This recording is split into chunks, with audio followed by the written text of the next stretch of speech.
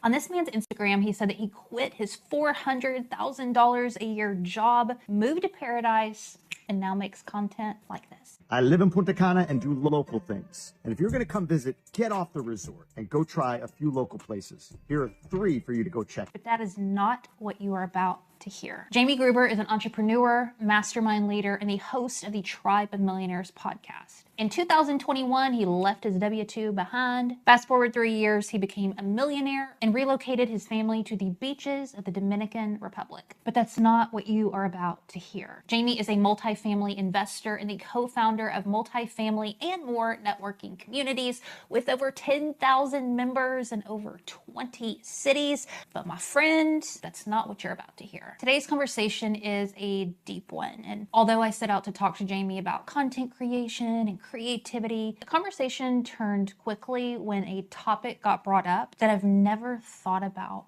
before. Partnering with our ego. What? And all of this is a totally politically incorrect thing to say. Jamie believes that healing our ego and sometimes listening to it, well, that's how you accomplish big goals and even make an impact in this world. But what about morality and serving other people? Well, we're gonna get into that too. Y'all need to grab a cup of coffee and your Snuggie for this one. I'm not even playing. This, my friends, is the incredible Jamie Gruber. I don't believe in putting down the ego. I used to. And that I learned was the worst thing that I'd ever done. We vilify trauma. We vilify inner child, like broken inner child. We vilify ego. None of this happens without learning how to harness and partner with the ego. That's a deep, deep, deep question. I'm going to try not to get too way off the rails and lose you or your audience on this. No, go off the rails.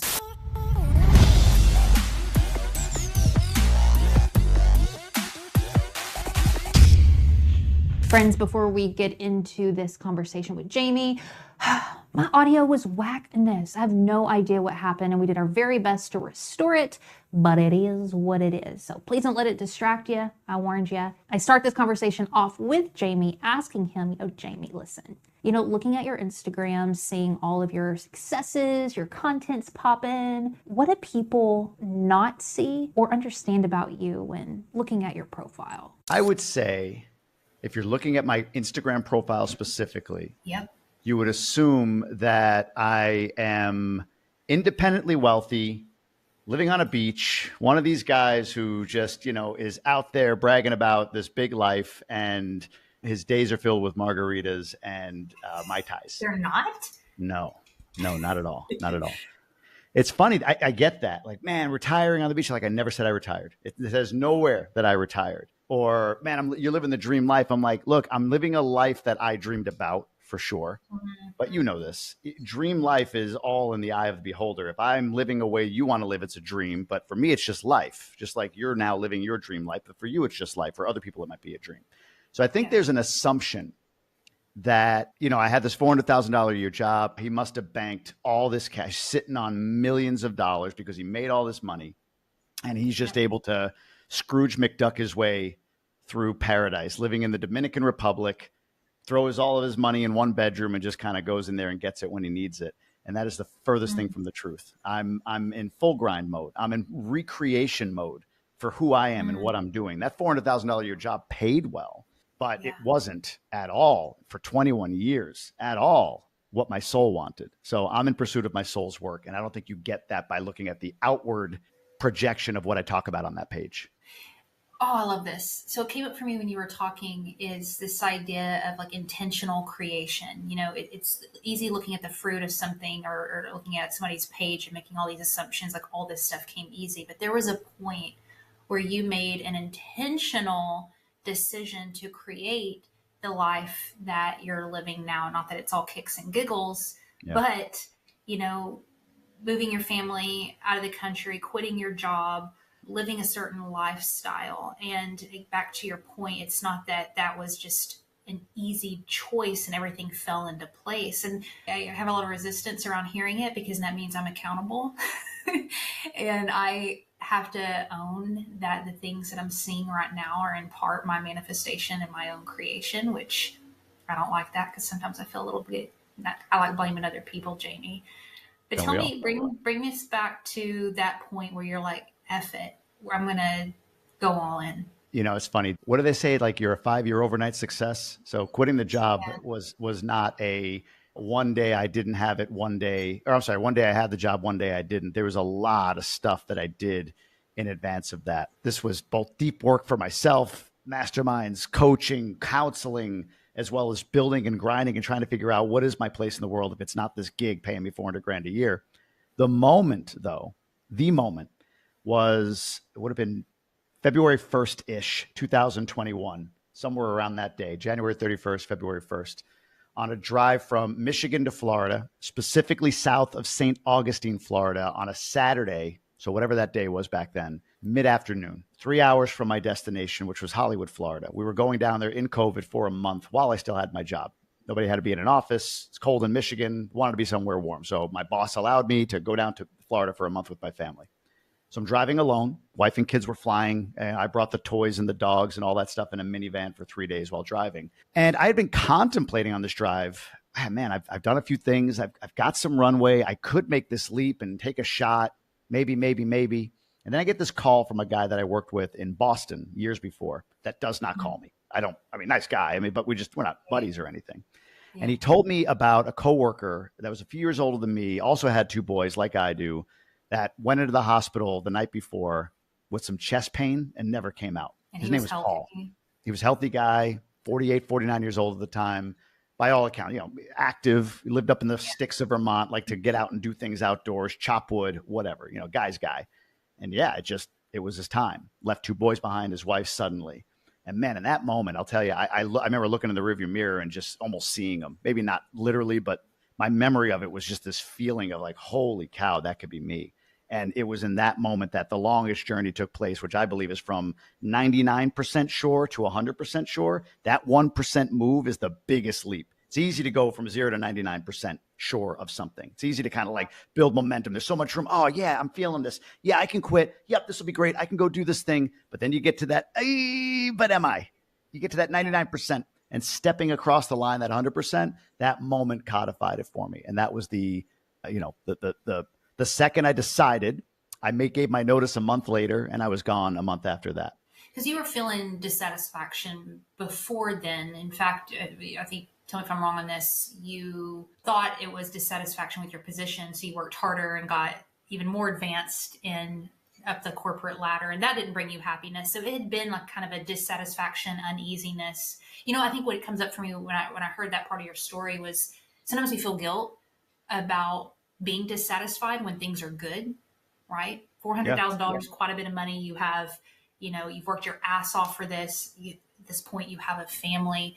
And it's so interesting to me how in our Western culture, it's pushed on us so much to achieve, and how many people are actually miserable at that point. But then there's a guilt there where it's like, but come on, man, like I should be grateful. This is everything that I've worked so hard for. And did you feel guilt at all? Is that the reason that you held on? I think I hid behind gratitude. I think that could be a dangerous thing that many of us do. Guilt, maybe, but I definitely hid behind gratitude. To your point, what do you mean? Making a great living.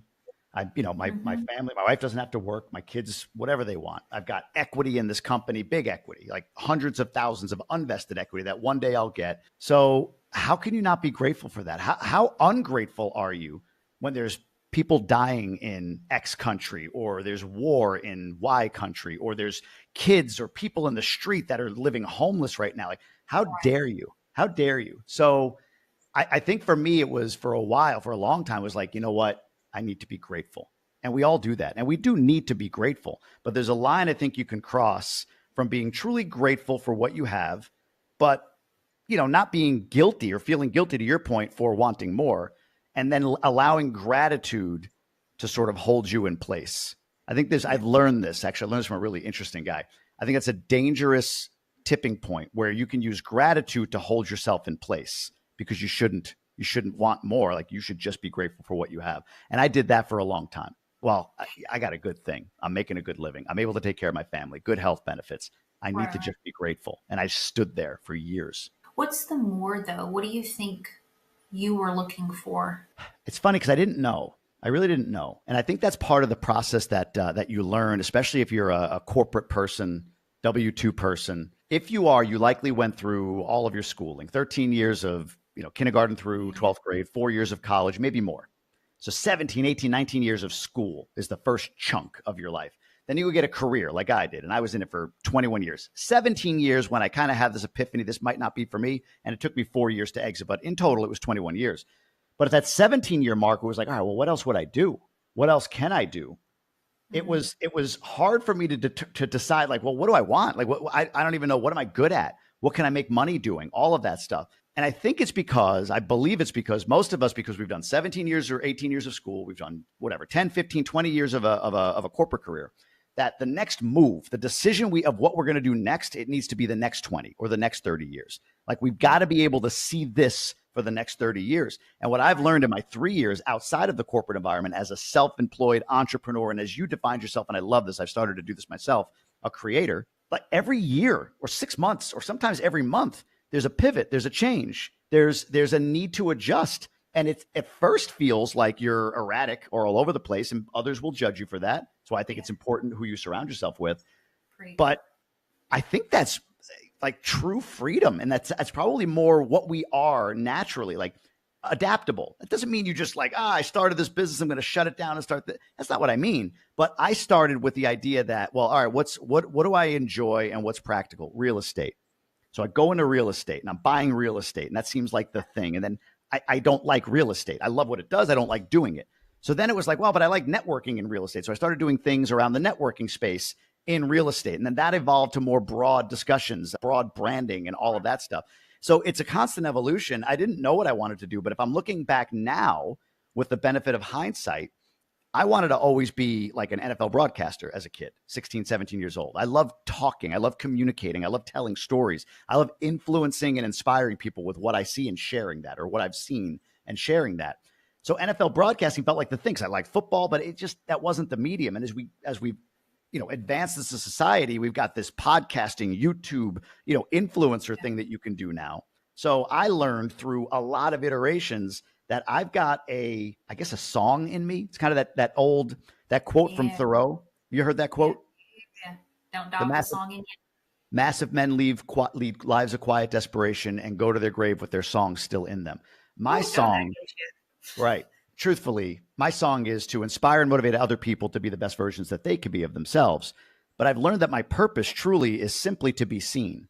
That's it. I was born to be seen. That's a hard purpose to accept because there's a lot of egotism, or it sounds like a lot of egotism in there. Tell me more. I went through this. Go ahead. What does that mean, to be seen? That is so interesting. So I've gone through a lot of work on this where if you were to ask me 2 years ago, I would have said, oh, my purpose in life is what I just said my mission is, which is to inspire and motivate others to live their best life. That's a mission. That mission can pivot. That's what my opinion is. But true purpose, like why you are, why you were made, why you're on this earth, I think is a layer deeper than what most of us are willing to admit.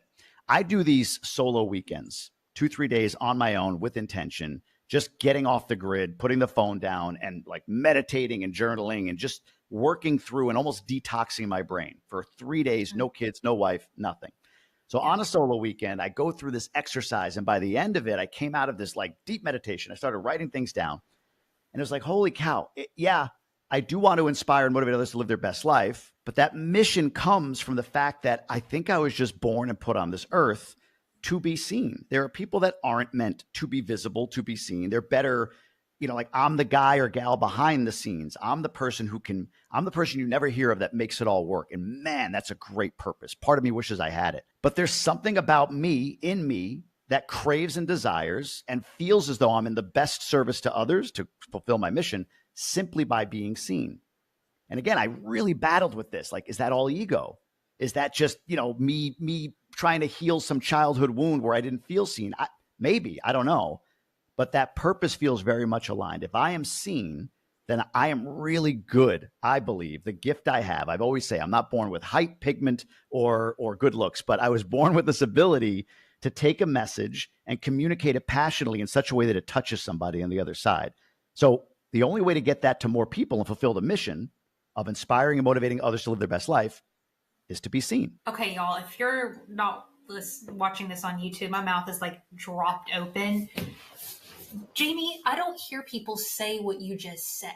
That is so, it's freeing. And this is why going back to kind of the gratitude and hiding behind things, I know in my life I have kind of hidden behind this kind of servant mentality, impact, this thing, which sounds good on the surface, but honestly, it comes from like deep conditioning, not necessarily always sincere, comes from guilt, sometimes feeling like, hey, everything needs to sound like it's for other people or whatever. And you giving yourself permission to say, I was put on this earth to be seen. I'm a communicator. I'm a storyteller. I'm a creative. I love being in front of people and communicating a message, and the freedom that recently you've stepped into to broaden what that could even look like is so cool. And we'll get to that in a minute, but dig into that a little bit more for me, I'd love because to. letting go of that ego, man, that's years and years and years of conditioning. And I don't know if you grew up religious or not, or whatever, but damn, that I want to be that free to say that, because I align with what you just said. I don't know if I'm there yet. I would change what you said in terms of the purpose of, to serve the purpose of what you just talked about. I do want to go a layer deeper because I think ego is the through line here. When you hear somebody say, hey, my whole purpose in life is for other people to see me, like I said before, it comes across as egotistical. I don't believe in putting down the ego. I used to. And that I learned, and I'll explain how, was the worst thing that I'd ever done. What I've learned to do is partner with the ego, satisfy the ego. Let me put it this way. Let's just say there's a goal that I have or that I give you. And I say it's a big goal. It's a hard one. And I put it across the room. And I say to you, Heather, you go get it, or send your ego to go after it. Who's going to get there first? The ego. Your ego is going to get there first. This idea, the Stoics and everything else of like, ego is the enemy, your ego is not your amigo, all of that. I get it, because ego does tend to be the thing at the center of anything bad that you do. You insult somebody, you act like a jerk or whatever. That's all ego driven. But I learned through a psychedelic experience, some things that I did again on this journey of like, oh my God, I'm this corporate guy. How dare I try to go outside of that? I went to mushrooms. I literally went to mushrooms with a guide to try to figure this out. And I went into that ceremony saying, what is it that's blocking me from being the best version of myself? And the psychedelic experience was a very dark one. So there was this sort of almost evil presence, demonic, devil-like presence that came after me in this deep psychedelic experience. And then I worked with an integrator, a psychologist after, who explained to me and talked to me through it. She's like, I think this is your ego. How do you feel about it? I'm like, oh, ego's bad. She's like, yeah, your ego essentially came and said, hey, you want to know how to be the best version of you? Stop kicking me to the corner. I'm the reason you've achieved goals that you've achieved. I'm the reason that you're safe and protected when others are insulting you. I'm the reason. I'm there with you, trying to help and push you forward. All you see me as is the worst version of me, which is the part that gets too far and goes over the top and insults people or whatever. You keep kicking me to the curb, nothing's going to work for you. You partner with me, it can work. And I set out on a long journey of trying to heal my relationship with my ego. So when I flash forward to that solo weekend, when I came out of this meditation and To Be Seen was right at the forefront, you're in kind of a deep state, right? Meditation, long weekend, no phone, just really your brain is so clear. You're feeling much more connected and maybe vibrating at a different level at that point. I said that, like, is this my ego? And I was like, yeah, sure. And that's okay. That's partnering with the ego, in my opinion. That's my ego saying, hey, look, I need a cut here. I need a piece of this. I like to be seen. I like significance. Tony Robbins calls it one of the 6 human needs. I like significance, my ego says to me. Yeah. So I'm like, okay, ego, I'm going to give you significance. I'm going to admit this to be seen. Let me just do a check here. Does it serve authentically who I am, and does it serve others? Because I believe in service to others. You know what? It does. I have to admit that. I have evidence that shows that when I am seen, it has a positive impact mostly on other people. So what is wrong with saying to be seen if it satisfies the ego, which is part of us, not something to kick to the curb? It's something that we absolutely need to harness and partner with, but also serves others. What's wrong with that is what I came to the conclusion of. This is like the most badass conversation I've had in a while. I've seen some of your guests. That's a big compliment. Let's, like, if you're cool with it, I'm going to kick all this other stuff to the curb real quick, because let's just go here. This is where we need to go. Last night, I'm driving down the road. I get a phone call. It's a woman who, her and her husband makes movies, and she was talking to me about, producing and some of the behind the scenes stuff with film, and saying, I really think you'll be good at this, and we want to get you involved in X, Y, Z. She goes, do you really want, because I've been taking acting classes for years and done some short films and stuff like that. She goes, do you really want to pursue the acting, storytelling, like in front of camera stuff, or are you cool being behind the scenes because you're really good at it? And I am. And there's something inside of me that's just like, ugh. Like, I love being on camera and I love communicating and I love storytelling. And when I hung up the phone with her and I had a 2-hour drive, I was just really wrestling with this, Jamie. It's so fun we're having this conversation because I was like, Heather, what is wrong with your ego that you want to be in front of the camera so much? What I'm hearing you say is liberating, but I'm not sure I know how I partner with my ego. Is there a healthy way to partner with your ego and a non-healthy way? And how do you gauge that? That's a deep question. I'm going to try not to get too way off the rails and lose you or your audience No, on go this. off the rails. Go off the rails. I'm ready. So let me give you the ascension for me and then what I do now, because it wasn't something I learned in regular consciousness, if you will. I told you about the first psychedelic experience. 5 grams of mushrooms on a couch with a psychologist, crazy music, evil ego comes after me and tells me, this is why you're not the best version of yourself, is because you keep kicking me to the curb. I then went through these other sort of spiritual healings, if you will. One's called constellation healing. Constellation healing is you get in a room with strangers, 6, 7 strangers. It's sort of a very woo, very airy-fairy type of practice, but again, led by a psychologist.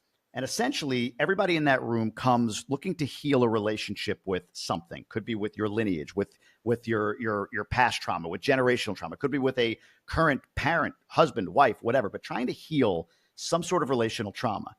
You can also heal a relational trauma with what's called a metaposition, aka the ego. So I go into this room as like the corporate guy. I'm out of my job, but still, these are all kind of like hippie chicks sitting on bean bags, and then this guy walking in his polo shirt, right? So, and I'm like, all right, I had this psychedelic thing. And by the way, I've never smoked a joint, never done a drug to this day. The only drug I've done, I do that in air quotes, is psilocybin, mushrooms. That's it. So I went through that. I'm like, whoa, okay. That's a new level of consciousness I never understood before. And I got this ego problem and I'm trying to navigate it. All right, I'll come check out your constellation healing with these hippie chicks. So I sit on this beanbag. The leader kind of meditates us in or drops us into a meditation just to kind of get the room kind of feeling. She's like, listen, one of you will feel drawn. It's okay. You'll just feel it when you want to confront this, relative generational trauma, metaposition. And I'm like, yeah, okay. And I swear to you, as I'm saying, yeah, okay, my hand just like goes up. I'm like, what's it doing? So I stand up and she's like, great. Who do you want to address? I'm like, my ego. Then she looks around the room. She says, who wants to represent his ego today? And a woman across the room says, yeah, I'm feeling it. Me, I feel this. I could be his ego. So she stands up and she kind of, almost in an acting class in a way, she kind of like feels into like almost maybe my energy. Again, very woo, very woo. Stay with me, people. I'm with you. Go. But she feels into my energy and then she takes this physical posture of sort of like annoyed. And Heather, I shit you not, pardon me. I looked at her and I'm like, holy F, that's my ego.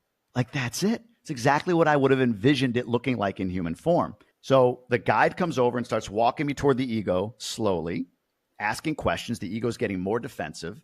And as she's navigating me through this constellation, I confront somebody who represents society because judgment from society was always something that scares me. And eventually I get over to the side of the room where this person who's playing my ego is. And it wasn't like we hugged it out, but it was like, hey, I'm willing to trust that you're working on this, was sort of what my ego said to me. Actually, literally what my ego said to me, the human form of it. I'm willing to work with you on this. So flash forward as I work through this. And the way I work on that is just simply checking in with that question. Is this ego? And if it is it a bad thing? Ego, what do you need?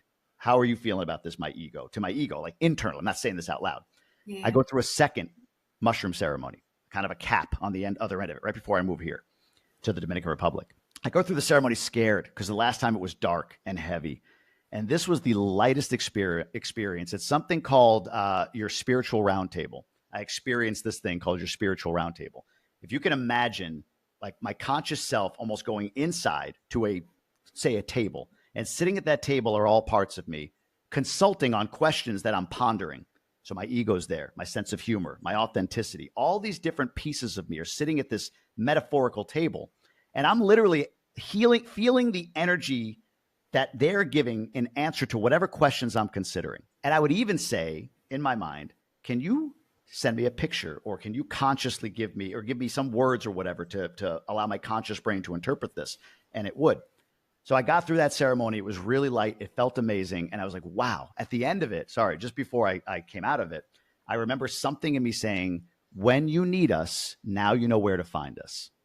And so from that point forward, when I need to consult with my inner self, if you will, with the inner child, the ego, all of these different aspects, I meditate. I find the path back there because it was forged through the psychedelic experience. And I ask questions of it. And then I physically can see sometimes myself saying, ego, you going a little too far on this one? And the ego's like, man, maybe, but I still want this. And I'm like, okay, I'll give you that. Absolutely. That's fair. Also, I'm going to do this. So you can almost see it like a relationship with coworkers or people that work for you, just taking all these different personality types and meshing them together and coming up with a common solution. Airy fairy, but that's how I consult with the ego. I go to that place that I found. I have a conversation with my spiritual roundtable, really just kind of flesh it out and feel like, nah, that's all ego. Or ego, hey, that's a little too much you right now. I got to balance it out. Or yeah, I'm willing to give you that, like, be seen, because I feel like there's other value in being seen. So fun. So I do the board of directors practice. I've been practicing that for a couple of years. Napoleon Hill, you have mentors, imaginary mentors come in around a table and you consult with them. I've never thought about nor heard having parts of yourself around that table, which would argue it's probably the same thing because myself is manifested through those people. But anyway, what parts of yourself are around the table again? Did I miss that? Who are Yeah. those? So what I recall, like say, like the big one's the ego. Like that's the one I check in with the most. But I feel like there's the ego there. There's this like authentic self, this sort of raw, I don't care what anybody thinks. Like this is just me. That whatever that is, I can't even describe that. My inner child is there. Whatever trauma I suffered as a kid, the kid that was bullied in fourth grade and so on. So like the inner child is there. There might be some other meta position I'm not thinking about, but those are the biggies for me. And honestly, like the biggest check in, like the COO is the ego. That's the one that I go to first to check in with and sort of elevated him, her, it, whatever the heck it is in the hierarchy a bit. Because again, before it was like, get out of the room, ego. You're not allowed in here. You're bad. You're awful. And now I found the need to bring this person in as a partner. So that's the biggest one, but there's these other small elements of me there as well. Can you give me an example? And it can be general or specific, I don't care, but just to have some context. Like let's say you had something come up and you want to consult with your ego in this round table. Maybe a time you didn't go with the ego. Yeah. Well, to consult. So I recently was, I don't know, I guess sort of confronted with a business partnership where, it felt like the person on the other end just like, they just wanted to end it in some way, shape or form. That's my feeling. That's what I'm sensing, at least. Like all the actions like, hey, well, this looks good. Yeah, I don't like that. It's not good enough. What about this? It just felt like that person was just looking for a way to get out of it. And so what I wanted to do instantly, the ego, is screw you, I'm out. I'm done. The heck with you, F you kind of thing. And so that's one of those times where you go, okay, what is this? What is it that this is? And honestly, it is like, my ego saying like, yeah, man, screw them. And you got to like, okay, wait a minute. Okay. I feel that. That is all ego. Like that instinct is all ego. What else is there? And I remember hearing like, doesn't cost you anything to have a conversation. Right. So like that was sort of maybe authentic self, or maybe it's my inner child, whatever. Another voice in me or whatever is like, it costs you nothing to have a conversation. Why don't you have a conversation with this person instead of going after them? Another one is when I had my job, and it's funny, like I'm going to use this example, even though I didn't, it's like, I'm looking at it. This is what I did, but I didn't realize like all this ego stuff happened after this incident, but it's the same premise. But I had a boss that we did not get along. That was actually a really good thing in retrospect, because it helped me like wanting to leave even more at the end of my career. And I remember we had these 6 different points of contention along the way, like really bad points of contention. And I was dug in, ego, right? Like, screw her. She doesn't know what she's talking about. She's evil. She's a bad person. She's weak, whatever the heck I thought, whatever my ego thought. But I remember at one point going, wait a minute, what would her perspective be on all of these? And going inside to this theoretical roundtable and saying, I guess if I'm on her side of this, it might have felt this way. And then what about this other incident? Yeah, it might have felt that way. And then again, doesn't cost you anything to have a conversation. Going in and talking to her about, hey, I wrote this down this is likely how you felt. And for that, I apologize. On this incident, this is something you might have felt because of my action, and I might apologize. This is what I meant, but I could see how you felt this way likely. And she was over the moon happy that we had the conversation, and it really improved our relationship going forward. So I think it's those sorts of things, going in and understanding like, okay, that's all ego. What else do I need to consider here? And that whole, like, it doesn't cost you more to have a conversation is a voice that I got. A time where it was all ego. I mean, I'm sure there are a ton. I know there are a ton. I can't think of something off the top of my head right now, but if it comes up, I'll definitely chime in with it. Why do you think the ego showed itself to you as a dark form and kind of demonic? Pissed. It's the best way I could describe it. Really? It was pissed. Yeah, Why? it was. Why? So imagine having a best friend that is there for you always, wants to help you with everything you're doing. And you say to the best friend, or the best friend hears you talking about like, yeah, I'm going to do this. And the best friend's like, I can help you with that. And you're like, shut up, get away from me. You're an idiot. Right. And the whole time for years, your entire life, your best friend's still there. They're not gone, but you keep kicking them every time they step in to help. And even sometimes they're like, oh, hey, you wanted this. Look, I took care of it. And you're like, yeah, no, that's whatever. You don't even recognize it. Imagine how that best friend is going to feel if one day you walk in, best friend sitting there with you, and you say to somebody else, I'm trying to figure out what's like certain things, like some things get done, but I can't figure out why. And I'm trying to figure out how to overcome that. And your best friend's going like, are you freaking kidding me? I'm there every step of the way. I'm doing this with you. I'm helping you. What are you talking about? Like, you're going to walk in here with me standing here, jumping up and down, showing you this list of things that I've helped you do, and then wonder where you get strength from, how to get strength, how to become the best version of you. So I was pissed, and it came hard and heavy. I even remember at a point, like being dragged down, like what I would describe as being pulled to hell, and seeing a light, like a peephole of light that was getting smaller and smaller. And I remember saying this to the psychologist in the room. I was like holding on to that light. Like, if you can imagine, like it's above ground, like holding on to the edge of the ground so that I didn't get fully dragged in, because I literally, my conscious thought was, this is where people go mad. This is that guy, like, you know, in a straitjacket, back and forth in a mental facility. Like, this is how that happens. She kept telling me, like, you need to go through what it wants to take you through to see to the other side. You got to let go. You have to let go of this hand grip I had on earth, if you will, as I was being dragged down to hell. I didn't allow myself to fully let go. I allowed myself to go pretty deep, and it healed a lot for me with me and my ego, or it was the beginning of healing. But it was pissed. It was absolutely upset that I'm ignoring all that it's done for me, and then had the audacity to say, yeah, I don't know. What's keeping me back from, you know, why can't I accomplish stuff sometimes? Like, well, because you're not listening to me. I keep showing you the way and you're not listening to me. So pissed. Damn. Morality and the ego, how do you gauge between that? Because sometimes you weren't ready for me, Jamie.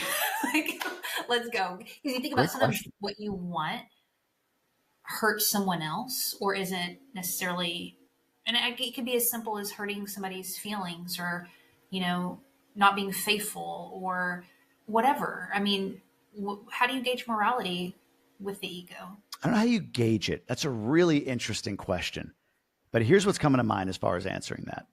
I was saying before, and I believe this, anything bad that you do, anything that you do that hurts somebody else or whatever, is all ego. It's your ego out of control, which is why it's so popular to want to kill the ego, suppress the ego. Your ego's not your amigo, all of that stuff. So morality is tough. I mean, I know I think about my kids. Like, kids are born. We all are born into this world. You ever walk by somebody homeless and just wonder, like, what happened? Especially having kids, right? Like, you're like, that was somebody's baby. They were born the same way my kids were, or I was, or you were. Like, what happened along the way? And I think it's the same way the other way. Like, morality is sort of innate in us. And we learn guardrails, you know, societal norms and all of that stuff as we grow. I can't speak to the homeless side of that, but on the side of hurting others, the ego is built out of protection. We feel unsafe at a certain age, 6, 7, 8, depending on who you talk to. And we build this thing called the ego. It's unavoidable. We all are going to do it to protect us from what we feel is some sort of danger. Could be like actual danger, physical or whatever. And the ego is built to kind of figure out a way to protect that. That could be manipulation. That could be whatever. or it's some sort of, emotional trauma or something interpreted in a certain way, and we build the ego. So I guess there's sort of like your morality is there, but if you allow your ego to become too large a player, your morality kind of suppresses along with the increase of your ego. So I think morality, you have, ego you have, and it's like if your ego is turned all the way up, your sense of morality gets turned all the way down. So balancing between those things, I guess, is the best method. But that's a really, really good question. I don't know how to gauge it. I can't say I know how to gauge it other than what I described about meditating and finding your way and partnering. And honestly, I think even just that, I know how freeing it was to hear it said or say it myself at one point, like, wait, my ego is a good thing. I could partner with this thing. Like, it's not, like anything, too much of anything isn't good. Too much fruit isn't good. Too many vegetables isn't good, right? Like moderation, but the ego is not something to stamp out. The ego is something that you should harness and partner with. Like, just that permission, I feel like, allows you to be tuned into where's my ego right now so that it doesn't suppress your morality. Okay. One more deeper level in, and then we'll rise to the surface and get out of the mud. And I'm curious your perception on this. So there's this Alfred Adler, psychologist, who talked about we're born with this sense of inferiority, like this trauma, whatever. And we spend the rest of our lives trying to compensate for that trauma. So you think about the inner child sitting at that table, all the shit that he or she's been through, and we deal with it in different ways. So I was born poor and I'm going to fight and become the richest, whatever, blah, blah, blah. Lately, I've been really thinking a lot about this because if you think about what drives us is usually a result of our deepest wounds. And there's a light and a dark side to it. And I love what Adler talks about as he says he doesn't believe there's a way to ever overcome or run away from our inferiority. The best that we can do is figure out how to point it towards societal good. So I have this pain. I'm drawn to this. I'll use myself as an example. I didn't feel like I was ever seen growing up. I didn't feel like I belonged. And now I love communication. I want to be on camera. I want you to see me, just like you said. And so there's a dark side to that of Heather trauma. But there's also a light side to it that I'm good at it. And I bring joy to some folks. So it's interesting to me to try to figure out, and I guess it goes maybe back to your round table concept or, the whole gauging question. I think I put a lot of guilt on myself, admitting to myself what you just said earlier. I was put on this earth to be seen because my mind immediately goes to inner child trauma, Heather, versus this is actually a light and a good thing. And I'm just curious, anything I just said there, what comes up for you?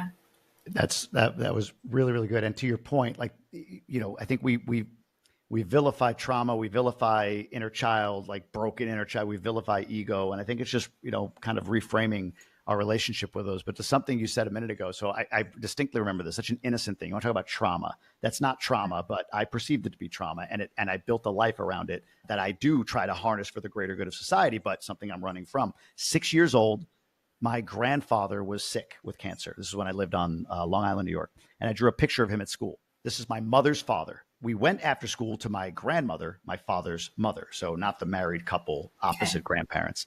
And she was hard of hearing. So she asked what I did in school. I said, I drew a picture of grandpa.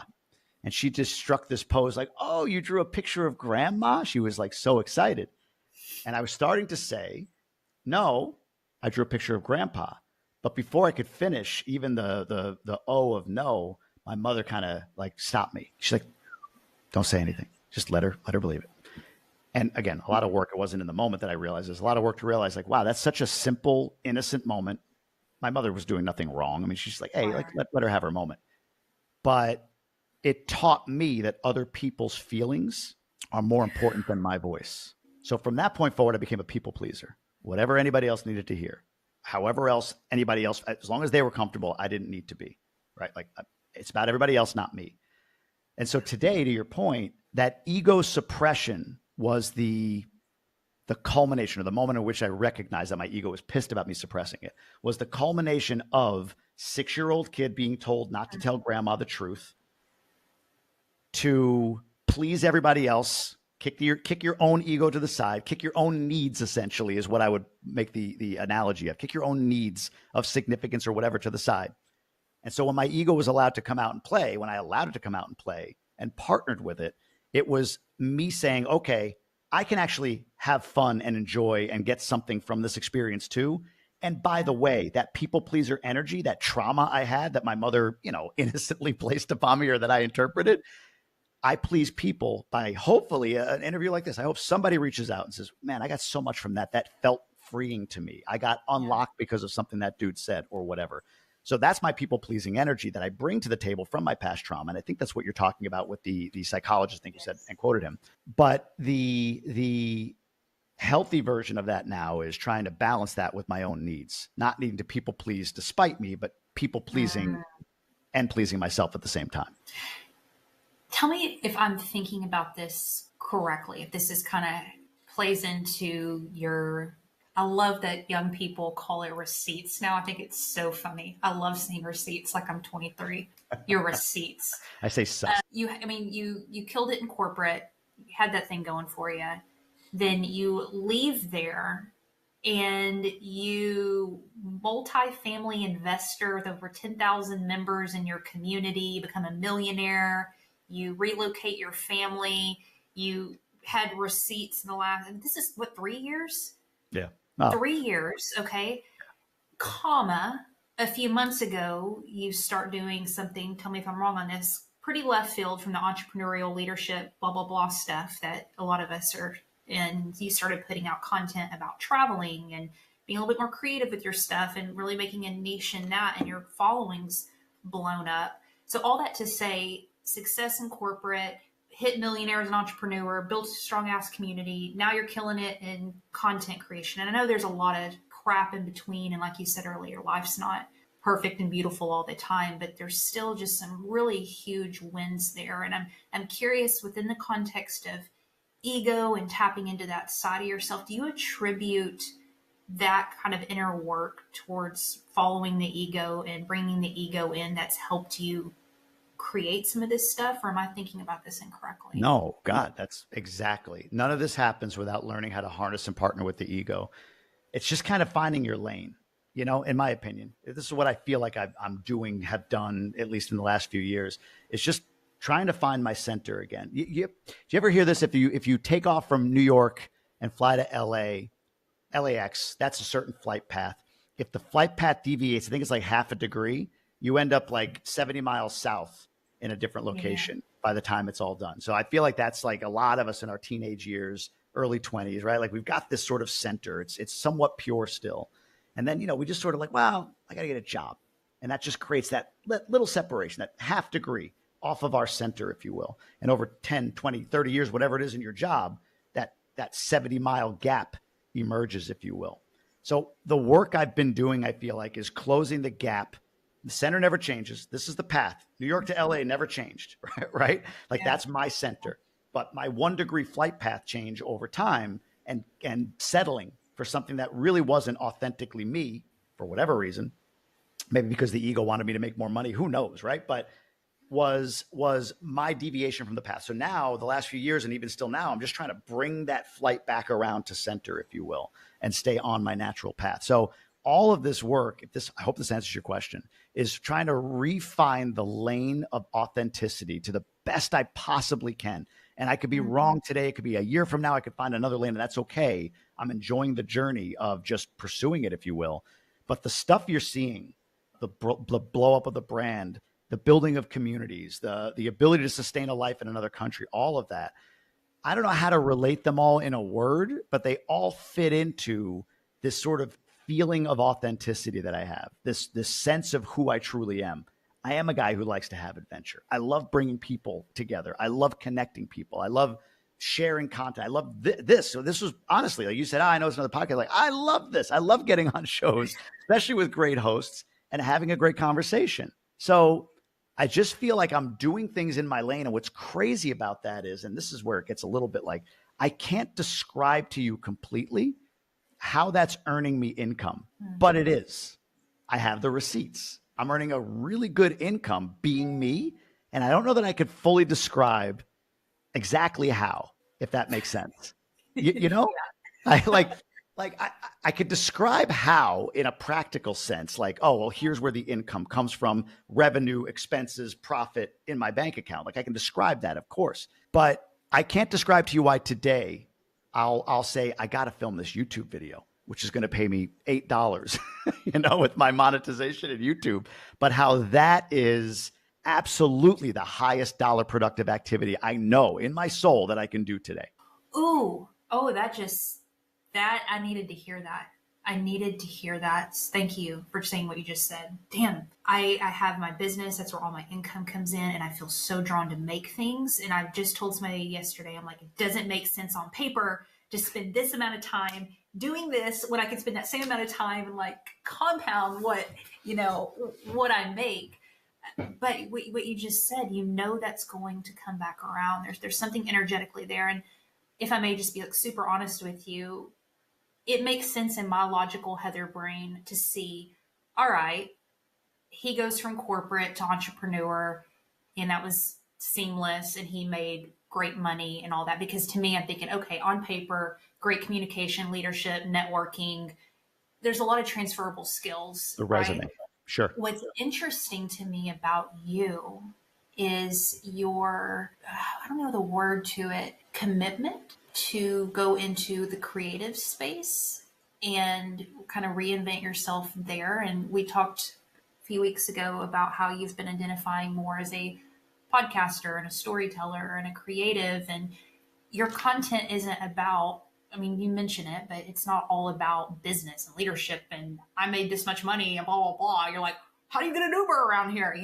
And the permission to let yourself be creative and reinvent again. I'm wondering what part of the ego, like you've had to tap into with that, because I would feel like there would be a lot of resistance as a successful man to kind of stay in that lane where you have receipts and to go into another one where maybe you don't.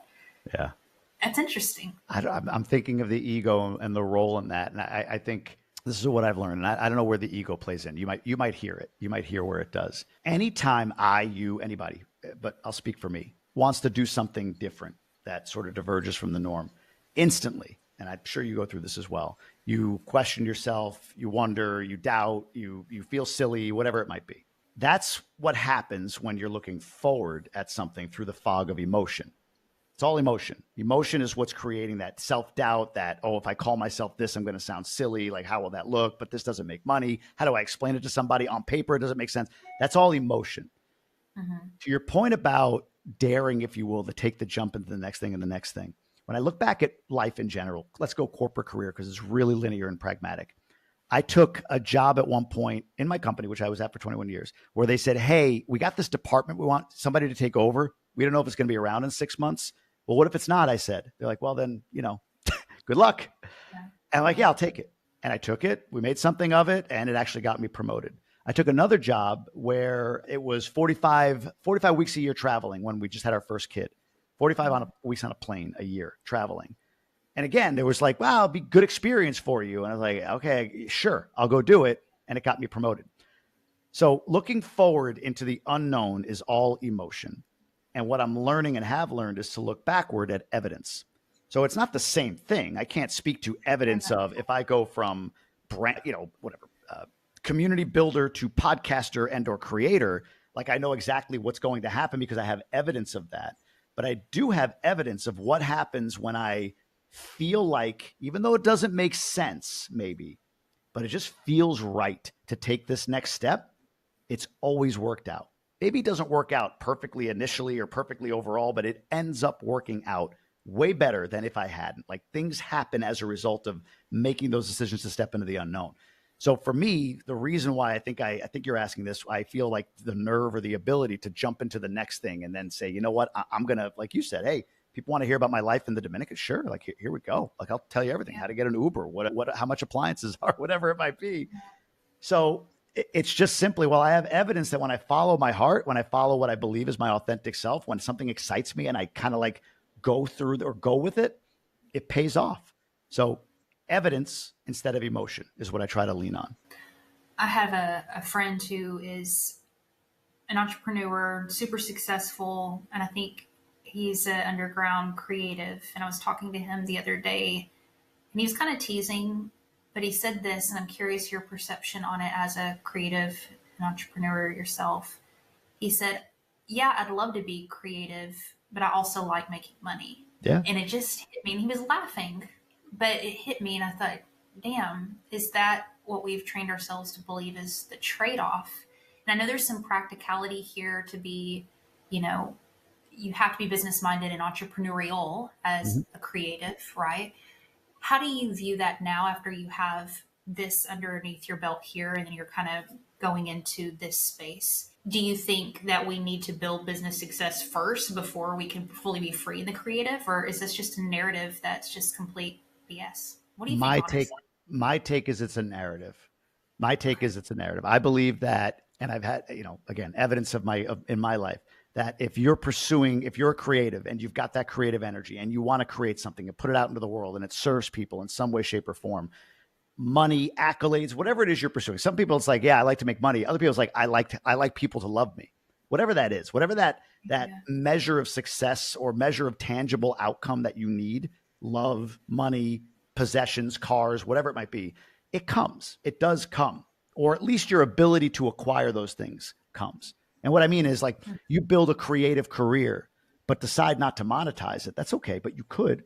You've created something that could monetize. Maybe money's not your thing. You want it to stay in your mind pure or whatever. But I don't know. Like I spent 21 years, leaning into the pragmatic. And if you spent any time in corporate America, somebody would know this. Like it was probably 7 revolutions of 3-year sameness. And what I mean is like, okay, year 1, we're all focused on this. And then we did it. Year 2, we're going to focus on that. Yay, we did it. Year 3, this other thing. Yay, we did it. Year 4 was back to the first thing again because we put all of our focus on one thing. So it was just like motion for the sake of motion in corporate. And then a paycheck came in.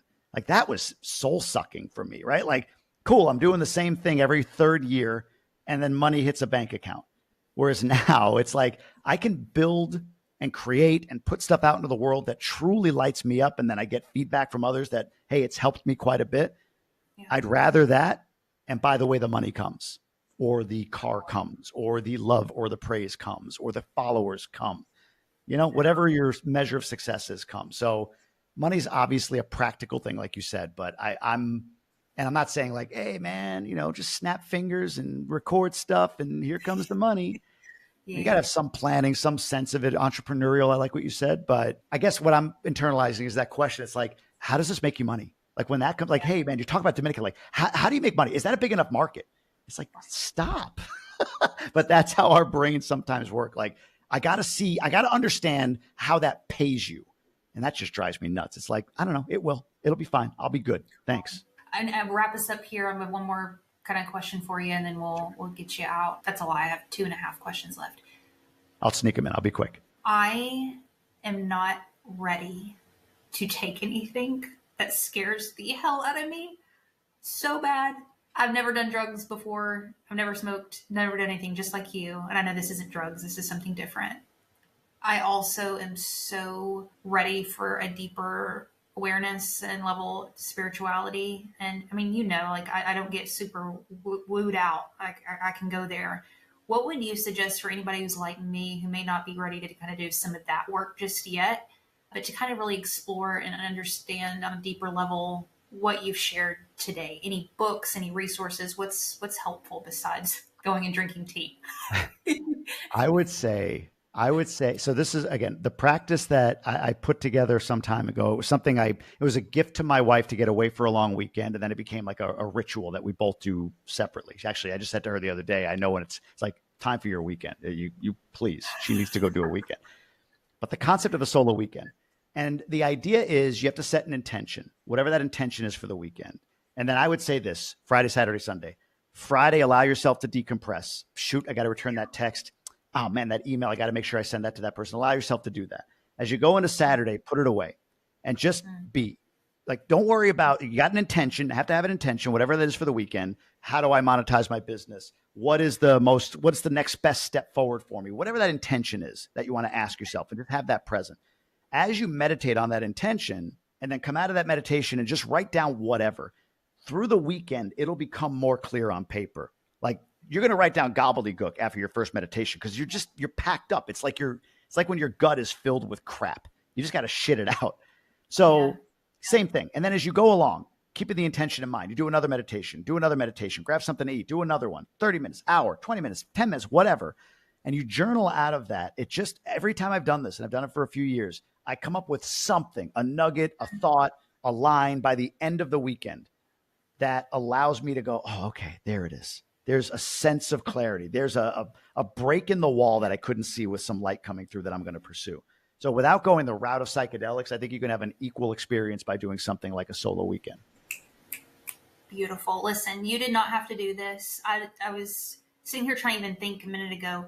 I don't even know how I met you, but I'm so glad I did. Like, I'm so glad that I can tell you how. I followed you because your content is incredible and I relate so much to your story. So I'm a huge fan. That's how you met me. You were gracious enough to come on my podcast, and then I'm honored that you invited me here. Well, we're friends, okay, Jamie? Let's just say Heather and Jamie are friends. I really enjoyed this conversation. Thank you for your time. Thank you for your vulnerability, being open to some of this. I can't necessarily have this conversation with everybody in the world, so thank you for having it with me. Where would you like to direct our listeners to? What's the best spot?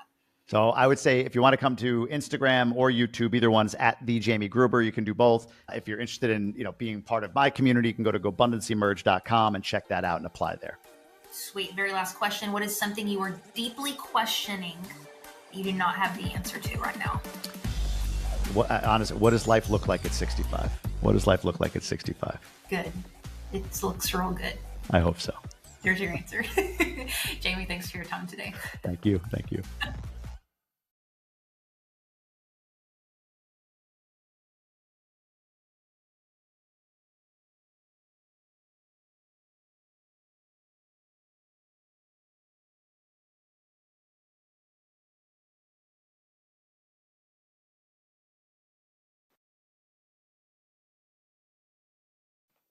This is how legends are made.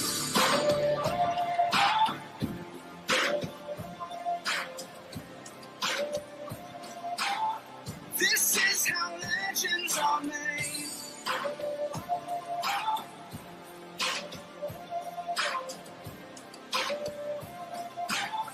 This is how legends are made. Hello, it is Gwen O'Donnell here from True Stars Media, and I'm here with Teresa Melvin at NFT NYC.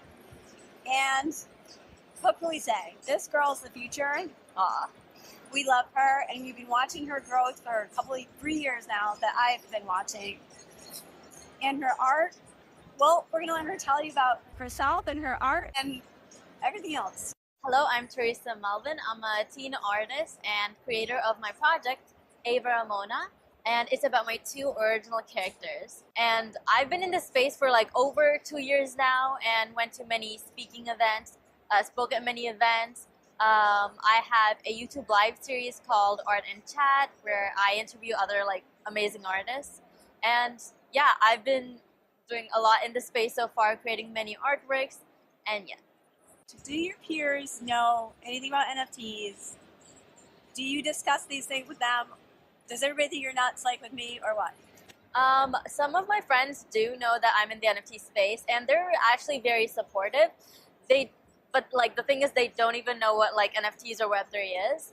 I haven't really like had that discussion with them. It's more like they accidentally searched my name up one day, and they're like, "Oh my God, I had no idea."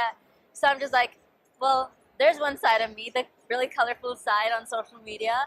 But yeah, there are like, in my school, NFT is not like really common. Some people do know it. But yeah, I'm just like really happy to be in this space with a lot of other people that are like me. Yeah, finally you're amongst a bunch of people who actually know what you're talking about, right? Yeah. So how did you get the idea for Ava Ramona? Like, well, how did this whole thing evolve? So basically, even before going into the NFT space, I had these characters, Ava and Ramona, and I created them when I was actually 9 years old. Back then, I was like, they were kind of like my imaginary friends in a way, being an only child. And I think they kind of like helped me like all like throughout my years, and made my like personality more like developed. And I wanted this to be like a way to support other young artists as well. So far, I've donated $2,000 to the Adobe for Kids initiative. And I plan on doing so much more with that. And yeah, I want to keep continuing with Ava Ramona and creating more stuff with it, like maybe books. I'm thinking of like, learning animation, so maybe incorporating them in that. And yeah. Just how do you see, the NFT space opening up to more young artists? Are you seeing this happen? Are you seeing more artists coming on board? And what would you say to people coming in to give them encouragement? Yeah, I definitely do see a lot of like kid artists or young creators joining the space, and to me that's amazing. And for me, I feel like my purpose here is to share my experiences, share my art, to represent all of these young creators and to give back to them as well. And I feel like the NFT, the Web3 space in general, has a lot of opportunities for young creators. It really helped me to develop, my speaking skills as well, to manage my time, and also give, more opportunities to, prepare yourself for the future and keep continuing like doing what you love at an early age. This brings something that's really important to me, and that is, I feel like these schools really have to start embracing the whole concept of Web3. And I think that it's not really happening yet, like, because there's a lot of maybe negativity about crypto, and people don't quite understand what an NFT is. Tell us, like, do you think it would be great or good or not good if schools were to start incorporating some of this education? What would be your opinion on that? I think that's a great idea, introducing, schools and like students into, the new technology, the new like innovating things happening in the space.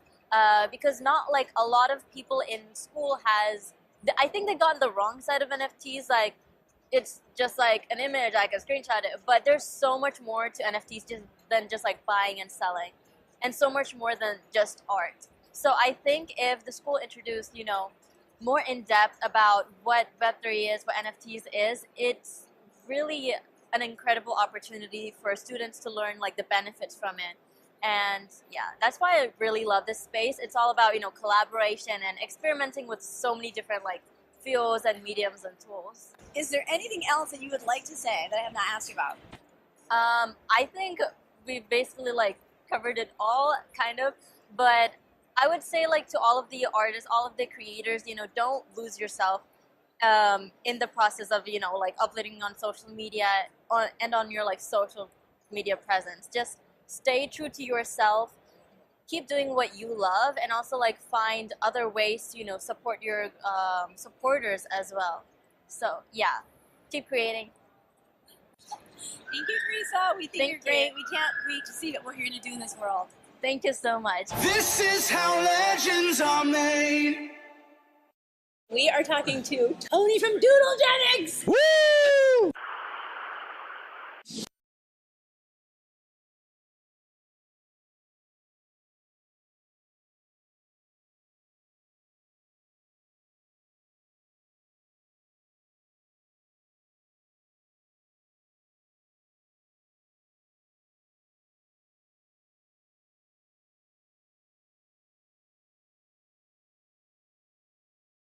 TV.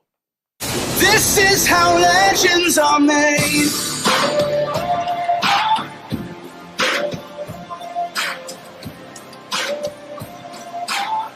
This is how legends are made.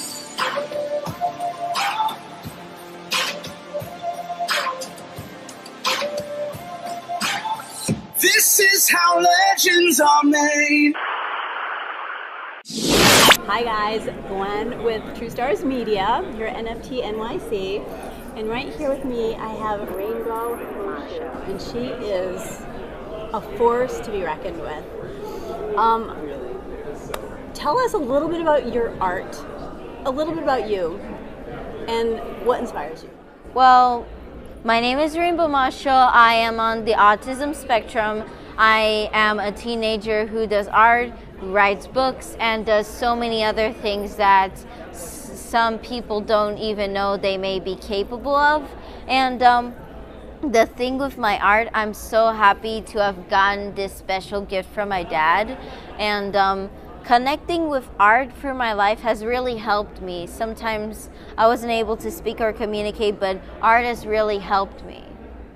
I had read on your webpage that you had spent some time with your grandmother and that really inspired you. Can you tell a little bit about that? Yeah, my abuela died during COVID. She had colon cancer, and it was a really hard and scary process for me to visualize and hear what was going on, and it felt very scary. And also it was when the world was beginning to go into turmoil with COVID and how hard it's felt for our family and for me too, but we've learned to manage through that.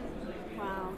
With your peers, do you find a lot of young people know about NFTs? Do they know that you're an artist? Do they know how incredible you are? Well, I have friends who know I'm an artist, and I have a feeling that most of them don't even know what NFTs are.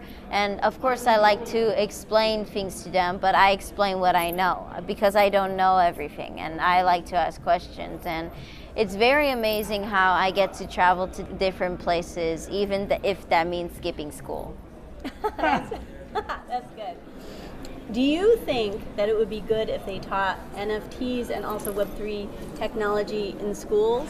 Yeah, if they want to, and it'd be very good for other schools to learn to give inclusion and opportunity to those who don't have that. And my school doesn't give that, and I think that would be a very good and important step for students to take. Yeah. So I heard you talking on the stage earlier, and you were talking about people really standing firm with who they are and sometimes rebelling if it's important. Could you talk a little bit about that? Well, I love to rebel, even at the wrong times, and it's important that we go against what is wrong and something that's unfair, and we have to believe what we believe in. No one has to impose their views or beliefs on us, and that we have to follow whatever our heart desires. Wow, that's pretty impressive. I agree with you. Do you think that there's something specifically that could be changed? Well, in many instances, yes. Sometimes when being with someone, sometimes the best thing to do is not or say or do sometimes the best thing to do is to not say or do anything, but to listen and show empathy and be there for that person, no matter what they may go through, or if they may just need someone to talk with. Yeah, and I think art, like you said, can really connect people in that way. Yeah, art can in various different ways. And what's most important is that people have the right to do what they want to do instead of anyone telling them what to do. That's right. Wow, you're amazing. Did you say you wrote a book? I've written 5 books in less than 2 years. What? Get out of town. Yeah, you can find them on Amazon. Okay, can you tell a little about your books? Well, my first book is called What I Gained and Lost During COVID-19. It's based off on what I explained to you of what my abuela, my grandma, my mom's mom, and her reality of what happened and what we went through during COVID.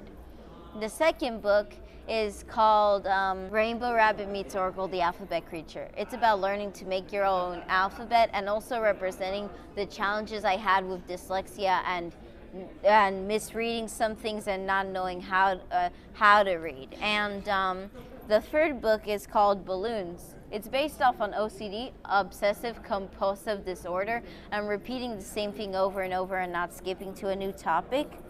And the fourth book is called Adventures at the Zoo. It's me connecting with wildlife and also representing a fictional side to what summer school was like at the Nashville Zoo in 2021.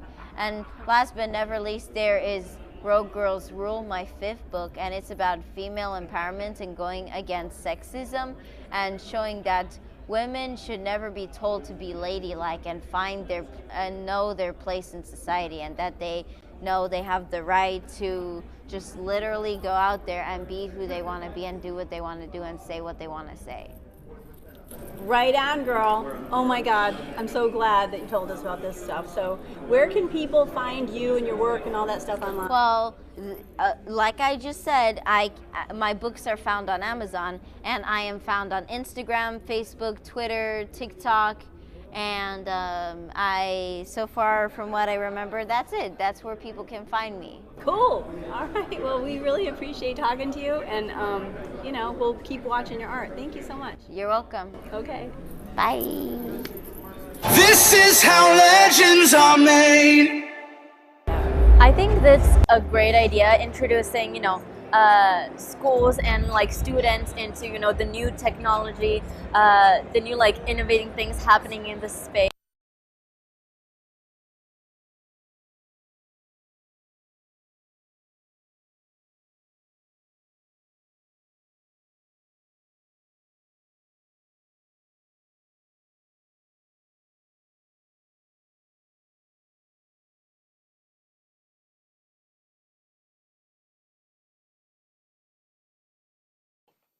This is how legends are made.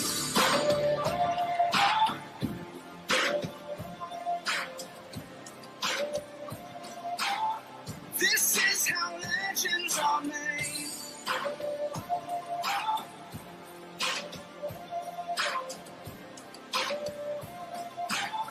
This is how legends are made. Hello, it is Gwen O'Donnell here from True Stars Media, and I'm here with Teresa Melvin at NFT NYC. And what can we say? This girl's the future. We love her, and we've been watching her growth for 3 years now that I've been watching. And her art, well, we're going to let her tell you about herself and her art and everything else. Hello, I'm Teresa Melvin. I'm a teen artist and creator of my project, Ava Ramona, and it's about my 2 original characters. And I've been in this space for like over 2 years now and went to many speaking events, spoke at many events.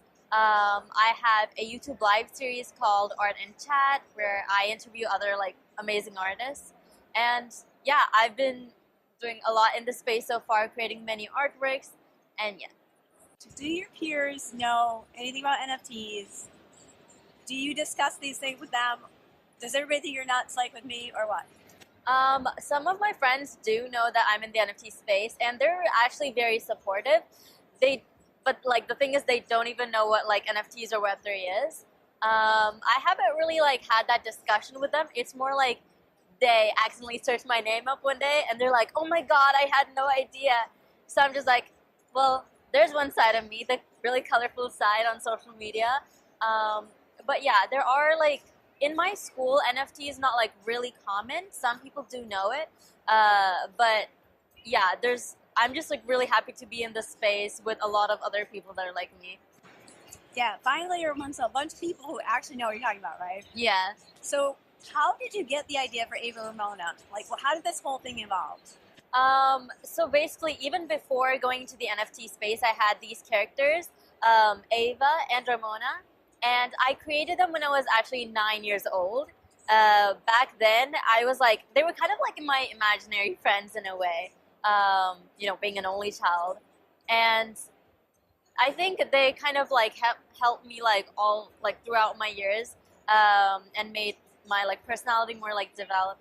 And I wanted this to be like a way to support other young artists as well. So far, I've donated $2,000 to the Adobe for Kids initiative. And I plan on doing so much more with that. And yeah, I want to keep continuing with Ava Ramona and creating more stuff with it, like maybe books. I'm thinking of like, learning animation, so maybe incorporating them in that. And yeah.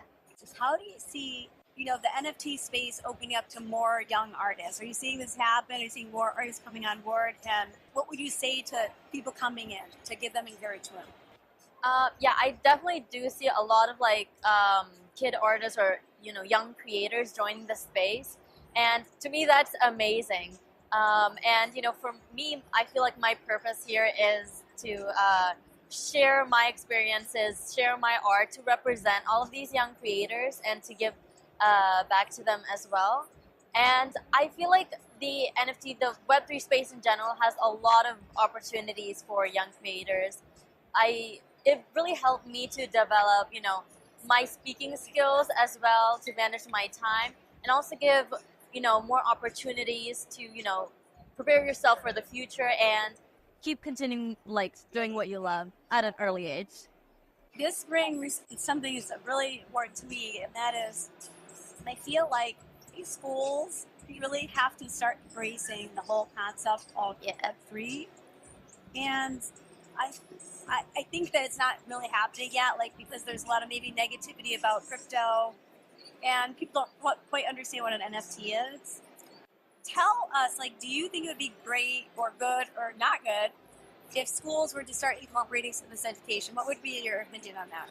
I think that's a great idea, introducing, schools and like students into, the new technology, the new like innovating things happening in the space. Because not like a lot of people in school I think they got the wrong side of NFTs. Like it's just like an image, I can screenshot it, but there's so much more to NFTs than just like buying and selling, and so much more than just art. So I think if the school introduced, more in depth about what Web3 is, what NFTs is, it's really an incredible opportunity for students to learn like the benefits from it. And yeah, that's why I really love this space. It's all about, collaboration and experimenting with so many different like fields and mediums and tools. Is there anything else that you would like to say that I have not asked you about? I think we basically like covered it all kind of, but I would say like to all of the artists, all of the creators, don't lose yourself in the process of, like uploading on social media and on your like social media presence. Just stay true to yourself, keep doing what you love, and also like find other ways to, support your supporters as well. So yeah, keep creating. Thank you, Teresa. We think you're great. We can't wait to see what we're here to do in this world. Thank you so much. This is how legends are made. We are talking to Tony from Doodlegenics. Woo!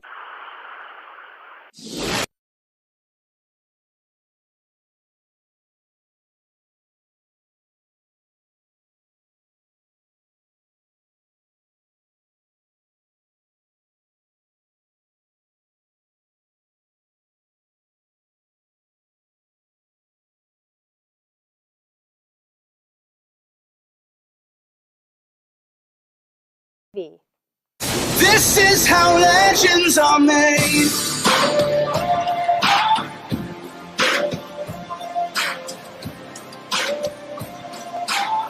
This is how legends are made.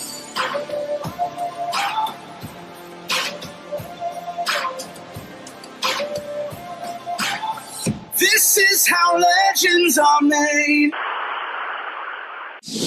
Hi guys, Gwen with True Stars Media, your NFT NYC, and right here with me I have Rainbow, and she is a force to be reckoned with.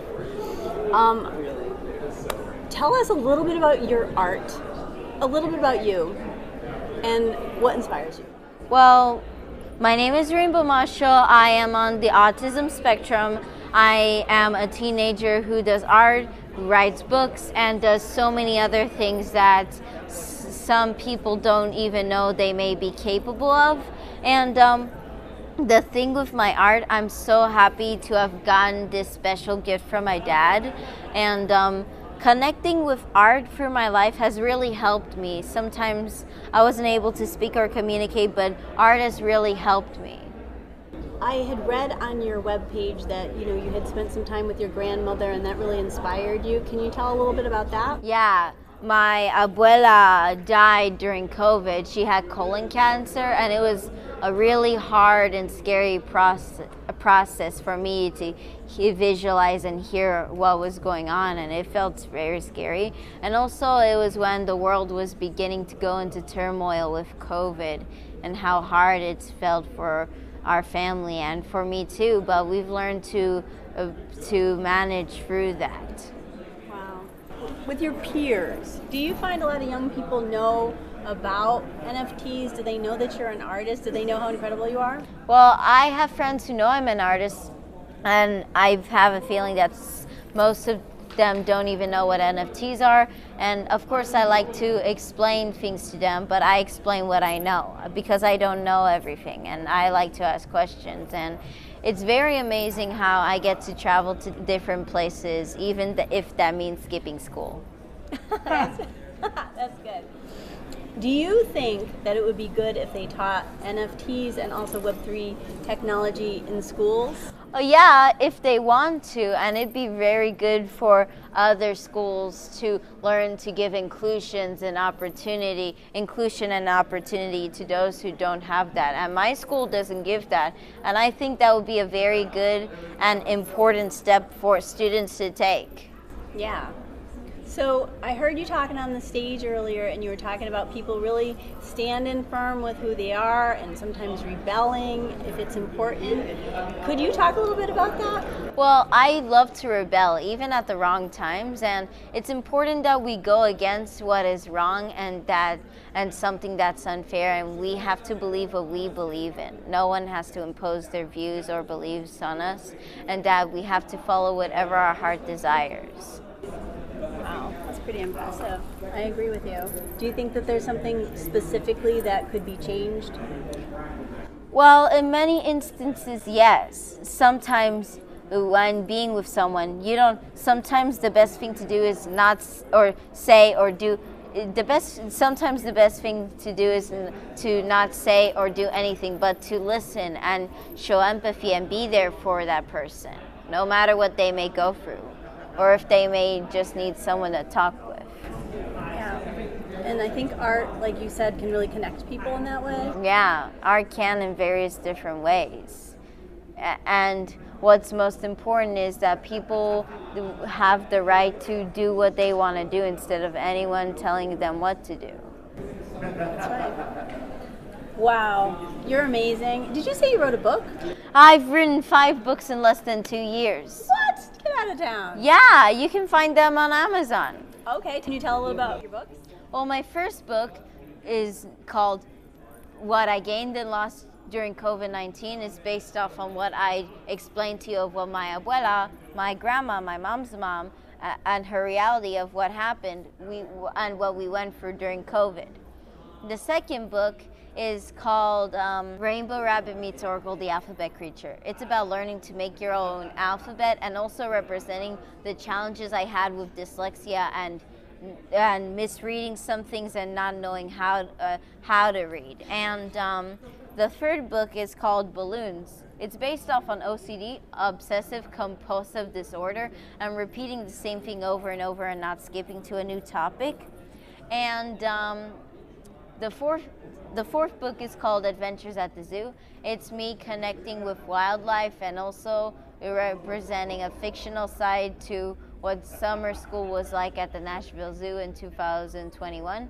And last but never least, there is Rogue Girls Rule, my 5th book, and it's about female empowerment and going against sexism and showing that women should never be told to be ladylike and know their place in society, and that they know they have the right to just literally go out there and be who they want to be and do what they want to do and say what they want to say.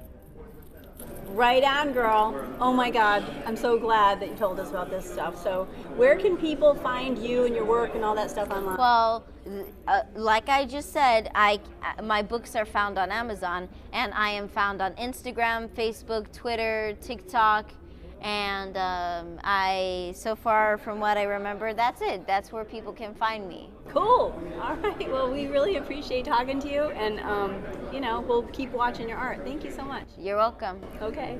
Bye. This is how legends are made.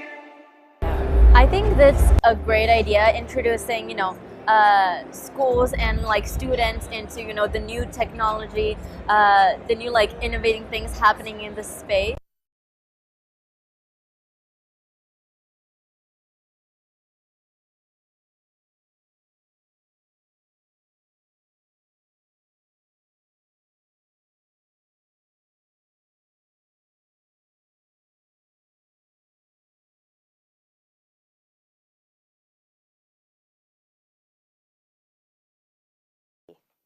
This is how legends are made.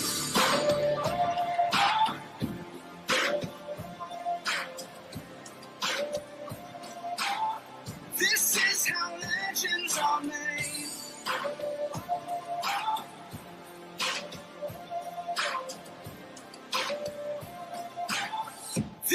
is how legends are made. Hello, it is Gwen O'Donnell here from True Stars Media, and I'm here with Teresa Melvin at NFT NYC. And what can we say? This girl's the future. We love her, and we've been watching her growth for 3 years now that I've been watching. And her art, well, we're going to let her tell you about herself and her art and everything else. Hello, I'm Teresa Melvin. I'm a teen artist and creator of my project, Ava Ramona, and it's about my 2 original characters. And I've been in this space for like over 2 years now and went to many speaking events, spoke at many events. I have a YouTube live series called Art and Chat where I interview other like amazing artists. And yeah, I've been doing a lot in this space so far, creating many artworks, and yeah. Do your peers know anything about NFTs? Do you discuss these things with them? Does everybody think you're nuts like with me, or what? Some of my friends do know that I'm in the NFT space, and they're actually very supportive. But like the thing is, they don't even know what like NFTs or Web3 is. I haven't really like had that discussion with them. It's more like they accidentally searched my name up one day, and they're like, "Oh my God, I had no idea." So I'm just like, well, there's one side of me, the really colorful side on social media. But yeah, there are like, in my school, NFT is not like really common. Some people do know it. But yeah, I'm just like really happy to be in this space with a lot of other people that are like me. Yeah, finally you're amongst a bunch of people who actually know what you're talking about, right? Yeah. So how did you get the idea for Ava Ramona? Like, well, how did this whole thing evolve? So basically, even before going into the NFT space, I had these characters, Ava and Ramona, and I created them when I was actually 9 years old. Back then, I was like, they were kind of like my imaginary friends in a way, being an only child. And I think they kind of like helped me like all like throughout my years, and made my like personality more like developed. And I wanted this to be like a way to support other young artists as well. So far, I've donated $2,000 to the Adobe for Kids initiative. And I plan on doing so much more with that. And yeah, I want to keep continuing with Ava Ramona and creating more stuff with it, like maybe books. I'm thinking of like, learning animation, so maybe incorporating them in that. And yeah. How do you see, the NFT space opening up to more young artists? Are you seeing this happen? Are you seeing more artists coming on board? And what would you say to people coming in to give them encouragement? Yeah, I definitely do see a lot of like kid artists or young creators joining the space, and to me that's amazing. And for me, I feel like my purpose here is to share my experiences, share my art, to represent all of these young creators and to give back to them as well. And I feel like the the Web3 space in general has a lot of opportunities for young creators. It really helped me to develop, my speaking skills as well, to manage my time, and also give, more opportunities to, prepare yourself for the future and keep continuing, like, doing what you love at an early age. This brings something that's really important to me, and that is, I feel like these schools really have to start embracing the whole concept of Web3. And I think that it's not really happening yet, like, because there's a lot of maybe negativity about crypto, and people don't quite understand what an NFT is. Tell us, like, do you think it would be great or good or not good if schools were to start incorporating some of this education? What would be your opinion on that? I think that's a great idea, introducing, schools and like students into, the new technology, the new like innovating things happening in the space. Because not like a lot of people in school I think they got on the wrong side of NFTs. Like, it's just like an image, I can screenshot it, but there's so much more to NFTs than just like buying and selling, and so much more than just art. So I think if the school introduced, more in depth about what Web3 is, what NFTs is, it's really an incredible opportunity for students to learn like the benefits from it. And yeah, that's why I really love this space. It's all about, collaboration and experimenting with so many different like fields and mediums and tools. Is there anything else that you would like to say that I have not asked you about? I think we've basically like covered it all kind of, but I would say like to all of the artists, all of the creators, don't lose yourself in the process of, like uploading on social media and on your like social media presence. Just stay true to yourself, keep doing what you love, and also like find other ways to, support your supporters as well. So yeah, keep creating. Thank you, Teresa. We think Thank you're great. you. We can't wait to see what you're going to do in this world. Thank you so much. This is how legends are made. We are talking to Tony from Doodlegenics. Woo!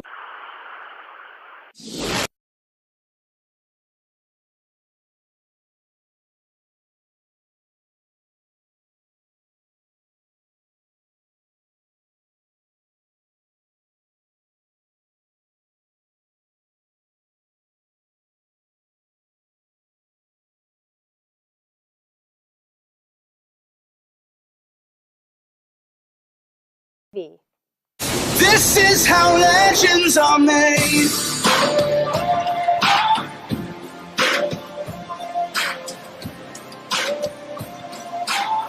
This is how legends are made.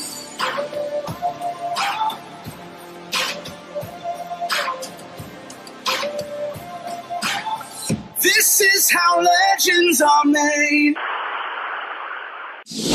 Hi guys, Gwen with True Stars Media, your NFT NYC, and right here with me I have Rainbow, and she is a force to be reckoned with. Tell us a little bit about your art, a little bit about you, and what inspires you. Well, my name is Rainbow Marshall. I am on the autism spectrum. I am a teenager who does art, who writes books, and does so many other things that some people don't even know they may be capable of. And the thing with my art, I'm so happy to have gotten this special gift from my dad. And connecting with art for my life has really helped me. Sometimes I wasn't able to speak or communicate, but art has really helped me. I had read on your webpage that you had spent some time with your grandmother and that really inspired you. Can you tell a little bit about that? Yeah, my abuela died during COVID. She had colon cancer, and it was a really hard and scary process for me to visualize and hear what was going on, and it felt very scary. And also it was when the world was beginning to go into turmoil with COVID and how hard it's felt for our family and for me too, but we've learned to manage through that. Wow. With your peers, do you find a lot of young people know about NFTs? Do they know that you're an artist? Do they know how incredible you are? Well, I have friends who know I'm an artist, and I have a feeling that most of them don't even know what NFTs are. And of course I like to explain things to them, but I explain what I know because I don't know everything, and I like to ask questions. And it's very amazing how I get to travel to different places, even if that means skipping school. That's good. Do you think that it would be good if they taught NFTs and also Web3 technology in schools? Oh, yeah, if they want to, and it'd be very good for other schools to learn to give inclusion and opportunity to those who don't have that. And my school doesn't give that, and I think that would be a very good and important step for students to take. Yeah. So I heard you talking on the stage earlier, and you were talking about people really standing firm with who they are and sometimes rebelling if it's important. Could you talk a little bit about that? Well, I love to rebel, even at the wrong times, and it's important that we go against what is wrong and something that's unfair, and we have to believe what we believe in. No one has to impose their views or beliefs on us, and that we have to follow whatever our heart desires. Wow, that's pretty impressive. I agree with you. Do you think that there's something specifically that could be changed? Well, in many instances, yes. Sometimes when being with someone. You don't, sometimes the best thing to do is not or say or do sometimes the best thing to do is to not say or do anything, but to listen and show empathy and be there for that person, no matter what they may go through, or if they may just need someone to talk with. Yeah. And I think art, like you said, can really connect people in that way. Yeah, art can in various different ways.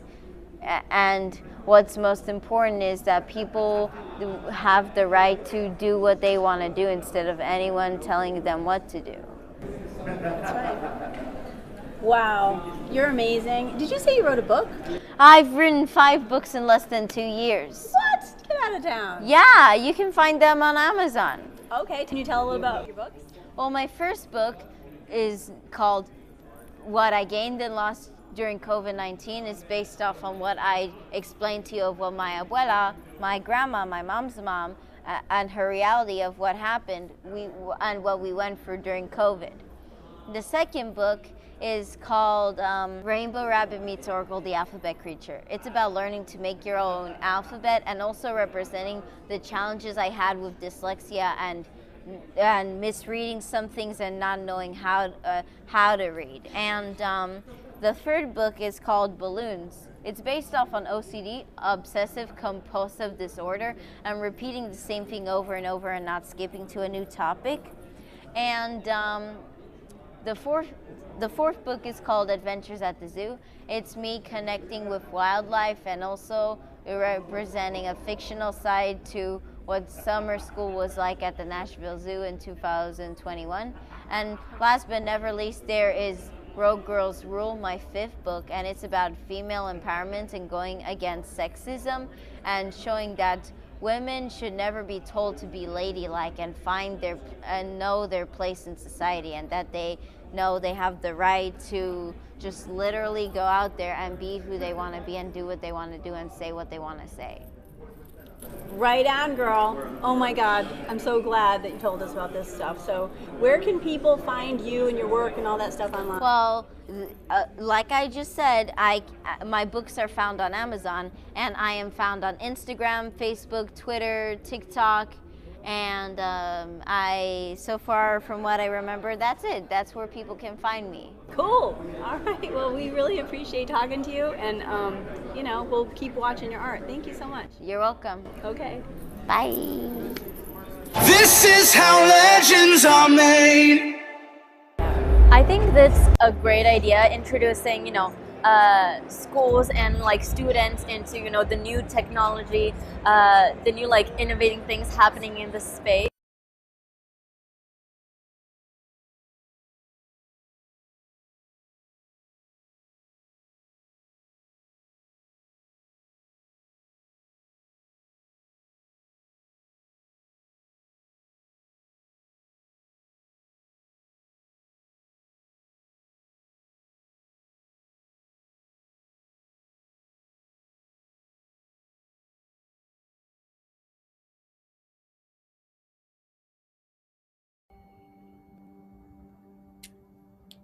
Hi, thank you for joining us today in a meditation practice, a practice for aligning to our inner light and our inner knowing.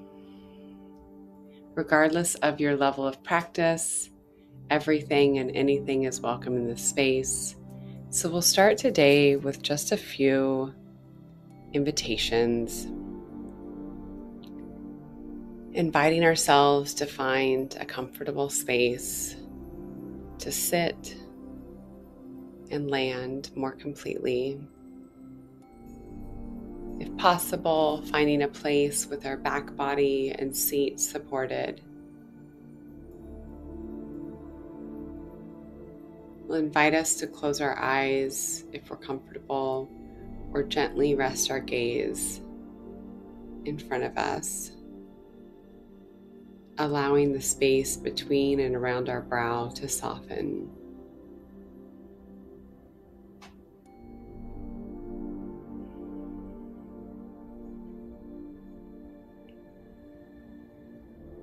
Remembering that we are always in choice, And there is no right or wrong way to be in the here and now.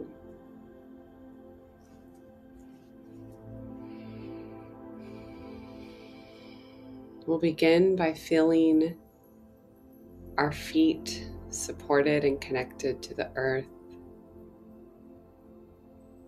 feeling the roots that sprout from the bottoms of our feet. They are at least as deep as we are tall.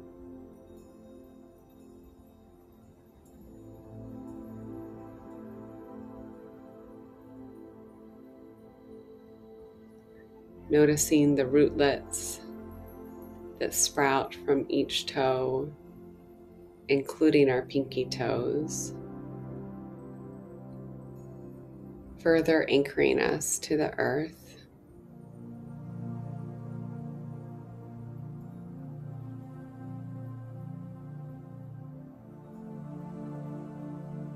Allowing our connection to the earth, to gravity, to expand.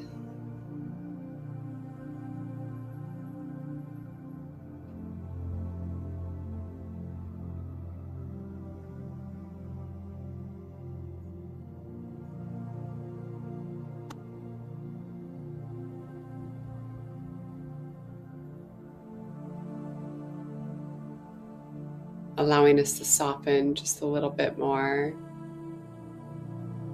into being held by gravity.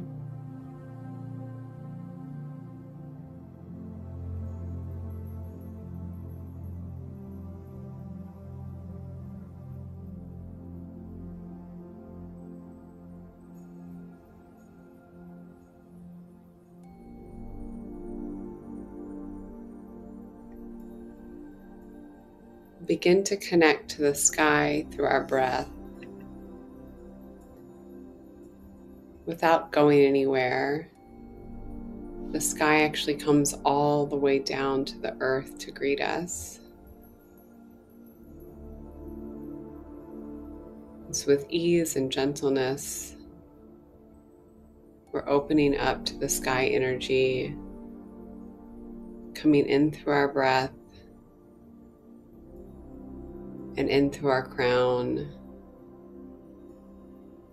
and gently washing all the way down our body back to the earth through our roots.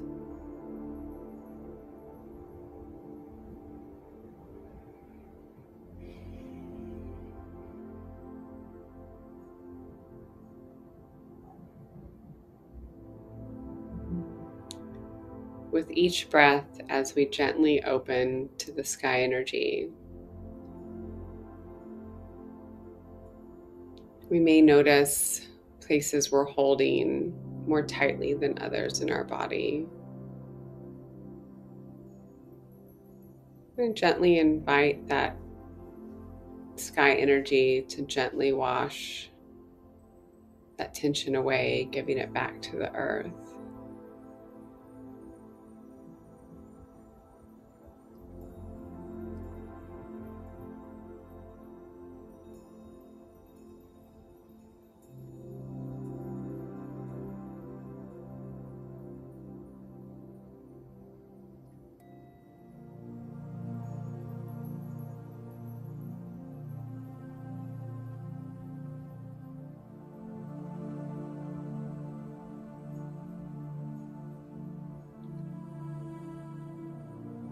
Without judgment or attachment, we'll use our breath to gently guide our consciousness down to the cubby hole that lives inside of our heart. If this seems new or strange, don't worry, we'll do it together. On an inhale, just noticing, observing, without judgment or attachment. And on the exhale, allowing our mind to gently float past the backs of our eyes.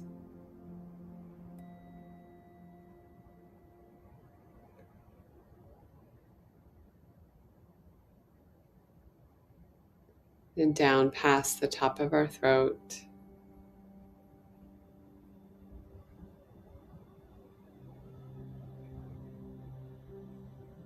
down past the tops of our lungs,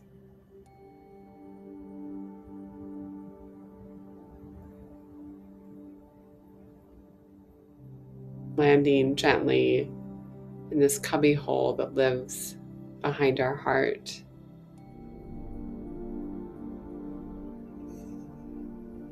It's from this place that we connect to a space inside ourselves that shines like the sun.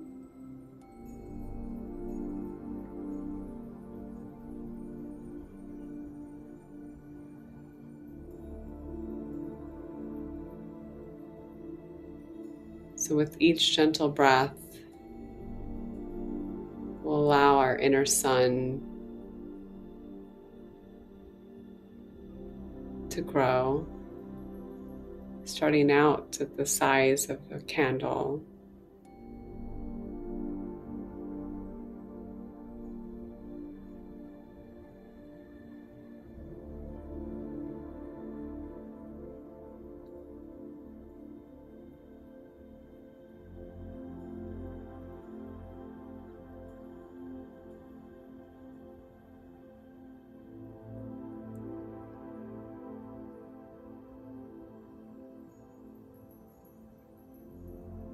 Noticing how our inner sun begins to fill our whole center heart space.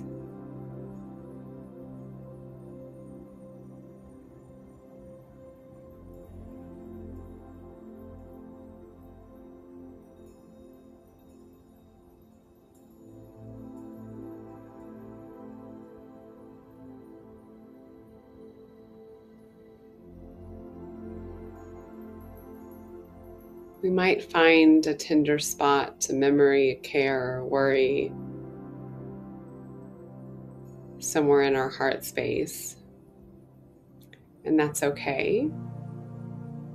Just gently escort whatever's coming up in there to one of the infinite front row seats of our heart.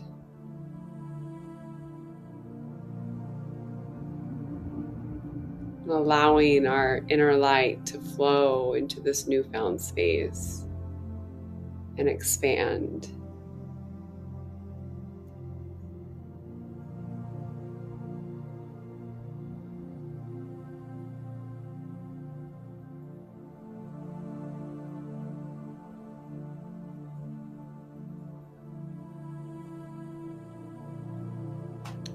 Noticing our light filling up our entire abdomen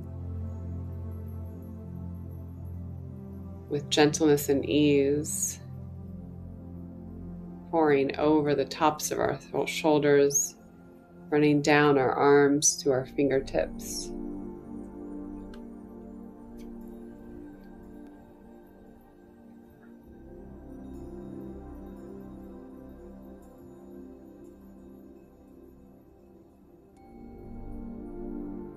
With gentleness and ease flowing down through our legs, our calves, down to our feet and toes, connecting with the earth through our roots.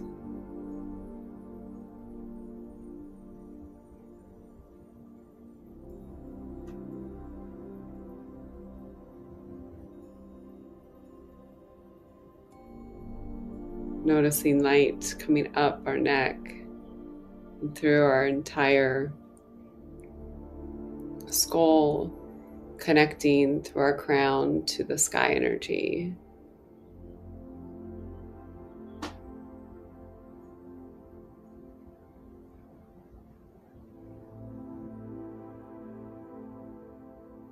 Allowing light to flow from the front of us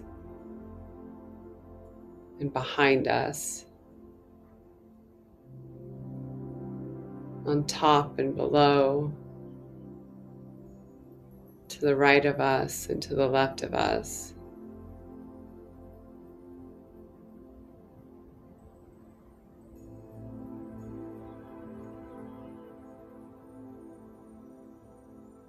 where we are completely full of our inner light, softening into the place that nourishes us from the inside out.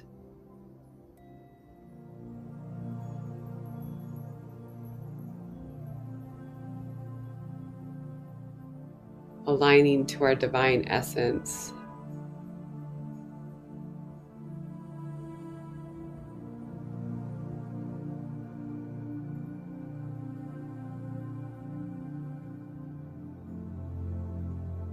This place that connects us to where we were and who we were before we were.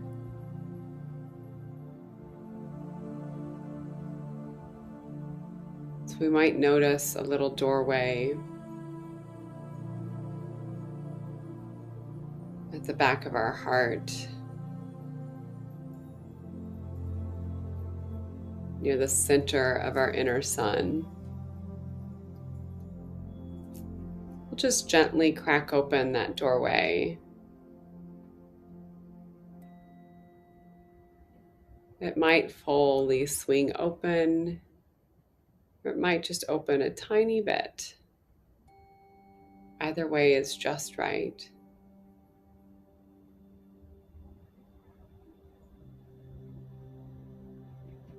We invite ourselves to connect through this doorway to the big heart, to the ocean,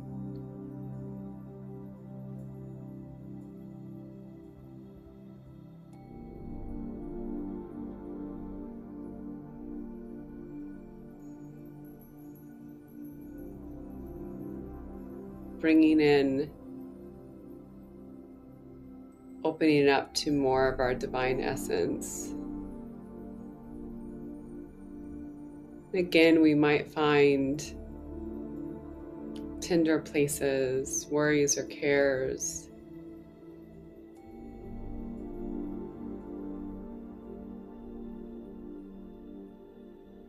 limiting beliefs or old friends in these spaces, and just gently, without judgment or attachment,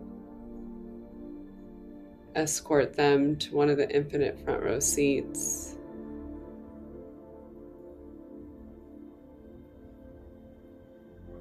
And reclaiming the space, strengthening our connection to our divine essence.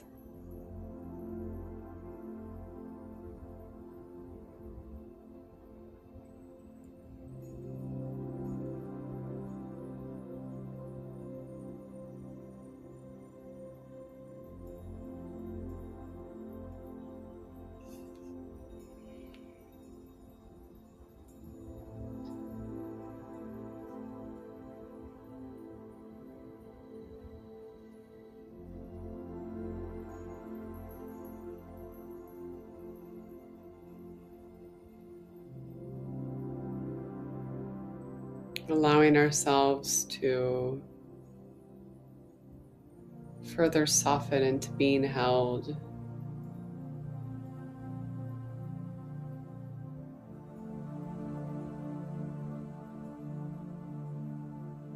Being held in this ocean and warmed or nourished by our inner light.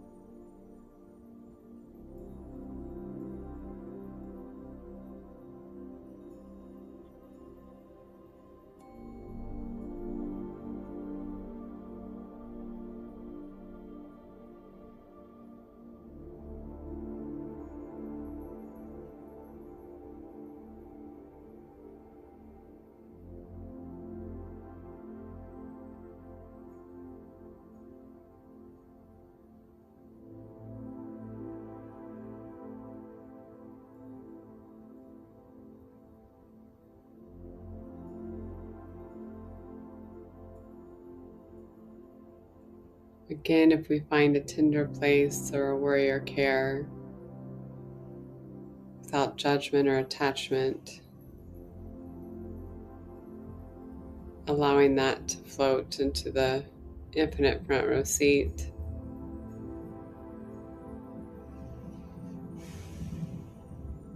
And allowing our inner sun to take up more space.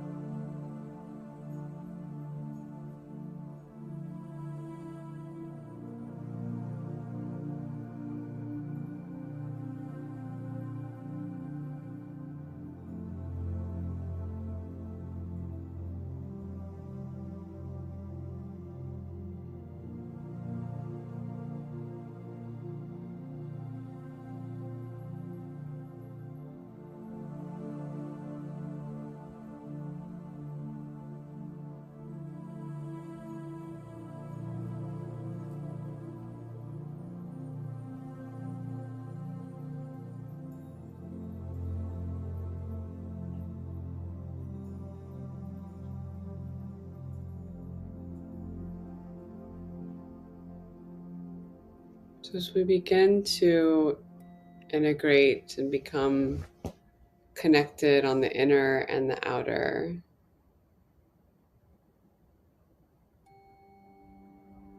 I'd like to invite you to wiggle your toes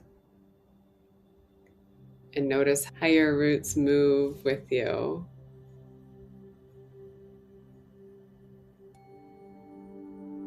Even if you're moving, so you're always connected to the earth. And then wiggle your fingertips, noticing the energy flowing from your fingertips, still radiating.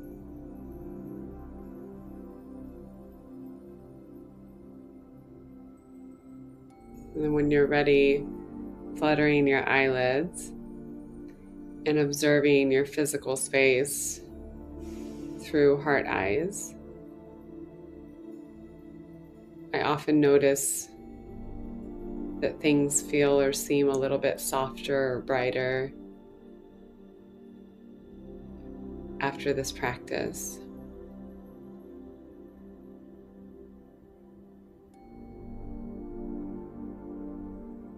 And what's so beautiful is that when we do this practice, we align a little bit more to our divine essence, and each practice different names of divine love, that which there are 99 of, come in. So I like to share what I was observing in this moment. And the beautiful thing about this is that energy doesn't know time or space. So even though we may not be together in the physical or what we know is the actual time, the energy transcends that realm. And so what I was really feeling was the Noor, or Noor is light. It's a really beautiful divine light coming through and shining and connecting us all together. And then the Rahman and Rahim, which are the most merciful and most compassionate, and said to be like the ocean of mercy, that which opens up our hearts to all of the other names and opens us up to our divine essence. So you may have noticed something else for yourself.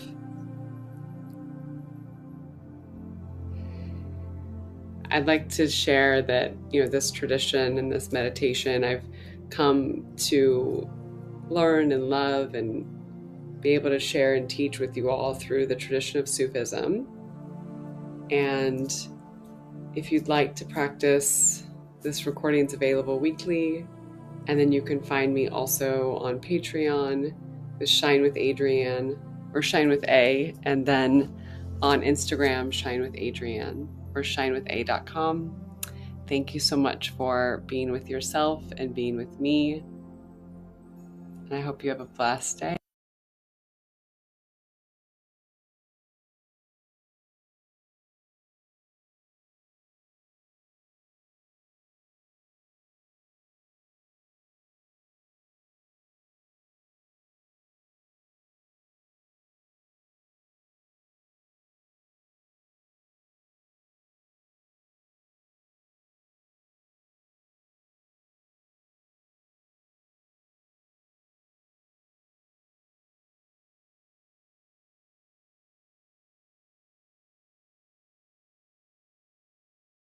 Hello, glad to have you here.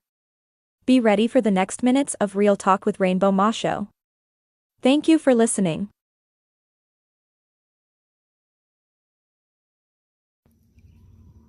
Hi everybody, I am Rainbow Masho, an artist, author, entrepreneur, and more on the autism spectrum, and I have grand news to share with you all. NFT NYC is exposing me and my creativity because of a very special drawing I made as a donation for St. Jude Children's Hospital of sickle cell anemia. And the drawing is part of my art series called Fly. It's about promoting all types of people, no matter how different they can be, as beautiful humanoid butterflies. And I just want to say that it's a very, very, very great honor to sponsor St. Jude Children's Hospital, and because every child deserves to live life and be healthy, no matter what. And I just want to thank NFT NYC and Kiksorish for exposing me.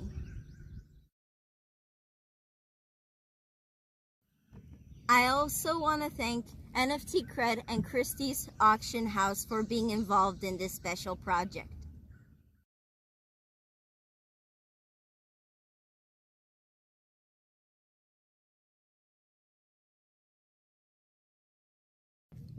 You know, I really want to thank Web3 and so many people for giving me opportunities that my school doesn't and some other people don't. But the best part is that I get to learn, grow, and experience more wonderful stuff as the wonderful human I know I can be. And it's a pleasure always being a part of the wonderful events that you host.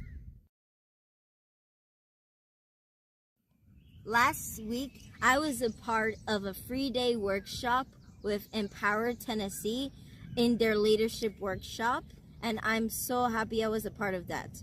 As a teenager with a diagnosis with many strengths and weaknesses, the leadership workshops were very important for me because I got to learn independence, maturity, and responsibility in so many ways, and how I can communicate with the world and connect with others and learn to accept myself before I can accept others. And also, we are in this together and we're not alone, and it's better being together than apart. That's what I want to say. Thank you, Empower Tennessee, for including me. And I must correct myself in one of the past comments. I am not a weak person. I have challenges, but negativity and challenges do not affect me. Sure, we have to go through challenges sometimes because that's a part of life, and we are not weak. We are strong. I believe in myself, and I want you to believe in me.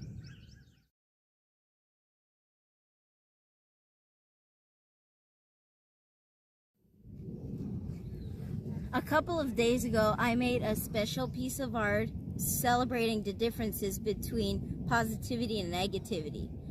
Throughout time, positivity has been seen as trustworthy and comforting, while negativity has only been seen as untrustworthy and something that doesn't give comfort. But sometimes many of the things that we perceive as negative are misunderstood, and being positive is not always easy, but it's a part of us being human, and it's important to express ourselves rather than expressing ourselves in a way that that's not who we are, and we should learn to look through the world through the eyes of another and respect others.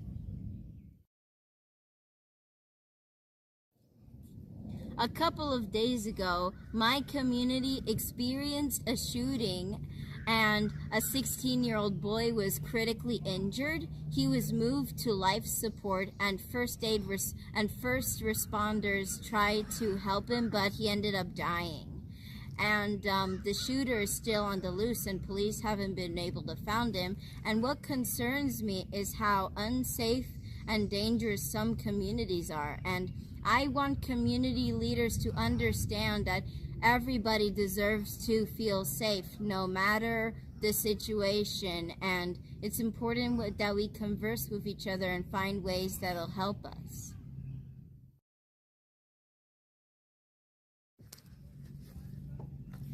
A couple of days ago, my dad came to visit from Australia for my 16th birthday, and I had such a wonderful time with him, and I got to do so many fun stuff that we don't get to do because he's so far away. And every time he leaves back to Australia, I always feel sad and lonely, and also hoping that one day we'll be closer and we'll never be separated.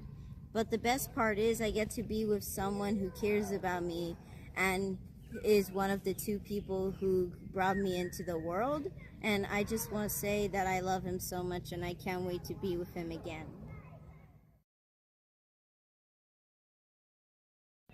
You know, dealing with my emotions, many times I appear to be calm and positive, but suddenly, out of the blue, I can appear to be angry or irritated. And when I feel angry, it feels like my whole brain is on fire while experiencing an earthquake. And so many things are known to bother me. So one of the things is the sound of people chewing, and sometimes I get really irritated, and sometimes I don't feel like I could sit with someone, but I am still searching for ways of how I can make sure I calm myself down and control my emotions, even though it's okay to be angry sometimes. And when I said that my brain feels on fire whenever I get angry, the way how I visualize it is that the whole world is shaking and there's arson everywhere. And it feels like my brain is exploding with anger. That's how I feel.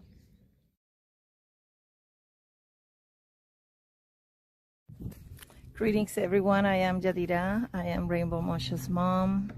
And the reason why she makes these recordings, the reason why she is fulfilling her desire to share what she's all about, what she's interested in, what concerns her, what worries her, what spikes her interest, acknowledging a lot of these realities as a teen, going through so many transitions.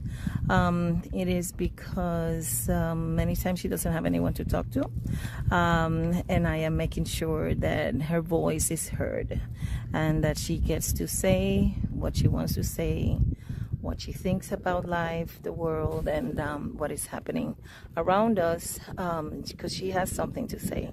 She has meaning and she has conviction and she's learning as well. So thank you for listening. Thank you for opening your time and appreciating what she provides and her thoughts and ideas, and above all her creativity, which bottom line, you know, the goal here is to make sure that you get to hear about her and about her interests and understand where the combination of colors comes from, you know, why the shapes, you know, why she pays attention to specific details, and why a lot of her art has to do with what she sees in the world and also what she hopes to see in the world. So thank you again. Thank you for supporting Rainbow Mosho. If you can like, comment, share. There might be someone out there who wants to see her art and they might be interested. They will become interested in acquiring her art in the many different ways. Thank you so much. Keep in touch and there will be more Real Talk with Rainbow. Thanks.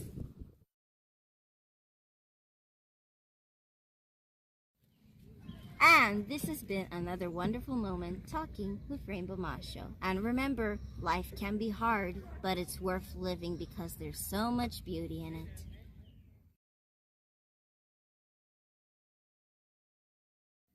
Let's keep the conversation real.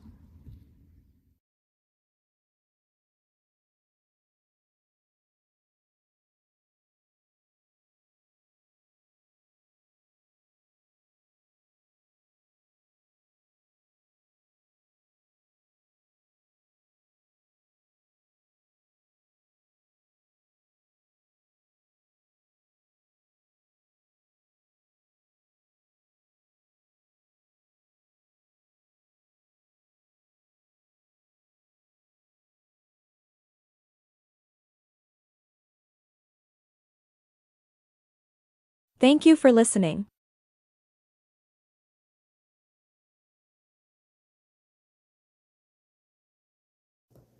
Hi everybody, Rainbow Macho here, and now I'm making a very special drawing about bullying. I'm gonna start off with this little person on the street looking like if they are doing great, but their shadow is gonna depict them being mistreated and abused by society.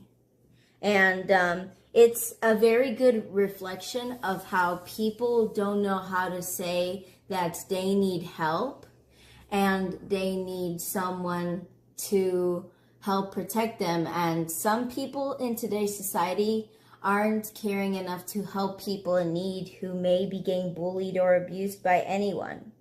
So it's really important to talk about topics like these.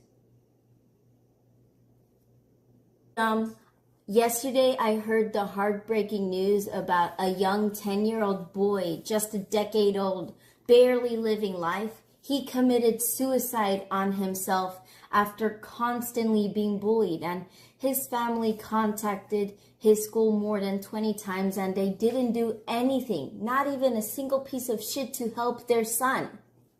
And sadly, he ended his life with suicide, with all the pain and suffering he's been through. And I am sending my deepest condolences to the family. No one has to lose their child due to this trauma. So I really want to help speak out against this unfair injustice by making special arts based off on this. And I want to make a series of different things that are wrong and need to be changed. And I care so much, and I really want to help the best way I can. And sometimes the smallest things can turn into the biggest surprises. The reality with bullying is that bullying starts with someone who may have gone through something traumatic and thinks that it's okay to be mean to other people, or maybe they just haven't been taught to respect others and they think bullying is okay. It's important to start conversations like these so that they don't get ignored and thrown in the trash, because when we talk about this and find solutions, we can help end up saving lives. And that's what's needed in our world today. So who's with me to help stop bullying? There have been various moments that I've been bullied throughout my life. When I was younger in elementary, many kids would make fun of my name. My name is Tomais, but they would mispronounce it as Thomas, like if I was a boy, and I felt so small. And sometimes I would get hit, pushed around, or even slapped. And in middle school, I was bullied so much that the teachers were like, I'm sure they didn't mean it. It was an accident. And they did not hold themselves accountable. And in high school, I was mistreated and treated poorly by a bunch of girls who thought they were better than me. And they didn't care about who I was. And every time I would get bullied and mistreated by people around me in society, I would feel so small, like if I didn't belong. And of course, I would have the courage to tell my mom in the end many times, and she teaches me to be strong, seek out for people who will really care for me, and express my needs, no matter what.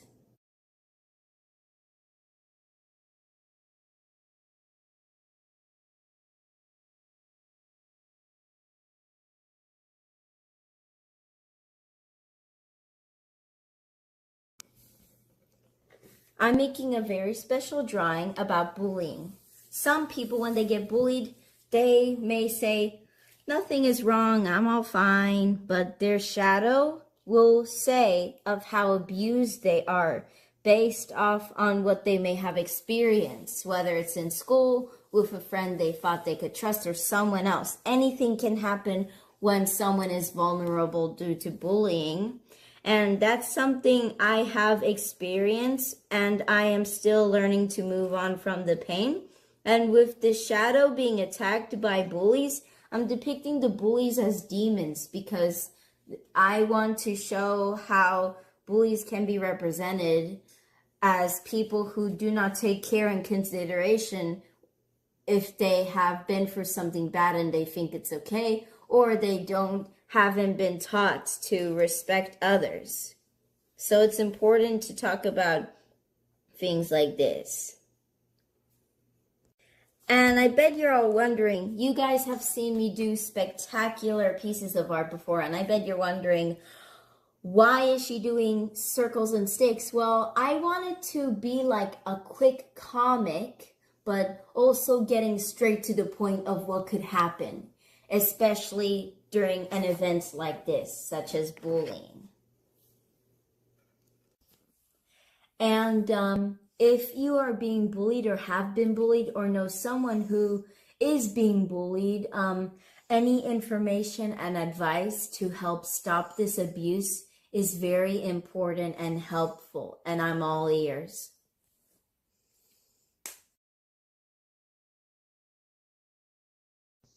Oh, and one more thing. Bullying is never accepted, and bullies must be held accountable for their actions. Hi everybody, I'm back and I have completed my piece from yesterday, and this is a very special piece of art that represents how people can feel when they're being bullied or mistreated. And they'll pretend like everything is fine, and they'll say things like, nothing is wrong, I'm all fine, why would I be really afraid and getting abused? No need to worry. And that's also part of the denial of how they feel, and also not wanting people to have concern for them and not to know about what could happen to them. And the person's shadow depicts of what's really happening in abuse and bullying, along with demons saying nasty stuff and doing nasty things like punching, hitting, pushing them, and drawing weapons at them. And this is what can happen during bullying. And at the bottom I wrote, it's not fine. And it's important to talk about things like this, even though they are hard to mention. And if you or someone you know is being bullied or abused, contact these numbers.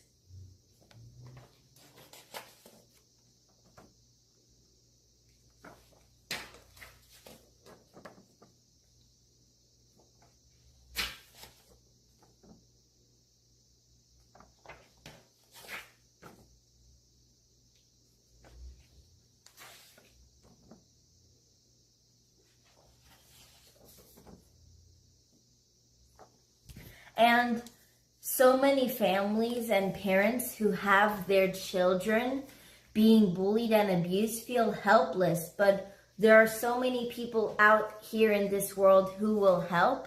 And many times with the victims of this unfair injustice have the responsibility put on them, and it's not fair. And things like this don't deserve to happen.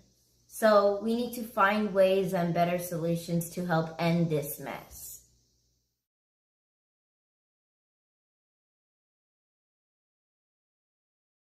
History ever since the beginning of humanity, it's always been adults being the heroes, but that's not true. Kids are heroes as well, because we start our journey from the bottom and rise to the top, because when we look back at ourselves, when we grow up to be adults, we will remember the free-spirited, innocent child that we used to be, who wanted to make a change even though they were not at a certain age group. And it's important to start off as kids making a dream come true. We gotta work together and understand. And that's why the old generation, I'm talking about adults, no offense, I'm not saying that. I'm saying that it's important to listen to kids and respect your kids and their values and how they want to express themselves and who they are and what they're coming from. And it's important that us kids come out of our shells, and we gotta show acceptance, awareness, respect, and support to all types of children, no matter what. That was amazing. And I feel like, you should, for a kid, you should say dedicated to, what you love to do. And I feel like, the support of an adult is, important to guide the kid towards their journey as well. And I feel like, the kids should always stay, you should block away that negative energy, but take in what you should learn from it as well. That's an important thing that I feel like is giving me opportunities and inclusion that not even my school is doing for me. And I have been welcomed for so many things. And I just want to say thank you so much for including me at NTMC.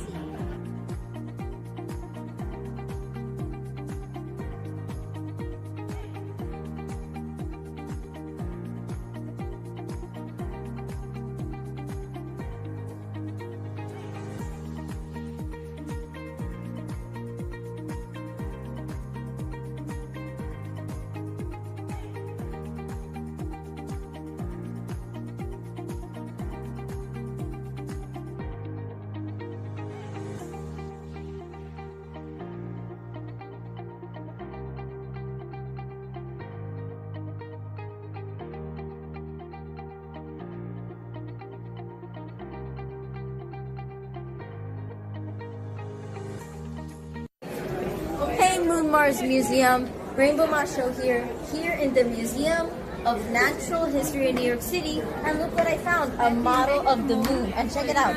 Right here on number 9, Mare Crisium. I found this spot, and my mom has told me that this is where our art on this spot of the moon is gonna get sent to. We're going down in history, people! Innovation and empowerment in Web3 make it the ideal platform for greater impact, because my school doesn't give me opportunities and inclusion like this. So I'm very happy that places like this do. And I am so happy to do collaborations with Consistency is Carrots, Gift Kids, Squiblets, and Mintangible. And Mintangible has been very helpful.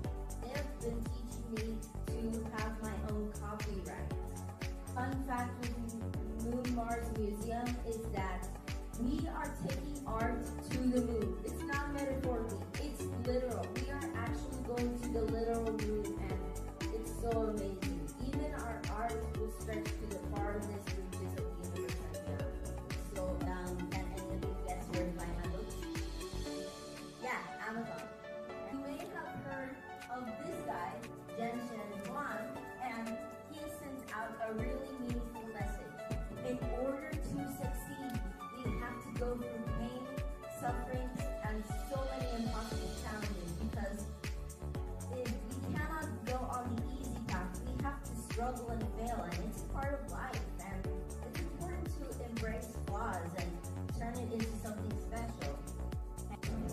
All right, Rainbow's Art, Artist Village, NFT NYC. Let's see what else comes up. Oh, here, check it out, Jay. Oh, it went away. I guess it will move from screen to screen. Here we go. Look how beautiful with all the incredible art. This is such an honor for artists to have their art be shown.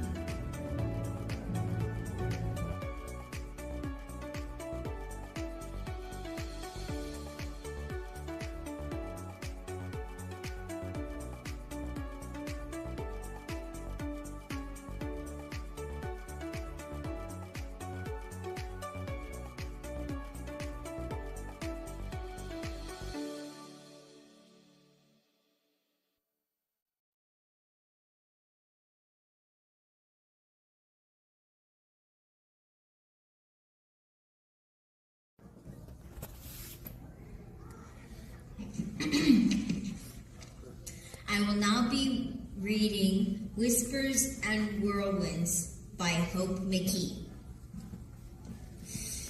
A silent pause, a moment's grace, a canvas of thoughts left to face, not in the hustle of voices loud, but in that stillness where hearts are allowed. It is there, whispers, the sound of silence, trying to calm the whirlwinds with guidance.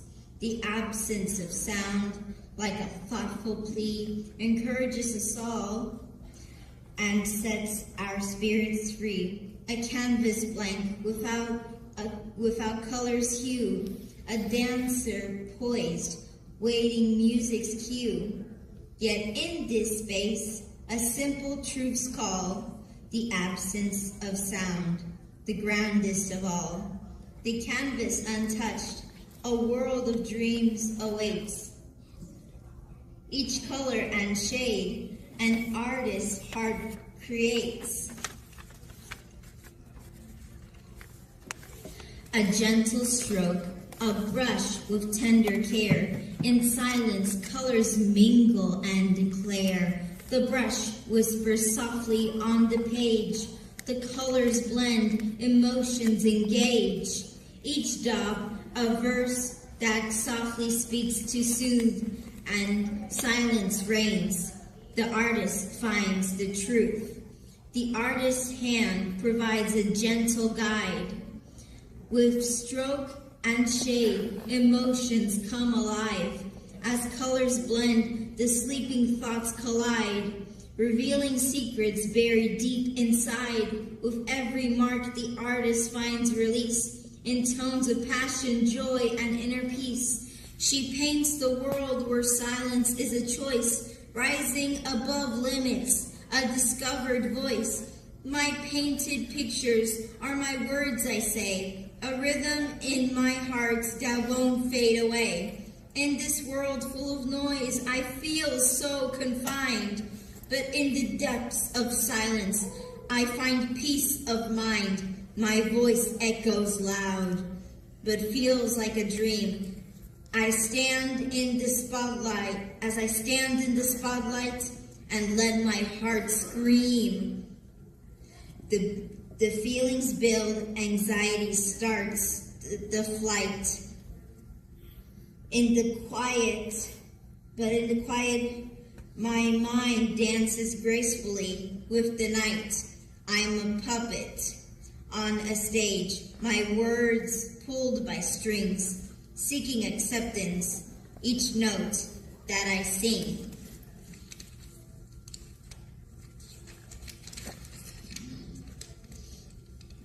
But in the solitude of silence, my spirit comes alive. Expressing through skill, I start to thrive. The world's clamor tries to silence my sound, but with each brushstroke and step, I won't be held down. In the stillness, I uncover the strength I hold, and let the imagination create stories untold. Whispers and whirlwinds collide in me, a clash of emotions that no one can see. In the depths of my silence, I find my escape. Through creativity, my soul takes shape. In the stillness of the night, I find my roar. Through movement and expression, I am seeking more. Dancing to rhythms only my heart can hear. Finding calm and release when silence draws near. And so I'll keep on painting with a voice that's unique. In the quiet moments, I find what I seek. For in the art and dance, I'm never truly alone. Whispers and whirlwinds weave a melody of my own.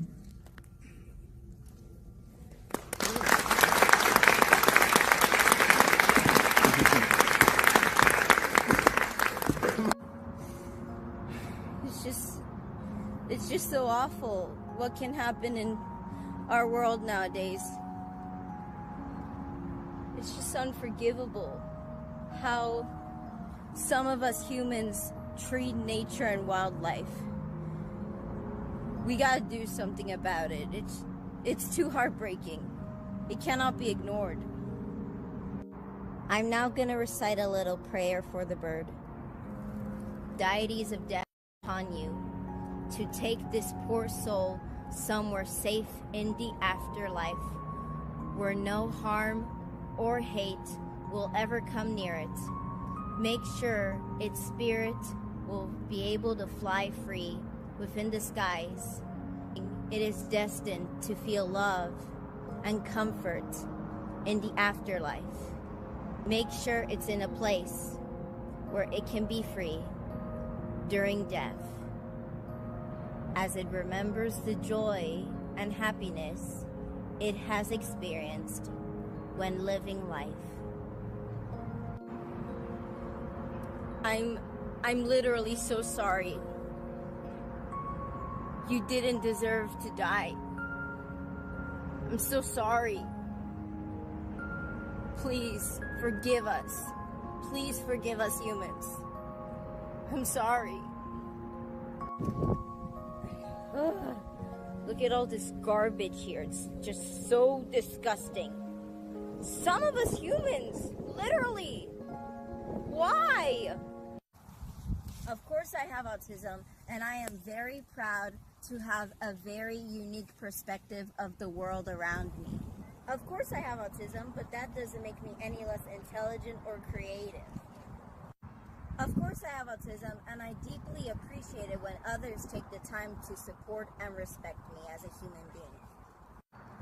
Of course I have autism, but that doesn't mean I am not charismatic, empathetic, kind, or giving. I'm all those things.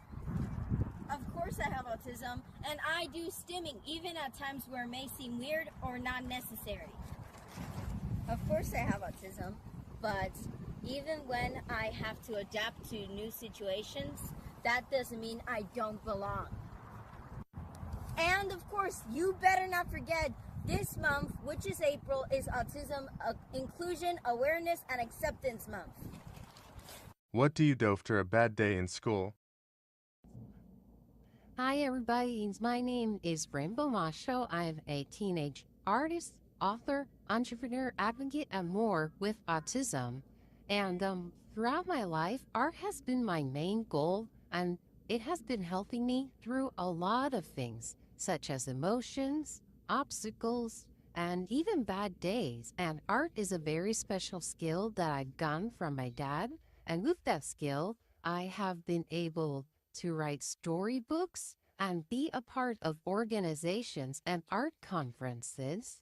And I got to sell my art and my merch.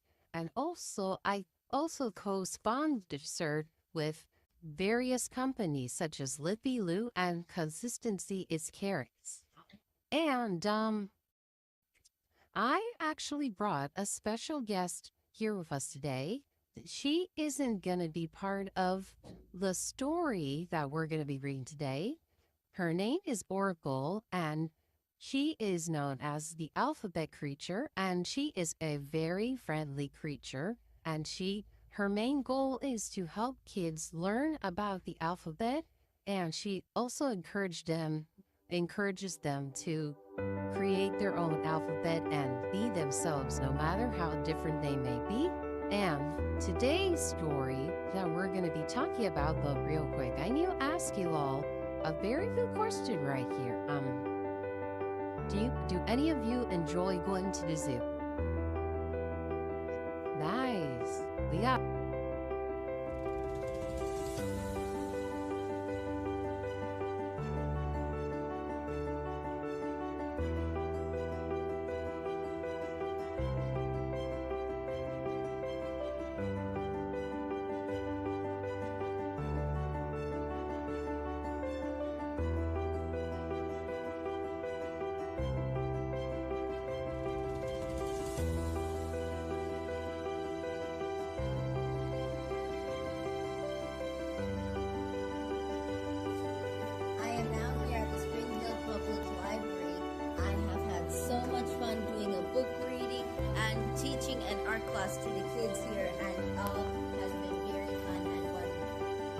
Yes, and we thank the Spring Hill Public Library and Jessica, always opening the doors for creativity and being a part of the community.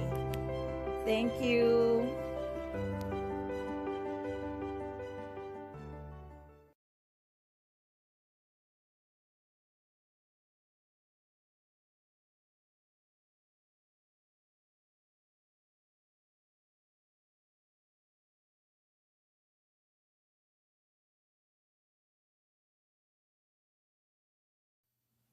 Hi there, I'm Rainbow Marshall. I'm a teenage artist, author, and advocate, along with so many other things on the autism spectrum.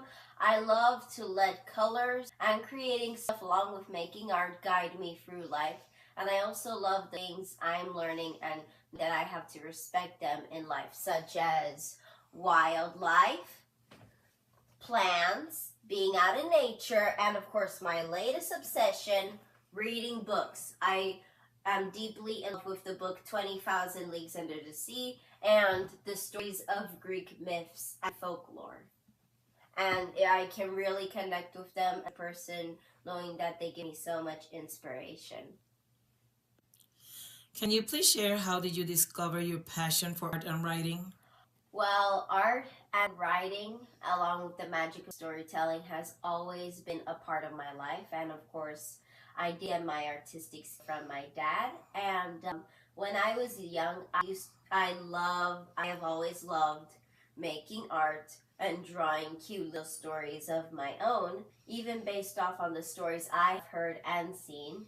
But I've always wondered to myself, has anyone ever made a story about people like me? And so I decided to make my stories.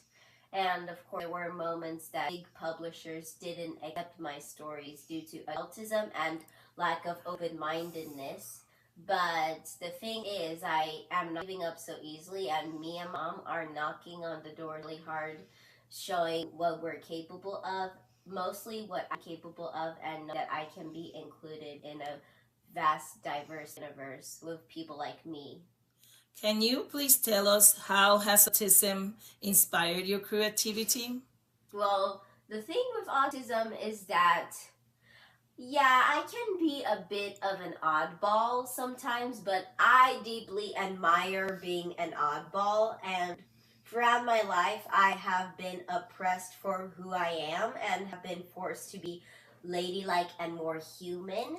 And of course, I used to go through a major anxiety crisis for a few years, thinking that if I acted more ladylike and human, I would be accepted. But then I realized that I was hurting myself by not accepting for who I am. And the way how autism has majorly influenced my life is learning from my struggles, challenges, and the heartbreaks I have been through, and just fully embracing what life has to offer, even though I may feel afraid, depressed, too lazy, and completely bored sometimes. But I am very grateful that I have teachers and mostly good friends and family members that'll push me out of my comfort zone, but not in the forceful way, in the very good way. And I'm very happy that I'm accepted for who I am. And I gotta say thank you so much for my parents for creating me. Can you please share why is Web3 a source of learning and growth? The reason why it's been such a source of learning and growth for me is because of my wonderful nosy mom always knocking down doors.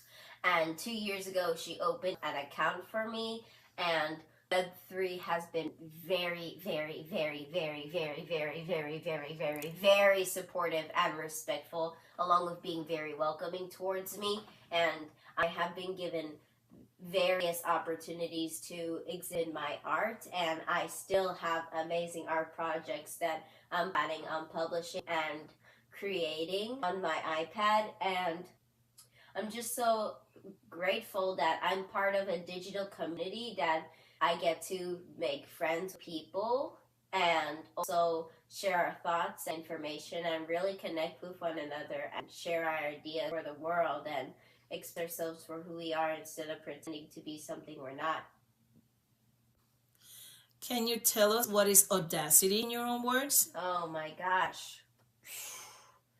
Audacity. I mean, literally, so much empowerment, daring attitude, and opportunities for women by women across the world, expressing themselves for who they are. And I mean, wow, it's just so amazing. I mean, back then, many years ago, events like these never happened. But nowadays, they are, and women deserve to rule the world. Men have had their share. I mean, bye-bye, boys. Women are gonna take their own stand. I mean, bam, they're knocking down doors. Can you share important and meaningful individuals in Web3 that brought you wonderful experiences or discoveries and tell us why? Well, there is Flower Girls with Vara Arai, Nika Yani, Anna Skates, who I see her as my godmama, Women in Tech Museum, and Moon Mars Museum. The reason why I treasure these people so dearly in my heart is because they have given me wonderful opportunities and exposing my art to the whole world and the rest of the entire unknown universe, which is very amazing and welcoming, and I really appreciate that. And I'm just so happy that I'm being exposed and regaining a lot of help from very supportive and respectful people that I owe a lot to, and I'm just so happy to call them part of my chosen family. And I gotta say, thank you so much, you guys. Now, I've been told that you have donated art before. Why do you do that? Well, I really do love doing donations and charity for good causes, such as Troglodyte Society in Sierra Leone for the stopping the kidnapping and the rape that goes on with girls of all types, young and old, and Save the Rhinos, which I made a beautiful piece of art as part of a good cause to help an endangered species from going extinct. And of course, Sebastian Alonso, which I made a beautiful piece of art for his new album cover, which he does beautiful songs and amazing singing and music for his album, that he expresses his life through autism and how he is reviving his soul from the pain. And I just gotta say that whenever I have the opportunity to do donations and charity work that help the world and other people in need, I feel very good of myself. And even though I am given a lot of opportunities, and even though I can sometimes be a little bit spoiled, that doesn't mean I don't have responsibility and empathy for others, and I am always looking forward to do things for good causes and to help make this world a better place one step at a time. As a teen and artist who has opportunities, discoveries, good experiences, but you also have a fair share of challenges and difficulties in society, in school. What would you share with youth at your age who may be facing similar situations? I just gotta say that youth nowadays, even back then many years ago, have always faced challenges with adultism, pressure from peers, family and friends, even other adults, and so many other challenges, even discrimination for who they are, what they look like, where they come from, and how they personally identify themselves. I just gotta say, do not let that crap get all over you. And even though the world is gonna turn you down just for being youth and for you being yourself, it's not fair, and you gotta take a stand for what's right. And of course, there are gonna be some people who will never support and respect you, but there are gonna be others who will. And you don't need to get praise and attention from everybody. Just look for praise and attention by those who give unconditional support, respect, and care. And of course, even in your own school systems, you may never receive support, just like how I did when I was given the lack of education. And I was interviewed by a reporter, who she is really nice, on the Nashville scene.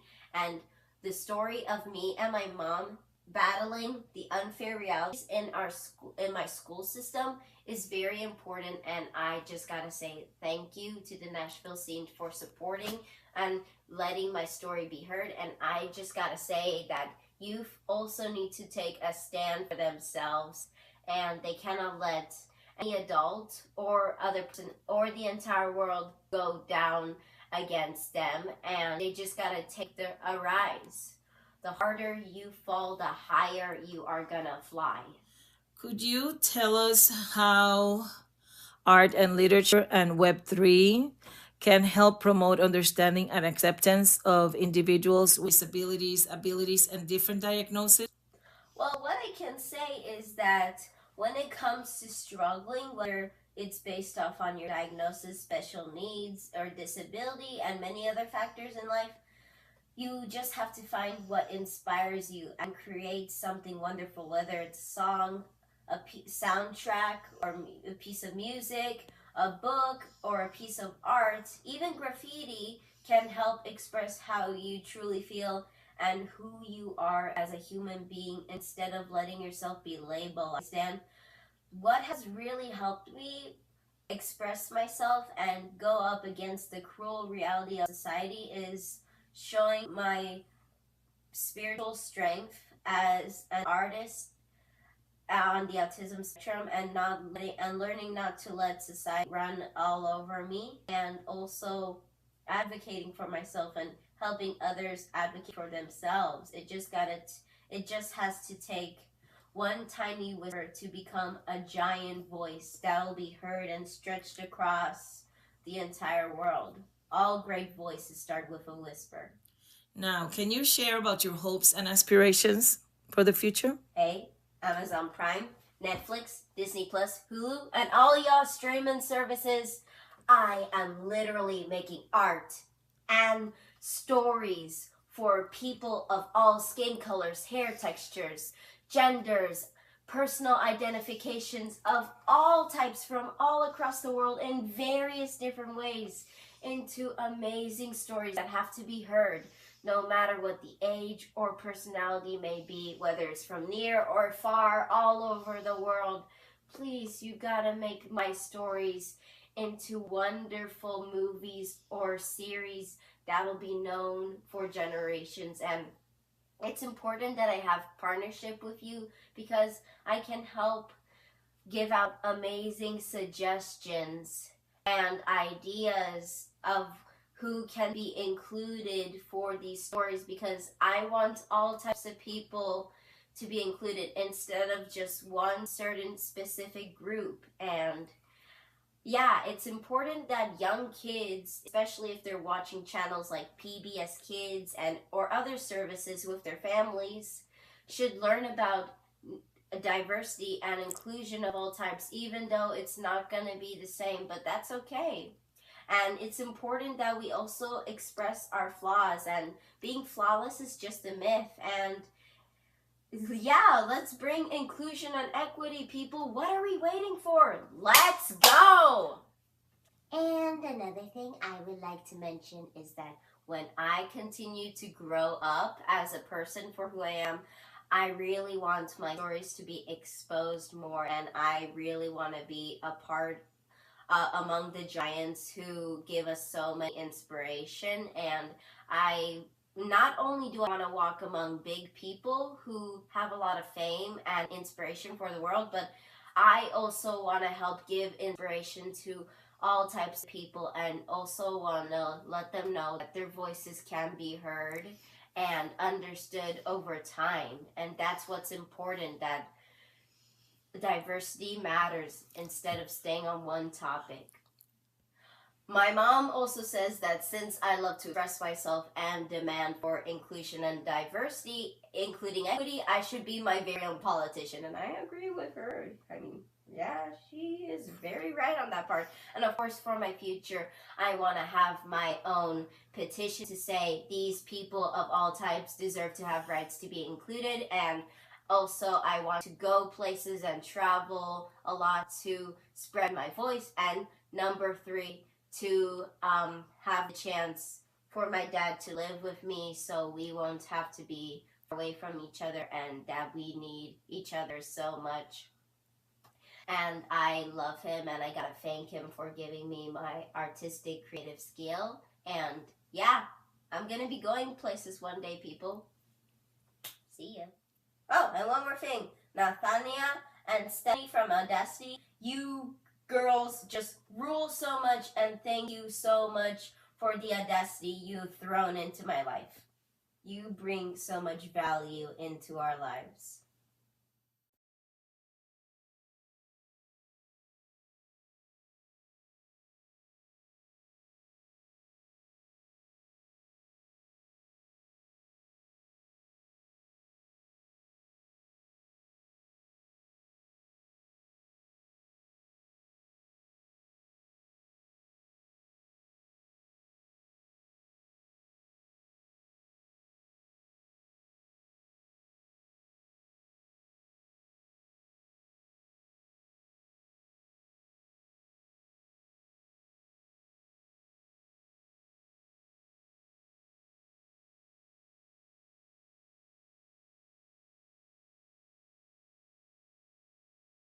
Amazing quantum experiences. I am actually here in Cancun, and I just got done with a week-long advanced retreat with Dr. Joe Dispenza, and last day, going home today, and I really wanted to go into the caves and, you know, just experience swimming in the caves and what the water felt like, you know, seeing the stalactites, and it's a really cool thing down here, but timing was really tight.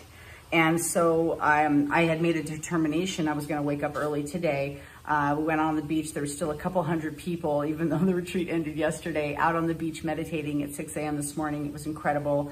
Grabbed some food, and then a friend of mine who's here, she came up and said, hey, this guy went to the caves just the other day and said that it's a lot further than you think, you know, the local ones. And he started telling me that, you know, like I probably wouldn't have enough time. And this is about literally setting your intention and then letting the universe unfold the way it needs to or it wants to. I had a half hour for breakfast, and then I had a half hour to literally get to the destination. It was like about 10 minutes away.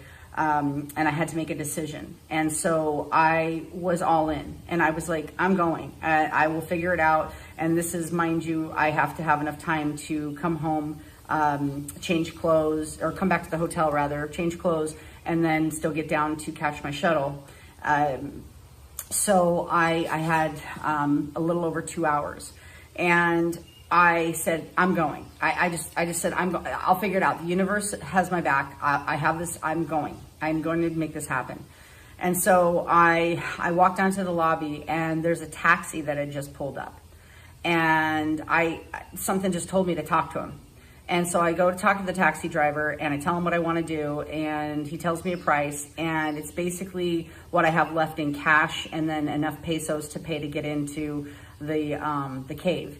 And I'm like, I'm all in. And so I go to the first one. We went to the wrong one. I didn't have enough pesos, and so they wouldn't budge. And so I was like, this can't be the right one, because I'm thinking like, what, you know, there's an experience here for me. And so we drove to the very next one, and it was the perfect amount of pesos. And I was the first person basically through the door, besides one other gentleman who hadn't gone in yet.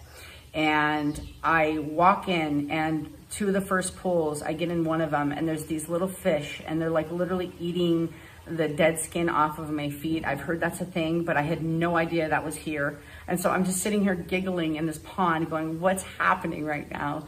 And so then I walk further down the path, and I'm like in the middle of the jungle, mind you, literally in the middle of the jungle. And I walk down this path, and then it opens up into this incredible area where there are pools, and there's like half caves, so you can kind of go under and see the stalactites. And I get into the pool, and I look up on the side, and there's like iguanas, and there's lizards, and there's a monkey. I think they're called a tamarin or something like that, like a reddish monkey. with like a long tail. And I just got it all on video, and other people have done caves while they've been here. And in the ones that they went that were more expensive, that were like actual tours, like you couldn't take pictures, you couldn't take videos. They would take a picture, but then, you know, it was a lot. It was really expensive to get the pictures. And I'm sitting here taking videos. I'm taking pictures. They didn't care. I had the entire place to myself. I was literally swimming in paradise in the quantum field by myself with pure intention and just crying in gratitude. I'm still amazed. And literally, so I come back and I had enough to pay the taxi and give him a tip. And to top it all off, my taxi driver was Julio Iglesias.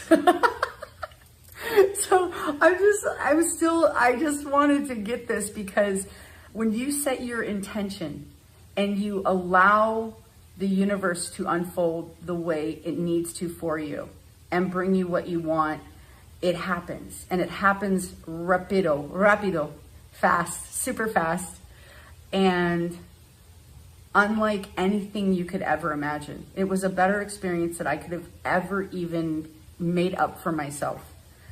And it was purely because I set my intention and I went all in. And I said, this is an experience I'm gonna have before I go to the airport. And here I am on my balcony recording, because I still have an extra 40 minutes before I have to catch my shuttle. So I mean, if you don't know about Dr. Joe Dispenza's work, definitely check him out. I thank you to him, Kelly, the staff, amazing, all the people here at the conference. I just love you guys so much. I have so much love in my heart and so much gratitude right now. And I'm just swimming in possibilities. So yeah, go live your dreams, you guys. Get clear.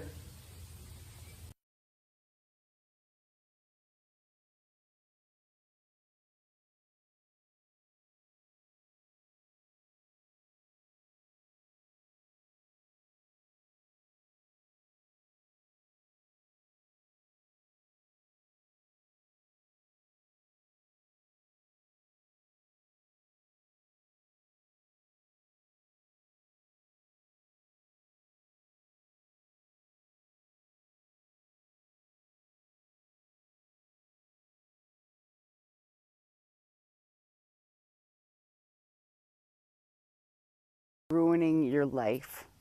Overthinking and overanalyzing everything never did anybody any good. Sometimes it's better just to not think and just maybe get into meditation or get into that quiet space where you can actually feel nothing and be nothing and do nothing and connect with the conscious universe. There's a little spider. How cute. Look, just a little guy. I'm going to put him back on the branch here.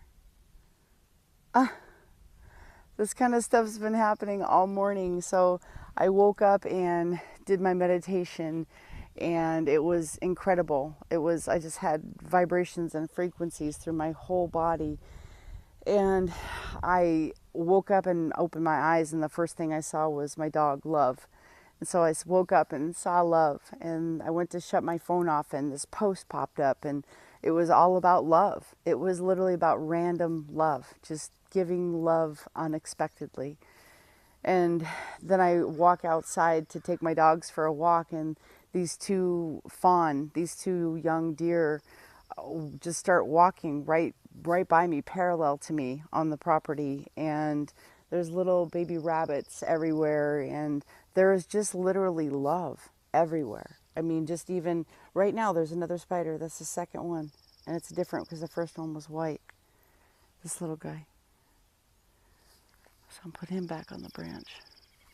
But it's incredible how much nature has to show us and has to give us. And how by quieting your mind, you can actually listen and you can hear what life has to offer.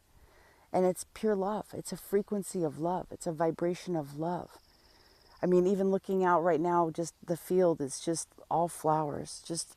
Some people might see weeds, but all I see is beautiful flowers. and just listening to the birds and listening to the crows and seeing all the wildlife. I mean, even having these teeny tiny little spiders crawling, and it's all love. This is what life is about.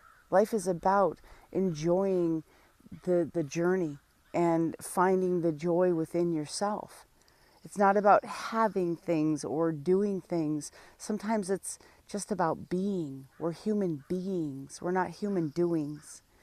So we're meant to be. We're meant to just be ourselves and find the joy within, because nothing out there is going to bring you the joy or the satisfaction of doing the work to figure out who you are and what you truly want from this life. And it may be very little. It seems like the more that I know, the less I want, the less I need in my life, because I just find joy in these incredible small things. Walking outside and seeing the grass just glistening with water and dewdrops, and just being grateful for water and being grateful that I can see, and I can see this beautiful color, and just appreciate the water. And it looks like, like diamonds. It looks like, just sparkles. And I love sparkles. I think it's so beautiful. But just quieting your mind. And the meditation part is so vitally important. It's so important because it's an opportunity for us to connect with Source. It's an opportunity for us to just really get out of having to be something or somebody, or whether you're a businessman or woman, or you're a mommy or a daddy, or you're a partner to somebody, or you're a teacher. You're a first responder. There's stresses throughout life, and in order to feel whole, in order to feel really who you are, you've got to get quiet, and you've got to let go of all the realness of this world, the fantasy that is our 3D reality. Because what's real is when we're connected to consciousness, and we're listening to what Source has to tell us, and we're activating our brain, and we're stimulating our pineal gland, and we're doing these things that really cause us to have our third eye, or our intuition, or our gut feelings just open. And we're getting those signals, we're getting those frequencies, because everything is about energy and frequency, everything. And I love the way that Joe Dispenza puts it. He says the modern day language of mysticism is science, because they're even proving that scientifically, meditation is incredibly healthy, and it brings wholeness to us, and it brings healing to us. And it's so important. What I learned by doing probably over 40 hours of meditation in 7 days, literally, probably 6.5 days, was that, first of all, I can do it. I can quiet my mind, and I can get into state. And no, it wasn't a perfect practice, but it was a practice. And even on the ones that weren't as great, I came out of it going, you know what? I was all in, and I did my best. And maybe my mind wandered a little bit on that one, and it's okay. Because again, that's why we go back in and we practice again and again and again. That's why you practice anything to be good. Don't get lazy at your life. Don't get lazy at your opportunities, because when you do that much meditation in that short of amount of time, you realize that you're connecting to something incredible. You're connecting to the quantum field. You're connecting to all of consciousness, which is where we came from. This is literally about connecting to your source energy, your source power.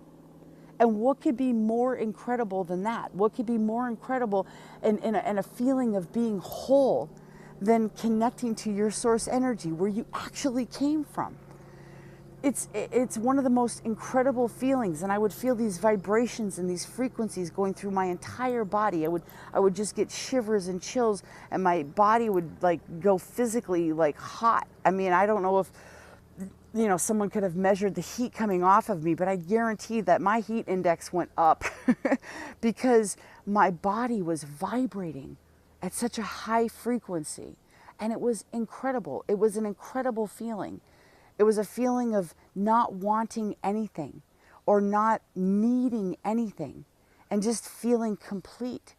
In that time frame, every time I would go, I would be excited. And who doesn't want the mystical? Of course, when we go into meditation, we want these mystical experiences and we want to have, otherworldly experiences. Well, maybe not everybody does, but I know I do. I want to feel these mystical experiences. I want to be able to just elevate out of my body and see this incredible world from consciousness and connect with people through love. Because really, love is the thing that heals. Love is the thing that connects us all. And by doing that amount of meditation, the love that I felt for these other people in the room, there was almost 2,200 people that were there meditating together at this meditation retreat.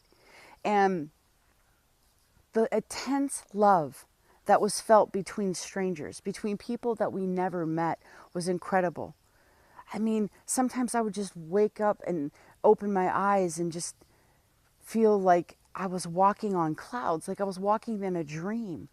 And I just would hug the person standing next to me, or walking out of the room hugging 10 people on the way out, because we were all in this state of bliss, of not wanting and not needing and not having to be or do or anything, just being able to just be you, be yourself, be the most honest, whole version of who you are. And that's what meditation brings to you.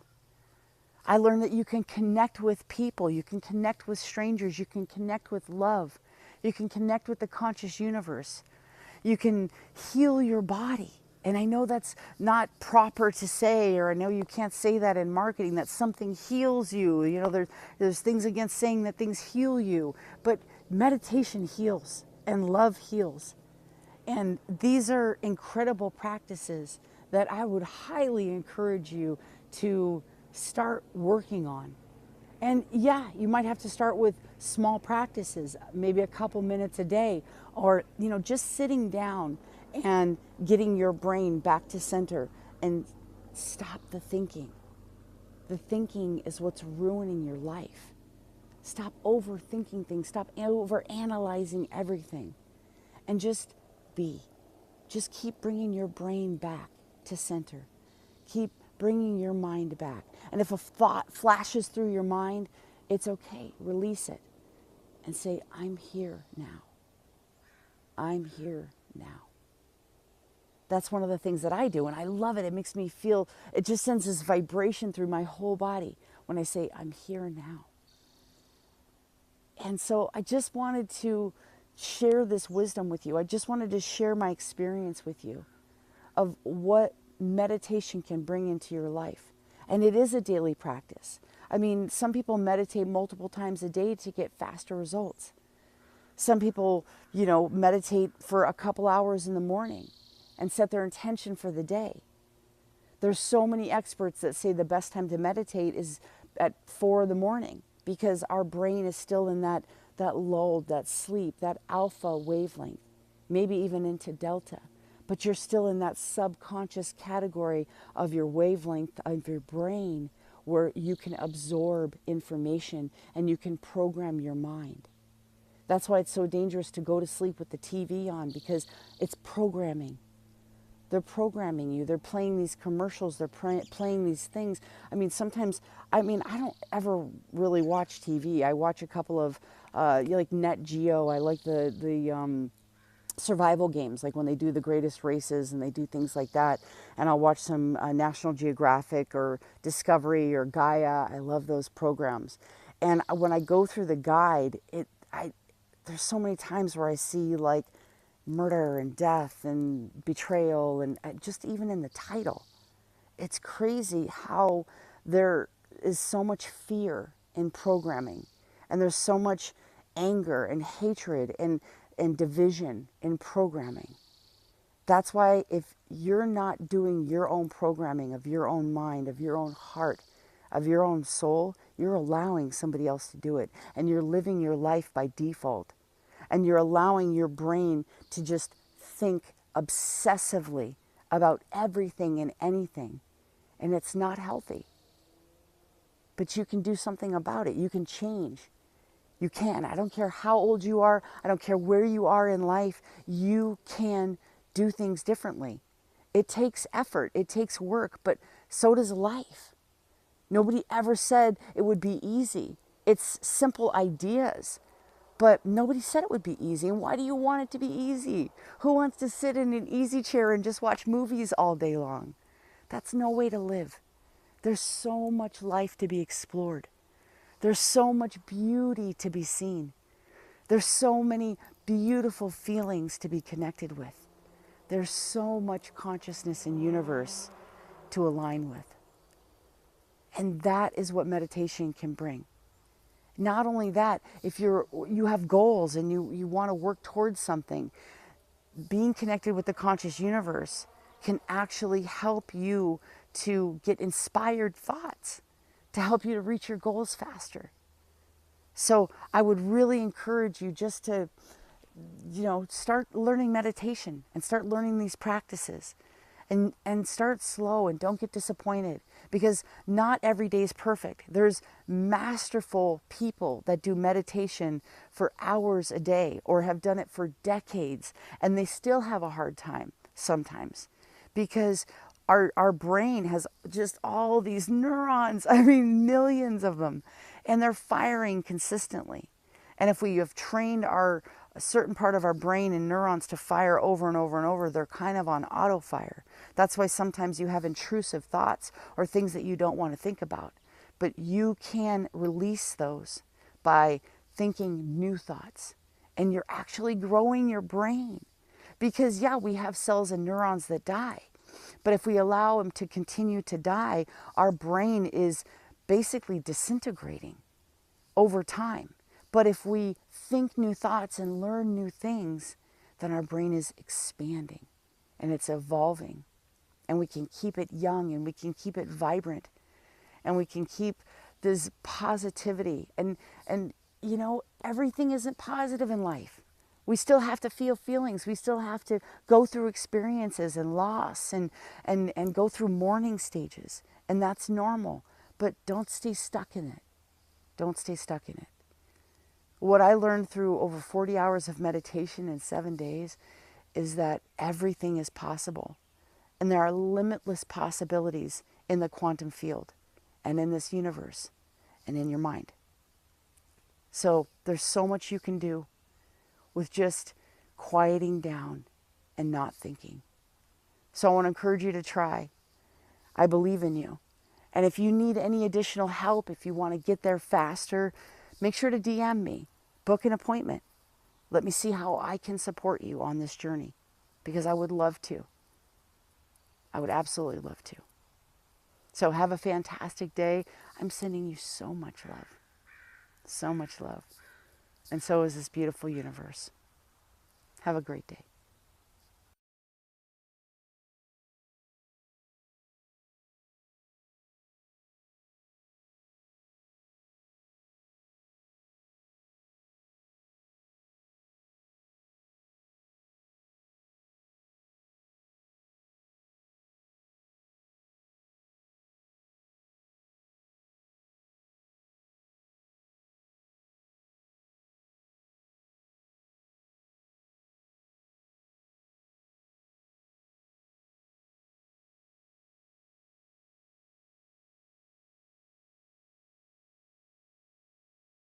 Or taking you into quantum mind thinking, into alpha and theta brainwaves. So the first thing that I want you to do is find a comfortable place that you can relax for about 15 minutes without being disturbed. So no pets, no children, no phone, no nothing. You're probably using this on your phone, but if you can, put it on silent. So make sure that you have a comfortable place, preferably without a pillow if your neck can tolerate it, that you are in a comfortable and relaxed position. And now we will begin. So I want you to close your eyes, take a deep breath in, and as you breathe out in your mind's eye, I want you to see the number 3 and repeat it 3 times. 3, 3, 3. Take another deep breath in, and now do the same with number 2. As you breathe out, 2, 2, 2. Take another deep breath in and do the same thing with number 1. 1, 1, 1. Now I'm going to take you deeper into the alpha brainwaves by counting down from 10 and allowing you to relax even more. 10, 9, relaxing your shoulders, your back. 8, 7, relaxing your jaw, releasing your tongue from the roof of your mouth and letting it settle on the bottom. 6, 5, 4, feeling relaxation throughout your entire body as you sink deeper and deeper and go further and further into your alpha brain waves. 3, 2, and 1. Feeling deeply relaxed, taking deep breaths in and slowly letting them out. Tell yourself in your mind, I am deeply relaxed.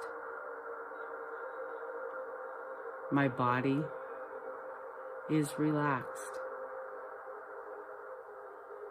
My mind is calm. This will allow you to have a single focus. I want you to just focus on my voice and listen to my words as you continue to focus on one thing and one thing only. Shutting out any other thoughts, letting them float through your mind just like wispy clouds. If anything disrupts your thinking or tries to force its way in, just allow it to gently float away and bring yourself back to my voice. Now I want you to bring the picture, the image of the alternate version of yourself. That other person that is you in a parallel universe that has exactly what it is that you want right now. What is that one thing that you want to focus on having right now? See that version of yourself in your mind's eye. What are you wearing? What do you look like? Where are you living? What type of people do you talk to and meet with?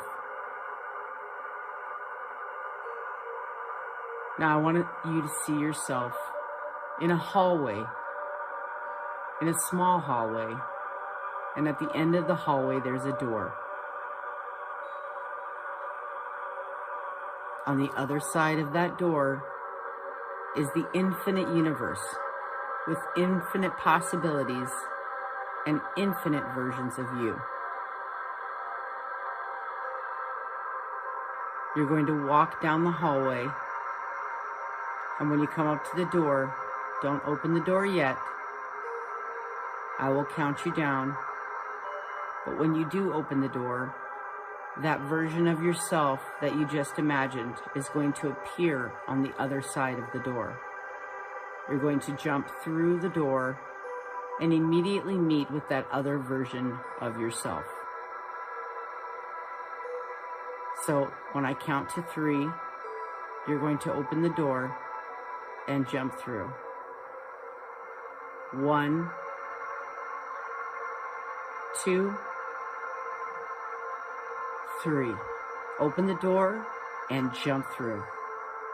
Jump into that quantum other universe, the parallel universe, where the version of you that has exactly what it is that you want already exists. Ask yourself a question. What do I need to know?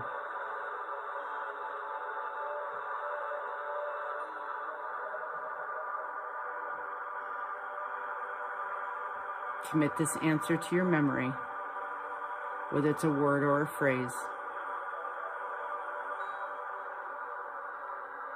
Is there anything else I need to know?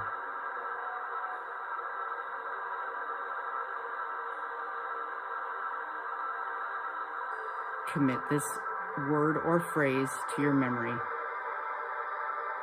Now I want you to merge completely with this version of yourself. Just step into that version of yourself and see you merging with that other version of yourself. Feeling stronger, feeling wisdom,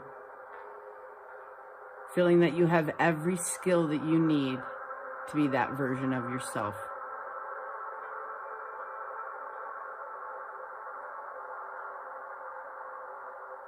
Now that the merge is complete, I want you to step back through the doorway and into this present realm. I want you to close the door. And I want you to feel the feelings of this other version of you now completely entangled and intermingled with this current reality. You have brought all those skills back.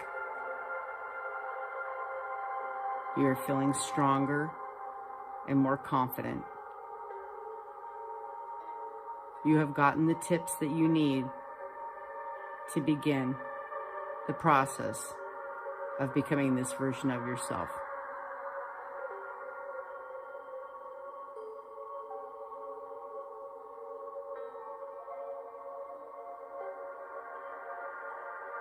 Feel the feelings of gratitude. Feel the feelings of excitement and joy as you imagine your life now with these current skills, with knowing what to do, with knowing the next steps to take.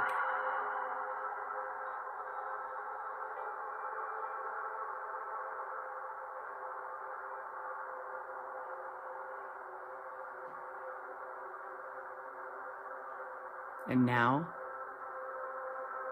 I'm going to count to 3, and you're going to come back to this current time and this current reality. As soon as I count to 3, you're going to open your eyes, feeling refreshed,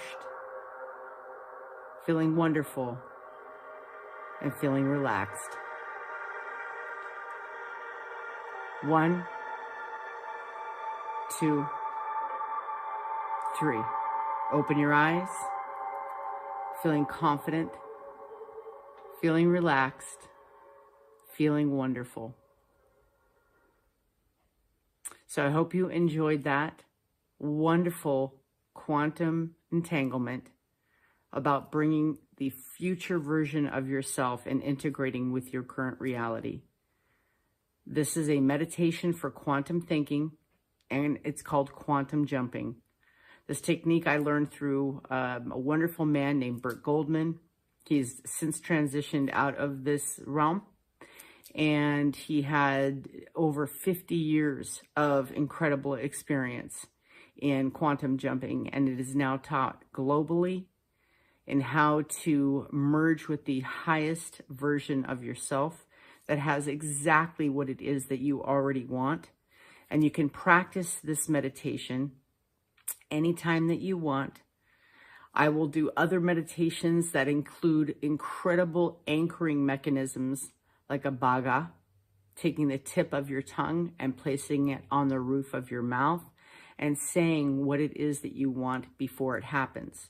For example, if you want a promotion, you can take your tongue, stick it to the roof of your mouth, and I'm excited I have that promotion. And it's anchoring that. So the more that you do these techniques and you practice them, the faster you're going to get to the life that you truly want. So make sure that you are subscribing and following for future meditations and more anchoring techniques so you can get there better and faster. And if you need support and guidance, please tap into my free school courses. The link is below. And join the class, join the platform. And if you need additional coaching and support and you want to get there even faster, I do personal coaching, and I would love to support you in any way that I can. So I hope you enjoyed this wonderful meditation of tapping into your quantum mind and merging with your parallel version of yourself. Have a fantastic night, and I'll see you next time.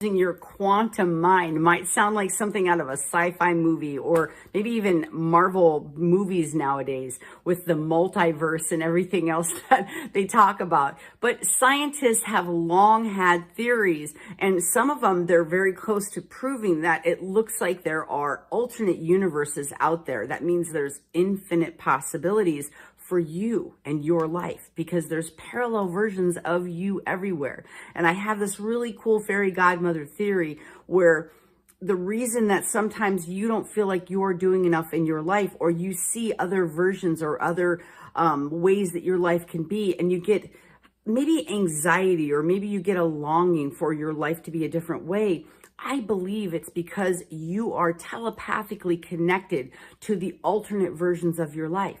So you can see the good of what your life can be in a parallel universe, or maybe you feel the having of what you already worked for, and you have this desire that's welling up inside of you, because somewhere inside you know it's already possible, because again, telepathically you're connecting with a different version of yourself. So there are techniques to actually tap into these parallel versions and actually integrate with those skills to bring them into your life, so you can learn faster and you can feel differently, and you can take those steps that are going to lead you to your highest and your best life, your best self, however it is that you want to feel. Maybe you just want to learn how to feel happy again. Maybe you want to learn a new instrument, or you want to learn a new language, or maybe you want a certain financial status, or a certain type of relationship, or a career, or maybe you have aspirations of really changing the world. Well, all those versions of you are out there. All those versions of you already exist in a parallel universe. And tapping into quantum mind, quantum thinking, just means that you are open to the possibility. You're open to changing your perspective into believing that you are possible right here, right now. Because some people think it's a dream. Some theorists think that this is like the Matrix, or, you know, we're living a dream, or we've already had this life and we're just remembering. But if that's the truth and you have control of your universe, then why not create it the way that you truly want to? So there are 3 simple steps. It doesn't mean it's easy. You still have to practice, and you still have to create those neurons and create those new synapse connections by doing it over and over and over and over again until they solidify.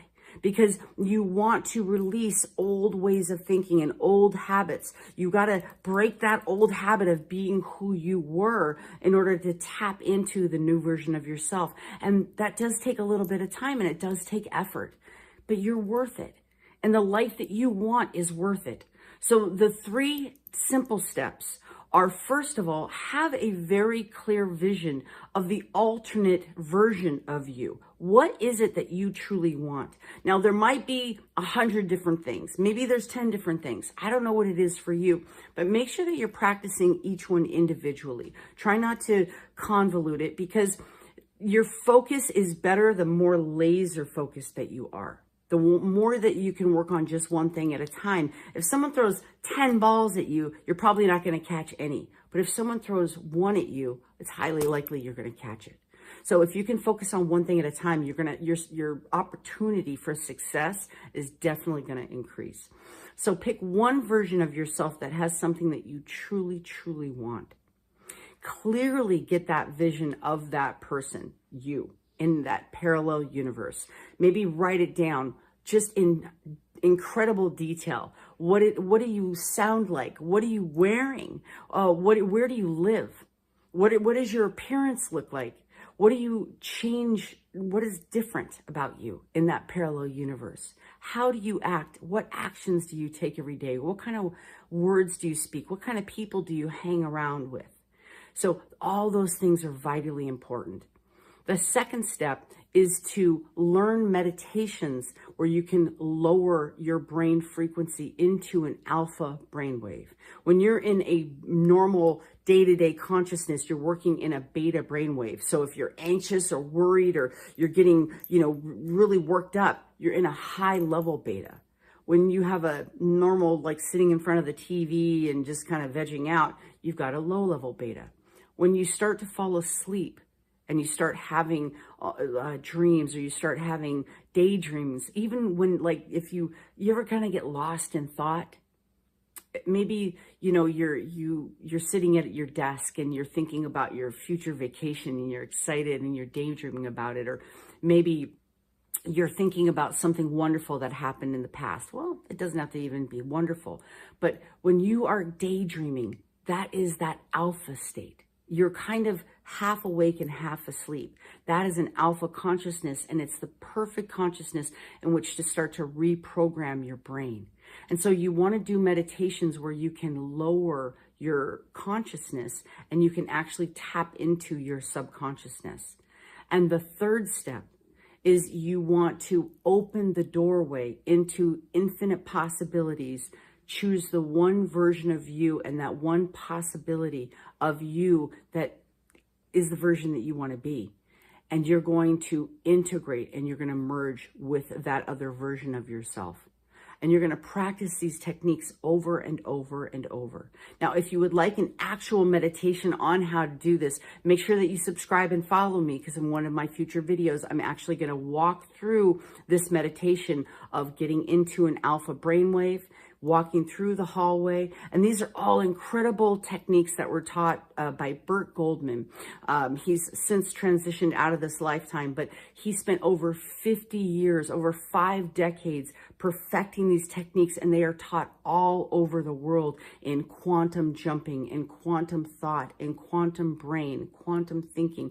It's an incredibly powerful technique.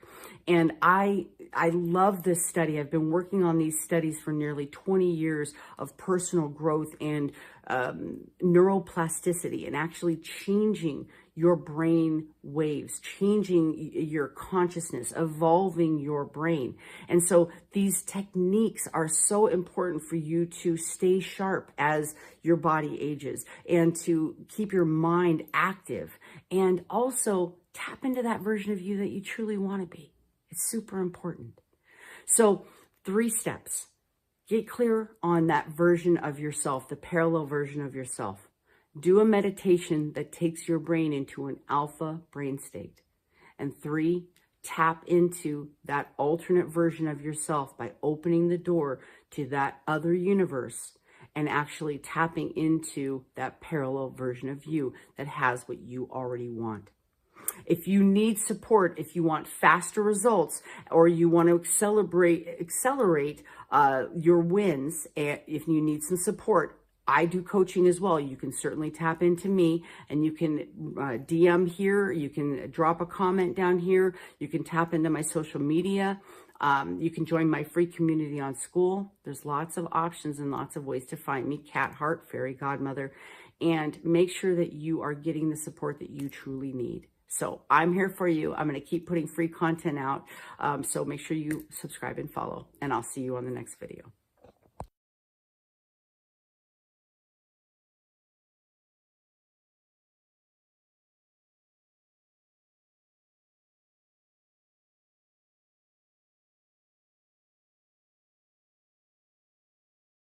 Everyone, welcome to Hey Uterus, What's This? A podcast about fibroids. I am your host, Delight Hangala, and I'm going to be taking you on a journey to understand what fibroids are. I guess some of you have never heard about fibroids, and to be honest, that was me, a 20-year-old in university. I'd never heard about fibroids. The first time I got to hear about it was when my roommate's mom was going for an operation, and my roommate told me, oh, my mom is going for an operation for fibroids, and I'm like, what are fibroids? Because, you know, fibroids are not talked about as much as breast cancer, as much as the other diseases out there. So she told me, oh no, fibroids are just growths in the stomach. And, you know, I left it at that. I didn't probe more. I was just like, oh, okay, shame anyways.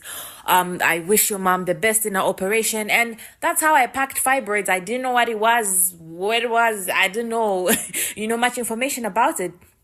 But then a few years later, I was not feeling well, and at the time I was staying with my mom, and she told me, go have a full body checkup. So I went, I had a full body checkup, and at the clinic where I went, they found out that my blood was low.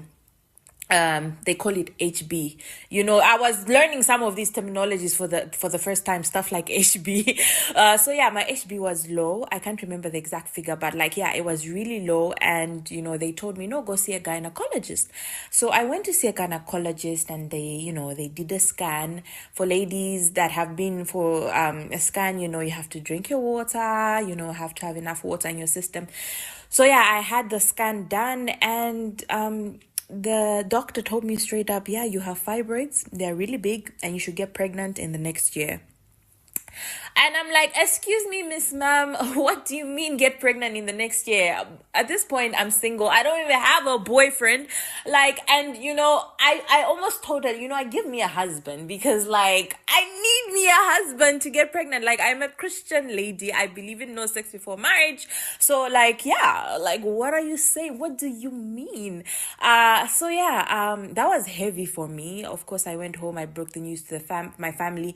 At that point, still, I didn't really understand what this fibroids is. What are fibroids, you guys? I didn't understand at that point. Of course, I started researching more, and I got the medical point of view of what fibroids are exactly. And this podcast is gonna talk more about what fibroids are exactly. I'm not a medical personnel, but I just know, of course, there are growths in the stomach that can grow in your uterus and outside the uterus lining.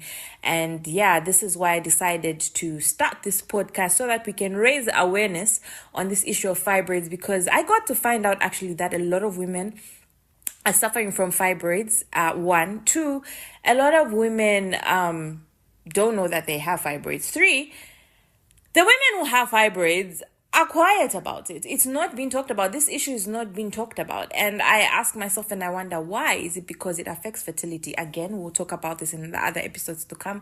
There's just a lot surrounding this issue of fibroids. And this is why I decided to start this podcast called Hey Uterus, What's This?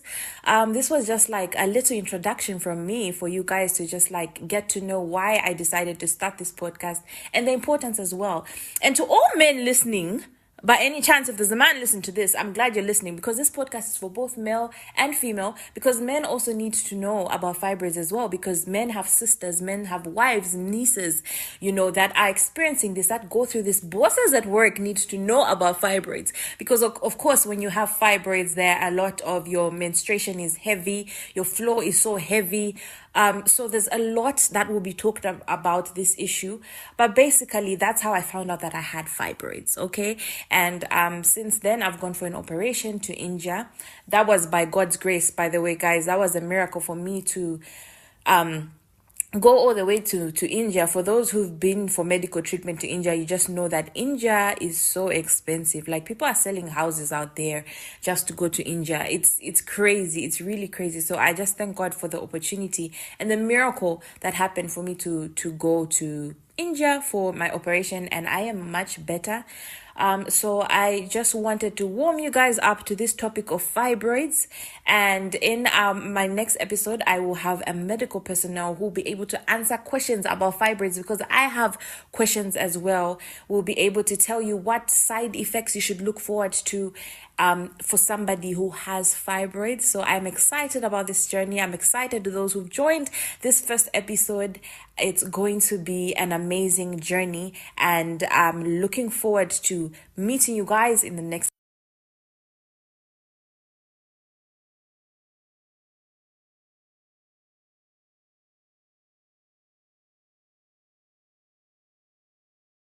Everyone, welcome to Hey Uterus, What's This? A podcast about fibroids. I am your host, Delight Hangala, and I'm going to be taking you on a journey to understand what fibroids are. I guess some of you have never heard about fibroids, and to be honest, that was me, a 20-year-old in university. I'd never heard about fibroids. The first time I got to hear about it was when my roommate's mom was going for an operation, and my roommate told me, oh, my mom is going for an operation for fibroids, and I'm like, what are fibroids? Because fibroids are not talked about as much as breast cancer, as much as the other diseases out there. So she told me, oh no, fibroids are just growths in the stomach. And I left it at that. I didn't probe more. I was just like, oh, okay, shame anyways. I wish your mom the best in her operation. And that's how I packed fibroids. I didn't know what it was, I didn't know much information about it. But then a few years later, I was not feeling well, and at the time I was staying with my mom, and she told me, go have a full body checkup. So I went. I had a full body checkup, and at the clinic where I went, they found out that my blood was low. They call it HB. I was learning some of these terminologies for the first time, stuff like HB. So yeah, my HB was low. I can't remember the exact figure, but it was really low. And they told me, no, go see a gynecologist. So I went to see a gynecologist, and they did a scan. For ladies that have been for a scan, you have to drink your water, have to have enough water in your system. So yeah, I had the scan done, and the doctor told me straight up, yeah, you have fibroids. They're really big, and you should get pregnant in the next year. And I'm like, excuse me, Miss Ma'am, what do you mean get pregnant in the next year? At this point, I'm single. I don't even have a boyfriend. I almost told her, give me a husband, because I need me a husband to get pregnant. I'm a Christian lady. I believe in no sex before marriage. So what are you saying? What do you mean? That was heavy for me. Of course, I went home. I broke the news to my family.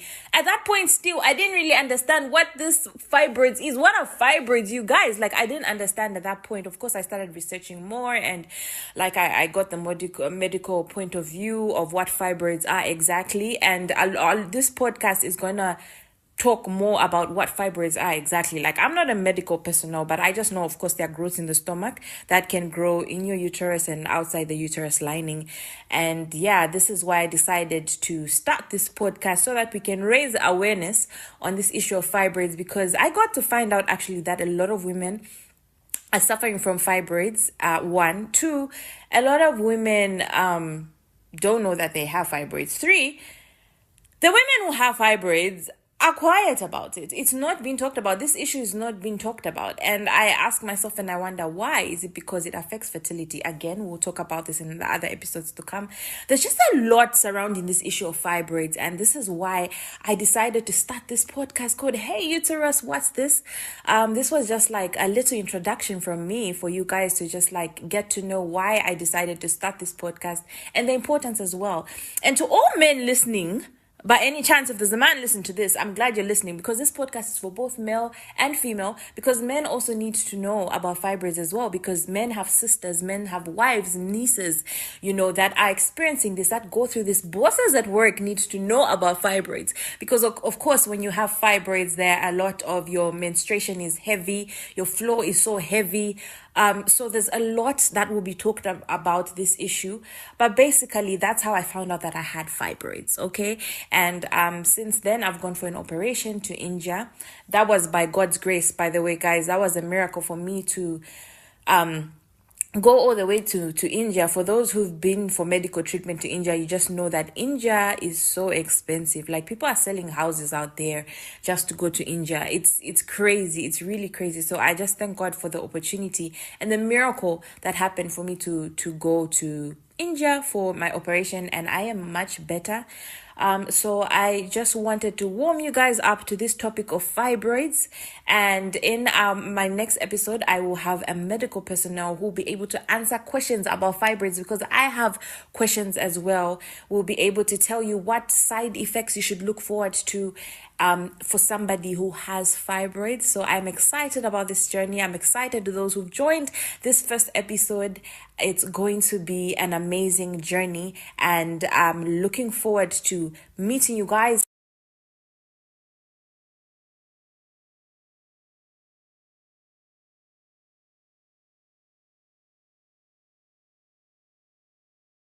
Everyone, welcome to Hey Uterus, What's This? A podcast about fibroids. I am your host, Delight Hangala, and I'm going to be taking you on a journey to understand what fibroids are. I guess some of you have never heard about fibroids, and to be honest, that was me, a 20-year-old in university. I'd never heard about fibroids. The first time I got to hear about it was when my roommate's mom was going for an operation, and my roommate told me, oh, my mom is going for an operation for fibroids. And I'm like, what are fibroids? Because fibroids are not talked about as much as breast cancer, as much as the other diseases out there. So she told me, oh no, fibroids are just growths in the stomach. And I left it at that. I didn't probe more. I was just like, oh, okay, shame anyways. I wish your mom the best in her operation. And that's how I packed fibroids. I didn't know what it was, I didn't know much information about it. But then a few years later, I was not feeling well, and at the time I was staying with my mom, and she told me, go have a full body checkup. So I went. I had a full body checkup, and at the clinic where I went, they found out that my blood was low. They call it HB. I was learning some of these terminologies for the first time, stuff like HB. So yeah, my HB was low. I can't remember the exact figure, but it was really low. And they told me, no, go see a gynecologist. So I went to see a gynecologist, and they did a scan. For ladies that have been for a scan, you have to drink your water, have to have enough water in your system. So yeah, I had the scan done, and the doctor told me straight up, yeah, you have fibroids. They're really big, and you should get pregnant in the next year. And I'm like, excuse me, Miss Ma'am, what do you mean get pregnant in the next year? At this point, I'm single. I don't even have a boyfriend. I almost told her, give me a husband, because I need me a husband to get pregnant. I'm a Christian lady. I believe in no sex before marriage. So what are you saying? What do you mean? That was heavy for me. Of course, I went home. I broke the news to my family. At that point, still, I didn't really understand what this fibroids is. What are fibroids, you guys? I didn't understand at that point. Of course, I started researching more, and I got the medical point of view of what fibroids are exactly. And this podcast is gonna talk more about what fibroids are exactly. Like, I'm not a medical personnel, but I just know, of course, there are growths in the stomach that can grow in your uterus and outside the uterus lining. And yeah, this is why I decided to start this podcast, so that we can raise awareness on this issue of fibroids, because I got to find out actually that a lot of women are suffering from fibroids. One, two, a lot of women don't know that they have fibroids. Three, the women who have fibroids are quiet about it. It's not being talked about. This issue is not being talked about. And I ask myself and I wonder why. Is it because it affects fertility? Again, we'll talk about this in the other episodes to come. There's just a lot surrounding this issue of fibroids. And this is why I decided to start this podcast called Hey Uterus, What's This? This was just like a little introduction from me for you guys to just like get to know why I decided to start this podcast and the importance as well. And to all men listening, by any chance, if there's a man listening to this, I'm glad you're listening, because this podcast is for both male and female, because men also need to know about fibroids as well, because men have sisters, men have wives, nieces, that are experiencing this, that go through this. Bosses at work need to know about fibroids, because of course, when you have fibroids, there a lot of your menstruation is heavy, your flow is so heavy. So there's a lot that will be talked about this issue, but basically that's how I found out that I had fibroids. Okay. And since then I've gone for an operation to India. That was by God's grace, by the way, guys. That was a miracle for me to go all the way to India. For those who've been for medical treatment to India, you just know that India is so expensive. Like, people are selling houses out there just to go to India. It's crazy. It's really crazy. So I just thank God for the opportunity and the miracle that happened for me to go to India for my operation, and I am much better. So I just wanted to warm you guys up to this topic of fibroids. And in my next episode, I will have a medical personnel who will be able to answer questions about fibroids, because I have questions as well. We'll be able to tell you what side effects you should look forward to for somebody who has fibroids. So I'm excited about this journey. I'm excited to those who've joined this first episode. It's going to be an amazing journey, and I'm looking forward to meeting you guys in the next.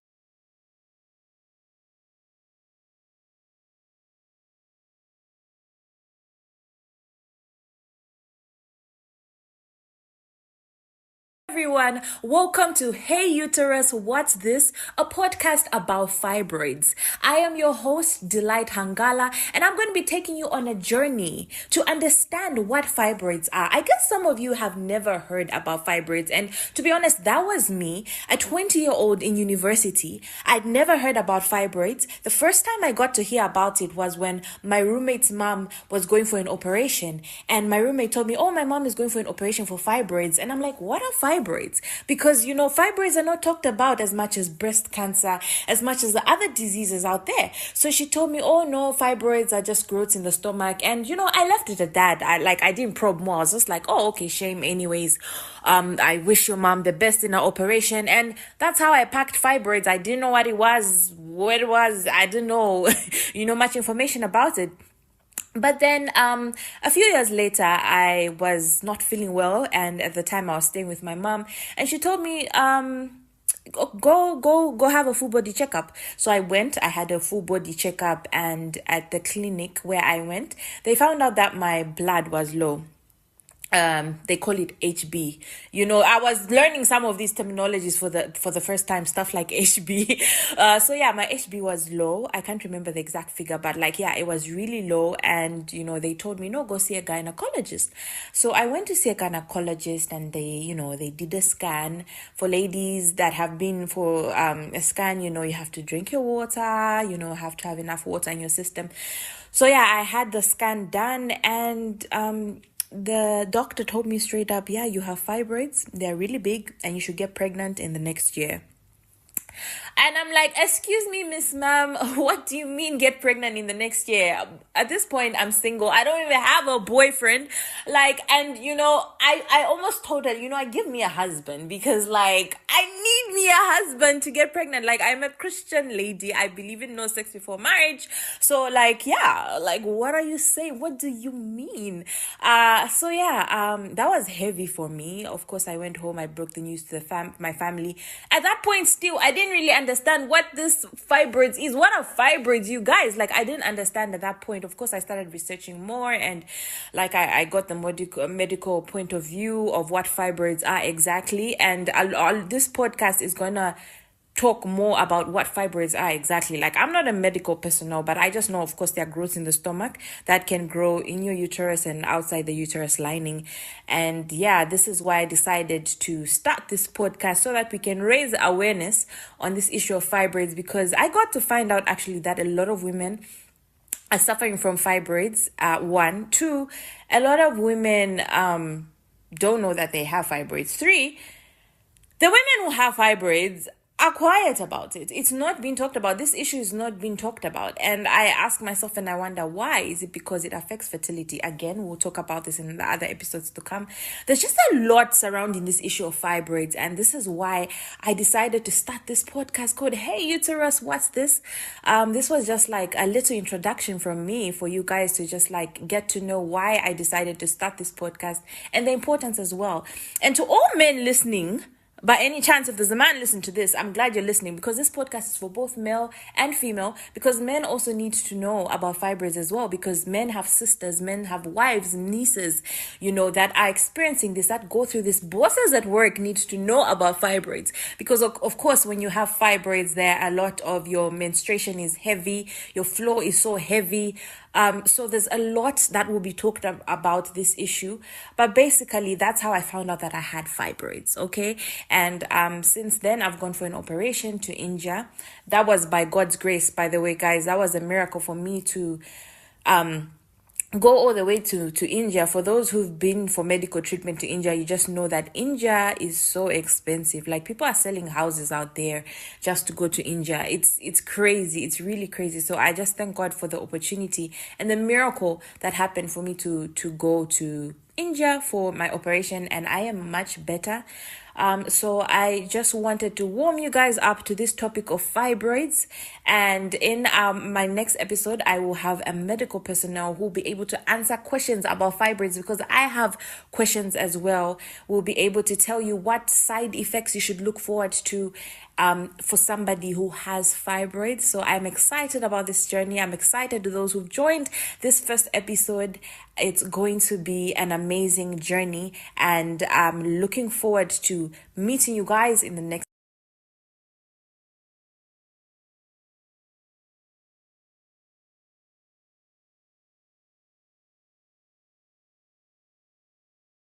Everyone, welcome to Hey Uterus, What's This? A podcast about fibroids. I am your host, Delight Hangala, and I'm going to be taking you on a journey to understand what fibroids are. I guess some of you have never heard about fibroids, and to be honest, that was me, a 20-year-old in university. I'd never heard about fibroids. The first time I got to hear about it was when my roommate's mom was going for an operation, and my roommate told me, oh, my mom is going for an operation for fibroids. And I'm like, what are fibroids? Because fibroids are not talked about as much as breast cancer, as much as the other diseases out there. So she told me, oh no, fibroids are just growths in the stomach. And I left it at that. I didn't probe more. I was just like, oh, okay, shame anyways. I wish your mom the best in her operation. And that's how I packed fibroids. I didn't know what it was, what it was. I didn't know much information about it. But then a few years later, I was not feeling well, and at the time I was staying with my mom, and she told me, go have a full body checkup. So I went. I had a full body checkup, and at the clinic where I went, they found out that my blood was low. They call it HB. I was learning some of these terminologies for the first time, stuff like HB. So yeah, my HB was low. I can't remember the exact figure, but it was really low. And they told me, no, go see a gynecologist. So I went to see a gynecologist, and they did a scan. For ladies that have been for a scan, you have to drink your water, have to have enough water in your system. So yeah, I had the scan done, and the doctor told me straight up, yeah, you have fibroids. They're really big, and you should get pregnant in the next year. And I'm like, excuse me, Miss Ma'am, what do you mean get pregnant in the next year? At this point, I'm single. I don't even have a boyfriend.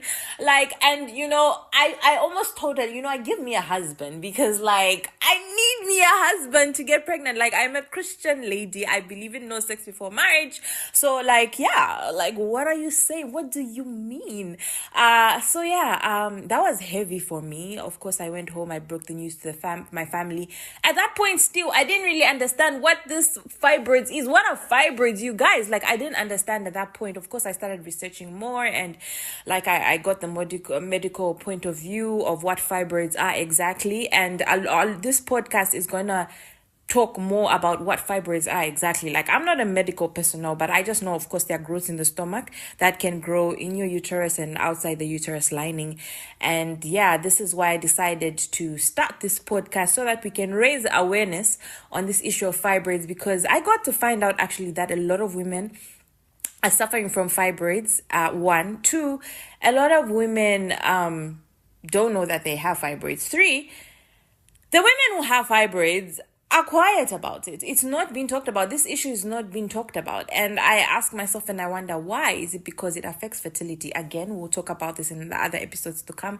There's just a lot surrounding this issue of fibroids. And this is why I decided to start this podcast called Hey Uterus, What's This? This was just like a little introduction from me for you guys to just like get to know why I decided to start this podcast and the importance as well. And to all men listening, by any chance, if there's a man listening to this, I'm glad you're listening, because this podcast is for both male and female, because men also need to know about fibroids as well, because men have sisters, men have wives, nieces, that are experiencing this, that go through this. Bosses at work need to know about fibroids, because of course, when you have fibroids, there a lot of your menstruation is heavy, your flow is so heavy. So there's a lot that will be talked about this issue. But basically, that's how I found out that I had fibroids, okay? And since then, I've gone for an operation to India. That was by God's grace, by the way, guys. That was a miracle for me to go all the way to India. For those who've been for medical treatment to India, you just know that India is so expensive. Like, people are selling houses out there just to go to India. It's crazy. It's really crazy. So I just thank God for the opportunity and the miracle that happened for me to go to India for my operation, and I am much better. So I just wanted to warm you guys up to this topic of fibroids. And in my next episode, I will have a medical personnel who will be able to answer questions about fibroids, because I have questions as well. We'll be able to tell you what side effects you should look forward to for somebody who has fibroids. So I'm excited about this journey. I'm excited to those who've joined this first episode. It's going to be an amazing journey, and I'm looking forward to meeting you guys in the next.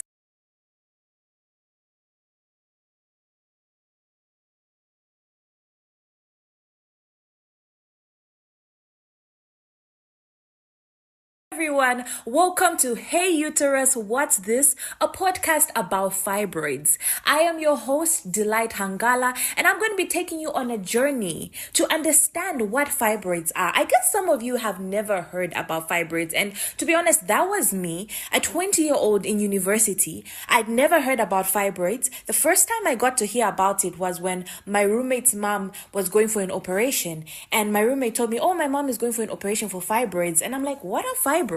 Because fibroids are not talked about as much as breast cancer, as much as the other diseases out there. So she told me, oh no, fibroids are just growths in the stomach. And I left it at that. I didn't probe more. I was just like, oh, okay, shame anyways. I wish your mom the best in her operation. And that's how I packed fibroids. I didn't know what it was, I didn't know much information about it. But then a few years later, I was not feeling well, and at the time I was staying with my mom, and she told me, go have a full body checkup. So I went. I had a full body checkup, and at the clinic where I went, they found out that my blood was low. they call it HB. I was learning some of these terminologies for the first time, stuff like HB. So yeah, my HB was low. I can't remember the exact figure, but it was really low. And they told me, no, go see a gynecologist. So I went to see a gynecologist, and they did a scan. For ladies that have been for a scan, you have to drink your water, have to have enough water in your system. So yeah, I had the scan done, and the doctor told me straight up, yeah, you have fibroids. They're really big, and you should get pregnant in the next year. And I'm like, excuse me, Miss Ma'am, what do you mean get pregnant in the next year? At this point, I'm single. I don't even have a boyfriend. I almost told her, give me a husband, because I need me a husband to get pregnant. I'm a Christian lady. I believe in no sex before marriage. So what are you saying? What do you mean? That was heavy for me. Of course, I went home. I broke the news to my family. At that point, still, I didn't really understand what this fibroids is. What are fibroids, you guys? I didn't understand at that point. Of course, I started researching more, and I got the medical point of view of what fibroids are exactly. And this podcast is gonna talk more about what fibroids are exactly. I'm not a medical personnel, but I just know, of course, there are growths in the stomach that can grow in your uterus and outside the uterus lining. And yeah, this is why I decided to start this podcast, so that we can raise awareness on this issue of fibroids, because I got to find out actually that a lot of women are suffering from fibroids. 1, 2, a lot of women don't know that they have fibroids. 3, the women who have fibroids are quiet about it. It's not being talked about. This issue is not being talked about. And I ask myself, and I wonder why. Is it because it affects fertility? Again, we'll talk about this in the other episodes to come. There's just a lot surrounding this issue of fibroids. And this is why I decided to start this podcast called Hey Uterus, What's This? This was just a little introduction from me for you guys to just get to know why I decided to start this podcast and the importance as well. And to all men listening, by any chance, if there's a man listening to this, I'm glad you're listening, because this podcast is for both male and female, because men also need to know about fibroids as well, because men have sisters, men have wives, nieces, that are experiencing this, that go through this. Bosses at work need to know about fibroids, because of course, when you have fibroids, there a lot of your menstruation is heavy, your flow is so heavy. So there's a lot that will be talked about this issue, but basically that's how I found out that I had fibroids. Okay. And since then I've gone for an operation to India. That was by God's grace, by the way, guys. That was a miracle for me to go all the way to India. For those who've been for medical treatment to India, you just know that India is so expensive. People are selling houses out there just to go to India. It's crazy. It's really crazy. So I just thank God for the opportunity and the miracle that happened for me to go to India for my operation, and I am much better. So I just wanted to warm you guys up to this topic of fibroids. And in my next episode, I will have a medical personnel who will be able to answer questions about fibroids, because I have questions as well. We'll be able to tell you what side effects you should look forward to for somebody who has fibroids. So I'm excited about this journey. I'm excited to those who've joined this first episode. It's going to be an amazing journey, and I'm looking forward to meeting you guys in the next.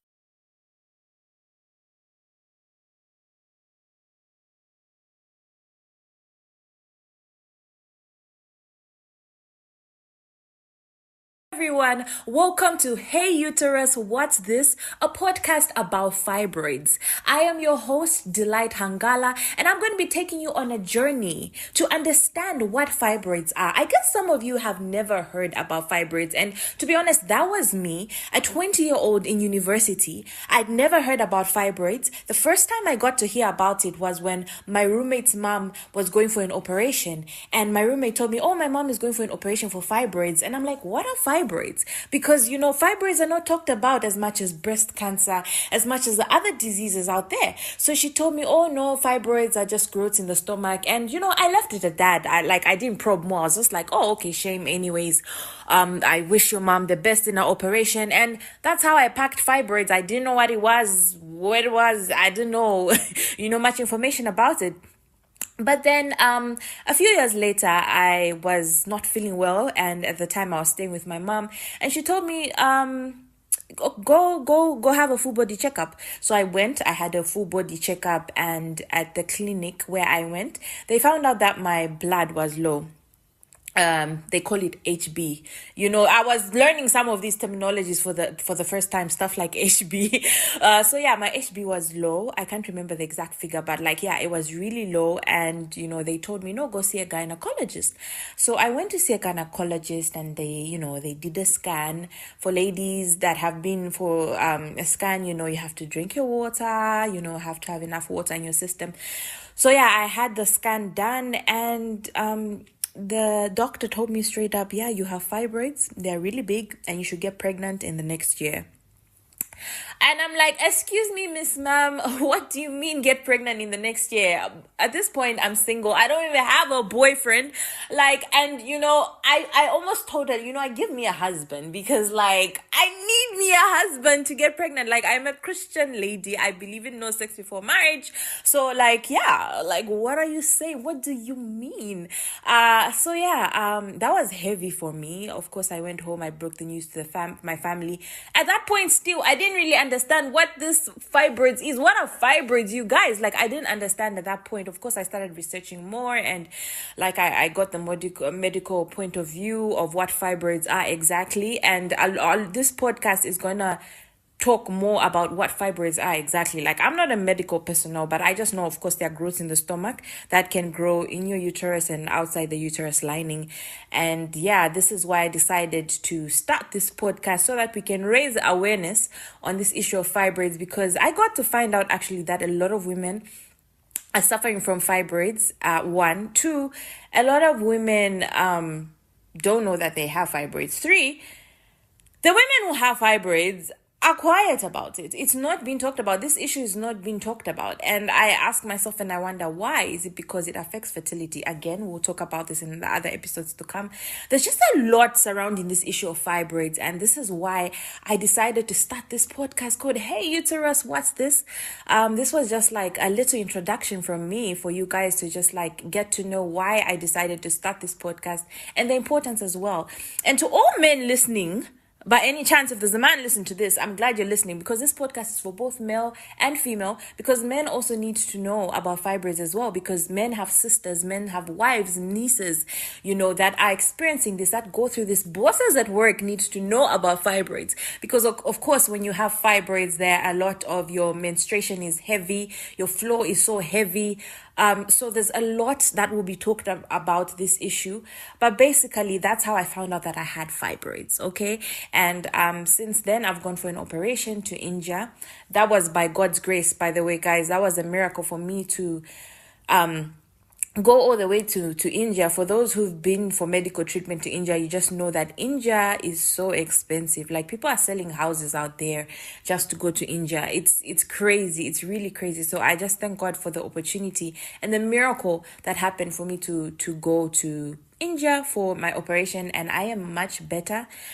So I just wanted to warm you guys up to this topic of fibroids, and in my next episode I will have a medical personnel who will be able to answer questions about fibroids, because I have questions as well. We'll be able to tell you what side effects you should look forward to for somebody who has fibroids. So I'm excited about this journey. I'm excited to those who've joined this first episode.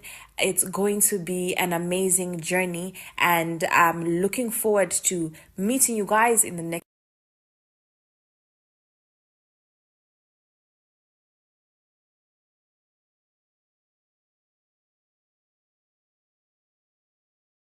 Everyone, welcome to Hey Uterus, What's This? A podcast about fibroids. I am your host, Delight Hangala, and I'm going to be taking you on a journey to understand what fibroids are. I guess some of you have never heard about fibroids, and to be honest, that was me, a 20-year-old in university. I'd never heard about fibroids. The first time I got to hear about it was when my roommate's mom was going for an operation, and my roommate told me, oh, my mom is going for an operation for fibroids, and I'm like, what are fibroids? fibroids, because fibroids are not talked about as much as breast cancer, as much as the other diseases out there. So she told me, oh no, fibroids are just growths in the stomach. And I left it at that. I didn't probe more. I was just like, oh, okay, shame anyways. I wish your mom the best in her operation. And that's how I packed fibroids. I didn't know what it was, I didn't know much information about it. But then a few years later, I was not feeling well, and at the time I was staying with my mom, and she told me, go have a full body checkup. So I went. I had a full body checkup, and at the clinic where I went, they found out that my blood was low. They call it HB. I was learning some of these terminologies for the first time, stuff like HB. So yeah, my HB was low. I can't remember the exact figure, but it was really low. And they told me, no, go see a gynecologist.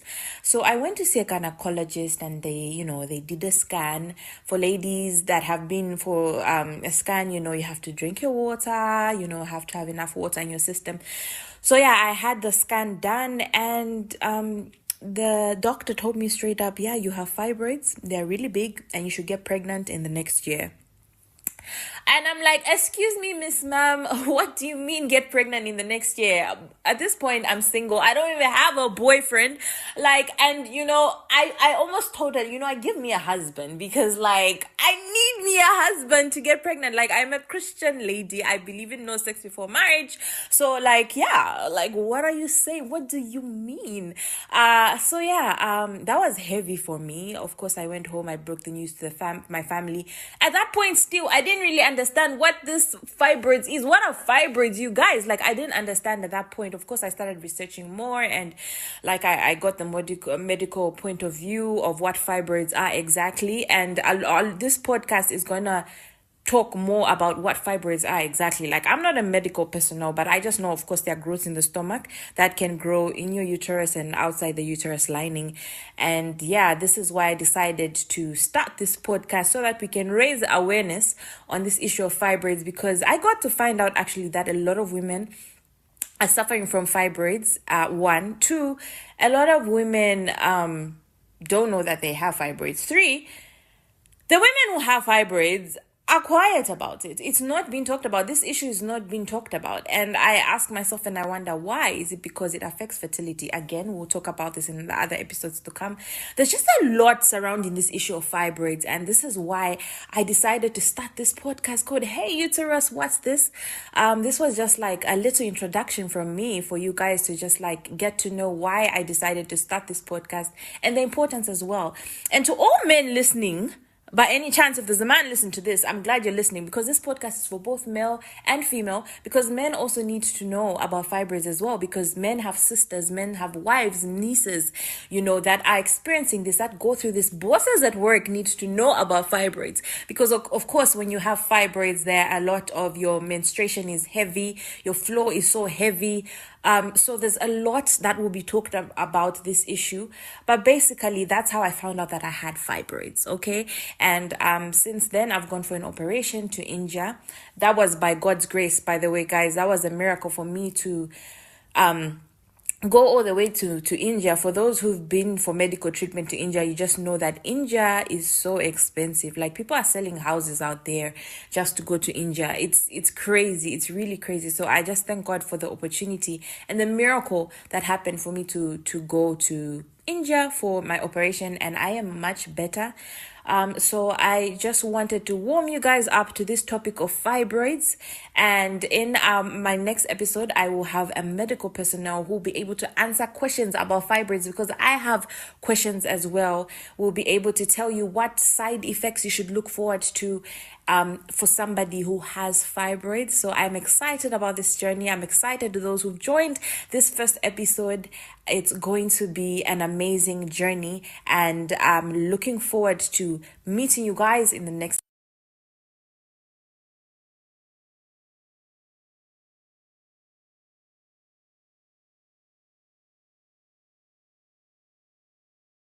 Everyone, welcome to Hey Uterus, What's This? A podcast about fibroids. I am your host, Delight Hangala, and I'm going to be taking you on a journey to understand what fibroids are. I guess some of you have never heard about fibroids, and to be honest, that was me, a 20-year-old in university. I'd never heard about fibroids. The first time I got to hear about it was when my roommate's mom was going for an operation, and my roommate told me, oh, my mom is going for an operation for fibroids, and I'm like, what are fibroids?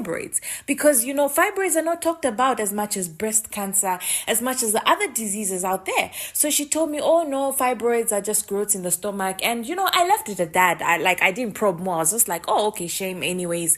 I wish your mom the best in her operation. And that's how I packed fibroids. I didn't know what it was, I didn't know, much information about it. But then a few years later, I was not feeling well, and at the time I was staying with my mom, and she told me, go have a full body checkup. So I went. I had a full body checkup, and at the clinic where I went, they found out that my blood was low. They call it HB. I was learning some of these terminologies for the first time, stuff like HB. So yeah, my HB was low. I can't remember the exact figure, but it was really low. And, they told me, no, go see a gynecologist. So I went to see a gynecologist, and they did a scan. For ladies that have been for a scan, you have to drink your water, have to have enough water in your system. So yeah, I had the scan done, and the doctor told me straight up, yeah, you have fibroids. They're really big, and you should get pregnant in the next year. And I'm like, excuse me, Miss Ma'am, what do you mean get pregnant in the next year? At this point, I'm single. I don't even have a boyfriend. I almost told her, give me a husband, because I need me a husband to get pregnant. I'm a Christian lady. I believe in no sex before marriage. So what are you saying? What do you mean? That was heavy for me. Of course, I went home. I broke the news to my family.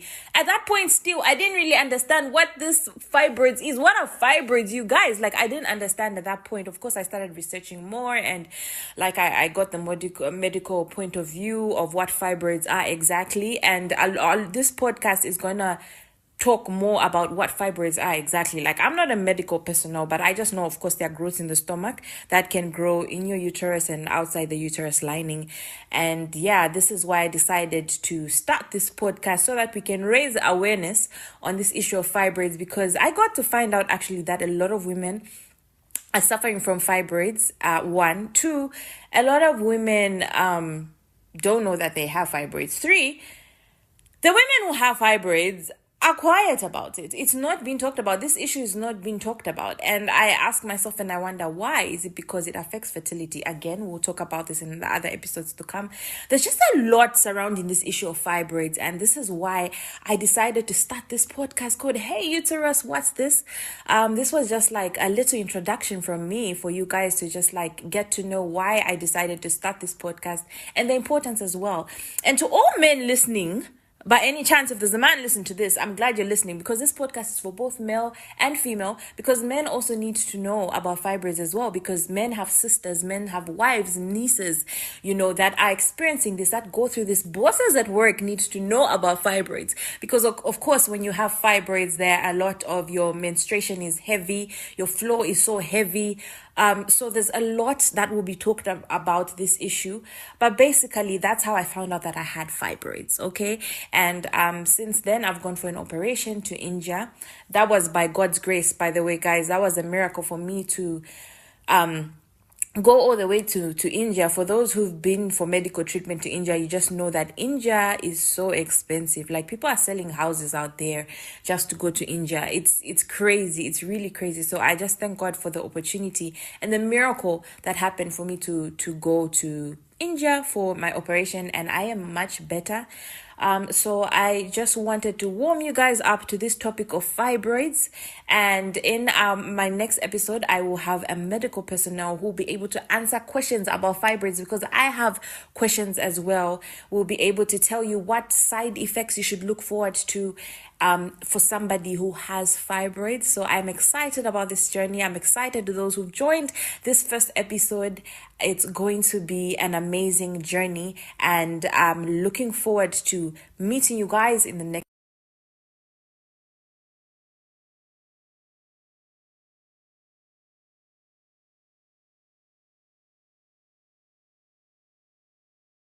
Everyone, welcome to Hey Uterus, What's This? A podcast about fibroids. I am your host, Delight Hangala, and I'm going to be taking you on a journey to understand what fibroids are. I guess some of you have never heard about fibroids, and to be honest, that was me, a 20-year-old in university. I'd never heard about fibroids. The first time I got to hear about it was when my roommate's mom was going for an operation, and my roommate told me, oh, my mom is going for an operation for fibroids, and I'm like, what are fibroids? Because fibroids are not talked about as much as breast cancer, as much as the other diseases out there. So she told me, oh no, fibroids are just growths in the stomach. And I left it at that. I didn't probe more. I was just like, oh, okay, shame anyways. I wish your mom the best in her operation. And that's how I packed fibroids. I didn't know what it was, what it was. I didn't know much information about it. But then a few years later, I was not feeling well, and at the time I was staying with my mom, and she told me, go have a full body checkup. So I went. I had a full body checkup, and at the clinic where I went, they found out that my blood was low. They call it HB. I was learning some of these terminologies for the first time, stuff like HB. So yeah, my HB was low. I can't remember the exact figure, but it was really low. And they told me, no, go see a gynecologist. So I went to see a gynecologist, and they did a scan. For ladies that have been for a scan, you have to drink your water, have to have enough water in your system. So yeah, I had the scan done, and the doctor told me straight up, yeah, you have fibroids. They're really big, and you should get pregnant in the next year. And I'm like, excuse me, Miss Ma'am, what do you mean get pregnant in the next year? At this point, I'm single. I don't even have a boyfriend. I almost told her, give me a husband, because I need me a husband to get pregnant. I'm a Christian lady. I believe in no sex before marriage. So what are you saying? What do you mean? That was heavy for me. Of course, I went home. I broke the news to my family. At that point, still, I didn't really understand what this fibroids is. What are fibroids, you guys? I didn't understand at that point. Of course, I started researching more, and I got the medical point of view of what fibroids are exactly. And this podcast is gonna talk more about what fibroids are exactly. I'm not a medical personnel, but I just know, of course, there are growths in the stomach that can grow in your uterus and outside the uterus lining. And yeah, this is why I decided to start this podcast, so that we can raise awareness on this issue of fibroids, because I got to find out actually that a lot of women are suffering from fibroids. One, two, a lot of women don't know that they have fibroids. Three, the women who have fibroids are quiet about it. It's not being talked about. This issue is not being talked about. And I ask myself, and I wonder, why? Is it because it affects fertility? Again, we'll talk about this in the other episodes to come. There's just a lot surrounding this issue of fibroids. And this is why I decided to start this podcast called Hey Uterus, What's This? This was just a little introduction from me for you guys to just get to know why I decided to start this podcast, and the importance as well. And to all men listening, by any chance, if there's a man listening to this, I'm glad you're listening, because this podcast is for both male and female, because men also need to know about fibroids as well, because men have sisters, men have wives, nieces, that are experiencing this, that go through this. Bosses at work need to know about fibroids, because of course, when you have fibroids, there a lot of your menstruation is heavy, your flow is so heavy. So there's a lot that will be talked about this issue. But basically, that's how I found out that I had fibroids, okay? And since then, I've gone for an operation to India. That was by God's grace, by the way, guys. That was a miracle for me to go all the way to India. For those who've been for medical treatment to India, you just know that India is so expensive. People are selling houses out there just to go to India. It's crazy. It's really crazy. So I just thank God for the opportunity and the miracle that happened for me to go to India for my operation, and I am much better. So I just wanted to warm you guys up to this topic of fibroids. And in my next episode, I will have a medical personnel who will be able to answer questions about fibroids, because I have questions as well. We'll be able to tell you what side effects you should look forward to for somebody who has fibroids. So I'm excited about this journey. I'm excited to those who've joined this first episode. It's going to be an amazing journey, and I'm looking forward to meeting you guys in the next.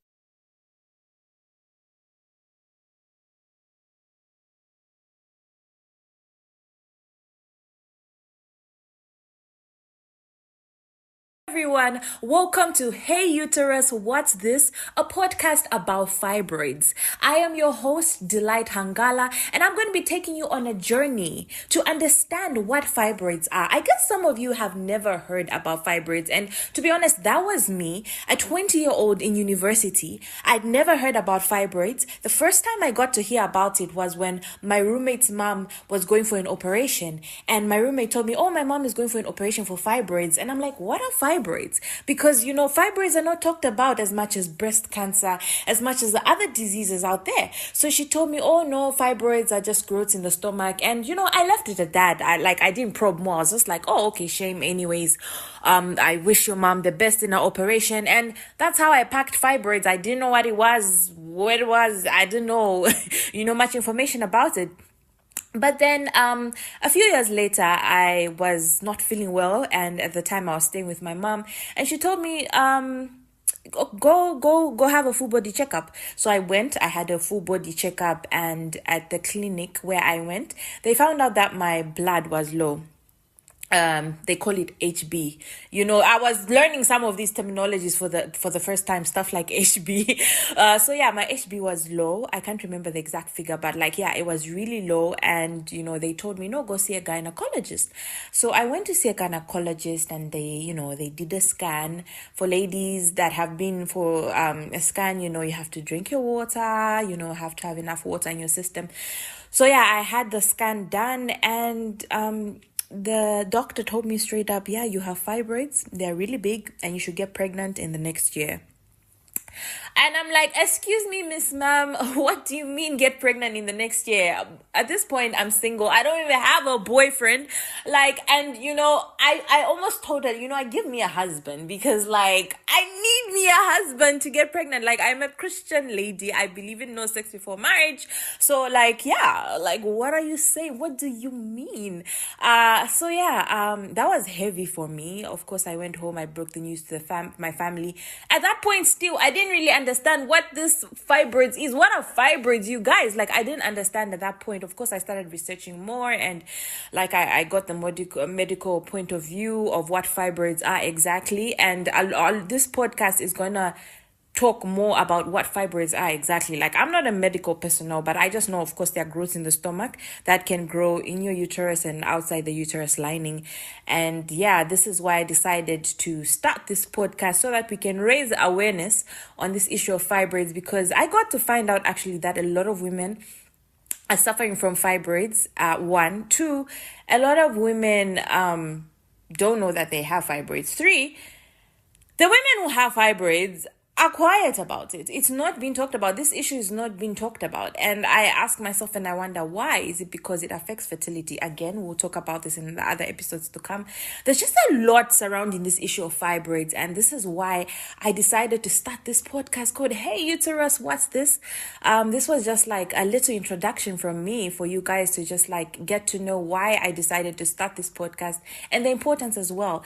And to all men listening, by any chance, if there's a man listening to this, I'm glad you're listening, because this podcast is for both male and female, because men also need to know about fibroids as well, because men have sisters, men have wives, nieces, that are experiencing this, that go through this. Bosses at work need to know about fibroids, because of course, when you have fibroids, there a lot of your menstruation is heavy, your flow is so heavy. So there's a lot that will be talked about this issue. But basically, that's how I found out that I had fibroids, okay? And since then, I've gone for an operation to India. That was by God's grace, by the way, guys. That was a miracle for me to go all the way to India. For those who've been for medical treatment to India, you just know that India is so expensive. Like, people are selling houses out there just to go to India. It's crazy. It's really crazy. So I just thank God for the opportunity and the miracle that happened for me to go to India for my operation, and I am much better. So I just wanted to warm you guys up to this topic of fibroids. And in my next episode, I will have a medical personnel who will be able to answer questions about fibroids, because I have questions as well. We'll be able to tell you what side effects you should look forward to for somebody who has fibroids. So I'm excited about this journey. I'm excited to those who've joined this first episode. It's going to be an amazing journey, and I'm looking forward to meeting you guys in the next.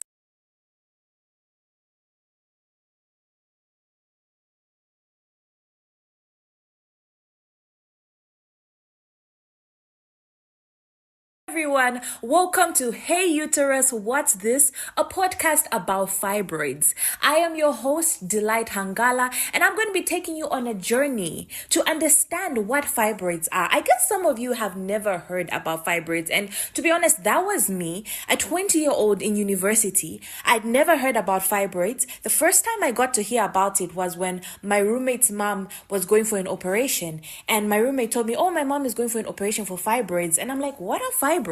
Because, you know, fibroids are not talked about as much as breast cancer, as much as the other diseases out there. So she told me, oh no, fibroids are just growths in the stomach. And, you know, I left it at that. I didn't probe more. I was just like, oh, okay, shame anyways.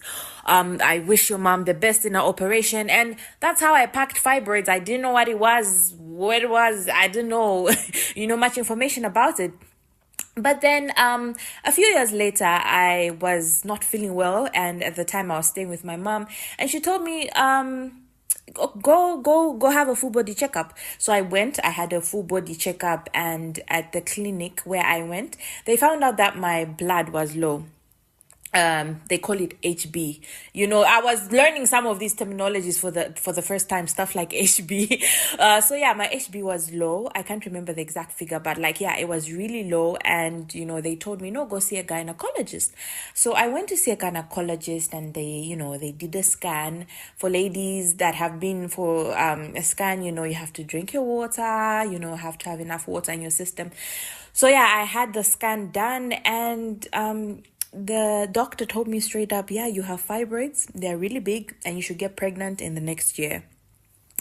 And I'm like, excuse me, Miss Ma'am, what do you mean get pregnant in the next year? At this point, I'm single. I don't even have a boyfriend. I almost told her, give me a husband, because I need me a husband to get pregnant. I'm a Christian lady. I believe in no sex before marriage. So what are you saying? What do you mean? That was heavy for me. Of course, I went home. I broke the news to my family.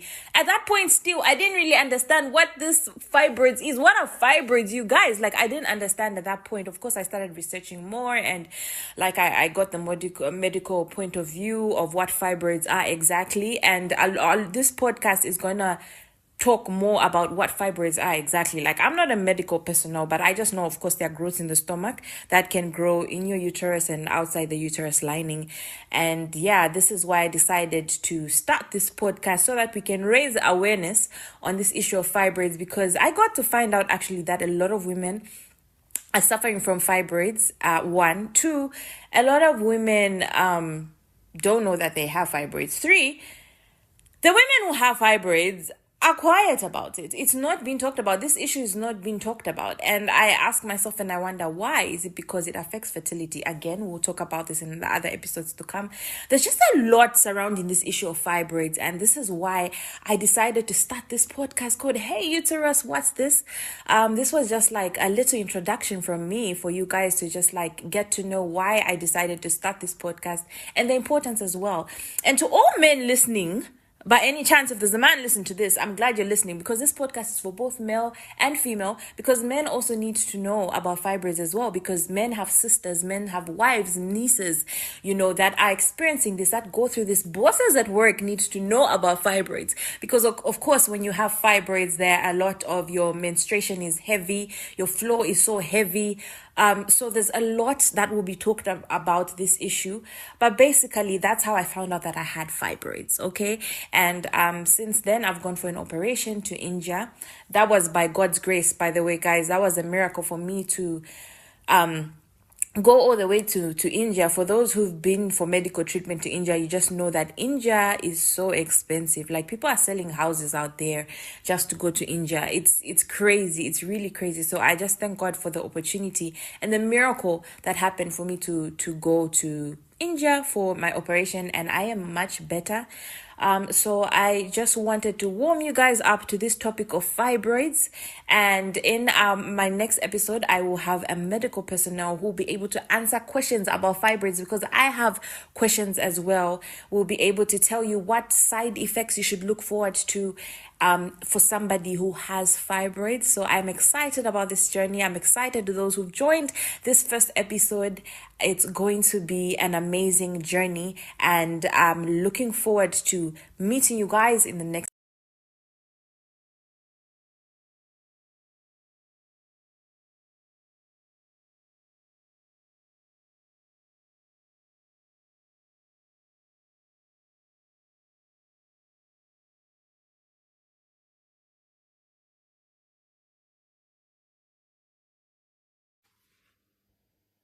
Hey, übrigens, ich habe mit intermittierendem Fasten angefangen. Wie findest du das? Das ist eine Frage, die ich ganz oft kriege. Ich bin Karina Rigoni und ich bin Personal Health Coach und ich helfe Menschen dabei, die ihren eigenen Lebensrhythmus verloren haben und unter Symptomen wie Müdigkeit, Stress oder körperlichen Beschwerden leiden, dabei, ihre individuellen Bedürfnisse zu priorisieren und einen guten Lebensrhythmus wiederherzustellen. Mein Ziel ist es, Menschen zu ermächtigen, Grenzen zu setzen, Selbstfürsorge zu praktizieren und ein gutes Leben zu leben, das Freude und Vitalität schenkt.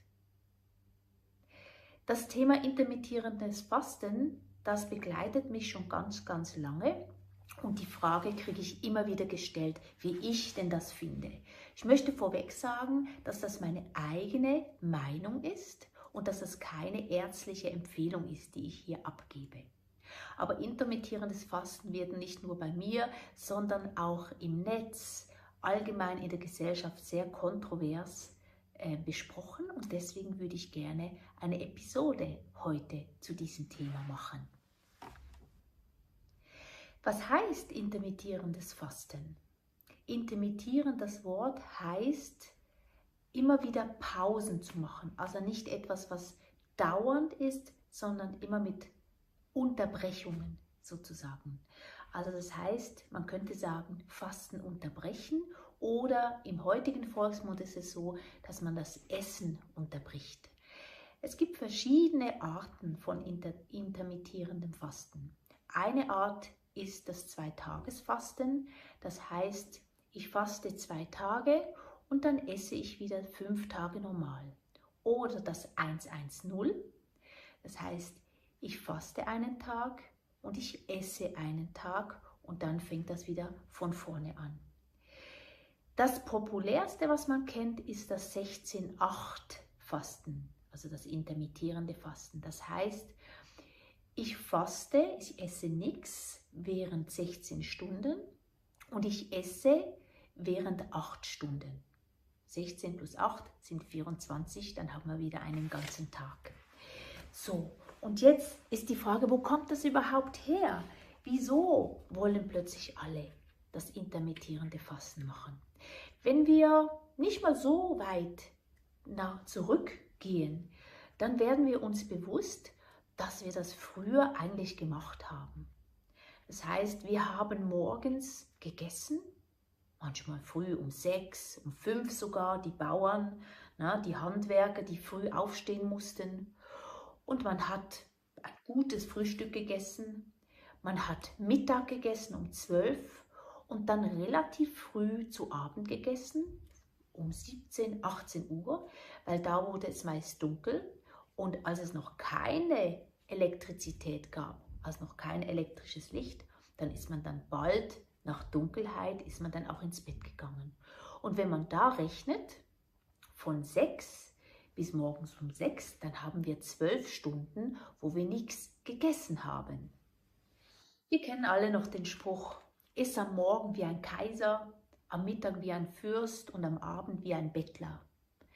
Das ist ein Spruch, der unsere Großeltern uns gesagt haben und das hat ganz viel für sich, auch heute noch. Denn früher haben wir viel früher gegessen, als es noch keine Elektrizität gegeben hat. Dann hat man um 5, 6 Uhr, je nach Jahreszeit gegessen und dann ist man schon bald ins Bett gegangen. Und da, in dieser Zeit, konnte der Körper regenerieren. Heute ist das ein bisschen anders. Wir haben meist keine Zeit am Morgen etwas zu essen, weil ich stehe auf, muss mich stylen, muss mich fertig machen und dann gleich los zur Arbeit. Mittags reicht es meist nur für ein kleines Sandwich oder eine Suppe, meistens auch nicht, sondern weil ich schlank bleiben will, einen kleinen Salat. Und dann abends mit der Familie und weil ich dann auch Hunger habe und nach meinem Zuckerschock am Zvieri, also um 16 Uhr, vielleicht auch dann auch wirklich wieder Hunger habe nach 2, 3 Stunden, dann kochen wir richtig und wir essen meist viel zu spät und weil der Körper kompensieren will und muss, auch viel zu viel. Immer wenn wir wieder neue Trends haben, dann frage ich mich, wo kommt das her? Und was ist das Gute daran?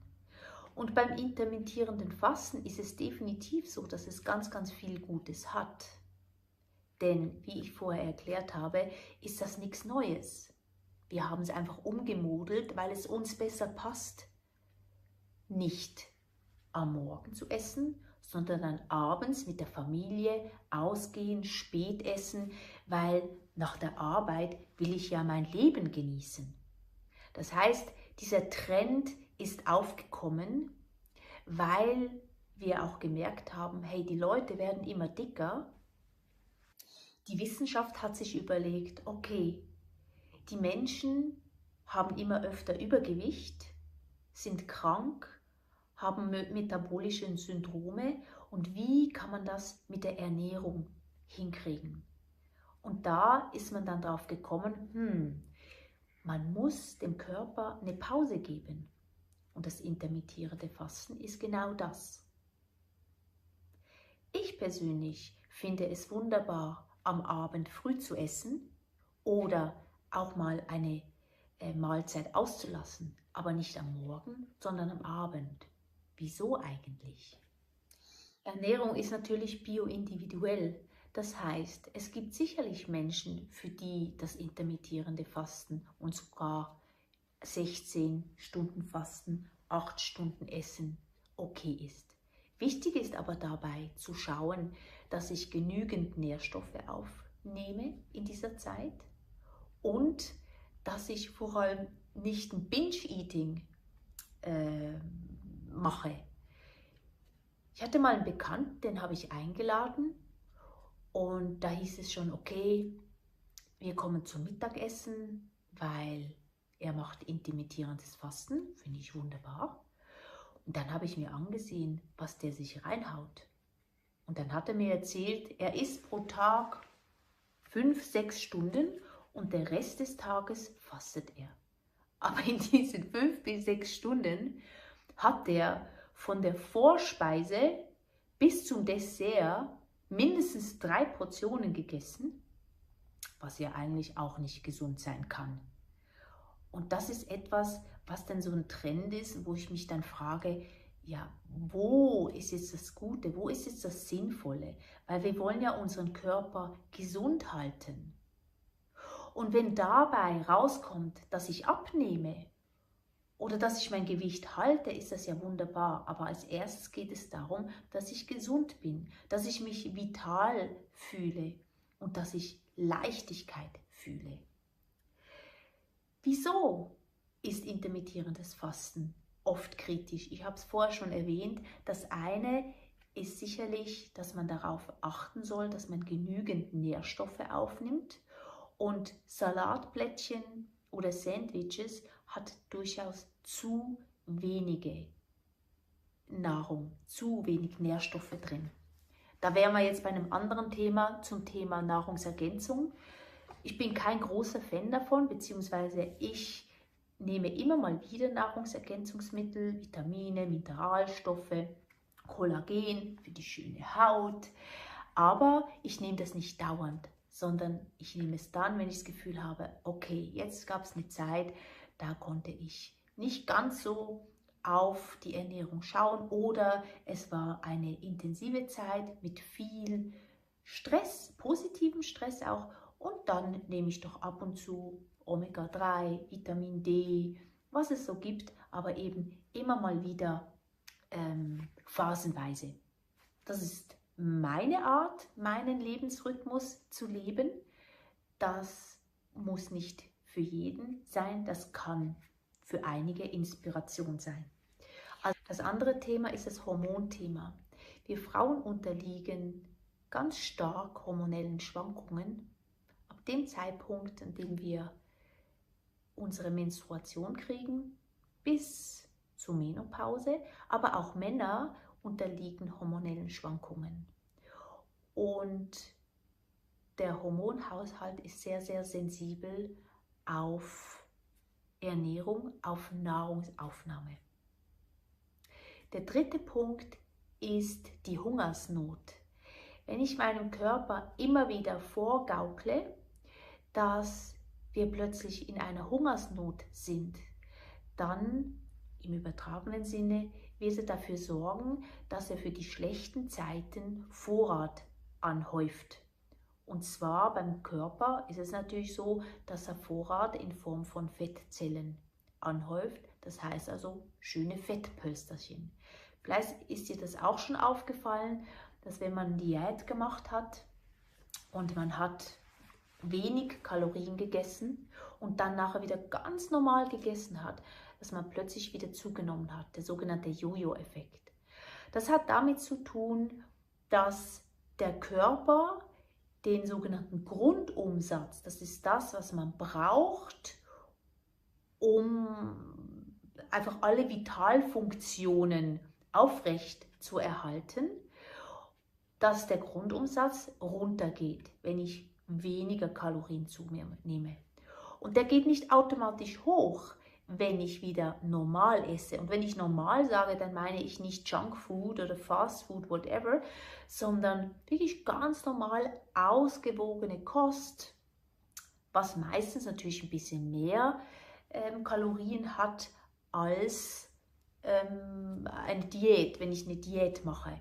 Und dann ist es ganz normal, dass dieser Mehrumsatz quasi als mehr Kilo dann auf der Waage ersichtlich ist. Es gibt eine ganz spannende Studie, ich weiß nicht, ob ich davon schon erzählt habe, ich finde die so spannend, weil ich das seit Jahren zelebriere, beziehungsweise wie eine Windmühle oder gegen die Windmühle, wie sagt man das so schön? Ja, ich spreche immer, ich kämpfe gegen die Windmühlen bezüglich Kalorien. Ich sage immer, Kalorien sind nicht gleich Kalorien. Und es gibt eine Studie, die hatte geschaut, okay, wie ist das, wenn eine Gruppe von Menschen über 2 Wochen lang gesund essen, also ausgewogen essen, und 2000 Kalorien pro Tag zu sich nehmen, und die andere Gruppe hatte Convenient Food gegessen. Für mich ist übrigens Convenient Food schon Tomatensauce aus dem Glas, wo Zucker zugesetzt ist, das Weizen drin hat, vielleicht sogar noch Zitronensäure bzw. Additives, also Konservierungsstoffe. Das ist für mich schon Convenient Food, oder sage ich mal der Stocki, Kartoffelstock, in der Schweiz heißt der Stocki, den man nur einfach so mit Milch anrühren muss. Das ist schon Convenient Food, und diese Leute haben aber auch nur 2000 Kalorien pro Tag gegessen. Jetzt hat man geguckt, was passiert nach 2 Wochen. Also man wollte vor allem sehen, was das Gewicht macht. Und die Gruppe, die Convenient Food, Fast Food 2 Wochen lang gegessen hat, hat in 2 Wochen schon 2 Kilo zugenommen. Da kann man jetzt sagen, ja gut, 2 Kilo ist ja nicht viel. Aber wenn du das mal hochrechnest auf ein Jahr, dann ist das ganz schöne hohe Hausnummer. Ja, da sind wir bei 4 Kilo im Monat, da sind wir bei 50 Kilo im Jahr. Ganz so schlimm wird es ja wahrscheinlich nicht sein, weil der Körper hat ja auch seine Ventile oder seine Mechanismen sozusagen, aber trotzdem finde ich das ganz spannend. Und das ist für mich auch der Beweis, und das macht mich so froh, dass es diese Studie gibt, weil, wie gesagt, 100 Gramm Linsen ist nicht gleich 100 Gramm Ketchup. Ja, also ganz, ganz wichtig. Oder andersrum gesagt, 1000 Kalorien aus einem feinen Curry mit Kartoffeln, mit Kürbis, mit Linsen ist nicht gleich ein Hamburger mit Ketchup und Mayo, auch wenn der auch nur oder auch 1000 Kalorien hat. Das finde ich sehr, sehr spannend. Also da auch ganz, ganz wichtig, wenn wir vom intermittierenden Fasten reden, das Hormonelle ist ganz, ganz wichtig und eben auch der Jojo-Effekt, die Hungergefühle, die ein Körper nicht genau definieren kann. Wir sind eigentlich immer noch Neandertaler, einfach heute im coolen Outfit. Denn unser Körper, der weiß nicht, ob wirklich eine Hungersnot bevorsteht oder ob ich einfach einem neuen Trend folge und bewusst eine Hungersnot hervorrufe oder eine Fastenzeit hervorrufe. Wichtig ist vielleicht noch zu sagen, einmal bis zweimal im Jahr zu fasten oder auch einen Fastentag einzulegen, ist absolut okay. Meistens ist es aber so, dass zum Beispiel, wenn ich in einer Woche einen Tag faste, hat das nicht so eine große Relevanz auf mein Gewicht, aber es kann durchaus sein, dass es für mein Wohlbefinden wichtig ist und mir gut tut. Also da auch immer wichtig, wieso möchte ich intermittierendes Fasten machen? Wenn es ums Abnehmen geht, kann ich sagen, auf lange Zeit für viele Menschen, es gibt immer Ausnahmen, nicht ideal. Aber was ist denn ideal? Ich möchte dir einfach mein Konzept vorstellen bzw. erzählen, wie ich das mache. Und zwar lebe ich sehr stark in der traditionellen chinesischen Medizin und esse eigentlich auch nach diesem Ernährungsstil. In der chinesischen Medizin, wie auch früher in der traditionellen europäischen Medizin, Ernährungslehre, geht es darum, regelmäßig zu essen und vor allem mindestens 2-mal, besser 3-mal am Tag warm zu essen. Wieso ist das so? Warme Nahrung kann der Körper besser aufnehmen, er kann es besser verdauen und ich rege damit mein Magenfeuer an. Und da kommen wir jetzt auch wieder zum intermittierenden Fasten bzw. zum Frühstücken. Unsere Stoffwechselzeit ist der Morgen. Du hast vielleicht schon mal von der Organuhr gehört. Und zwar nach der Organuhr, der TCM, ist zwischen 7 und 9 Uhr die Magenzeit. Das heißt, da ist eine ideale Zeit zu essen, weil da hat der Magen seine Hochzeit, arbeitet also am stärksten und dadurch kann auch alles sehr, sehr gut verdaut werden. Es gibt noch ein anderes Konzept, das für mich sehr, sehr schlüssig und klar ist, und zwar das Thema Magenfeuer. Wir haben ja unsere Vitalfunktionen und unser Körper hat immer plus minus 37 Grad und das ist auch wichtig, dass er die behält. Wenn ich jetzt dauernd kalte Nahrung und kalte Flüssigkeit in meinem Magen zuführe, dann kühlt er irgendwann ab. Und wenn du dir vorstellst, dass der Magen wie so ein großer Topf ist, wo eine Suppe drin brodelt, schön, unten die Nieren, sie ist unser Feuer und der Magen ist unser Topf, ist unsere ja, unsere Feuerstelle. Und wenn ich da dauernd kaltes Wasser einschenke, dann wird die Suppe mit der Zeit trübe, sie wird kalt, die Nahrungsteile, die Nahrung kann nicht richtig kochen, die kann nicht richtig verarbeitet werden. Und was gibt es? Da gibt es denn die Schlacken. Und das ist ein Thema, was ich sehr, sehr spannend finde, was ich auch nochmal näher darauf eingehen kann. Aber das ist das Thema warmes Essen am Morgen. Am Mittag etwas Warmes kann nicht immer sein, aber du kannst zum Beispiel ein warmes Glas Wasser trinken, bevor du dein Sandwich isst. Oder du nimmst etwas mit und wärmst es auf. Eine kleine Pfanne oder so, oder zum Beispiel auch ein Behälter, wo es warm hält. Das ist auch etwas, was du zum Beispiel mitnehmen kannst. Du kannst dir auch mal überlegen, ob du vielleicht abends mal nicht ganz so viel isst und eine Portion zur Seite legst, damit du das am anderen Tag zum Mittagessen essen kannst oder mitnehmen kannst. Und abends etwas Leichtes, etwas Warmes ist natürlich hervorragend. Suppen, Ofengemüse, dies sind alles Dinge, die leicht verdaubar sind. Jetzt haben wir wieder neue Trends wie erst Eiweiß essen, dann Kohlenhydrate, dann whatever. Ich weiß es schon gar nicht mehr. Für mich ist das immer so ein bisschen wie soll ich das sagen? So die Verzweiflung, hey, wir müssen irgendwie noch was Neues finden, um die Leute zu beschäftigen. Hey Leute, es geht doch einfach darum, gesund zu essen, ausgewogen zu essen und auf seinen Körper wieder zu hören. Mein Lieblingsthema, ich esse, wenn ich esse.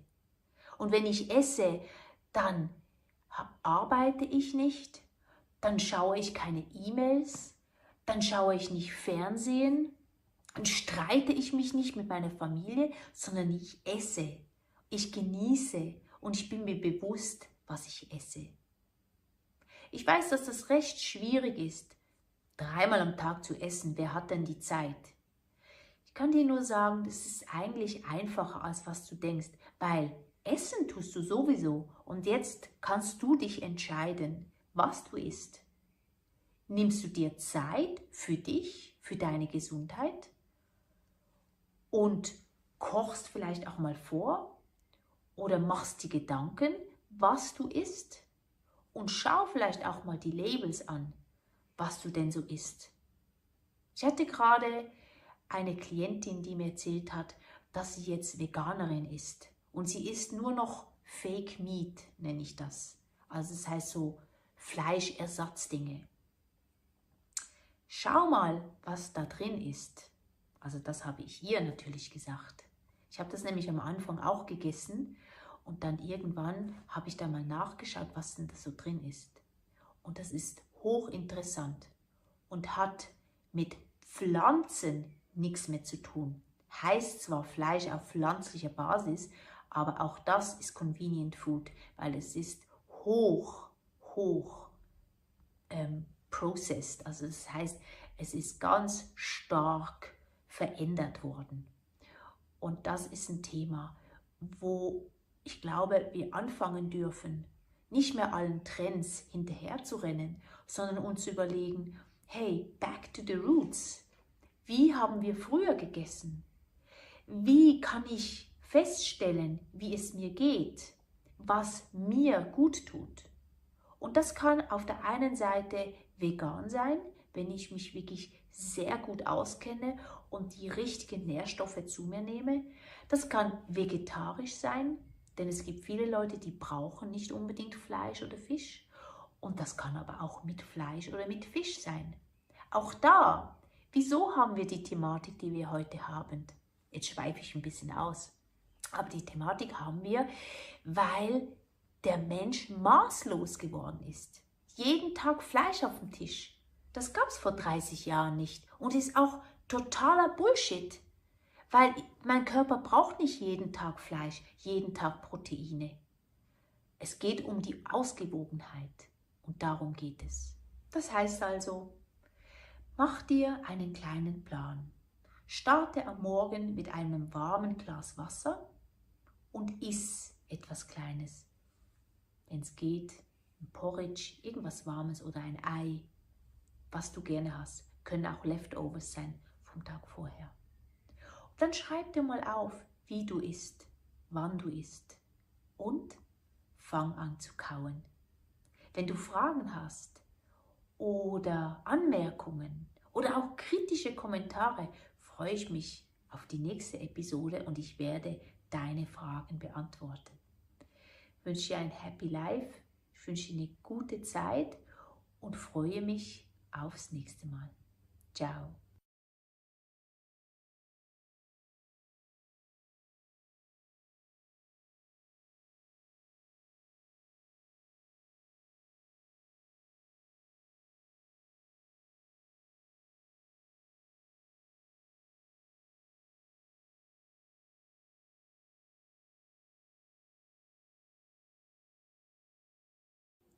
Wie oft hören wir diesen Satz oder sagen ihn selber ganz oft und er rutscht uns raus, ohne dass wir uns so richtig bewusst sind, was das eigentlich heißt. Toll, dass du heute wieder dabei bist und dich für deine Gesundheit interessierst. Ich bin Karin Arrigoni, Personal Health Coach und Women's Health Coach und ich beantworte heute deine Frage und zwar zum Thema Stress und Hormone. Hat Stress einen Einfluss auf meine Gesundheit? Da kann ich definitiv sagen, ja. Denn wenn ich im Stress bin, dann schüttet der Körper Hormone aus, um diese Stresssituation auszugleichen. Und zwar ist das noch ein altes Relikt, wie ich letztes Mal schon gesagt habe, wir sind eigentlich Neandertaler im Anzug. Das heißt, unser System aktiviert Hormone wie Cortisol und Adrenalin und gleicht somit die Situation aus oder will die Situation ausgleichen. Wir nennen das auch den Flight- und Fight-Modus, also Kämpf- und Fluchtmodus. In dem Moment ist es so, dass das Adrenalin, das Cortisol im Körper aktiviert wird und dass der Körper sich vorbereitet auf einen Kampf oder auf die Flucht. Früher ging es wirklich ums Überleben und es ging darum, wie ich schon gesagt habe, zu kämpfen oder davon zu rennen. Jetzt ist es aber so, dass diese Aktivierung der Hormone auch dann passiert, wenn ich im Büro sitze und mein Chef mich anschreit. Passiert nicht so oft oder bei mir passiert das nie mehr, aber ihr kennt diese Situation. Oder das Kind schreit oder irgendwas nervt einen und schwupps werden diese Hormone, wird dieses System aktiviert.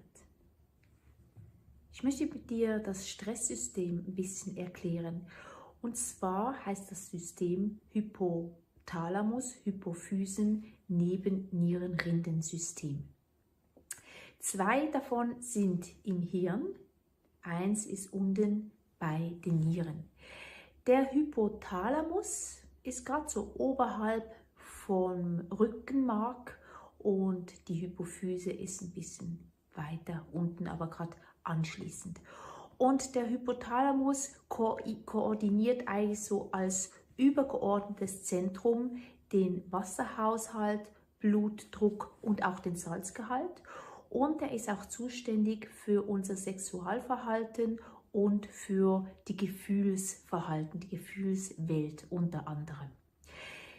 Wenn der Hypothalamus mitkriegt, dass Stress da ist, also etwas, was uns beeinflusst, emotional, was uns Angst macht, übergeordnet oder uns ärgert, dann aktiviert er die Hypophyse. Also der Hypothalamus gibt das Signal an die Hypophyse, ein Hormon freizusetzen und dieses Hormon stimuliert wiederum die Nebennierenrinden und diese setzt Cortisol frei. Und das ist ein System, das dieser Stress dass das wieder ausgeglichen wird. Ja, also das heißt, es ist etwas Gutes, sodass ich nach einer Stressattacke oder etwas, was mir Angst macht, dass da der Körper Hormone ausschüttet, um wieder in die Ruhe zu kommen. Cortisol ist also ein Hormon, das an der Stressreduktion beteiligt ist und unter anderem auch für das Immunsystem, den Stoffwechsel und den Blutdruck verantwortlich ist, mitverantwortlich ist natürlich. Jetzt gehen wir mal davon aus, dass wir ganz oft oder öfter Stress haben. Also nicht nur ab und zu, sondern mit dem heutigen Lifestyle ist es so, dass wir eigentlich immer im Hamsterrad drehen. Wir sind oft wirklich unterwegs, wir sind unter Strom, wie man so schön sagt. Und wie ich vorher schon erwähnt habe, der Körper kann nicht unterscheiden, ob ich jetzt flüchten oder kämpfen muss oder ob ich einfach mir selber diesen Stress auferlege, weil ich sehr viel zu tun habe, weil ich Dinge jetzt erledigen muss, weil ich noch zum nächsten Meeting rennen muss, ohne überhaupt zu verschnaufen. Und das heißt, auch Cortisol und Adrenalin gehören zu unserem Sympathikussystem, das ist unser Aktivierungssystem, was auch dafür verantwortlich ist, dass wir morgens natürlich aufstehen können, dass wir aktiv sein können, dass wir in Bewegung kommen.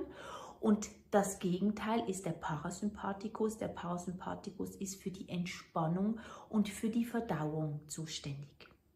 Wenn wir jetzt davon ausgehen, dass wir ganz schön viel am Rad drehen, wie man so schön sagt, und der Cortisolspiegel, der Adrenalinspiegel, die Stresshormone ganz schön aktiviert sind, dann hat das natürlich auch zur Folge, dass meine Verdauung nicht so richtig funktioniert oder das Immunsystem auf die Länge angegriffen wird und auch der Blutdruck unter anderem nicht so ausgeglichen ist.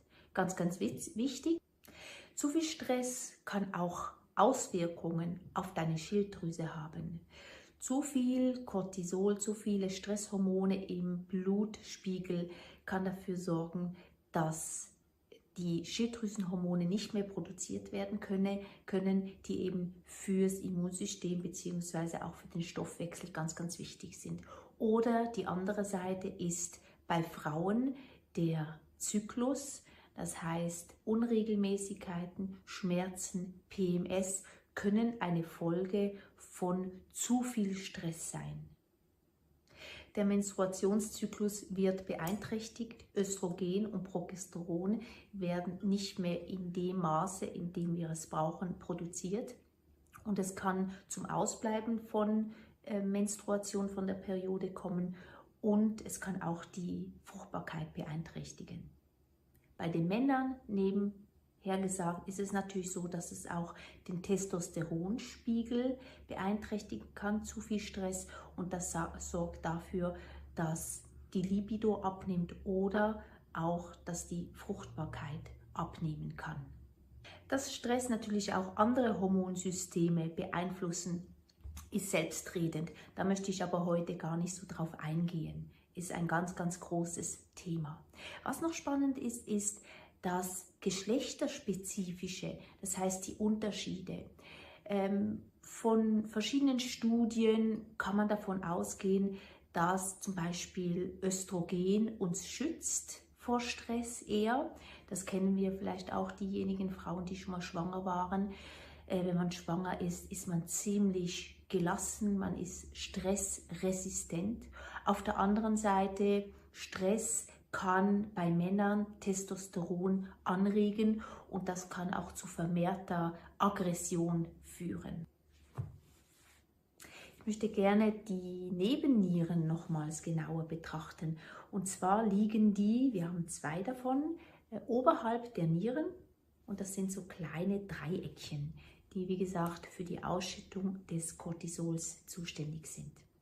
Wenn wir jetzt viel Stress haben, viel unterwegs sind, unterwegs meine ich nicht nur unterwegs in dem Sinne, dass ich auf der Straße unterwegs bin, sondern unterwegs heißt für mich auch mental.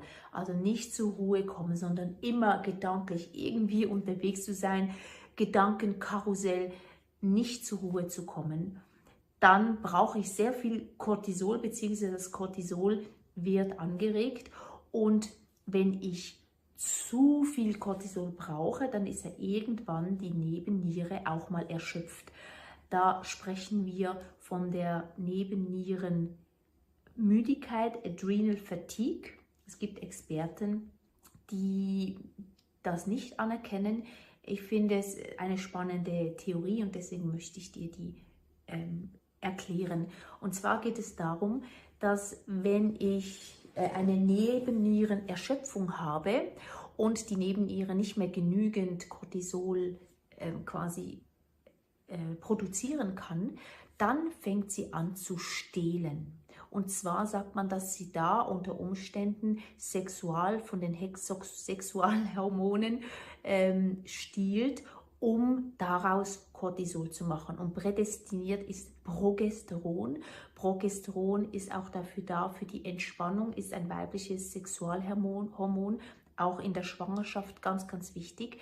Das heißt also, wenn wir wiederum da schauen zum Thema Fruchtbarkeit, zum Thema Zyklusgesundheit, ist natürlich das Progesteron ganz, ganz wichtig, dass nach dem Eisprung dann den Höhepunkt erreichen wird, neben dem, dass das Östrogen runtergeht. Das ist einfach ein ganz kurzer Exkurs. Und wenn ich natürlich jetzt meine Nebenniere habe, die aus anderen Hormonen Cortisol macht, dann kann es gut sein, dass mein Sexualhormonzyklus, mein Monatzyklus, dass der darunter leidet.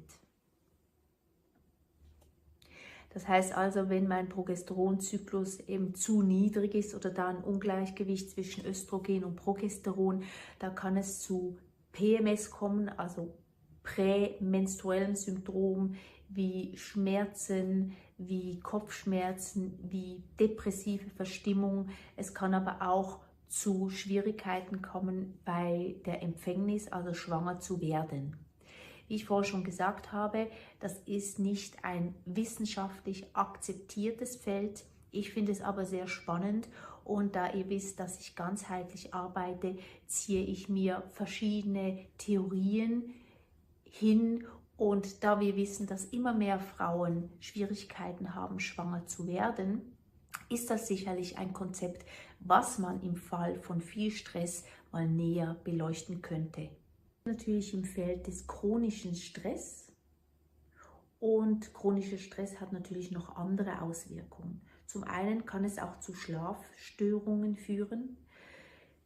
Adrenalin, aktivierende Hormone, die werden ja früh morgens, so ab 4, 5 Uhr werden die aktiviert, wird das mehr ausgeschüttet, sodass ich dann langsam wach werde.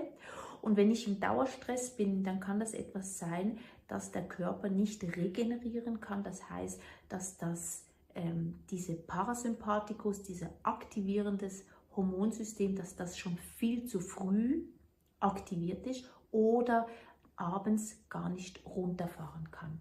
Dann haben wir auch das Thema Stoffwechsel. Thema Übergewicht ist auch ein ganz, ganz großes Thema.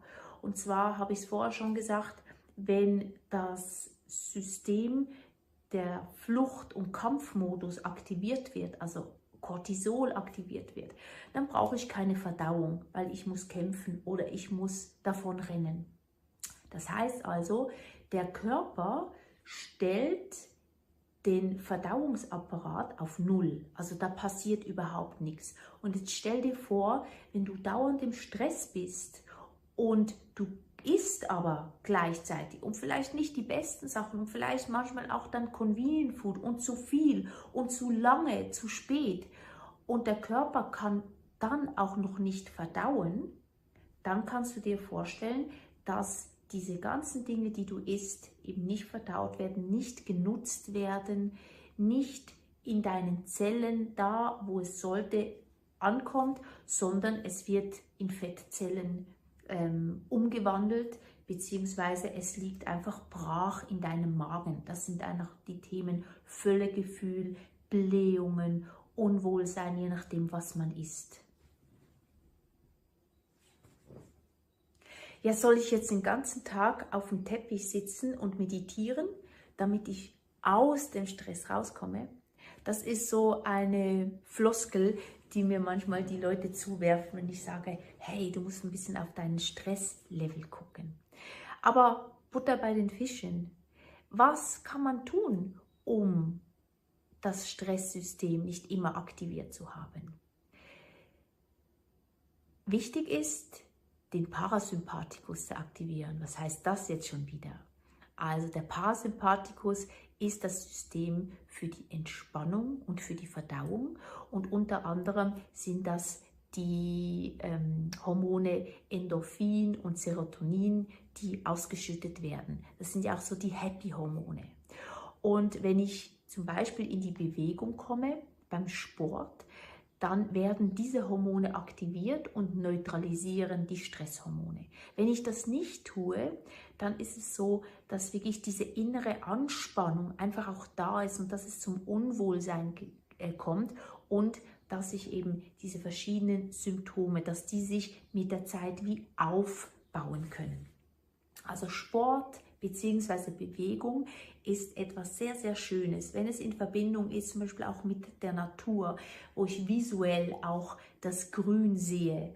Momentan finde ich es mega schön, im Wald oder in der Natur oder einfach im Feld entlang zu spazieren und bewusst dieses Grün aufzunehmen, diese Farbe Grün, die heilend ist, die mir wirklich so die Ruhe gibt. Und durch die Atmung, durch die langsame Atmung kann ich diese guten Hormone, also gut, nein, es gibt nicht gut und schlecht, sondern einfach diese Endorphine, diese Serotonin kann ich ausschütten und kann somit meine Stresshormone neutralisieren. Ich habe es vorher gerade gesagt, Thema Atmung. Atmung, genauer gesagt auch die tiefe Bauchatmung, ist eine sehr, sehr gute Übung, um in das Entspannungssystem zu kommen. Wenn ich tief in meinen Bauch reinatme, wenn ich tief meine Atmung aktiviere, dann aktiviere ich eben auch Endorphine und Serotonine. Das ist eine sehr, sehr schöne Sache. Wenn du jetzt jemand bist, der ganz neu mit Entspannungstechniken zu tun hat, dann ist sicherlich die Atmungsübung eine sehr schöne Sache. Und das können wir mal zusammen, nicht mal, sondern jetzt zusammen machen. Atemübungen kannst du überall machen, egal ob du irgendwo im Bus sitzt oder du hörst mich jetzt im Ohr und bist gerade am Gehen. Atemübungen sind etwas für jederzeit und jederorts.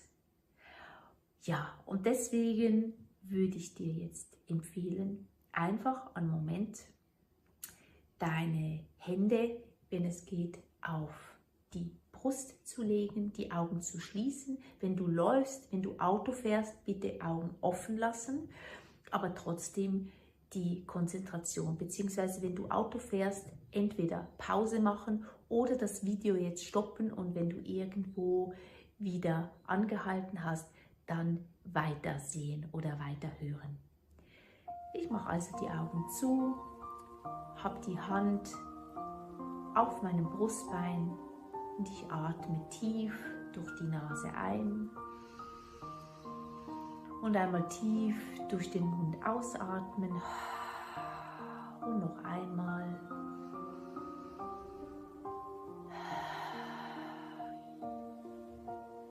Und jetzt schließe ich den Mund und atme durch die Nase ein und durch die Nase aus, in meinem eigenen Rhythmus.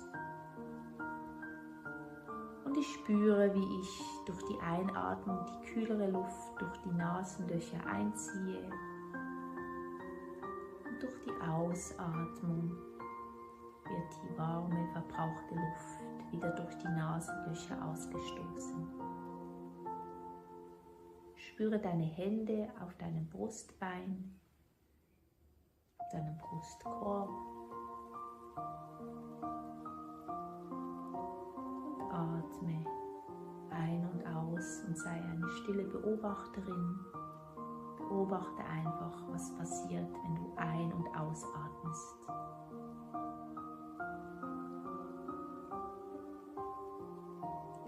darfst du deine Ein- und Ausatmung ein wenig vertiefen, indem du tiefer einatmest und tiefer ausatmest.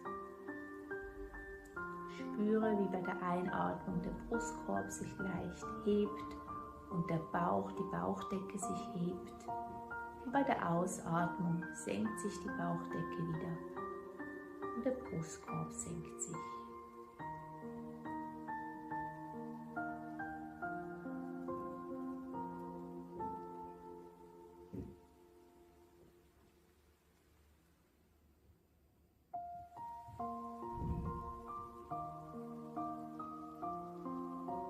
Jetzt verlängern wir die Atmung ein wenig, indem wir auf 3 einatmen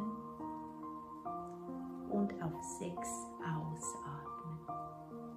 Einatmen, 2, 3, ausatmen, 2, 3, 4, 5, 6 und 1, 2, 3 und aus, 2, 3, 4, 5, 6 und mach das noch 3 Runden.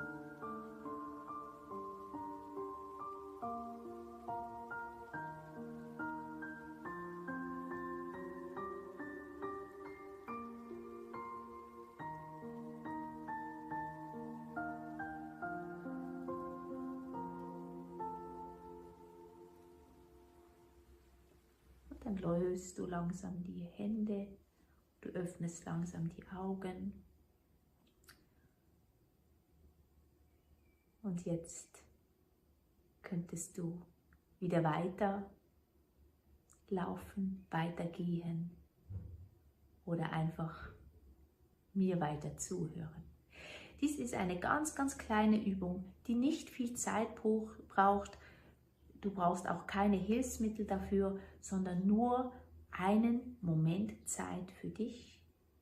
Ein Moment, in dem du deinen Körper spürst und deine Atmung bewusst aktivierst und gleichzeitig auch dein Entspannungssystem aktivierst.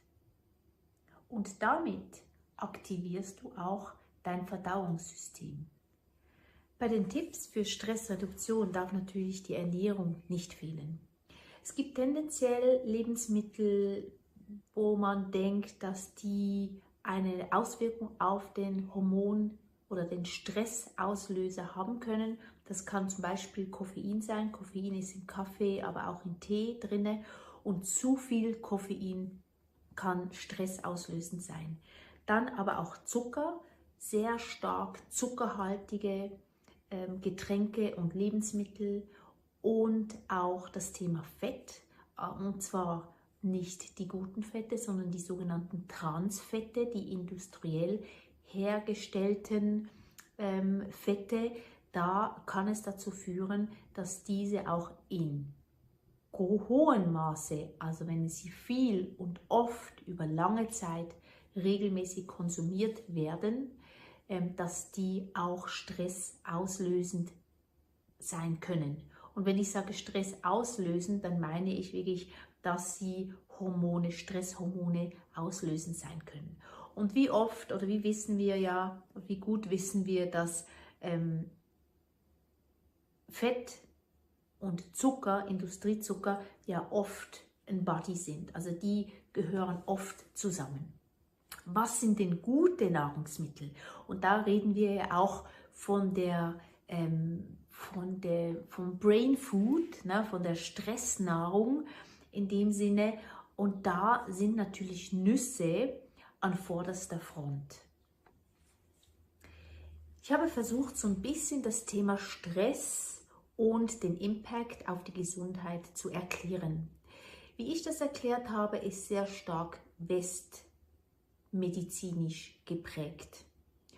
Und du weißt oder weißt vielleicht nicht, ich bin sehr stark TCM geprägt. Ich habe selber traditionelle chinesische Medizin erfahren dürfen als Patientin vor über 10 Jahren und bin dann auch in diesen Bereich gekommen, mache jetzt gerade noch eine Weiterbildung im Bereich TCM Ernährung und ich selber ernähre mich auch so. Das heißt, da in der TCM geht es nicht um Hormone per se. Hormondysbalancen, Stress und die Reaktion auf Stress ist in der TCM mitunter eine Leber-Qi-Stagnation. Was heißt das? Das heißt Leber-Qi, Leberenergie-Stagnation, eine Leberenergie-Stau, ein Stau in dem Sinne. Und die Leber ist das Element des Holzes, die Leber, deren Emotion auch Zorn ist. Und deswegen geh mal ein bisschen in dich und überleg dir, wenn du gestresst bist, bist du auch öfter vielleicht ein bisschen zornig. Und Zorn ist etwas, was die Leber zerdrückt, was die Leber staut. Das heißt, das Qi, die Energie, kann nicht mehr richtig fließen. Und deswegen auch da in der TCM empfehlen wir Bewegung in die Natur, wandern, ein bisschen joggen, nicht einen Marathon joggen, weil da schütte ich wieder zu viele Stresshormone aus, sondern wirklich ein entspanntes Joggen zur Stressreduktion oder Atemübungen, Meditation und auch einfach ein gutes, entspanntes Verhältnis zur Ernährung. Was heißt das entspanntes Verhältnis zur Ernährung? Ich sage immer, Ernährung ist eigentlich ganz, ganz einfach. Sobald du auf der Packung irgendwas liest, was du nicht verstehst, was du nicht kennst, kannst du es eigentlich wieder weglegen, weil dann hat das nichts mehr mit natürlichem Lebensmittel zu tun. Und wenn wir davon reden, dass wir saisonal, regional essen sollen, dann hat das auch damit zu tun, dass ich achtsam schaue, okay, was tut mir gut, was ist jetzt etwas, was wirklich hier in der Region gereift ist. Zum Beispiel Blumenkohl, nicht Blumenkohl, Rosenkohl ist etwas, was auch im Winter reift, was im Winter dann geerntet werden kann. Oder auch Kale, der berühmte Kale, wo wir jetzt überall Grünkohlchips haben. Das sind Dinge, die hier in der Region, ich lebe in der Schweiz, dann im Winter, also zwischen Oktober, November bis März, wächst, auch hier gedeiht. Und natürlich, wenn es hier gedeiht, dann hat es auch am meisten Energie. Das sind so Ansätze, die ich dir einfach so als Inspiration noch mitgeben möchte. Diese Thematik Stress und der Impact auf Gesundheit ist sicherlich hier nicht abschließend. Vielleicht habe ich Dinge vergessen, vielleicht denkst du, hey, über das hast du noch nicht gesprochen. Ich würde mich mega freuen, von dir natürlich auch ein Feedback zu kriegen, ob dir das zum einen gefallen hat, dieses Thema, und auch hilfreich ist. Und auch, wenn du Feedback hast, wenn du Anmerkungen hast, gerne entweder direkt auf unser automatischen Anrufbeantworter so quasi im Netz über Audacity drauf sprechen oder uns eine Nachricht schicken. Ich freue mich immer darauf, Kritik zu kriegen, Feedback zu kriegen, weil nur damit können wir alle wachsen. Und da wollte ich dir noch eine kurze Anekdote erzählen, die mir heute immer wieder passiert und ich mir dann überlegt habe, aha, so gehst du mit Stress um. Ja, während ich hier dieses Video aufnehme, muss ich mich immer wieder positionieren, muss mein Handy wieder anmachen. Dann ist manchmal so, dass plötzlich irgendwie ein Schlafmodus drin ist. Und schon zweimal habe ich statt abbrechen, habe ich auf Ausschalten gestellt. Und beim zweiten Mal habe ich mich dann schon ein bisschen genervt und habe dann 2-3 Sekunden später gemerkt, hey Karin, du hast keinen Stress. Vielleicht ist es einfach ein Zeichen, einen Moment Pause zu machen, durchzuatmen, etwas trinken zu holen und dann anschließend dein Handy wieder anzuschalten und dir wieder weiter zu filmen. In diesem Sinne, ich wünsche dir eine ganz tolle Zeit und ich freue mich schon aufs nächste Mal bzw. auf deine Frage, die ich gerne beantworte. Ciao!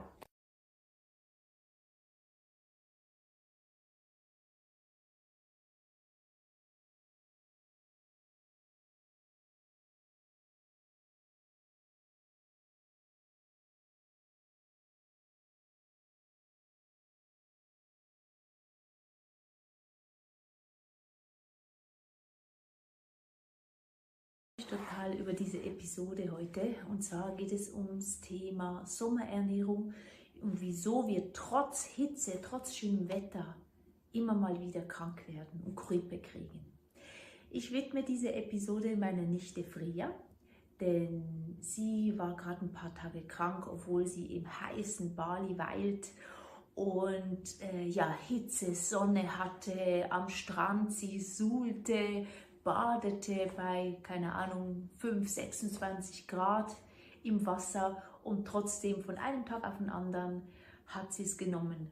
Plötzlich hatte sie Halsschmerzen und ein paar Tage später, nein, ein paar Stunden später, lag sie im Bett mit fiebriger Stirn und richtig ja, Schnupfen, Husten, so wie man das kennt. Ich bin Carina Rigoni, ich bin Personal Health Coach, spezialisiere mich auf deinen Rhythmus, und zwar helfe ich Menschen, ihren eigenen Rhythmus wieder zu finden und helfe, Grenzen zu setzen, Selbstfürsorge zu pflegen und wieder in ein balanciertes, schönes Leben zu kommen, was Freude und Vitalität bringt. Ja, Sommergrippe.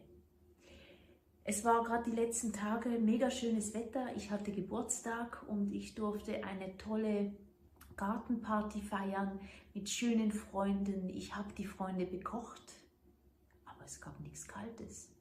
Es gab keine gekühlte Cocktails, es gab keinen Gurkensalat, es gab keine Tomaten mit Mozzarella, es gab kein Eis. Wieso? Ich möchte euch das Konzept des Magenfeuers erklären. Und zwar erkläre ich das immer gerne so. Stellt euch vor, ihr geht auf eine Bergtour, auf eine Wanderung, so auf 2.500 Meter. Wenn ihr das noch nie erlebt habt, dann stellt es euch einfach vor. Ganz schön hoch, oberhalb der Baumgrenze, und selbst da im Sommer wird es ganz schön kühl am Morgen bzw. in der Nacht.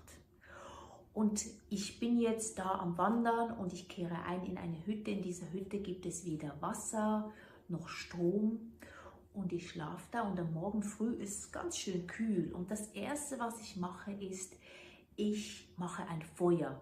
Hoffentlich hat diese Hütte eine Feuerstelle, aber meistens ist das so. Und ich mache ein Feuer richtig schön groß, damit es warm wird in dieser Hütte. Und erst dann mache ich mir einen Tee oder sogar eine Polenta. Das haben wir im Bündnerland, hat das mein Großvater immer gemacht, selbst zum Frühstück. Und dann habe ich was Warmes und ja, kann dann anfangen, meinen Tag zu genießen. Wenn ich ein richtig schönes Feuer mache, dann muss ich einfach ab und zu nur noch so einen kleinen Scheitel Holz reinlegen und das Feuer brennt, solange ich dies möchte. Und das übertrage ich jetzt auf unsere Verdauung. Wenn wir am Morgen aufstehen, so 6, 7, 8 Uhr, je nachdem, ich spreche jetzt so von dem Alltag, dann ist es so, dass unser Magenfeuer und unser Magen so ein bisschen kalt ist. Das heißt, er braucht so ein bisschen eine Anlaufstärke, um richtig ins Laufen zu kommen. Und da ist natürlich das warme Wasser wunderbar. Erstmal ein warmes Wasser, um den Magen zu wärmen, und dann ein warmes Frühstück. Es gibt ganz viele Leute, die sagen mir, hey Karin, ich esse nichts zum Frühstück, weil ich habe keinen Hunger am Morgen. Und da lache ich mittlerweile, weil ich kann sie gut verstehen. Das ging mir früher auch so und ich habe auch nichts gegessen und das Gefühl gehabt, hey, ich muss an alles andere denken, nur nicht ans Frühstücken. Und ich habe ja dann Zeit, um 10 Uhr meinen Kaffee, meinen dritten sehr wahrscheinlich, nach dem Frühstück schon ein, beziehungsweise nach dem Aufstehen schon einen, und kann dann irgendwo ein Gipfeli oder ein Schoki-Weckli essen und hatte auch nie Hunger verspürt. Der Körper, der gibt dir aber oft dieses Signal gar nicht mehr, weil er ganz genau weiß, er kriegt ja sowieso nichts.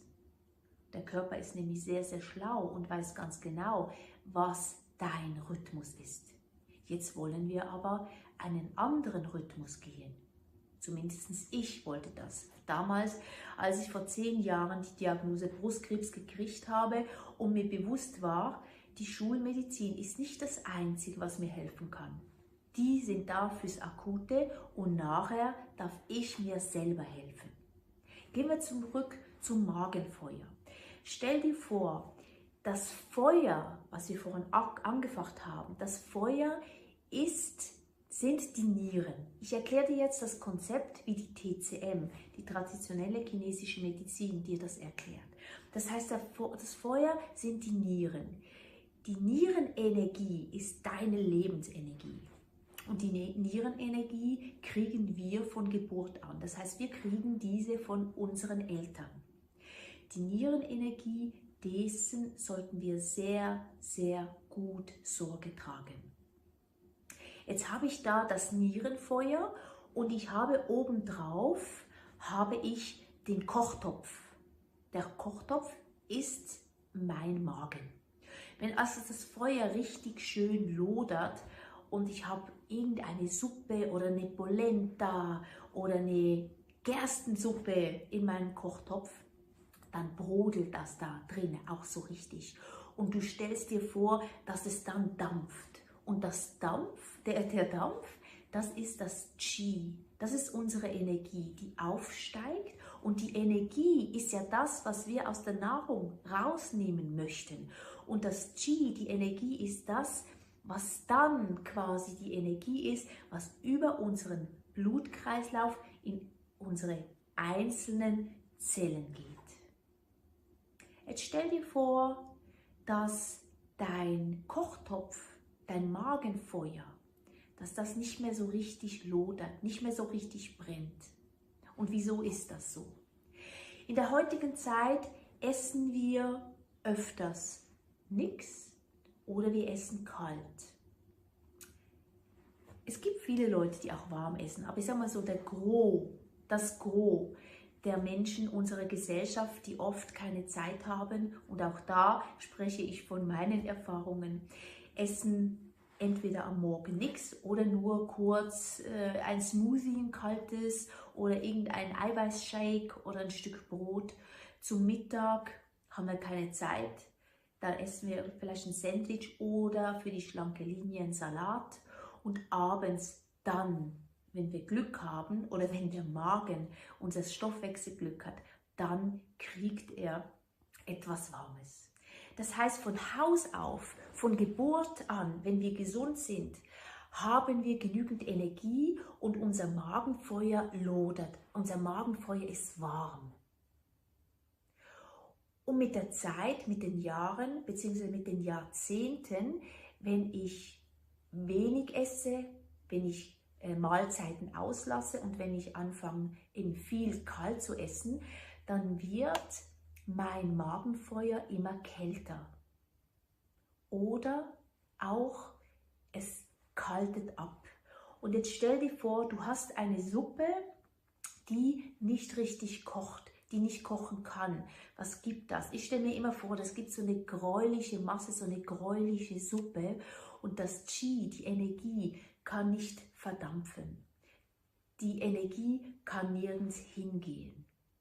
Und das heißt natürlich auch jetzt, okay, was passiert denn mit dieser Energie, die nirgends hingehen kann? Wenn also das Qi, die Energie, nirgends hingehen kann, das heißt, das Magenfeuer, der Feuertopf, da brodelt nichts, da ist keine Wärme, dann haben wir da eine dicke Suppe, wir haben da Feuchtigkeit, und das ist zum einen ein Grund für Blähungen. Das ist ein Grund für weichen, durchfallartigen Stuhlgang. Gerade am Morgen haben das viele Leute. Das heißt, das ist ganz, ganz wichtig. Und das ist auch ein Grund, wieso Nährstoffe nicht verstoffwechselt werden können. Das heißt, der Körper kann sie nicht brauchen, weil die Wärme nicht da ist. Jetzt gehen wir in den Sommer. Im Sommer ist es so, dass es draußen wärmer ist, dass es draußen mittlerweile oder vielleicht so sogar 25, 30 Grad ist.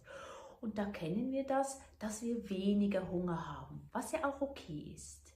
Jetzt ist es aber draußen heiß, vielleicht sind wir ab und zu auch im See oder im Wasser, im Meer und dann kommen wir raus, dann haben wir eine Kühle von draußen und ich trinke dann auch sehr viel eisgekühlte Getränke, ich trinke ein Smoothie, ich esse Salat und ich esse on the top auch noch sehr viel Glacé, also Eiscreme. Und da irgendwann kollabiert der Körper.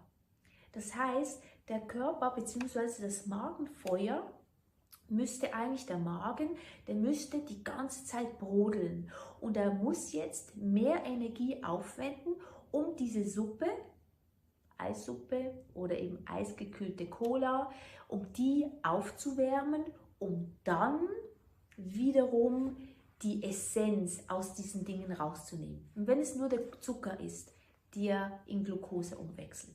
Und da ist dieses Extreme ist so brutal für den Körper, denn er hat drinne kalt, er muss also mehr Energie aufnehmen oder aufwenden, so muss man sagen. Und auf der anderen Seite ist es draußen heiß, das heißt, er muss versuchen, die Haut zu kühlen. Also das heißt, da klatschen zwei Extreme aufeinander und irgendwann macht der Körper Tilt. Wenn ich es nicht merke, dann legt er sich einfach mal oder legt er mich einfach mal flach, sodass ich wieder ausruhe. Und wenn ich krank bin, dann ist es eher so, dass ich einen warmen Tee trinke oder eine warme Suppe. Also auch da, unser Körper ist wirklich schlau und irgendwann zieht er einfach die Handbremse und sagt, so, jetzt reicht's, jetzt schauen wir mal, wie wir dich wieder in den Griff kriegen und wie du wieder in deinen Rhythmus kommst. Was kann ich jetzt also machen, wenn ich Glacé liebe, also Eis, wenn ich eisgekühlte Getränke liebe? Als erstes, ich sage immer, nicht alles verbieten. Aber, und jetzt kommt ein großes Aber, diese Dinge in Kombination essen oder trinken. Also zum einen, wenn du Eis isst, dann guck doch, dass du vorher etwas Warmes gegessen hast oder vielleicht einen lauwarmen Tee trinkst. Schau, dass du am Morgen trotz Wärme ein warmes Frühstück isst, sodass dein Magenfeuer angewärmt ist, dass der Motor läuft und du nur ab und zu wieder was reinbringen darfst. Das ist so ein Tipp, was ich selber mache, wenn ich Eiscreme esse, dann gucke ich, dass ich vorher was gegessen habe oder dass ich was Warmes trinke. Ich trinke zum Beispiel auch nie mehr kaltes Wasser. Ich trinke mein Wasser warm und am Anfang ist das eine komische Idee oder beziehungsweise eine komische Vorstellung für viele Leute. Wenn du das aber mal probierst, in der Hitze, nicht gerade nach dem Sport oder während des Sports, aber sonst normalerweise, dann wirst du merken, dass der Körper dir das dankt. Jetzt haben wir in der TCM auch noch Lebensmittel, die wir unterteilen in verschiedene Temperaturen. Das heißt, ich habe zum einen kalte Lebensmittel, das sind alle Südfrüchte, plus Joghurt, plus Gurken oder auch Tomaten. Und ich habe das andere Extrem, das sind die heißen Lebensmittel, natürlich Chili, aber auch Fleisch. Lammfleisch ist das heißeste, ist das wärmste Fleisch unter dem Fleisch. Und wenn ich natürlich das Fleisch auch noch grilliere, also grille, dann wird es noch heißer. Und da habe ich auch wieder zwei Extreme, die aufeinander klatschen. Weil ich habe zum einen, wenn ich grilliere, als Beispiel, habe ich den Tomaten-Mozzarella-Salat und ich habe auf der anderen Seite das heiße Lammfilet, was ich auf dem Grill mache, vielleicht noch mit einer Chili-Salsa. Das heißt, ich habe wieder diese zwei Extremen und der Körper muss zwischen diesen zwei Extremen dealen. Was könnte ich jetzt machen? Ich kann zum einen das heiße Lammfleisch essen mit einem Chutney als Beispiel oder mit einer kühlenden Joghurtcreme, weil kalt und heiß. Und oder Ich kann den Tomaten-Mozzarella-Salat essen und nebenbei vielleicht auch noch einen lauwarmen Karottensalat dabei haben und Mozzarella und Tomaten mit ganz, ganz viel Basilikum essen. Also nicht nur so eine homöopathische Gabe, sondern wirklich mit Basilikum. Also da ruhig einen halben Bund Basilikum klein schneiden und das mit dem Salat essen, weil Basilikum ist aromatisch, gibt die Wärme rein und gleicht das wieder aus. Ja, das ist so etwas, was man in diesem Bereich sehr, sehr gut machen kann. Jetzt haben wir vom Magenfeuer gesprochen, von der Energie, vom Nierenfeuer. Jetzt möchte ich das nochmals ins Leben transportieren, und zwar, wenn du so 35 plus bist und ja, da voll im Leben stehst, dann bist du dir auch bewusst, dass sobald, langsam, aber bald, eine neue Lebensepoche schon kommt. Ich spreche da von der Perimenopause, so heißt es bei den Frauen, aber auch bei den Menschen, bei den Männern wird sich etwas ändern. Und da ist es so, dass auch der Stoffwechsel ganz natürlich so ein bisschen peu à peu mit den Jahren langsamer wird. Also deswegen ist es auch da ganz, ganz wichtig, dass ich warme Sachen esse, dass ich zu meinem Körper schaue. Denn die Energie ist etwas, was mit der Zeit auch langsam abnimmt. Also unsere Nierenenergie, die Energie, die wir mitgekriegt haben von unseren Eltern, die nimmt über die Jahre langsam ab. Das ist wie ein Sparkonto, was du zum Beispiel bei deiner Geburt hast du 10.000 Franken gekriegt und jedes Jahr nimmst du ein bisschen was davon weg für dein Taschengeld, für deine Feriengeschenke, was auch immer du gerne machst. Und dann wird das Konto langsam, aber langsam wird es kleiner.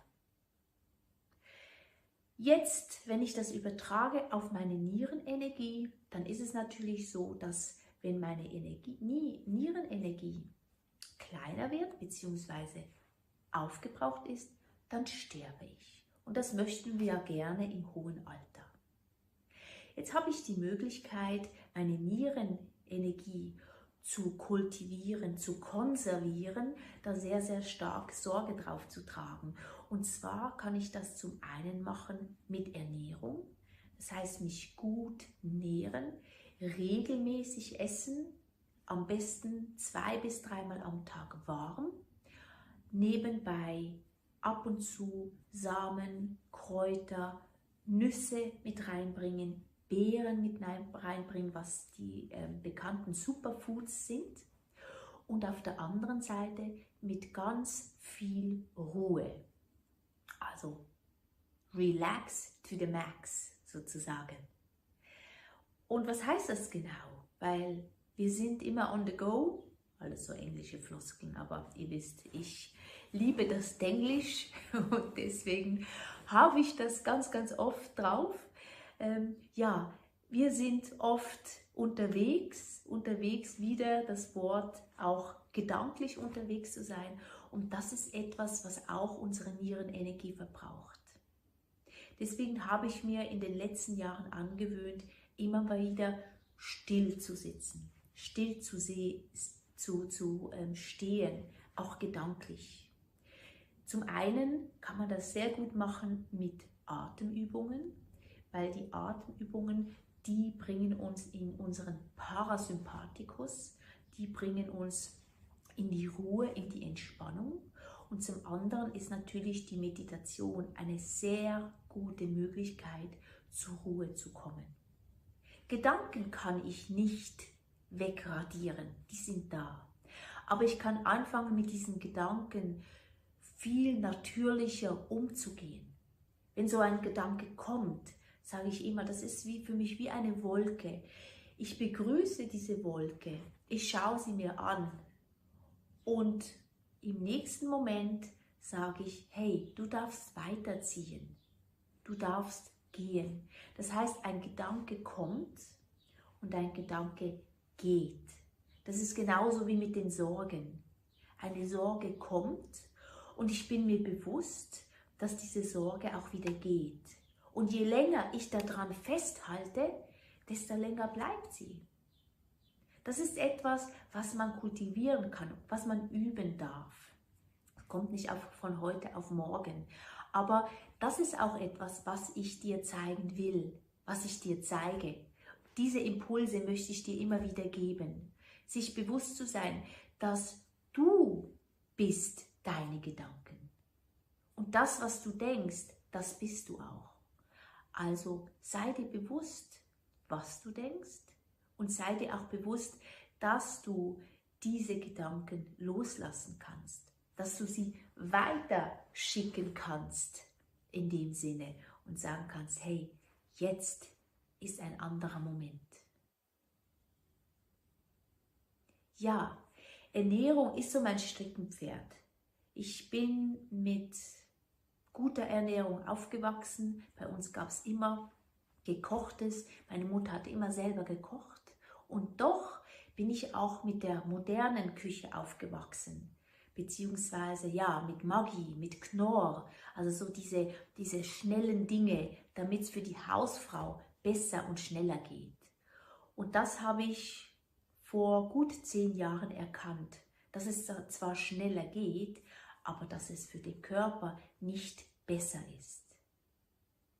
Und wenn dich interessiert, was man denn so kochen könnte durch den Sommer, fürs Frühstück, am Abend mit der Familie, dann schau doch mal auf meinem Instagram-Kanal Karen Vitality. Da findest du ganz viele Rezepte, findest du Inspiration zum täglichen Leben, wie du wieder in deine Kraft kommst, wie du dein Leben leben kannst, mit Ruhe, mit Entspannung, obwohl du on the go bist. Darum geht es. Es geht nicht darum, auf dem Teppich zu sitzen und den ganzen Tag zu meditieren, sondern es geht darum, dein Rhythmus zu leben, dein Leben zu lieben und glücklich zu sein. Ich wünsche dir ein glückliches Leben und ich freue mich auf deine Frage für die nächste Episode. Ciao!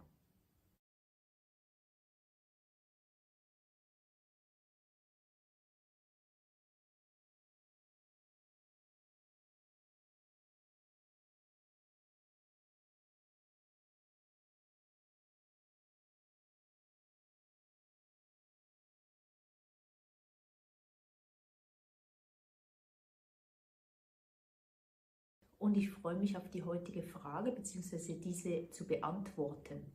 Barbara hat mir diese Frage gestellt. Sie ist 45, sie wird, glaube ich, 46, ist eine Freundin von mir und sie hat mich gefragt, hey, was kann ich tun, damit ich nicht so stark unter Symptomen in der Menopause leiden werde?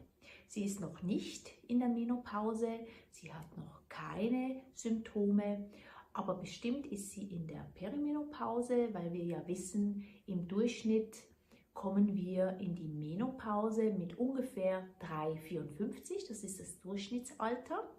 Und die Menopause wird ja auch so definiert, dass wenn wir 1 Jahr keine Blutung mehr haben, dann bin ich in der Menopause. Und vorher bin ich in der Vormenopause oder Perimenopause auch genannt. Wir hier in der Schweiz nennen es Wechseljahre, in Deutschland glaube ich auch. Und diese Wechseljahre, die können bis zu 10 Jahre dauern. Jetzt wollen wir wissen, was kann ich dafür tun? Und da ist vielleicht das Erste schon mal, sich nicht zu sorgen. Ich habe heute Morgen in ChatGPT eingegeben, was ist wichtig bei der Menopause, bei der Perimenopause. Und das Erste, was kam, war, du musst dich mit der Situation auseinandersetzen und diese Symptome wie Hitzewallungen, wie weniger Schlaf oder Schlafstörungen, wie Stimmungsschwankungen, das musst du einfach akzeptieren. Und da habe ich postwendend zurückgeschrieben und habe gesagt, ja, danke vielmals für die Information, ich bin aber nicht dieser Meinung, denn es gibt viele Völker und Kulturen, da haben die Frauen keine Menopause. Und dass ich der Meinung bin, dass diese ganzen Symptome durch den heutigen Lifestyle mitunter auch da sind. Ja, und schwupps hat er mir geantwortet und hat gesagt, ja, ist eine sehr gute Sichtweise, ich hätte absolut recht, es gäbe Völker und es gibt Frauen, gerade in asiatischen Kulturen, die eben sehr, sehr wenig leiden oder sehr wenige Symptome haben und dass man da auch eben ganzheitlich schauen muss. Und das ist genau mein Thema, die Ganzheitlichkeit. Lebe deinen Rhythmus, das ist immer wieder das Thema oder das ist das Überthema bei meinen Themen, bei meiner Arbeit auch, wo ich sehr viel Coaching mache. Wer bin ich? Ich bin Karin Arrigoni, ich bin Personal Health Coach und Frauencoach. Und ich sorge dafür, dass die Frauen wieder in ihren eigenen Rhythmus kommen. Dass sie lernen, Grenzen zu setzen, Selbstfürsorge zu praktizieren und ihr Leben mit Freude und Vitalität leben können. Zum Thema Lebe deinen Rhythmus. Wenn wir uns kleine Kinder anschauen, dann ist es meist so, dass die ihren Rhythmus leben. Die essen, wenn sie Hunger haben, die spielen, wenn sie den Bewegungsdrang haben, die können aber auch mal ganz in Ruhe sitzen und einfach sich mit irgendetwas zu beschäftigen. Und dies ist etwas, was wir über die Jahre verlernt haben. Gerade wir Frauen haben das Gefühl, dass wir immer alles machen müssen, organisieren dürfen, kontrollieren müssen. Und da ist das große Thema. Das heißt, wir spüren uns nicht mehr. Wir sind immer im Kopf, überlegen uns, was kommt als nächstes. Und wenn es hochkommt, machen wir uns auch Sorgen. Und Sorgen ist ein ganz, ganz großer Hormonfresser, sage ich jetzt mal so im Groben. Was heißt das genau? Mit ungefähr 40 Jahren fängt es an, dass der Hormonspiegel sich verändert. Das heißt, das Progesteron nimmt langsam ab. Dadurch kann es ein Übermaß an Östrogen geben. Das sind auch so diese Hitzewallungen, diese Stimmungsschwankungen, ganz, ganz viele Symptome. Und mit der Zeit bis zur Menopause und dann auch in der Postmenopause, da nehmen die Hormone ganz stark ab, sodass wir nur noch wenig Hormone haben. Was ich ganz spannend finde, ist das Thema Zunehmen. Ganz viele Frauen haben total Panik davor, zuzunehmen. Der Körper ist aber total schlau und der macht das deswegen oder guckt, dass wir mehr Fettanteil haben, weil er aus den Fettzellen wiederum Sexualhormone produzieren kann. Gerade Östrogen wird in den Fettzellen gespeichert. Natürlich möchte ich nicht wahnsinnig zunehmen, aber ich brauche auch nicht meine sexy Wespentaille zu behalten. Denn wieso haben wir das? In der reproduktiven Phase, das heißt also, wenn wir in die Periode kommen, wenn wir geschlechtsreif werden, bis ungefähr 40, 45 sind wir im reproduktiven Alter und sind jetzt biologisch für Nachwuchs da. Ich sage das jetzt ganz plakativ. Und jetzt geht es in der Perimenopause bzw. nachher in der Menopause um ganz andere Dinge. Dies ist die Zeit, wo wir Frauen youngiger werden. Ihr kennt sicherlich ein oder zwei Frauen in eurem Umfeld, die plötzlich noch irgendwas anschieben, die etwas machen oder die auch sagen, das mache ich nicht mehr. Und da komme ich zu meinem ersten Thema.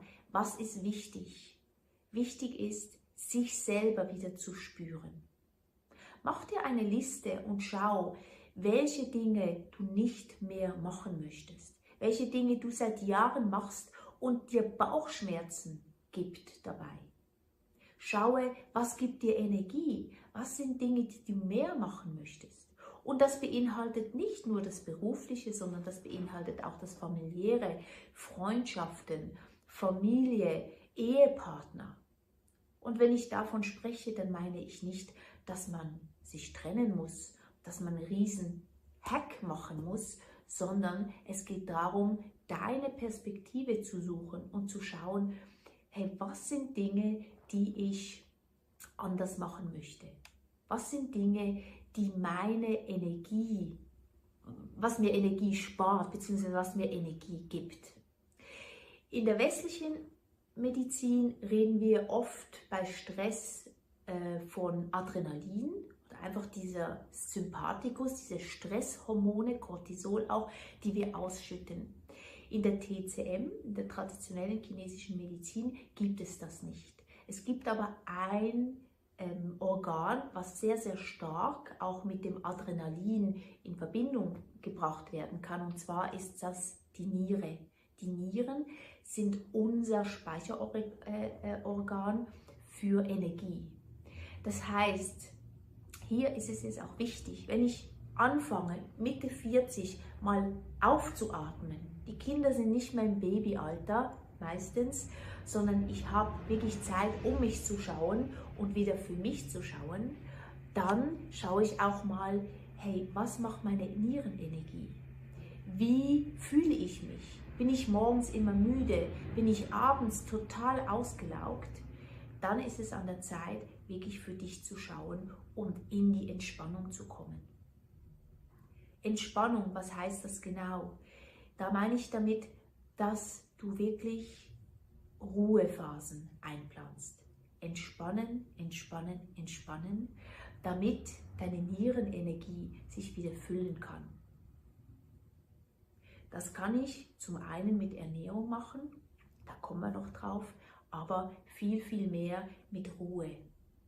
Wenn ich mich immer aufrege, wenn ich von A nach B renne und dann auch noch zu C, dann bin ich nicht in der Ruhe. In der Ruhe bin ich, wenn ich im Flow bin, wenn ich etwas mache, was mich glücklich macht, wenn ich einfach lese, wenn ich einfach mal sitzen darf und nichts tun muss und auch nicht beim Sitzen schon überlegen, was kann ich denn noch für meine Familie tun? Was muss ich noch erledigen? Nein, lass es los. Dein Umfeld, deine Leute, die können Dinge auch ohne dich erledigen. Viele Gynäkologinnen und Gynäkologen bestätigen, dass die Perception, also meine innere Haltung zur Perimenopause und Menopause, ganz, ganz stark ist, also ganz wichtig ist.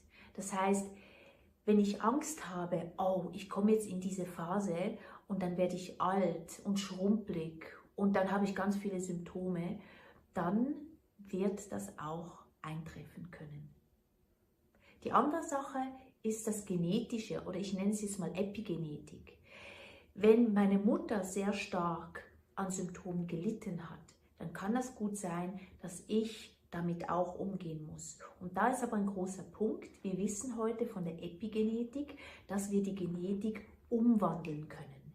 Das heißt, da auch zu schauen, okay, was habe ich für Rituale oder was habe ich für Charakterzüge wie meine Mutter, die vielleicht dafür sorgen, dass ich im Stress bin, dass ich rumrenne, dass ich mir Sorgen mache. Also einfach das mal zu beleuchten und zu wissen, hey, ich bin nicht verdammt dazu, das Gleiche zu überleben wie meine Mutter, aber ich muss drauf schauen und ich muss es angucken. Jetzt hatten wir es vom Thema Entspannung. Entspannende Dinge sind Sachen wie Yoga zum Beispiel, Tai Chi, Qigong, Bewegung in der Natur. Die sind alles Sachen, die einem gut tun oder die mir gut tun vor allem. Das heißt, ich bin da nicht so stark im Aktiven, im Sympathikus drinne, sondern bringe den Sympathikus runter, aktiviere den Parasympathikus. Dieses Thema nehme ich immer wieder auf, weil das ganz, ganz wichtig ist. Was auch gut ist zum Thema Entspannen, ist der Schlaf. Das heißt, da zum einen zu schauen, wie ist meine Schlafhygiene? Wie schlafe ich? Habe ich meine Ruhe? Habe ich meinen Rhythmus zum Schlafen? Und auf der anderen Seite aber auch nicht zu hektisch werden, wenn ich mal eine Phase habe, wo ich nicht so viel schlafe oder auch mal aufwache. Schlaf ist überbewertet, das sagt meine Freundin Barbara. Da diskutieren wir oft darüber, weil ich persönlich finde Schlaf ganz, ganz wichtig. Aber wenn ich aufwache und mir dann Sorgen mache, dann wird es umso schwieriger. Das heißt, auch da, leg dir etwas bereit, in dem Falle, wenn du aufwachst, dass du vielleicht ein schönes Öl hast, dass du dir eine Musik anhörst oder sogar eine Einschlafmeditation, irgend sowas, was dir hilft, wieder in den Schlaf zu kommen. Thema Ernährung finde ich ein total geiles Thema, weil wie oft referiere ich nenne es jetzt einfach mal so, Überernährung, Leute fragen mich etwas und dann kommt aber sofort, ja, aber das ist total schwierig. Oder, ja, weißt du, aber am Wochenende möchte ich schon meinen Gin Tonic trinken. Ja, so what? Dann trink ihn. Wie gesagt, wichtig ist immer, die Dinge bewusst zu tun und sich zu spüren. Und ich frage dich jetzt, wenn du weißt, dass dir etwas nicht gut tut, wieso machst du es dann? Wenn unsere Kinder das machen, dann schimpfen wir. Aber bei uns selber, da leben wir immer wieder den Rhythmus anderer. Komm doch einfach mal zurück zu deinem Rhythmus. Spüre deinen Körper. Überleg dir, hey, was tut dir gut? Und zwar spreche ich da nicht von veganer Ernährung oder glutenfrei, wie auch immer, sondern ich rede von ausgeglichener Ernährung. Im Alter ist es so, und was heißt im Alter, ab 25 verlieren wir jährlich Muskelmasse. Muskel besteht zum großen Teil aus Protein und deswegen ist es logisch, dass wir unser Muskel zum einen ansprechen sollten, das heißt also aktivieren sollten mit Bewegung und zum anderen mehr eiweißreiche Lebensmittel reinbringen dürfen. Beim Sport ist es so, dass wir sagen, okay, Krafttraining ist etwas sehr Schönes, aber auch da, das muss nicht das Krafttraining im Fitnesscenter sein, sondern du kannst dir 3-mal in der Woche 2, 3 Übungen raussuchen, die dir gut tun. Zum Beispiel Sit-Ups oder du machst 2-mal 30 Sekunden Planks. Einfach etwas, was deine Muskulatur stärkt, was deine Muskulatur anspricht und dabei aber auch Spaß hast. Auf der anderen Seite das Thema Ernährung. Wenn ich von ausgewogen rede, dann rede ich immer von natürlicher Ernährung. Das heißt, alles, was ein Label hinten drauf hat, was ich nicht verstehe, wo ich nicht weiß, was ist da drinne, das kann ich wieder zurücklegen. Und wenn ich sage alles, dann ist das immer in Klammer. Ich sage immer 80% gesund, 20% Leisure, einfach wenn ich mal Lust habe und ich gehe irgendwie Fastfood essen oder ich habe einfach das Gefühl, so, das brauche ich jetzt, das will ich jetzt, dann ist es okay und isst das mit Vergnügen, weil etwas, wo ich weiß, das ist nicht so gesund und ich esse es mit schlechtem Gewissen, da schadet es deinem Körper noch viel mehr. Aber zurückzukommen zum natürlichen Essen, also da denke ich natürlich an saisonalen, regionalen Gemüse, Varietät ohne Ende momentan. Und da denke ich an Getreide, nicht an Pasta, weil Pasta ist auch Industriefood. Ja? Wenn du deine Pasta selber machst, ist was anderes, aber meistens kaufen wir diese. Das heißt Getreide wie Vollkornreis, wie Gerste, wie Hirse, Quinoa, Grünkern. All diese Dinge sind wunderbare Lebensmittel, mit denen ich sehr, sehr viel machen kann. Und die auch Proteine haben. Wenn wir aber nach der TCM gehen, dann ist es so, dass wir da keine Vitamine, keine Mineralstoffe, keine Proteine, also keine Proteine zählen, sondern wir gehen eher darauf zurück, was tut meinem Magen, meiner Verdauung gut. Und da bitte ich dich, schau doch mal, wie geht es dir nach verschiedenen Lebensmitteln, die du gegessen hast? Also wie geht es mir, wenn ich eine riesen Portion Pommes mit Mayo gegessen habe? Wie geht es mir, wenn ich ein Wok esse mit Reis und sehr viel Gemüse? Einfach da mal schauen, wie es dir geht und wie es dem Körper geht vor allem. Ja, das ist ganz, ganz wichtig. Also das heißt, zum einen schauen, was tut mir gut, zum anderen sich bewusst zu sein, okay, mehr eiweißreiche Lebensmittel, das sind die Eier, das kann Fleisch sein, das muss aber nicht Fleisch sein, das sind Hülsenfrüchte, das sind ganz viele Gemüse, die auch Proteine drin haben und wichtig ist einfach frisch. Und in der TCM schauen wir auch, dass das Magenfeuer immer brennt. Das heißt, wir gehen also nicht auf diese ganzen Makro- und Mikronährstoffe, sondern die Verdauung ist für uns das ganz, ganz zentrale, wichtige Organ. Das heißt, dass die Verdauung gut läuft und dafür ist es gut, wenn wir warm essen. Viel warm essen, oft warm essen am Tag und uns auch bewusst machen, wie gesagt, tut es mir gut.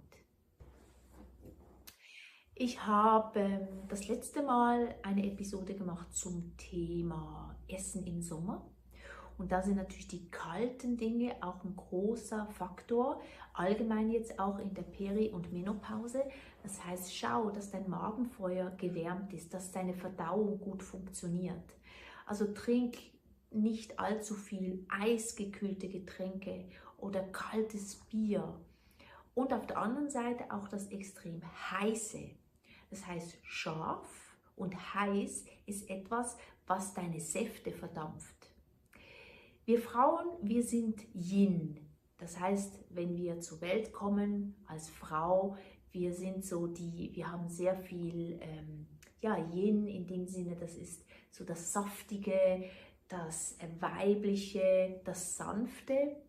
Und mit der Zeit verlieren wir das. Wir werden yangiger, die Männer werden yiniger. Und das hat auch damit zu tun, beziehungsweise da ist es auch ganz wichtig, dass wir in der Ernährung schauen, dass wir nicht zu heiß essen, also zu scharf essen, besser gesagt, und dass wir auch auf der anderen Seite nicht zu viel Alkohol zu uns nehmen. Alkohol ist auch scharf, ist heiß und das verdampft unsere Säfte noch zusätzlich. Mal ein kühles Blondes, ein Bier, ein Weizenbier, weil das hat östrogenartige Substanzen mit drin, das ist wunderbar. Aber alles, was hochprozentiger ist, das verdampft dein Yin. Und du möchtest ja dein Yin, deine Energie kultivieren. In unseren Breitengraden essen wir sehr gerne scharf. Und da muss ich dich leider enttäuschen, das ist auch etwas, was nicht mehr so gut ist für deinen Körper. Wie ich vorher schon gesagt habe, deine Feuchtigkeit, das möchtest du dir behalten und mit dem Heißen, mit dem Scharfen verpuffst du diese Energie.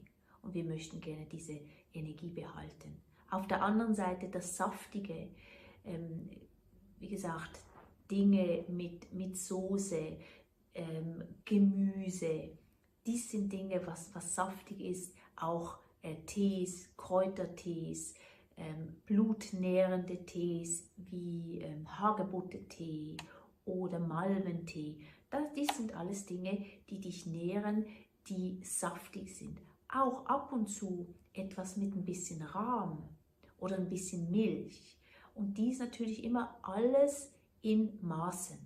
Oder wir essen extrem viel Milch, weil ich irgendwie früh meine Cornflakes esse und meinen Kaffee, 4 oder 5 am Tag, also die Kaffeelatte. Dann habe ich sehr viel Rahm und Käse in meinem Essen. Und das sind Dinge, was überhand genommen haben. Aber Milch per se, wenn ich nicht laktoseintolerant bin, dann ist das eine sehr schöne Sache, ist befeuchtend und das tut dem Körper gut. Das Letzte, was ich noch ansprechen möchte, ist das Thema Toxine in unseren Lebensmitteln und auch in unseren Reinigungsprodukten, Kosmetika. Schau da auch mal ganz genau hin, was du isst, mit was du dich wäschst, mit was du putzt. Wir haben hier auch mega viele Toxine, die sozusagen sogenannte Xenoöstrogene sind. Das heißt, die zeigen unserem Körper, oh, da ist Östrogen vorhanden und so muss der Körper nicht noch mehr Östrogen produzieren, denkt er zumindest, aber es sind keine Östrogene. Und das ist auch ein ganz, ganz großer Grund, wieso Frauen in jüngeren Jahren schon Hormondysbalancen haben, durch die ganze Kosmetika, durch die Reinigungsmittel und. Durch Plastik auch. Ja, das ist ein ganz, ganz großes Thema. Also da auch sehr sorgfältig drauf schauen.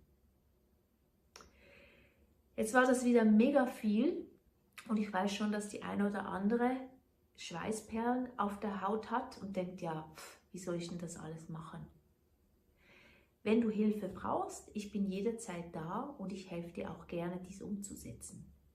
Wichtig ist aber für dich, mach nicht alles auf einmal, sondern nimm dir 2 bis 3 Dinge raus und versuche die langsam in dein Leben zu implementieren.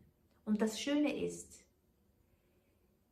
je früher du anfängst, desto besser wirst du deinen Körper kennen, wirst du deine Bedürfnisse kennenlernen, Grenzen setzen lernen und deine Fürsorge praktizieren.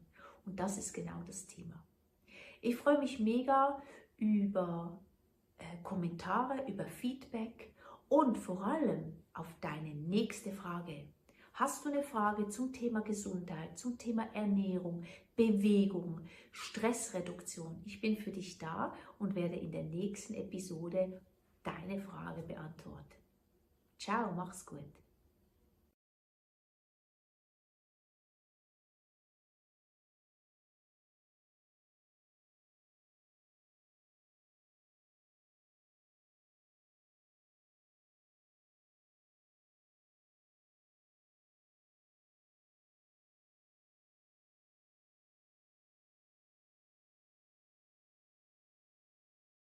So heißt meine Firma und ich möchte heute mit dir über das Thema Vitalität sprechen. Was heißt das eigentlich, Vitalität? Wenn ich an das Wort Vitalität höre, dann denke ich an einen ganz frisch gereiften Apfel oder so einen prallen Pfirsich, der spritzt vor Saftigkeit, wenn ich reinbeiße, der rot ist, der gereift ist von der Sonne und der wirklich diese Kraft ausstrahlt. Das ist für mich Vitalität. Und für mich persönlich heißt Vitalität, dass ich am Morgen ganz schön in Ruhe aufstehen kann. Das heißt, dass ich Kraft habe, dass ich Mut habe, aufzustehen. Mut in dem Sinne, dass ich mich freue auf den neuen Tag und dass ich den Tag auch gut überstehe. Natürlich mache ich Pausen, aber wichtig ist es mir doch, dass ich nicht abends um 7 total kaputt auf dem Sofa liege, sondern dass ich auch abends noch Kraft und Vitalität habe, Power habe, mit meiner Familie was zu unternehmen oder mit einer Freundin, einem Freund essen zu gehen, ab und zu auch mit meinem Mann. Und das ist so das Thema, was ich unter Vitalität verstehe. Lass uns heute mal das Thema oder das Wort Vitalität anschauen und schauen, was braucht es für Vitalität. Für die Vitalität, denke ich mal, gibt es so 6 Faktoren, die ich mir aufgeschrieben habe, die für mich wichtig sind, damit ich ein gesundes, vitales Leben führen kann und mich auch wohlfühle dabei. Das erste, meine Paradedisziplin, die Ernährung. Bei der Ernährung geht es doch einfach darum, frisch zu essen. Es heißt ja auch Nahrungs- oder Lebensmittel und das heißt für mich schon Lebensmittel, dass das Nahrungsmittel noch lebt. Also gesunde, frische, wenn es geht, saisonale und regionale Nahrungsmittel. Da gibt es auch was sehr Spannendes und zwar das Thema Farben. Wir reden ja immer, ess deinen Regenbogen. Ja, und wieso eigentlich? Studien haben gezeigt, dass unser Körper auf Farben reagiert. Das heißt, wir schwingen mit verschiedenen Farben und deswegen ist es so wichtig, einen roten Apfel zu essen, grüner Spinat, violette Aubergine, grüne Avocado, was du gerne hast und was der Lebensmittelkorb so mit sich bringt. Also da sage ich immer, Ernährung ist eigentlich ganz, ganz einfach, denn schau, was frisch ist und auch das kannst du selbst kochen am Abend und kannst es mitnehmen. Oder du suchst dir in den Restaurants das aus, was wirklich ein natürliches Lebensmittel ist. Die zweite Sache ist das Thema Bewegung. Bewegung ist ganz, ganz wichtig, zum einen, um Stress abzubauen, aber natürlich zum anderen auch unsere Muskulatur zu bewegen, unseren Stoffwechsel, unseren Kreislauf in Bewegung zu bringen. Die Muskulatur vergessen wir oft, gerade so im Alter. Wir wissen, dass der Muskelumfang ab ca. 25 bis 30 Jahren jährlich 1 bis 2% abnimmt. Das heißt, es ist umso wichtiger ab 40, ab 50 Jahre, Mann oder Frau, egal, dass wir in der Bewegung bleiben. Die Muskulatur ist ein Organ und dieses Organ will gepflegt werden. Du musst nicht joggen gehen, du musst keinen Marathon oder Triathlon machen, sondern Bewegung heißt rausgehen, leichtes Transpirieren, leicht schwitzen ist sicherlich nicht schlecht, so 2-3 Mal in der Woche. Das kann aber auch Tanzen sein oder du gehst gerne Fahrrad fahren, irgendetwas, was du sehr, sehr gerne für dich machst und auch was dir Spaß macht. Das ist sehr, sehr wichtig. Der dritte Punkt, um vital durch das Leben zu gehen, ist für mich die Stressbewältigung. Ich spreche immer wieder vom Stress, vom Übermaß an Cortisol, was in unserem Körper schwimmt, was dann teilweise andere Hormone blockiert. Und da ist das auch ganz, ganz wichtig. Stressbewältigung, um immer wieder in den Parasympathikus zu kommen, in den Entspannungs- und Verdauungsmodus. Und da gibt es Varianten wie Yoga, wie Meditation, aber auch Spazierengehen im Wald, vielleicht auch etwas ganz Schönes lesen, you name it. Vielleicht hast du eine Idee und schreibst mir das auch, was deine Methode ist, um deinen Stress zu bewältigen. Dann kommt dazu gleich der Schlaf. Das wäre der 4. Tipp. Schlaf und Stress gehört ganz, ganz eng zusammen. Das heißt, wenn ich im Stress bin, kennst du das vielleicht auch, dass Schlafen eher schwieriger fällt für ganz viele Menschen. Das heißt, wir haben zu viele Stresshormone in unserem Körper und der Körper kann nicht abschalten. Das kann sein, dass das mal Phasen gibt, wo das so ist. Das ist absolut okay, aber auf die Dauer sollte man zwischen 6 und 8 Stunden schlafen können. Meine Freundin Barbara sagt immer, Schlaf ist total überbewertet. Mit diesem Spruch konnte ich am Anfang nicht so viel anfangen, aber ich muss sagen, sie hat sicherlich recht, beziehungsweise dieser Spruch hat seine Berechtigung. Denn wenn ich mich einfach auch ausruhe, mal eine halbe Stunde mich hinlege und einfach nichts tue, dann ist das auch schon Entspannung. Das heißt, ich muss nicht tief schlafen über 8 bis 9 Stunden. Aber wir wissen auch von ganz vielen Studien und in der TCM ist das etwas, was die letzten 3000 Jahren so gemacht wurde, dass wir ab abends um 7, dass da der Körper anfängt zu regenerieren. Und da, ich muss nicht um 7 ins Bett gehen, aber wenn ich so zwischen 10 und 11 Uhr abends ins Bett gehe, dann hat der Körper die Möglichkeit zu regenerieren, zu entspannen und ich komme da auch viel leichter in den Tiefschlaf. Beim Schlaf haben wir ja 2 Phasen, die uns vielleicht bekannt sind. Und zwar, ich habe einmal den Tiefschlaf. Das passiert so die ersten ungefähr 3 Stunden meines Schlafes. Und im Tiefschlaf regeneriere ich vor allem meine körperlichen Komponenten. Und dann habe ich die REM-Phase Und in der REM-Phase, da geht es darum, vor allem das Erlebte zu verarbeiten. Also beide Phasen sind ganz, ganz wichtig und deswegen sagen wir natürlich für ein vitales Leben, für die Vitalität, dafür, dass du morgens wieder frisch, fit und munter aufstehen kannst, ist der Schlaf ganz, ganz wichtig. Was auch noch wichtig ist, ich habe es vorher schon gesagt, bei der Stressbewältigung, wenn ich meinen Körper trainiere, dass er immer wieder in die Entspannungsphase kommt, dann ist es auch leichter für den Körper, wirklich zu entspannen und nicht den ganzen Tag Cortisol auszuschütten bei Stress, sodass ich dann früh morgens um 4, 5 Uhr schon wieder wach bin. Denk auch an deine Freunde und deine Familie und deine Beziehung.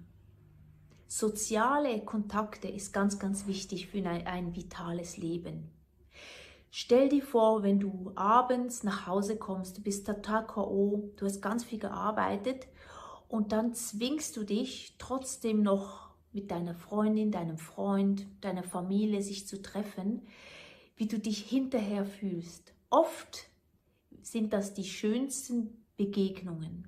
Das heißt, wir treffen uns, wir trinken etwas, wir haben einen feinen Tee oder ein Glas Wein und müssen nicht über die Arbeit sprechen, sondern können uns einfach loslassen. Wir haben Leute, Menschen, die uns gut tun, Menschen, die uns unterstützen und wir kommen auch so in die Entspannung.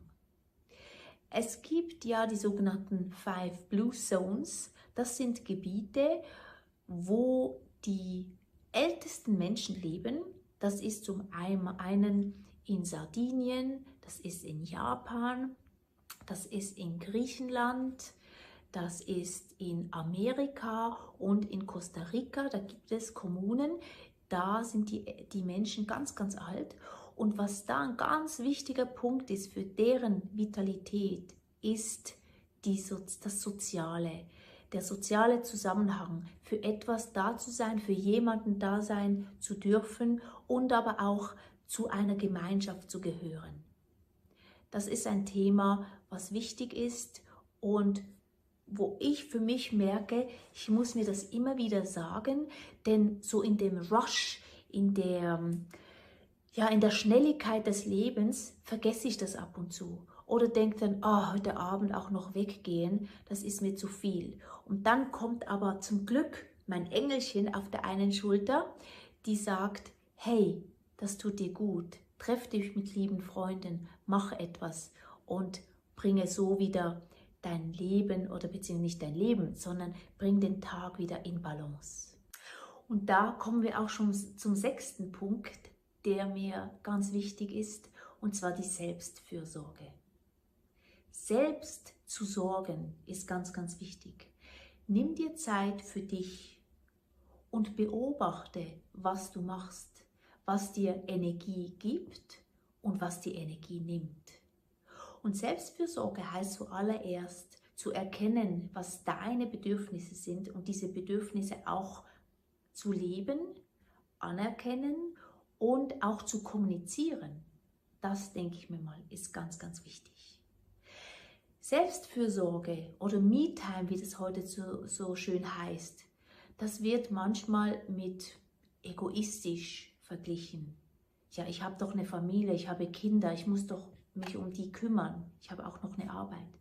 Ja, alles hat seine Berechtigung. Aber du hast auch eine ganz, ganz große Berechtigung. Weil wenn es dir nicht gut geht, wie geht es denn deinen Kindern? Wie geht es deiner Familie? Wie geht es deinem Umfeld? Und das ist etwas, was ich in den letzten 10 Jahren sehr, sehr stark gelernt habe. Auf meine Bedürfnisse zu achten, mich immer wieder zu fragen, macht mir das Spaß, was ich gerade tue? Und mit der Zeit auch den Mut zu haben, zu sagen, okay, das mache ich nicht mehr. Oder das muss ich für heute streichen. Ich weiß, dass das nicht einfach ist, das zu tun, aber probier es aus. Ich habe heute die Karte der Vitalität gezogen. Und hier geht es wirklich darum, um die Vitalität zu steigern. Und das ist noch ein großer Herzenswunsch von mir an dich. Schau nach innen und spüre deine Energie. Du hast genug Energie für dich und für dein Umfeld. Wichtig ist es aber, dass du es auch spürst, dass du deine Energie kultivieren kannst und dass du wieder in deine Mitte kommst. Du kennst den Spruch, boah, ich bin völlig neben den Schuhen. Das hat oft damit zu tun, dass du nicht mehr in deiner Mitte bist. Dass du überall deinen Kopf hast, nicht mehr nachkommst sozusagen und, wie gesagt, nach außen drängst. Versuche, oder nicht nur versuchen, sondern kultiviere dein tägliches Mitten. Einfach einen Moment in die Ruhe kommen, die Augen schließen, ein paar tiefe Atemzüge und dein inneres Licht spüren. Dein inneres Licht, deine Seele, wie du es auch immer nennen willst, ist immer da. Und wenn du es spürst, dann kommst du auch einfacher in deine Mitte, du kommst viel einfacher in die Ruhe und du bleibst viel einfacher in der Ruhe. Ich wünsche dir eine ganz tolle Zeit und ich freue mich auf deine nächste Frage, damit es nächste Woche weitergeht. Ciao.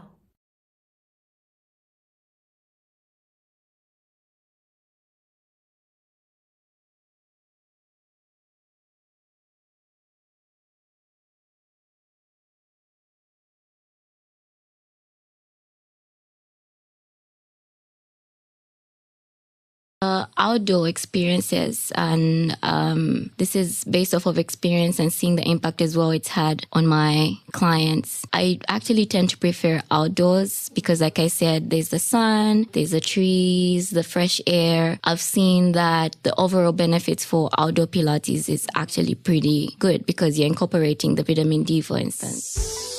Welcome to Reclamation, the podcast where conversations meet practical insights, guiding you through the maze of behavioral science to empower better public health outcomes. With a passion for bridging the gap between medicine, psychology, and sociology, Tabo brings a unique perspective to every episode. Get ready to reclaim your understanding of health and behavior. This is Reclamation.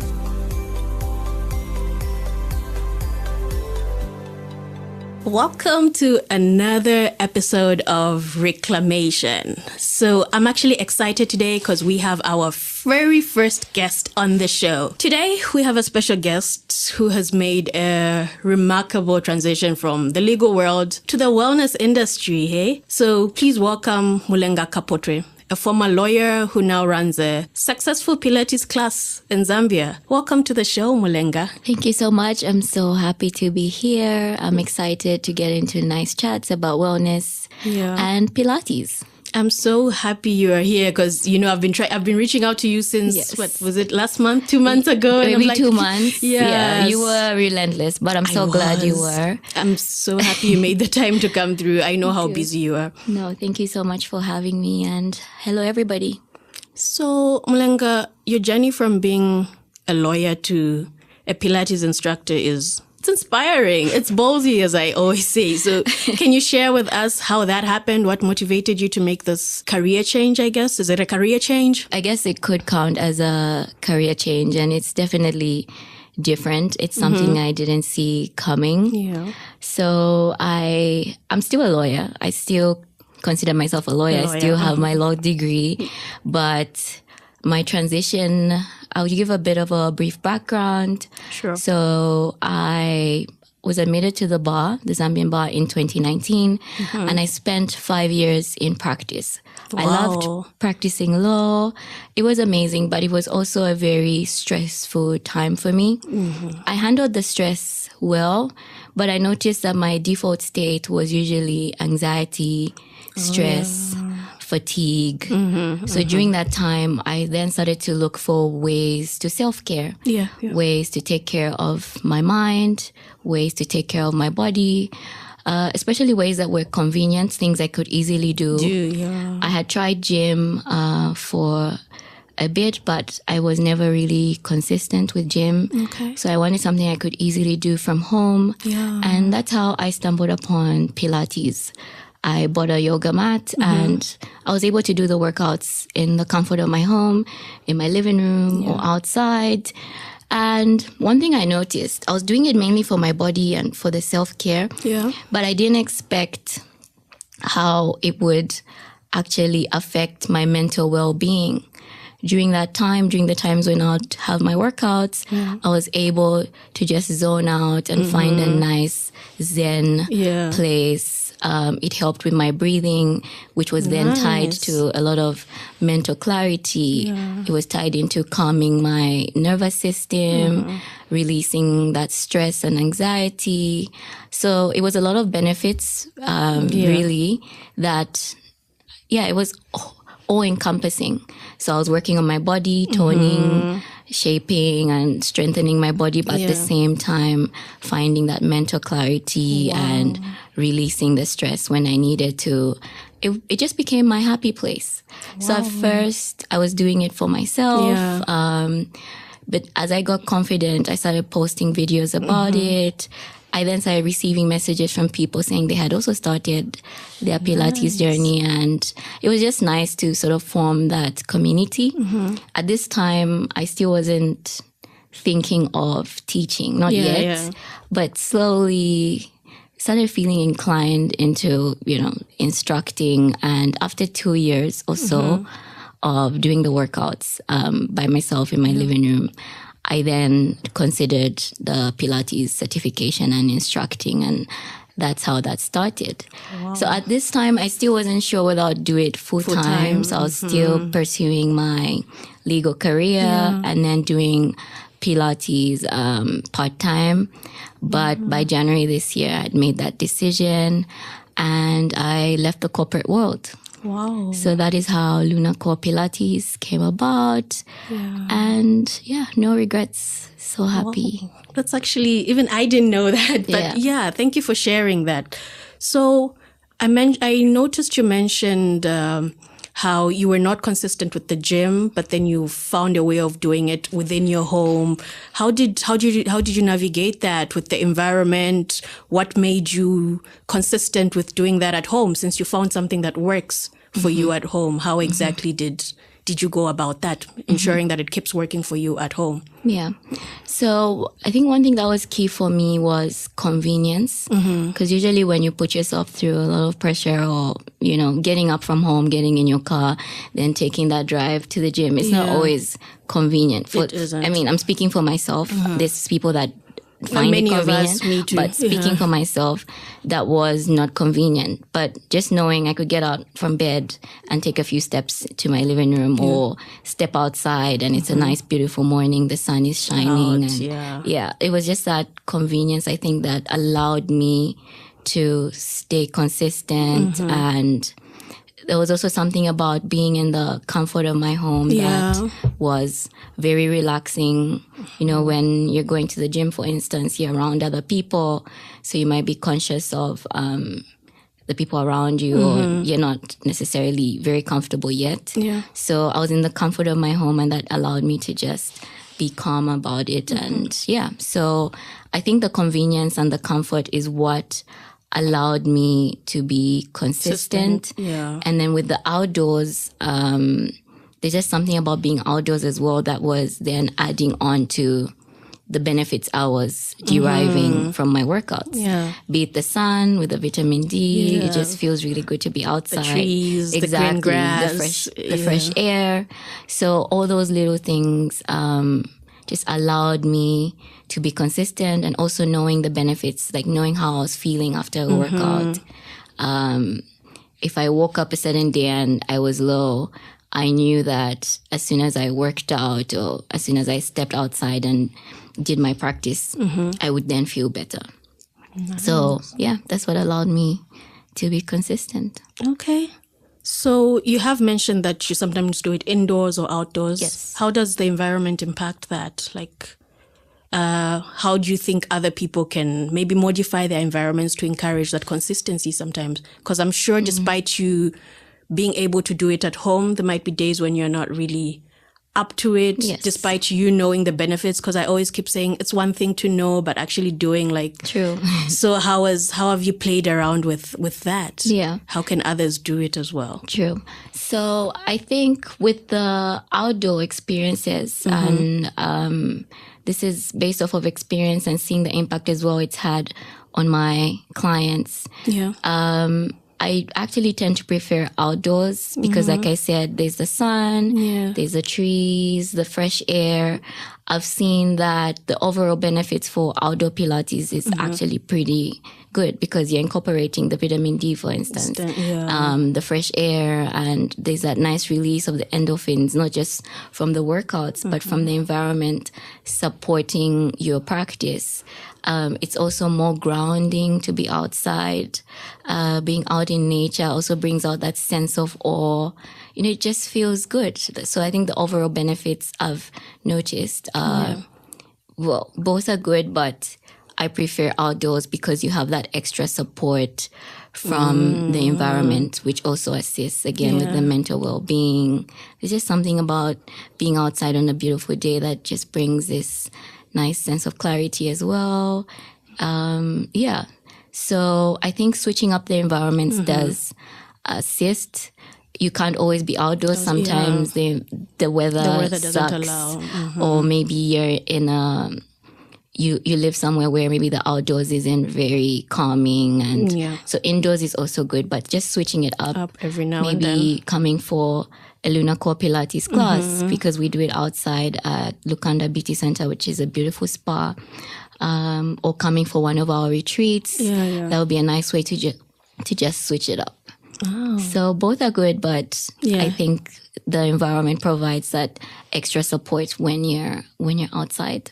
It actually does, because, you know, when I actually just found you and noticed you started doing this, a lot of your videos would be you in the grass outside, and it's just looking so pretty because I'm looking on Instagram and scrolling, and I'm like, oh, it looks fancy. Like, it's encouraging to say, okay, maybe I should actually sign up for a class. So you're absolutely right. The environment really does help keep you in check. It does. It really does. So what are some of the benefits you've noticed from your clients? Because I know you've been running a class for some months now. Yes. Yeah. So what are some of the benefits or the testimonies you've gotten from your clients? Okay. So the testimonies have actually been quite overwhelming.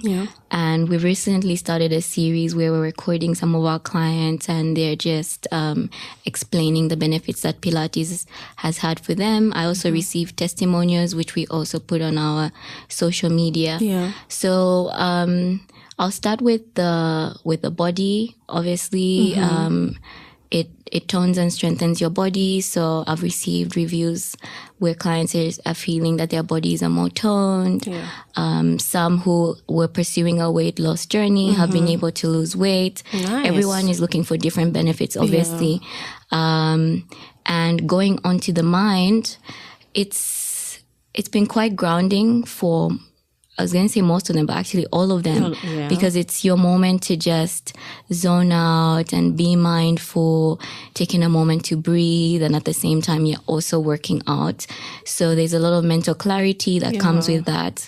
Most of my clients have high stress jobs. So during that time, they're able to just release that stress and release whatever fatigue they're feeling. There's some people that have been able to sleep better because, there are certain hormones that are released, and it just brings also that sense of calmness that helps facilitate better sleep. So, there's people that maybe were battling with low emotions or depression, and this has just helped them find that sense of balance and purpose that grounds them and just helps them feel better. And there's also something about community. So with the group classes, you're able to work out with like-minded people, and there's that nice emotional support and sense of community and purpose that comes with that. So overall, lots of benefits for the mind, for the body, for the soul. It's so beautiful, honestly. Yeah, so from what I'm getting, Pilates seems to be a holistic practice. Like, it benefits both the body and the mind. Yes, it's certainly a holistic practice. And what we do is when we're starting the sessions, we start with breathing and mindfulness. So the first 5 minutes is taking a moment to just relaxing your body, relaxing your mind, breathing, which is really, really good as well to get your body ready for the session, but also to ensure your mind is fully present in the moment. Our minds love to multitask. We're either dwelling in the past or planning ahead, worrying and anxious. We're in the future already. So during those first 5 minutes, we want to ensure everyone's just in the present moment. We then have the session. And at the end, again, some breathing, and we finish off with gratitude and self-love, which is another 5-minute practice where you're just taking a moment to focus on what you're grateful for that particular day, and also finishing off with some self-love, saying something kind and loving to yourself. And that is so good for the mind as well. Wow. You know, especially with a self-love one, saying something kind and loving to yourself. Our minds are usually so quick to self-criticize. We beat ourselves down, or we're always waiting for other people to show us love. But in that moment, you're taking that power back, which is so good for your mental well-being as well. So it's definitely a holistic practice. Okay. Okay. That's good to know. But I'm guessing for you to be able to actually see the benefits, you would have to be quite consistent. Yes. Like, are there any tips you give to your clients that you'd like to share, one or two, or how you stay consistent? Because do you set an alarm? Do you do it every day? Do you have times of the days when you do it and prefer other times? Like, how do you make sure? Because I know you wear so many hats because you're also doing tennis now. Yes. So it's like, how do you balance all that, making sure you stay consistent with your Pilates while also doing everything else in your life? Yeah. Okay, so I'll speak for myself first and then go into the clients. So before, when I was juggling my job and the Pilates, not necessarily, I wasn't teaching yet, but when I was just doing the classes and practicing, the best time for me was after work. In the evenings, I would get home, change from my work clothes and immediately go into my workout clothes and just find a class. So that day, if I was not in the mood to really work out, I'd find the shortest class on YouTube. And, you know, it was better than doing nothing at all. So I'd find maybe a 15-minute class and work out, and I would immediately feel better. So keeping that feeling in mind, even on the days when you're not in the mood, really does help. Of course, there were days when I felt that way and I just fell off the wagon. But again, even when you fall off, showing yourself that grace, taking a moment, and then getting back on. So evenings were the best times for me. On weekends, I would then do it in the mornings. In the mornings. Yes. And then now that I no longer have my 9 to 5, now that I'm teaching, actually, it's been a bit hard to set time just to practice and not necessarily setting time to set the classes. Because now it's like I'm constantly working out. So when I'm doing it with the clients, I feel like I'm working out. But I'm now trying to be intentional about actually scheduling like a full class for myself. Not necessarily setting a class or writing down my flows. I want to set time for myself to just do a full Pilates session. So for me, that now looks like doing it at least 3 times a week. Which feels like a lot because, again, when I'm doing it with the clients, it's a workout altogether. But I think I'll manage and I'll get back to you guys on that one. But in terms of juggling, like you said, I'm also doing tennis, which helps me stay fit. I've signed up with an academy, so that helps me stay consistent, knowing that I will do tennis, let's say, every Wednesday, and there's a coach too. You do tennis once a week? Yes, once a week for now. Once a week. I'm hoping to make it 2, but I have a coach or coaches under the academy. It's called Atlas that help me stay consistent. So I think having a coach and having, again, like if you come for Lunacore Pilates, I'll be there to help keep you accountable. So having someone that keeps you accountable is a big one. Either a friend or your instructor or coach that helps you stay consistent. So that's with me and with my clients as well. I come in to help them stay consistent as their accountability partner. But I actually have to give it to my clients. They are generally just consistent even without me. Yeah. They're usually people that are very dedicated and committed to their wellness journey. I guess because the benefits are that good. Yes, because the benefits are that clear. So, wow. Yeah. I'm so inspired right now because fitness is something I have been pushing for so long. It's just so hard. And here you are talking about doing your Pilates 3 times, doing tennis and wanting to add another day. And I'm like, how does your body feel? So is this for everybody? Like Pilates, like somebody like me who's lived a sedentary lifestyle, I would say, and I'm trying to get into it. Yes. Are your classes for everybody? Please tell us who your classes are for. My classes are for everybody. But I would say my target market is people that are trying to transform their lives, take a moment from the hustle and bustle, taking a moment to just take control, take charge again of their minds, their bodies, their souls. You're going to strengthen your mind, strengthen your body in the process as well. Really, it's for everybody. It's for everybody. So come through. So I won't have too much pressure, eh? No. The stretches. No. And honestly, I suppose you won't know till you actually try a class. Yeah, true. But once you come for a class, you will know that it is certainly for you. It is, and you will not regret it. Okay. Well, so I guess consistency is key when trying to maintain a healthy behavior. I mean, you have an amazing body. Your skin is glowing. What other things are you doing to help keep healthy? Like food, juice. I saw recently that you partnered with some juice. Yes, Z's Juice Bar. Yeah. Yes. Can you tell us about that? Is that helping you? Yes, certainly. Diet is a big one, and that's something I'm still working on, and I'm hoping as the year goes on to work with some nutritionists as well, just to help me, because I actually do have a bit of poor eating habits. But some of my clients work with nutritionists. One of my clients is actually a nutritionist. Nice. So they're able to give advice on diet that will facilitate mental health and also help you with your weight goals, if you have any, and just your overall well-being. Yeah. So I'm still working on that one. Actually, I can't speak too much on the diet one because it's something I'm still figuring out. And I'm sure a lot of people will relate as well. Yeah. Just finding what works for you.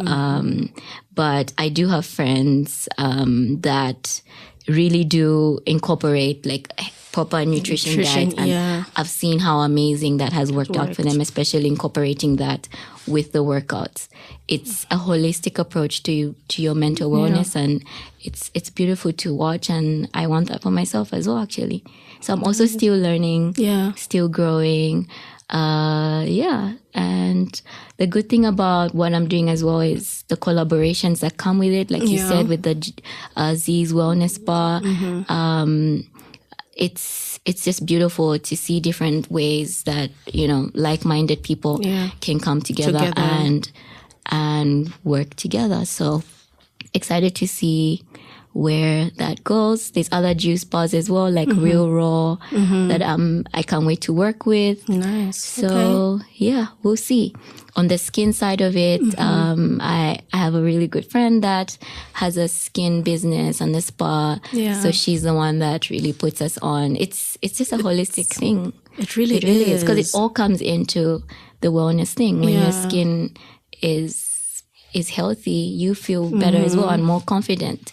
When your body is whatever way you want it to be, whatever wellness goal or body goal you have for yourself, when you reach that goal as well, it brings a sudden boost of confidence. And also the journey to those goals, just giving yourself grace through each period. It doesn't mean when you haven't yet reached your skin goals or your body goals, it doesn't mean that, you shouldn't feel good about yourself. So it's all just it's a process, honestly, and it's a beautiful journey, really. It is. Actually, speaking of collaboration, you recently had was it a brunch? Was it a month or two ago at Nkwashi? Yes, with Nkwashi. Though that was amazing. How was that? Like, what were the benefits of that? Yes, so we were by the lakefront, and it was really, really, really beautiful. So the session was just right in front of the water and everything. I can imagine. It was amazing. And again, doing the Pilates outdoors in a beautiful space, it just adds on to that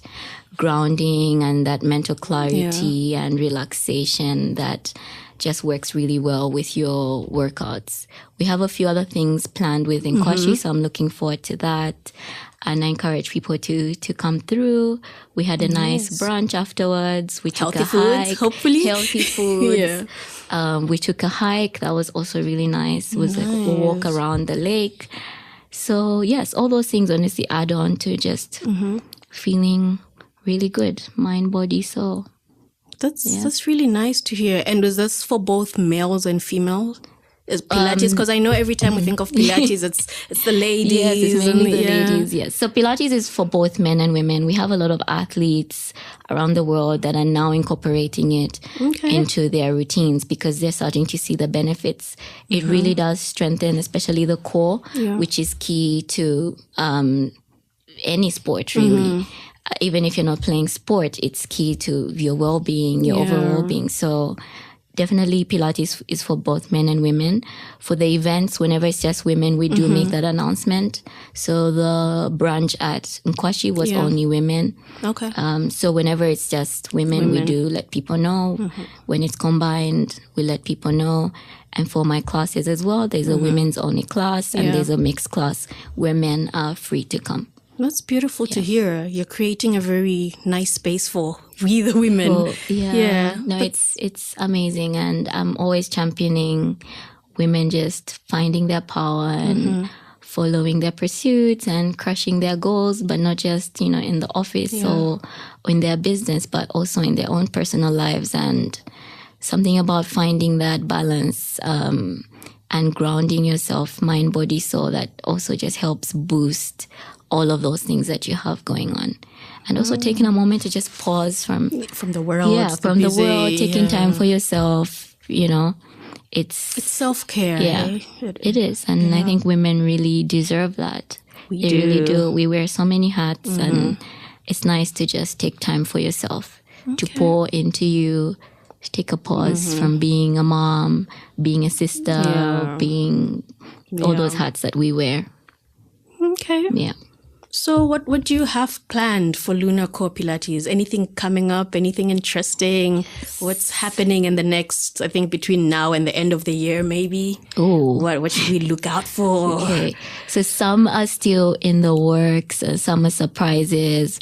But next month, you can look out for another collaboration with Nkwashi. Okay. A few months down the line as well, we have an upcoming Pilates retreat, Lake Malawi with Robin Pope Safaris. Wow. So it was supposed to be end of June, but it was postponed and we'll announce those dates as well. That as well will be beautiful by the lakefront. And you mind telling me more about that? I'm curious. So what does that mean? What are people traveling for? Why should I join? Why come for a retreat? Especially if you're going to cross the border literally to another country. It's a beautiful property. I haven't been yet, but I've seen the videos and the pictures, and I've had people that have traveled there and they've given beautiful reviews. So with the Pilates retreats, we'll have workouts every mornings and some evenings, and it's an adventure retreat as well. So, there'll be fishing and kayaking and sailing on the boats. Really just being out in nature and finding that balance and inner peace, but at the same time you're working out, having chats, wellness chats with like-minded people, all encompassing. And really, that sounds really, really, really exciting. I highly recommend it. And we usually do the same things, everyday society, we do the same thing. So why not take a moment to just try something different? And that's, I think, an exciting way to to give that it a really shot. is some self-care. Like, we deserve it. Yes. Is it for women only? Which one exactly? The retreat? No, men and women. Nice. Men and women. Okay, that's good. So we'll announce the dates hopefully soon. Okay, so how do we know when you announce the dates? How do we find you? Where are your classes? Online presence? Yes, so online presence, we have an Instagram page, Luna Core Pilates. Luna Core Pilates. Yes, Luna with an R. We have a website as well, www.lunacorepilates.com, so you can learn more about Pilates, learn more about my journey, see some of our reviews as well. And yes, so website and Instagram is where you can find us. That's where the announcements will be made. And also LinkedIn. We have a LinkedIn page, Luna Core Pilates. So yes, you can search for us and join our loving community and see what else we have lined up for the rest of the year. Wow, nice. Thank you so much for sharing this. It's inspiring. And I'm sure for somebody listening, they'll be like, okay, I need to actually consider this and do it. Yeah, so is there anything else you wish I had asked? No, I think you've been amazing, actually. I think you really asked. Thank you. As the first guest, thank you. This was an amazing chat, and I'm so glad we finally did this. And it was so nice to just talk about my journey and also share the benefits of this world that I'm now in. And you're doing an amazing job. Mental wellness is a big thing, and it's something that we should all prioritize. We should. We really should. And it shows up in different ways. Be it the stress, like we've talked about, the fatigue, or, having these negative thoughts that are always taking you around in this spiral. All that is mental wellness. Like, you need to just take a moment to self-care in a healthy way. In a healthy way. So I'm glad that you've curated this space, and I'm honored to be here. Oh, thank you so much. We could go on and on, but I'm so happy to have you here. I can't wait for this episode to air. But thank you so much for having it. So to our listeners, I hope you found this episode as inspiring and informative as I did. Remember, our environment plays a crucial role in your health behaviors, and making small changes can lead to significant improvements. So if you're in Zambia, if you're in Lusaka, be sure to check out Luna Core Pilates for classes and start your transformation journey. That's it for this week's episode. Thank you. Thank you for joining me till the very end. In the world of behavioral science, every ending is just the beginning of something new. Please remember to subscribe, leave a comment, and stay tuned for more adventures in behavioral science as we continue our journey towards a healthier, more informed decision making. Until then, stay curious, stay vigilant, stay healthy. This is Tabo Lukato Hadunka signing off from Reclamation.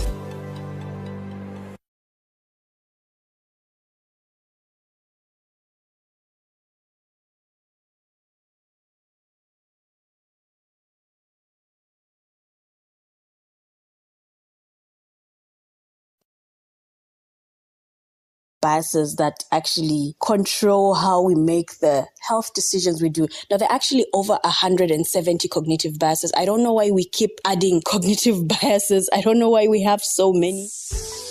Welcome to Reclamation, the podcast where conversations meet practical insights, guiding you through the maze of behavioral science to empower better public health outcomes. With a passion for bridging the gap between medicine, psychology, and sociology, Tabo brings a unique perspective to every episode. Get ready to reclaim your understanding of health and behavior. This is Reclamation.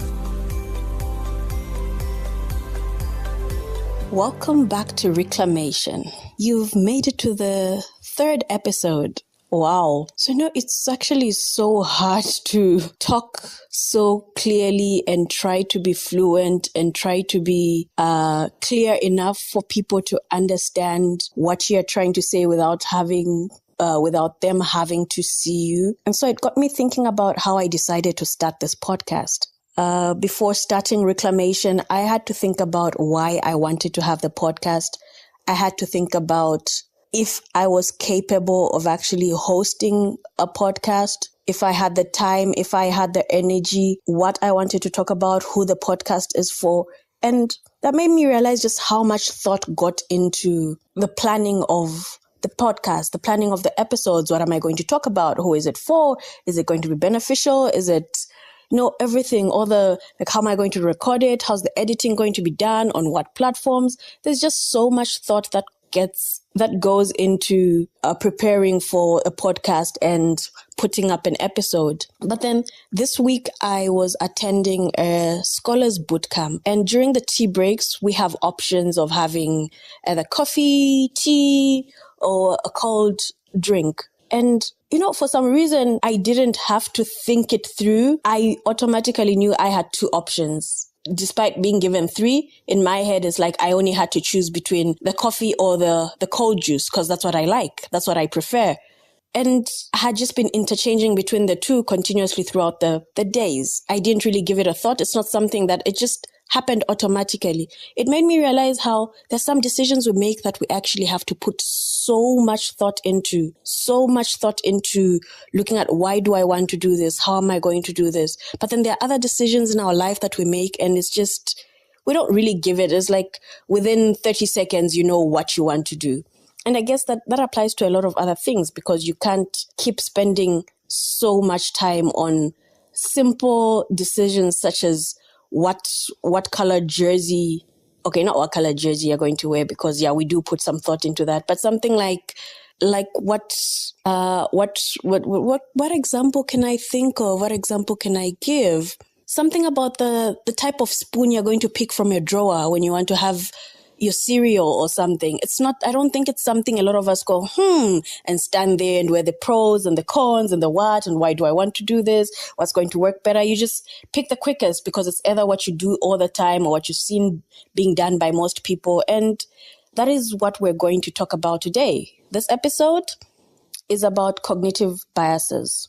We're diving into the fascinating world of cognitive biases and their profound impact on health decisions and behaviors. When it comes to making healthy decisions, our brains play a crucial role. However, our brains are not always as rational as we think, and cognitive biases can impact our choices related to health and wellness in general. Nothing is more important to a human than health and well-being, yet certain cognitive and other cultural biases can impede the access to life-saving health and behavior interventions that we choose for ourselves.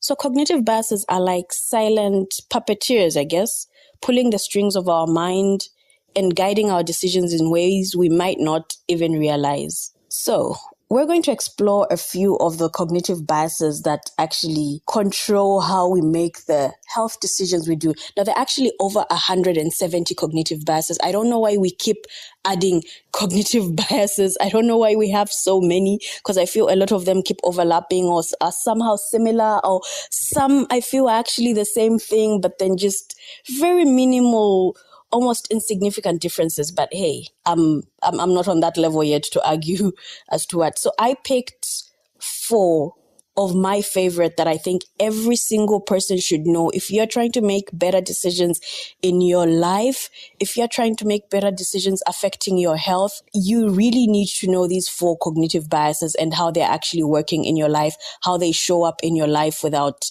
you noticing. They're literally sneaking up on a lot of us. So the first cognitive bias that I'm going to talk about is the confirmation bias. This is the first one on our list. So this sneaky bias leads us to cherry pick information that supports our existing beliefs, while conveniently ignoring the evidence to the contrary information. So imagine someone convinced that vaccines are harmful. That person is going to be scrolling the internet for articles that confirm their fears, and they will disregard all the other overwhelming scientific evidence supporting vaccinations. I'm sure we all know 1 or 2 people, right? And I mean, we saw this even during the times of COVID, and we see it continuously with all the other vaccines or all the other medications. So a lot of times you're looking for information, but you're looking for information to support the knowledge that you already have. So that can also impact how you make your decisions, what you think is healthy, what you think is unhealthy. confirmation bias. Check, like, how has this been sneaking up in your life? Are they things that you believe in and that you can support with your life and pull out articles and Google, and somehow those are the articles you're going to concentrate on, even if there are other articles suggesting otherwise. So yes, that's a very interesting one because I see it a lot. And then, this thing where you hear about a friend of a friend who contracted a rare disease, and suddenly you are convinced it's more common than it actually is. So this is the second bias we're talking about. This is the availability heuristic. So this bias usually clouds our judgment, making us overestimate the likelihood of events based solely on how easily they come to mind. Because it's something that has stuck in your mind because you remember it was a traumatic story or it moved you emotionally, and all of a sudden you think, so okay, this is actually happening more often than it actually is. So for example, if we hear about a friend's experience with a particular diet or an exercise routine, we may assume it will work for us as well without considering our unique circumstances, leading to the biased decision makings. Like, there's so many things we don't factor in: our metabolism, our watts.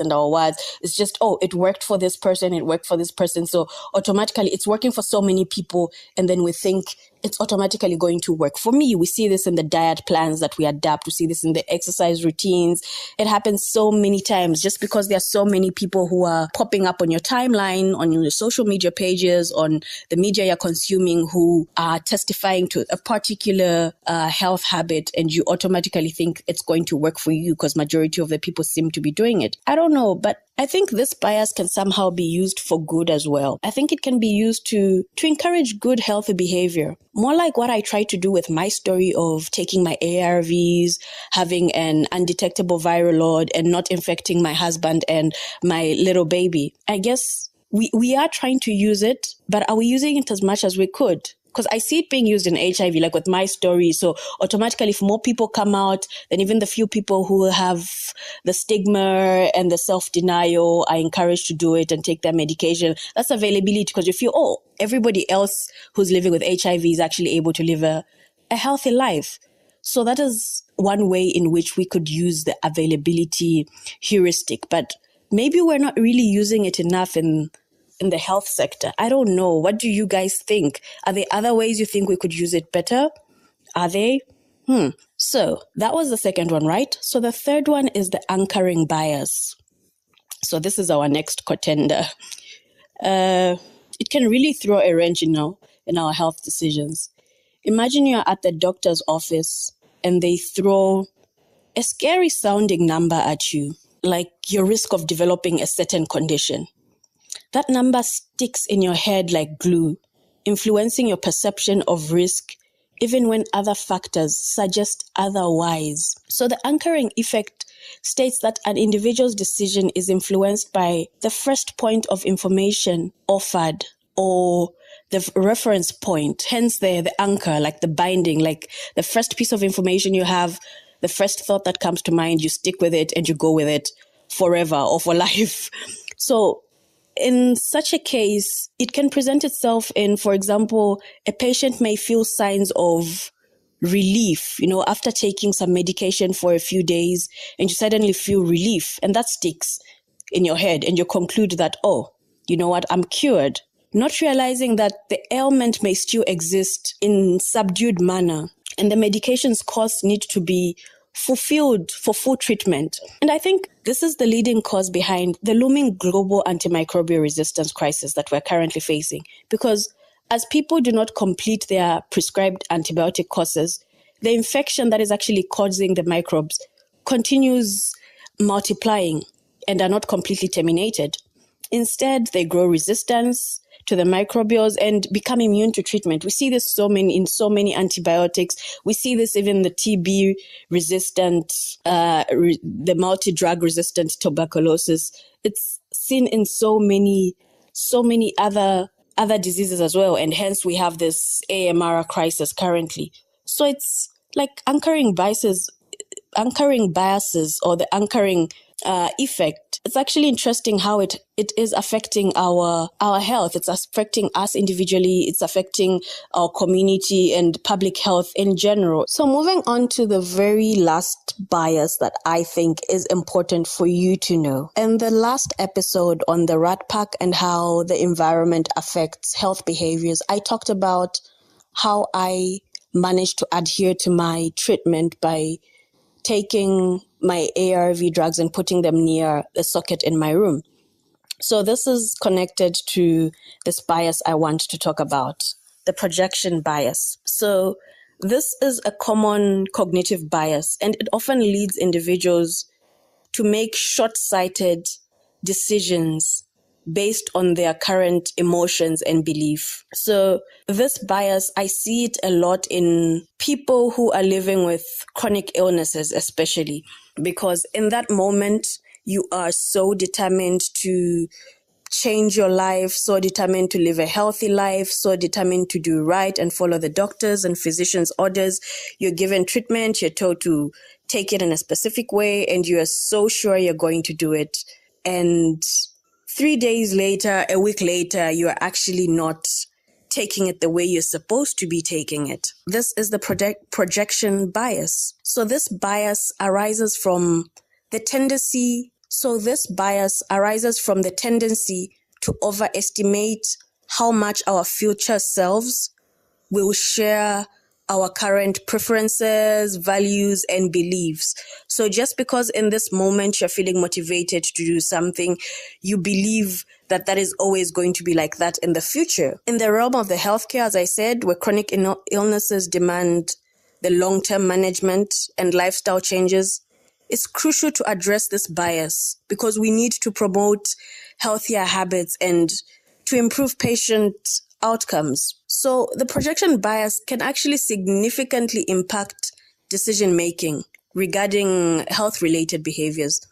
So patients may underestimate the extent to which their future selves will prioritize their health, leading them to make choices that cater to their immediate desires and emotions rather than their long-term well-being. I mean, we see this in the patients that are struggling with substance misuse of a particular substance and are not ready to give it up because they believe they are okay, they believe they are fine, and do not realize or do not anticipate that in the future what they're actually feeling and believing, because what is currently happening is giving them immediate gratification.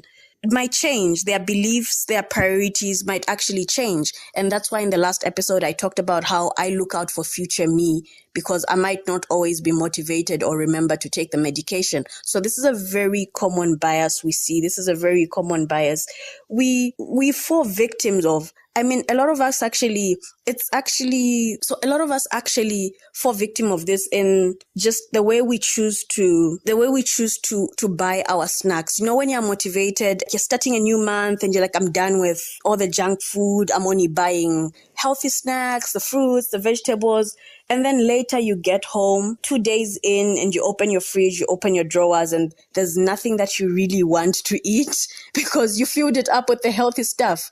So that is one way of actually trying to avoid this projection bias. That's one way of actually knowing about it and trying to do something about it because you know it's going to happen and you are looking out for your future self, as I had said. So that's something you need to ask yourself how it might be creeping in. Do you overestimate the future you, how capable future you is of looking out for yourself? So yeah, that's something to think about. So knowing about these cognitive biases is one thing, and I cannot say that you can completely avoid them. Being aware of a cognitive bias doesn't mean you can completely avoid them. It's almost like saying, because I am aware that bullets make ouchies, therefore I can dodge them. Like, we know bullets, we know the impact bullets have, but you can't always completely dodge them. But then the thing is, they are bulletproof. But the thing is, there's still bulletproof armor nonetheless. So it's something to actually know. It's definitely not going to help you avoid them completely. But if you know nothing about them, you can't do anything at all. And the people who actually know about these biases can weaponize them against those of us who may not actually know about them. So what can we actually do now that we know them? We need to equip ourselves with some tools to combat their influence on our health decision. Tools such as seeking diverse perspectives, surrounding ourselves with a variety of viewpoints can help challenge our biases and lead to a more well-rounded decision making when it comes to our health. Like, we need to hone our critical thinking skills by questioning assumptions. Like, just because we've always believed something doesn't mean it's true. So by interrogating our beliefs, we can uncover hidden biases that are actually contributing to our decision making when it comes to health. So biases aren't actually completely bad. Biases are not bad. We humans rely heavily on these cognitive biases as they can actually help us. We wouldn't want to unlearn all our autopilot features that help us get throughout the day without having to spend ridiculous amounts of brain power making small decisions. But that self-awareness can be really helpful to make sure we are not on autopilot all the time for decisions that actually do matter. So what biases have you actually been falling victims of? Can you think of any? Have you looked up any others? What other interesting biases have you found? As I said, there are over 170. So how are these biases appearing in your life? How are they affecting that health behavior you have been stuck to, that you've been believing in with all your heart? Like, I'm hoping me sharing a bit about this will open a worm of you wanting to seek more knowledge into looking at this and trying to avoid it and be weary of it, and make sure that the people who actually do use these biases, the people who are after our money, people use it for marketing, you're actually not falling victim of these biases. Please let me know if there are any other interesting biases that you found. You can please share them on the comments if you're listening to this on YouTube. I would really like to hear about these biases and how you think they have shown up in your life. So that is it for today's episode. I hope after this, we have realized just how much power our brain has, and we can actually use that power for good and to change our lives. So that's it for today. Thank you for joining me till the very end. In the world of behavioral science, every ending is just the beginning of something new. Please remember to subscribe, leave a comment, and stay tuned for more adventures in behavioral science as we continue our journey towards a healthier, more informed decision making. Until then, stay curious, stay vigilant, stay healthy. This is Tabo Lukato Hadunka signing off from Reclamation.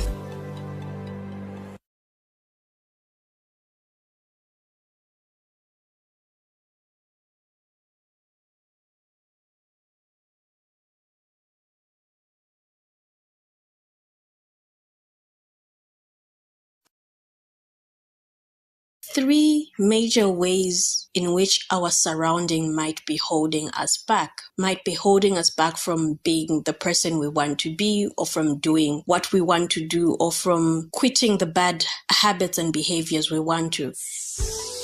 Welcome to Reclamation, the podcast where conversations meet practical insights, guiding you through the maze of behavioral science to empower better public health outcomes. With a passion for bridging the gap between medicine, psychology, and sociology, Tabo brings a unique perspective to every episode. Get ready to reclaim your understanding of health and behavior. This is Reclamation. Welcome back to another episode of Reclamation. So, for somebody like me living with a chronic disease such as HIV, that means I have to take my medication every single day for life. And that can be a bit hard to do because it's not a normal thing. It's not everybody who's taking medication every day. It's not a natural way of life. So it's something that you have to be deliberate about doing in order to stay healthy and stay fit. So when I actually decided I wanted to get serious with doing this life thing, I went into a deep dive to figure out how I was going to ensure I take my medication every day. So I actually checked out the definitions of a habit and of behavior, because if you're like me, even till date, I still use these words interchangeably. Is that a word? Yeah. I still use both of them the same way. So I found that the definition of a habit is the impulse to do a behavior with little or no conscious thought. So I was like, okay, so this is what I actually need to do in order for me to make sure I'm always taking my medication, because I'm going to be taking it for life. And a habit is like brushing our teeth every morning. That would count as a habit, because you don't really give it thought and it's repetitive. And you're not really conscious about it. Well, at least for most of us, like you know that every morning you have to do that. So how was I going to get my mind and my brain to turn taking my medication every day into a habit? And I just discovered during that same period how the environment actually plays such a huge role in the habits you're trying to form, in behaviors you're trying to form, be it new healthy behaviors and habits, and even habits and behaviors that you're trying to avoid and stay away from. Sometimes the environment can just be working against you.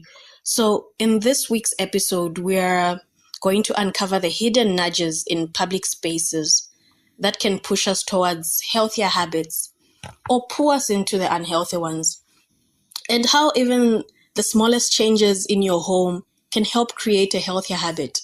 And we'll also talk about why I chose to keep my medication right next to the socket in my room. So, because you've already figured out from the last episode, willpower is never enough. There's so many things we want to do, but willpower is just never enough. If you haven't from the last episode, please go back, listen to the episode, and then you can continue with this one. So in the 1950s and 60s, scientists believed that addiction was all about the drug itself. They thought morphine was just a siren that caused people and people can't stay away and resist. So they set up these little tiny rat condos, or individual cages rather, each with a water dispenser containing morphine and other opioids. It was like a cocktail of drugs. And the rats had control over how much morphine they took, because there was a lever connected to each rat, and they could push it according to how much they wanted into their system.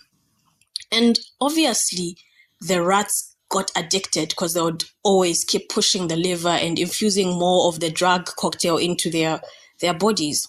So they slapped up the morphine water like their life depended on it. In the 1970s, though, Dr. Bruce Alexander, a Canadian psychologist, was like, hold up. He looked at the lonely morphine-sipping rats and thought, something smells fishy here. Or maybe it was just the rat pellets. Anyway, he decided to create a rat paradise, a rat park. So Dr. Alexander and his team created a large, comfortable environment for multiple rats. This environment was spacious, with toys, tunnels, and other forms of social and physical stimulation. Everything a rat's heart desired, I guess. And the researchers, Dr. Alexander's team, believed that this setting was a closer representation of a rat's natural habitat than the standard laboratory cages that were always used. Now here's the twist. 2 groups of rats were used in the experiment. One group lived in the standard lab cages, isolated from the other rats, while the other group lived in the enriched environment of Rat Park, the one with the rats' heart desires. Both groups of rats were given access to 2 water bottles, one containing a solution of plain water, and the other was containing a solution of the water mixed with the cocaine and the other opiates, the drug cocktail. the rats could choose which solution to drink on their own accord. And the rats living in the enriched environment of rat pack consumed significantly less of the drug cocktail than the rats that lived in the standard lab cages. So Dr. Alexander's team concluded that social and environmental factors in rat pack, such as the social interactions and mental stimulation, played a crucial role in reducing the rats' inclination to self-administer the drugged water. I think this shows just how much impact the environment has on addiction, on substance abuse, and even in human behavior in general. So our environment, obviously, unlike the environment created by Dr. Alexander, the rat haven he created, the rat park, is far from stress-free. Like, it's almost impossible to recreate the perfect world, the utopia, where there's socialization and every of your heart's desires. Worse still, as far as I can tell, we will, for the foreseeable future, be unable to create such a utopia for most people on Earth. So we really have to work with what we have in a way, or change what we can change. And that's what we're talking about today. I like to believe there are three major ways in which our surrounding might be holding us back. Might be holding us back from being the person we want to be, or from doing what we want to do, or from quitting the bad habits and behaviors we want to. And I think it's very important for anybody who is actually trying to develop a new habit to be wary of these three things. I think you being aware about them and knowing how to go about them is very important for you to achieve the goal that you're trying to when it comes to health behavior and behavior change. The first one being the environmental triggers. Like, what around you, what in your environment is encouraging that behavior that you want to get rid of, that behavior that is affecting your health or your mental well-being. Like, what about your environment? What about your living room? What about your bedroom? What about your workplace? What about your classroom or your school or the paths you decide to take is actually enabling that? And that's something that we need to be really conscious of.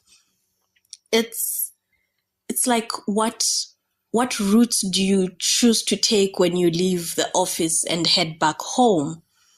Are you continuously using that exact same route which has that drive-through, and you're trying to avoid, and yet you're trying to avoid fast food?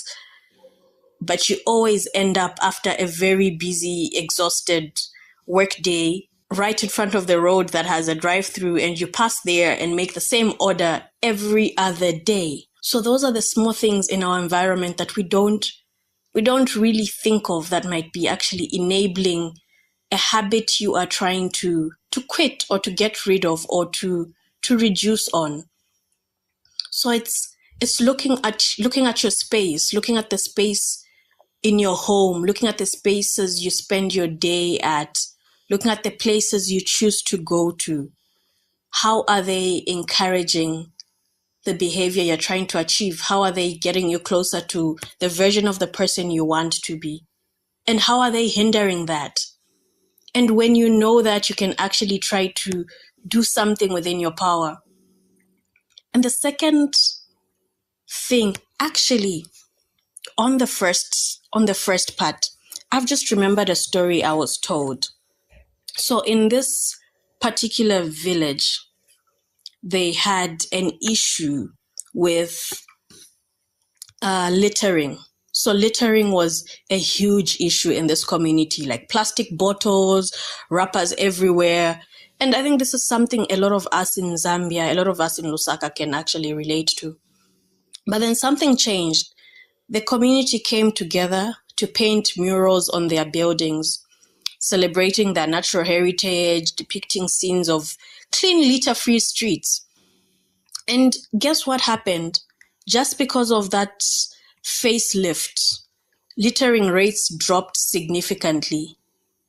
People started taking pride in their environment, keeping it clean for everyone to enjoy. So it was such a simple change as just the visual stimulation of the community, seeing how clean the buildings are looking and how attractive they are. And that was encouraging people to decide to also keep their streets clean and make sure that they actually place their plastic bottles and wrappers and the trash where it actually belongs. So that's a very small, it seems like a very small act, but you'd actually be surprised just how huge of a difference it makes in trying to get a group of people to behave in a certain way, or trying to get even you as an individual to behave in a certain way that you're actually trying to. The next point is the social norms and the peer pressure. Hey, guys, peer pressure isn't for teenagers only. A lot of times when we talk about peer pressure, we're thinking kids, we're thinking teenagers, adolescents, but peer pressure it's continuous. It's one constant through life. It's just that sometimes we deny just how much influence our peers, our friends, our family, our acquaintances have on us and the things we do. So social pressure really affects our choices. It's very hard to quit a habit when everybody around you is engaging in the same thing. It's very, very hard to stop taking a substance when the circle of friends you keep still indulge in that. It's possible. I'm not saying it's not possible. It is possible, but it's extremely hard, and you want to make your life easier if it's something you're trying to cut down on. So it's what about the social norms and peer influence? How are those affecting or holding you back? Like at gatherings, you're faced with peer pressure to drink alcohol, you're faced with peer pressure to smoke, but you have to be prepared for that peer pressure, I guess, and find an escape plan or find a way of going about it. Is it finding circles of friends who do not indulge, or limiting the amount of time you spend with specific people or around certain people? It could be you just making a plan of what you are going to do when you are in that environment. I know the one thing that is hard for a lot of us is dieting, especially during the festive season. Very few people will tell you that the festive season is when they gained the most weight, especially here where we really take that serious. Like December. December is the time when the most alcohol is consumed, the most food is consumed, and it's so hard to stick to a diet plan if you're on a diet plan and you're trying to reduce your calorie intake or trying to avoid certain type of food. It's extremely hard. So it's you knowing to say this is going to happen. So what are we going to do about it? What is in my control? How can I go about it? Because now I know, because it's one thing to know, but then it's about what action am I going to take? Because I'm aware of the social norms and the peer influence and how they are affecting and standing in the way of me being this person that I see myself being. And the third point is availability and accessibility. So this point is actually interesting because it takes me back to the rat pack, our little rat avengers.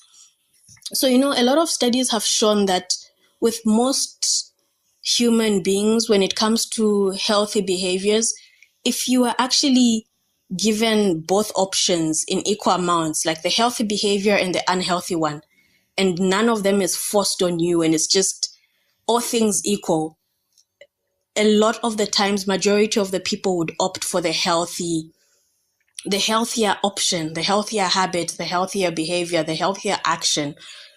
So a lot of the times, what the unhealthy habits that we indulge in, it's simply because you didn't have the healthier option pushed into your face as much as possible. So it's how often are you surrounding yourself with the healthy options? Like, are you in places where you can actually freely choose? Are all things equal? Or are you finding yourself in places where it's more convenient to have the unhealthy ones? Like the example I gave of using the route where there's a drive-through with fast food and you're actually trying to reduce on the fast food you're having. So that is accessibility and availability. Make it easier for yourself. It's already, willpower is not enough. I keep repeating this. Willpower is not enough. Me wanting to take my medication every day is not enough. I need to also help myself. I need to think of future me. Like, I want to take my medication right now, but will I want to do it 6 hours from now when I'm actually supposed to take my medication?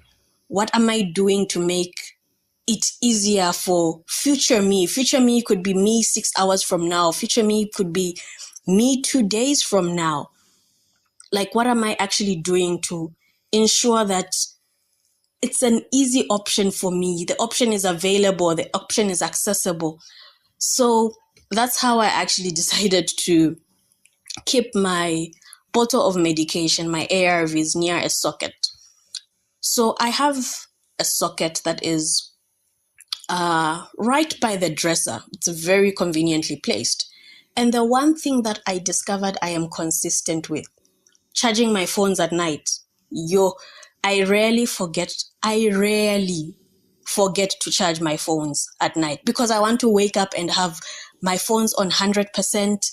I am assured that I'll be on my phone, I'll be online, I'll be able to communicate the whole day. And as we discussed in the first episode, the results of instant gratification, like behaviors that give you instant gratification, are easier to maintain. So with me charging my phone, it's so much easier because I know the results of that. I'm going to reap them the very next day because I'm going to have a fully charged phone. And I'm also going to know to say the repercussions of not actually putting it on the charger means I get to move around without a charged phone. I am not able to communicate with my husband, with the nanny at home, with friends and family. And it's extremely inconvenient. So that was always going to push me to want to put my phone on the charger. And I think it has now turned into, it's a habit. It's something I don't think of. Immediately it's time for bed. I get into the room. What I'm doing is connecting my phone onto the charger, the socket, and charging it. So I discovered that usually when you're trying to develop a new behavior and turn it into a habit, it's so much easier if you're piggy banking on a habit that you already have. So the putting my phone on the charger is an existing habit that I've been doing for a very long time. So in order for me to remember to take my medication every single evening, I decided I'm going to place my drugs right at the socket. So that way, I never really think about, I have to take my drugs. But once I get into the room and it's time for bed and I'm connecting my phone onto the charger, what I see is my drugs. Then automatically I'm like, oh yeah, I need to do this as well. And that's how I have ensured that I take my drugs every single evening. So if I do not charge my phone that night, the chances are very high that I've not taken my medication, unfortunately. But it's made my life so much easier. It's something that I've eventually turned into a habit or close to a habit, I guess. So that is me trying to manipulate my environment. I made it accessible. I've made it available. I've made it right, making sure it's right in my eyes before bedtime. And I've used a habit that already exists, one that has immediate gratification and immediate repercussions if I don't do it. Because, if I left it all to just taking the medication, the repercussions of not taking the medication, I'm not going to see them within a week or within a month. That's the thing. So this has really worked for me. So I'm urging a lot of you to think of what in your environment is working against you being the person you want to be, and what is actually helping you. What can you take advantage of How can you change your personal space to encourage that habit that you're trying to form, to maintain that habit? It's not enough to want to. The willpower and motivation is not enough.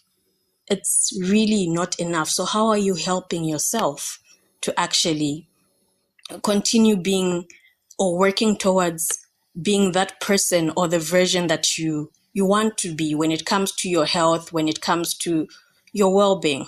So there's actually a second part to Dr. Alexander's experiment. The rats, remember them, the rat pack? So Dr. Alexander wasn't done. Like, remember the experiment? He had the rats in the lab cage and he had the others in the rat pack. So he wondered, can we unaddict the addicted ones, the addicted rats? So what he did is he went further and he took the rats which had been in the lab cages, the typical lab cages, the ones that had been on the morphine bender for weeks. He gave them options of the plain water or maintaining the same morphine drug cocktail. And you'd be surprised how many of the rats opted for the plain water, even though they had already been addicted to the morphine and had turned into addicts. But once they were moved into the new environment where there was everything to play with, the socialization, the stimulation, the rats' heart desires, a lot of them opted to be taking the plain water, despite them having withdrawal symptoms that were unpleasant. So again, this actually reinforces just how much of the environment actually plays a role in behavior, in both forming new behaviors and in getting rid of bad behaviors. So our environments actually matter a lot. And we are not just chemical reactions. We are social creatures. Our cages, whether literal or metaphorical, they really do affect our behavior. Things like loneliness, stress, and disconnection, they are real villains. So as we navigate our own rat packs, filled with screens, concrete jungles, and the Wi-Fi passwords, let's remember that connections actually heal and purpose empowers. And maybe, just maybe, we can unaddict ourselves by creating our own rat pack. Now, like we've already established, we can't control every single aspect of the environment and the effects it has on us. And to make matters even more complicated, we know that there are biological influences related to genetic differences, the neonatal birth-related circumstances, early nutrition, and all those, and how they can affect and alter brain mechanisms and make people more or less susceptible. This word always shows me flames, but yes, susceptible to the effects of trauma. So switching up your environment might not really be the silver bullet to behavior change, but it makes significant impact. So why not be deliberate about the parts of the environment that we can control? Because behavioral adaptation, it means people can change the way they act and what they do based on what's happening around them. When we're talking about addiction, it suggests that individuals can learn and pick up new, healthier habits to replace the ones linked to addiction. And that's the thing I'm always telling even the clients I'm seeing, that it's hard to get rid of a habit if you don't have something to replace it with. So this might include coming up with ways of handling stress, managing tough situations, and making healthier life choices. So that's just something I want you to think about at the end of this episode. Like, how is your rat park looking like? How have you designed your rat park?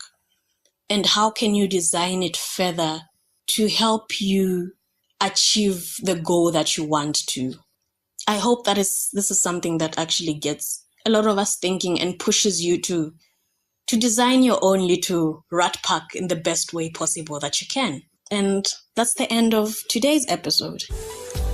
Thank you for joining me till the very end. In the world of behavioral science, every ending is just the beginning of something new. Please remember to subscribe, leave a comment, and stay tuned for more adventures in behavioral science as we continue our journey towards a healthier, more informed decision making. Until then, stay curious, stay vigilant, stay healthy. This is Tabo Lukato Hadonka signing off from Reclamation.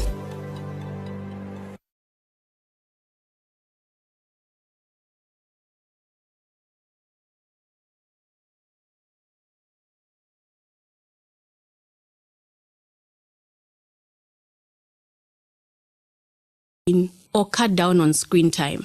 Behavioral science has got your back. It's like having a secret weapon in the battle against bad habits. Now let's get real for a second. Change is hard.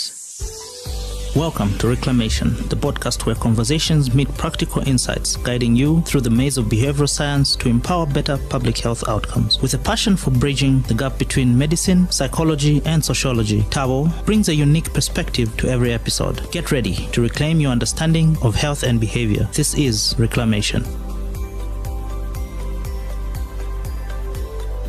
Hello, and welcome to the very first episode of the Reclamation podcast. I'm your host, Tabo Lukato Hadunka, and I'm coming to you from the heart of Zambia. Today marks not just the beginning of a podcast series, but the dawn of a journey we embark on together, a journey of understanding, change, and empowerment. As we navigate through the ebbs and flows of life, we often overlook the power that lies within us, the power to transform our behaviors for a healthier, happier existence. You see, this isn't just any podcast. This is a movement.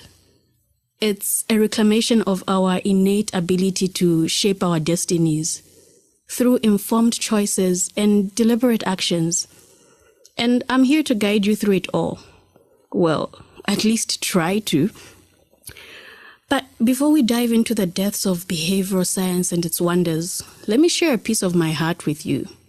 For over 2 decades, I've been living with HIV, a journey that has taught me resilience, compassion, and most importantly, the significance of behavioral change.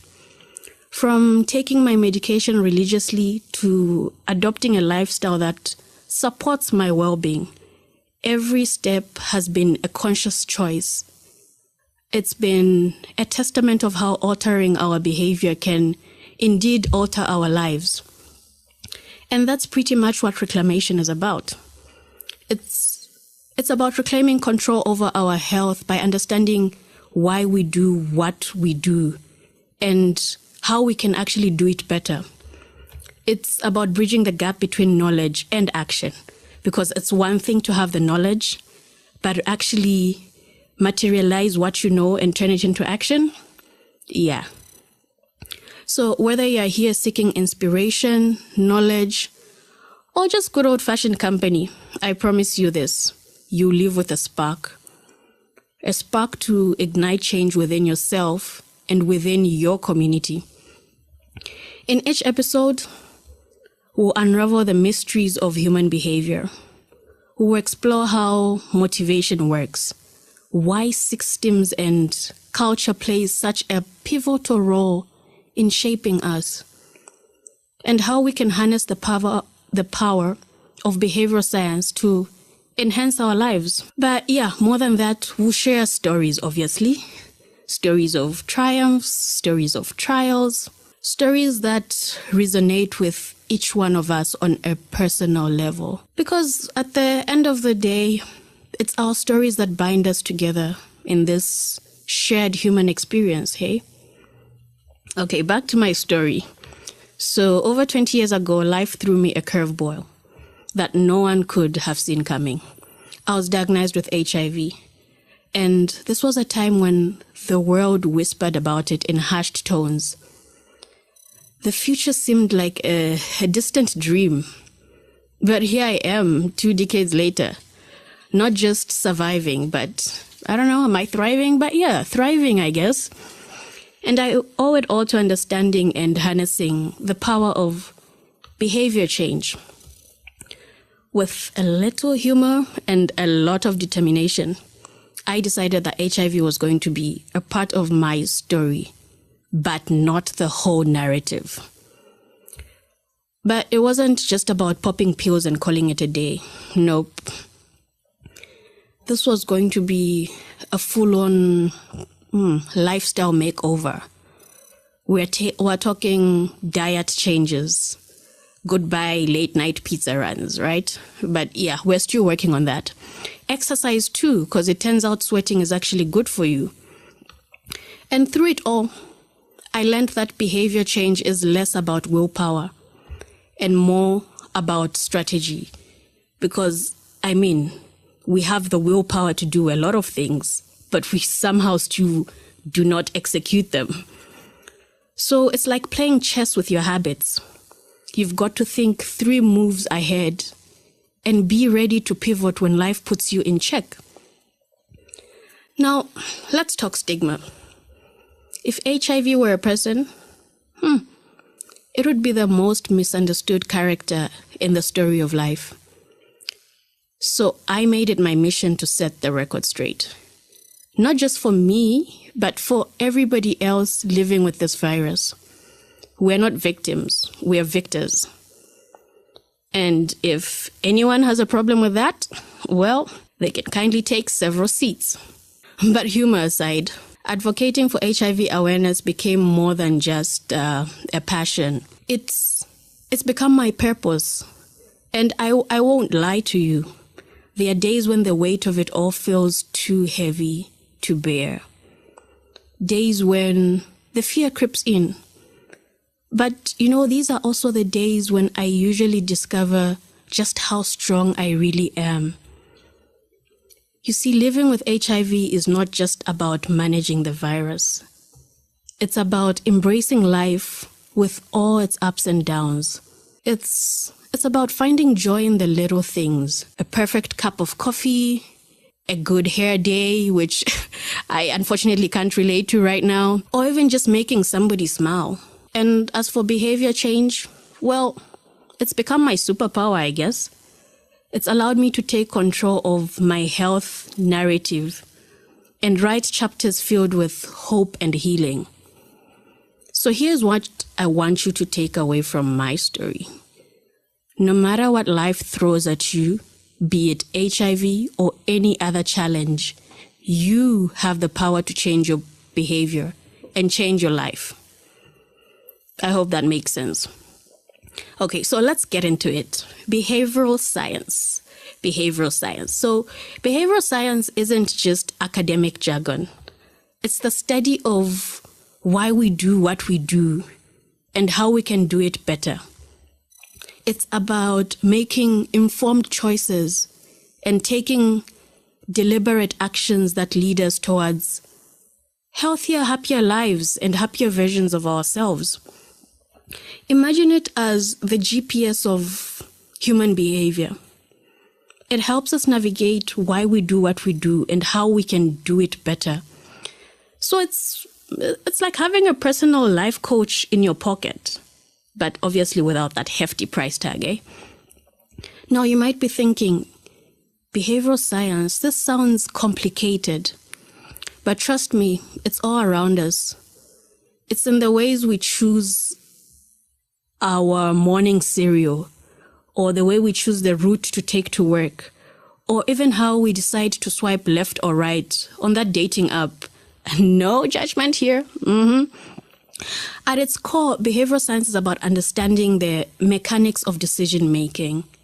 It's about figuring out the why behind our actions and using that knowledge to make positive changes. And here's the best part. You don't need a PhD to apply behavioral science in your life.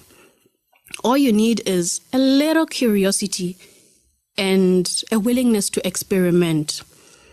So like you want to eat healthier? I mean, I've been struggling with eating healthier.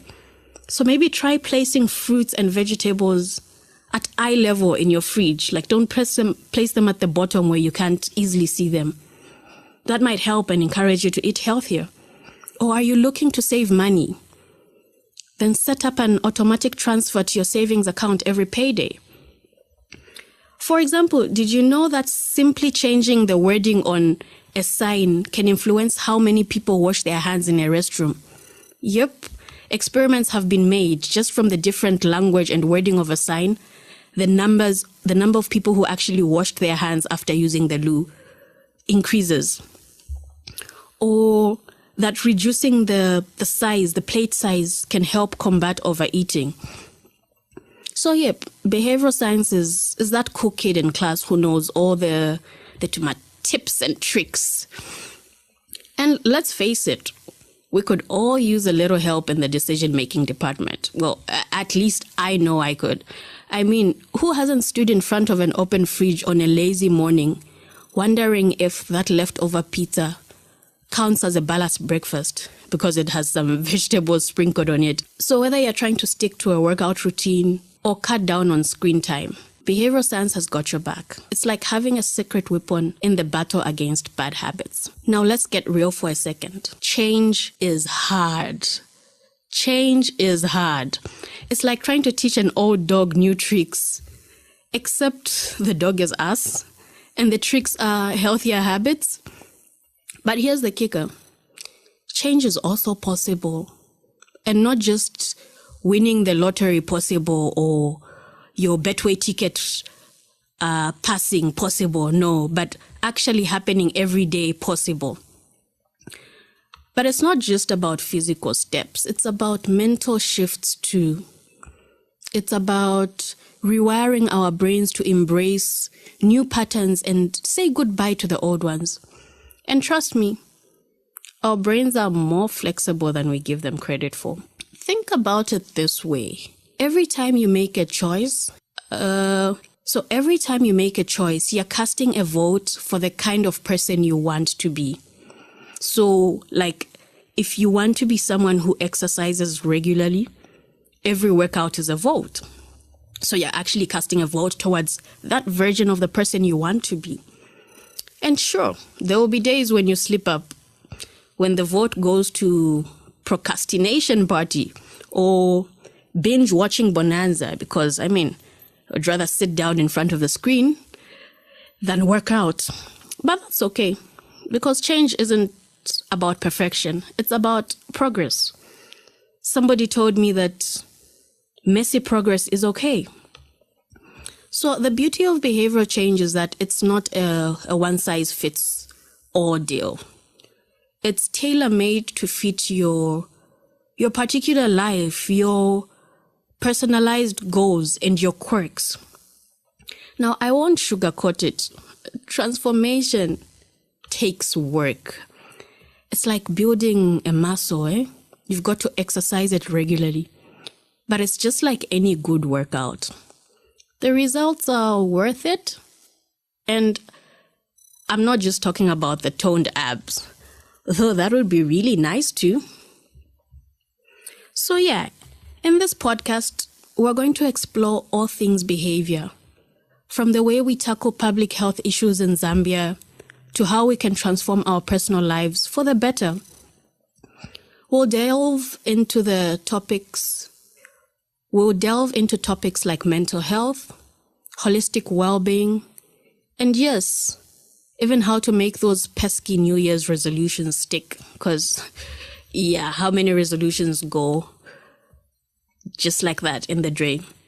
So each episode will bring you insights from experts in the field, practical tips you can apply to your daily life, and personal anecdotes from yours truly. Because let's face it, sometimes you've got to hear it from someone who's been there, right? So why reclamation? Because that's exactly what this journey is about. It's about taking back what's ours, our agency over our health choices, and our ability to shape our own narratives. It's about shedding the stigma and embracing science as our ally in the quest for well-being. And if you're wondering what makes me qualified to lead this change, well, aside from my professional credentials and personal experience with HIV, I'm someone who believes in the transformative power of hope and action. I have seen firsthand how small changes can lead to big results. So trust me, bro. So whether you're tuning in from Lusaka or listening from halfway across the world, know that this podcast is for you. It's for anyone who's ever wanted to make a change but didn't know where to start. It's for those who are curious about the science behind our habits, and for those who are ready to take control of their health journey. Now, when you think public health, you might picture white lab coats, serious faces. But let's start with malaria, for example, our not-so-friendly neighborhood mosquito-borne disease. We've all heard the sleep under a mosquito net a million times. But let's be real. For me, when it is hot in the middle of October, it is hot enough to fry an egg on the pavement. That mosquito net, it feels like a sauna. So how do we encourage use? Enter behavioral science. So by understanding what motivates people, like comfort during those hot, sweaty nights, we can design better interventions and not just keep making noise about use a mosquito net, let's end malaria. But why stop at health? Like, behavioral science is also transforming how we drive. Yes, I'm looking at you, mister. I don't need a seatbelt. Or even how we save money, because who wants to get into Nkongole for Christmas? Like, let's start saving now. We have 5 more months. And it's even how we vote. The beauty of this approach is that it's not about dictating behavior. It's about understanding and then enhancing it.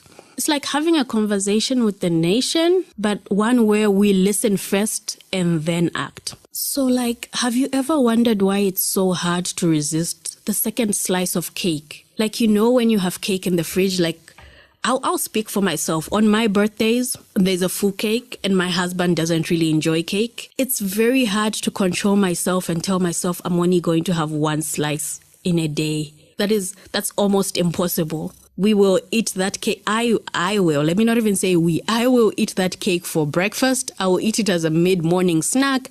I will have a slice again just after lunch for dessert. I will have a slice again in the evening while watching a favorite TV show. So yeah, it's really hard to resist the second slice of cake, even when you know you should be done. Or why we check our phones every 5 minutes. Well, behavioral science has the answers. And they are not as complicated as you might think. It actually turns out our brains are wired for instant gratification.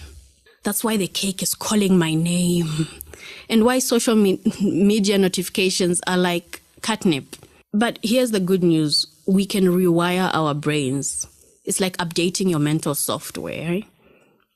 But it's not just about self-improvement. It's about community improvement too. Imagine if we all used behavioral science to be a little kinder, or a little more patient, or a little more understanding. We'd be living in a utopia, eh? Or at least a friendlier neighborhood. So whether you're trying to drink more water, or spend less time in front of the screen, or using your phone less, well, at least after this episode, of course, because don't decide you've had enough gadget time for the day when I need you to keep listening to this episode. But you just need to know that every step counts.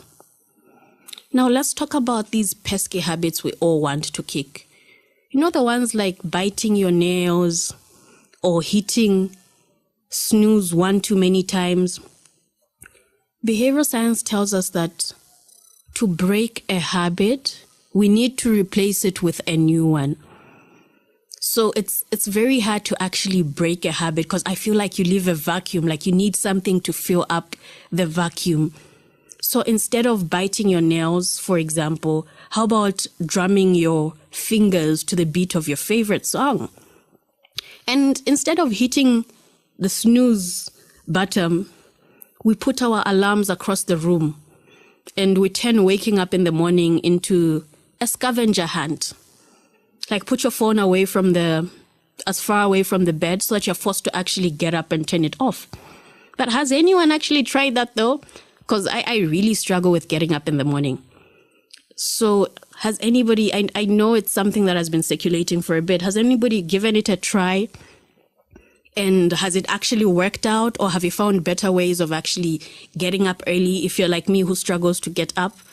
Please leave a comment on if it actually helped you with getting up on time, or if you found another way of getting up on time. And just like that, we're at the end of the first episode. Wow. You actually made it this far. I hope you now have an idea of what reclamation is about. If you've enjoyed today's episode, don't keep it to yourself. Share the love.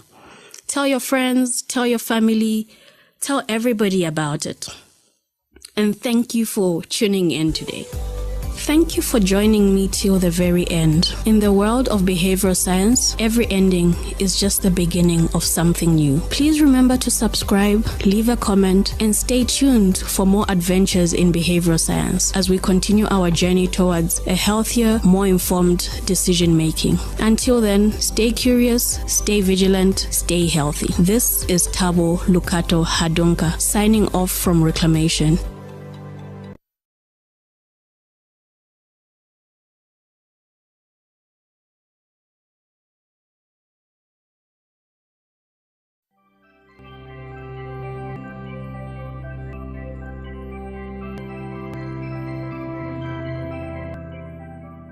When I was making, I didn't sit down and say, okay, that I'm going to do. I was just trying things. So after I tried the weight products, after I tried different things, I was like, okay, why don't I try things that are going to help improve my mental health as well as my physical health? Welcome Reclamation, the podcast where conversations meet practical insights in you through the maze of behavioral science to empower health outcomes. With a passion bridging the gap between medicine, biology, and sociology, Tabo brings a unique perspective to every episode. Get ready to reclaim your understanding of health and behavior. This is Reclamation. Welcome to another episode. This week's episode of Reclamation. I am so excited here because I have a lovely lady seated in front of me that I've seen in almost 2 years. Yeah, it should be 2 years, and she's amazing. She's looking awesome. I actually wish this year so that you guys could actually see her. But yes, I have Namatama Luwinda, who is a medical licensed psychiatrist. She's a weight loss coach and she's a mental health activist. She's amongst the most, she's probably the most influential mental health activist we have in Zambia. Welcome, Namatama, welcome. Thank you, Tao. Those vibes, I'm even feeling shy. Energy. Can you match my energy? I'm failing to talk now. So yeah, thank you for taking the time to come here. I know you've been so busy. I've been reaching out for a while and you're not feeling well. But yeah, I'm glad you took the time to come here. Thank you for having me. It's a pleasure. So you've been doing so well. Your body's looking good. Thank you. Yeah, so tell us about that. Where do I start? What happened? Because the last time I saw you, you were still just as pretty, but you were slightly bigger. Yeah. Yeah, so I lost weight. Okay, so when I was bigger, I experienced a lot of body shaming. And many people think that's what motivated me to lose weight. Oh, it isn't? No. So I thought so too. Okay. No, not at all. The body shaming didn't bring anything positive to me, really. It didn't, because initially the weight gain came, I would say, due to depression. Well, that's what my psychiatrist said when I just started gaining weight in 2020. It was because of the depression. And so the body shaming just made the depression worse, which made the weight gain even worse. So my motivation for losing weight was the love that I developed for myself. Initially, I enjoyed being big, but then the more that people spoke about me being big, I started to hate being big. I can't really say I ever hated myself. Yeah. Because I still loved myself and still saw myself as beautiful, but I just didn't like being big. Okay, so allow me to cut you off first. Because I know people are wondering when you say you gained weight because of depression. How? Like, what do you mean because of depression? As some of the people living with depression gain weight, they automatically gain weight. Like, how exactly did that lead to your weight gain? So there are different factors that lead to people with depression gaining weight. Although what we see most of the time is people losing weight, right? So when you are living with depression, especially if it's clinical depression, it can have an effect on your metabolism. It can have an effect on your appetite. So it can either make you eat way less or eat way more. And in other instances, the person may not even be eating that much, but because their metabolism is so slow, they end up gaining weight from even the little that they eat. Okay, that makes sense. So what do you think happened to you? Were you eating more, or was your metabolism just messed up? I think it started with my metabolism being messed up, because initially I wasn't really like a foodie like that. Yeah. But then the more depressed I became, I started stress eating. And I would like anytime that I would be sad, I would go for milkshakes. And for me, that was therapeutic. And I even used to just... It was an escape, eh? Yes. Yeah. So I didn't realize that those milkshakes were adding... Yes. So due to the weight gain, I started developing physical health complications. So I had borderline high cholesterol. I was even diagnosed with hyperthyroidism at some point. I had issues with pneumonia. I know it doesn't seem like there's a connection between pneumonia and weight gain, but then if you have more fat, right, or more body mass, your lungs have to work harder. Look at you schooling us. Oh, yes. So you have to know that, hey, she has a degree. I know, the degree is working. Show us. Yes. So your heart and your lungs have to work extra hard to produce more oxygen. So because I already had COVID pneumonia at some point, like it was terrible. And so after that, I had recurrent pneumonia about 5 times within a year, you can imagine. So I had all these issues there, even some other issues that I think if I mention all of them now, we'll it be will here like, the whole day. Yes. Like, what was wrong with her? Exactly. So I decided I love myself enough to get myself healthy. So for me, it wasn't much about the way I would look, but the way that my body would feel and function. Okay. Nice. That was really nice. I had no idea. And I think a lot of us always thought it's because of what you went through on the Date My Family show and all that. But it's actually encouraging that you did it for yourself, which is very important. It's like intrinsic motivation, eh? Yes. When I tried to do it because of body shaming, it just got worse. And I would start my jogs, and in the middle of a jog, I get angry at a comment that someone passed, and like, I'm jogging just to impress that person. I've stopped, and I'll stop jogging for like 2 weeks, and then I get back. But then when I said, this is for my own good, I was on with everything. Okay.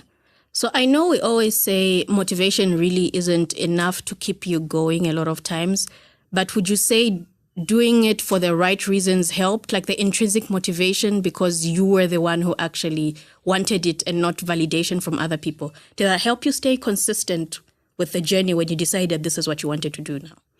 Definitely. Because as with all things, I mean, if you choose, for example, a university program for yourself, right? No matter how hard it is, you wake up to study. But if it's your parents that chose it for you, you will not have the discipline to do it, to keep going. But then because I did it for myself, I actually enjoyed the process, and I'm still enjoying the process. I'm still making the summer body. You ain't like, seen I nothing thought we're yet. bridged. No. Okay. Yeah. Megan Thee Stallion vibes. They're getting there. Wow. Okay, that's actually interesting to hear. But what other ways have you managed to stay consistent, especially because you were still dealing with your mental challenges, your mental illness, you still had your depression that you had to live with. So how have you managed to stay consistent? How did you manage to stay consistent? How much have you lost? I don't remember the last time I checked my weight, but the last time I checked my weight, I think that was like a month ago, I was at 60 kgs and my starting weight was 87. Over 20 kgs? Yes. Okay, so you need to tell us. So how did you stay? Kgs. Yeah. So how did you actually stay consistent even when, because I know when you're living with depression, sometimes you just do not feel like engaging in any activity, even if you actually know the benefit and understand it. That's why I always keep repeating and saying today, it's one thing to know, but it's like the gap between the knowledge and the action. How are you making sure? Because I know you needed to do a lot of lifestyle modification with the working out, the diet. How did you go about that whilst you managing your depression? So on the aspect of health, right? The mental health aspect was also a huge factor. So when I was making my plan, it actually wasn't like I didn't sit down and say, okay, these are the things that I'm going to do. I was just trying different things. So after I tried the weight loss products, after I tried different things, I was like, okay, why don't I try things that are going to help improve my mental health as well as my physical health, you know? Yeah. So I know that exercise is one of those things. So whenever I would feel lazy, I still have those days when I feel lazy, and I tell myself, you'll feel better after this, you know? A jog a day keeps the depression away. Like the hardest part about anything is starting. So I always just get myself to start. And even when I skip, because I'm human, you know, we are bound to fall short of the glory of God and ourselves anyway. So even on the days when I don't necessarily do what I'm supposed to do, I do a mini version of it. So if I was supposed to say jog for 30 minutes, I skip rope for 5 minutes so that I still feel so it's an alternative. At least you didn't do nothing. Yes. And so my body also has registered that, okay, she's exercised, that dopamine has spiked. Yeah. And yay, hooray, Tama. Yeah. Nice. And also on the aspect of food, because that's something that I've also really used to help with my weight loss and getting more fit. Because I live alone, it's easy. I just decided to get rid of everything that wasn't good for me and just started buying more of what's good for me. So I'd buy like vegetables in excess. Yeah. So that I'm forced to actually cook them. Vegetables. Because it's the only thing you have in the house. Yes. Okay. Then what about for us who are not living alone and you have family? How would you advise us to go about that? Because that was at least, it was helping you. But then for other people who are living around people and they are having all this carbs and fatty foods and all that, like, have you thought about that? Like, what ways would you? Yes. So my weight loss program is actually tailored to Zambian lifestyle, Zambian diet. So it comes with a meal plan that includes food like nshima, your everyday food, right? The only difference is the way the food is portioned. So if you are eating with your family, right, and you have nshima, you should just portion your food accordingly. So 50% of your plate should be filled with vegetables. So if you're eating nshima, probably you'd need to cook 2 or 3 vegetables. Yeah. And then 30% protein and then 20% the carb. So the people in my group don't eat more than 1.5 lumps of nshima. But they still get full. Okay. With the veggies. Okay. You should try it. I will. Especially if it's roller meal. Roller ikutisa. Oh, yeah. I have no problem with roller, so yeah. Oh, wow. Okay. So we're not getting rid of the nshima because I see a lot of diet plans whereby you cut the carbs completely and... So we don't really get rid of anything. The only thing I can say that we probably get rid of is sugar, but that's also optional. You can just reduce your sugar intake to, negligible amounts. Yeah. But we don't really get rid of anything. Carbs are also important. When you take out carbs, then you're causing imbalance to the body. And also, Zambians eat nshima almost every day, right? So if I'm to put them on a plan that excludes nshima, it's going to be you're setting them up for failure. Yes. And also, when they are done with the 6-week program, they'll go back to eating nshima and gain weight even more. So if I can just teach them how to eat what they already love. So it's also about making it sustainable for the clients and for yourself as well. Yes. Okay. So earlier you mentioned that you discovered that you turned to foods such as milkshakes and others for comfort. How are you dealing with that now? Because I'm sure there are a lot of people who are having mental health challenges and would want to achieve a certain goal, but then what is standing in between them is the vice that they found themselves in that is providing them with comfort or a coping or an escape. So like the food, because you were turning to food. For that. How did you, was it automatic? Like once you decided to say, I want to lose weight, did you stop wanting to have the milkshakes that you used to have?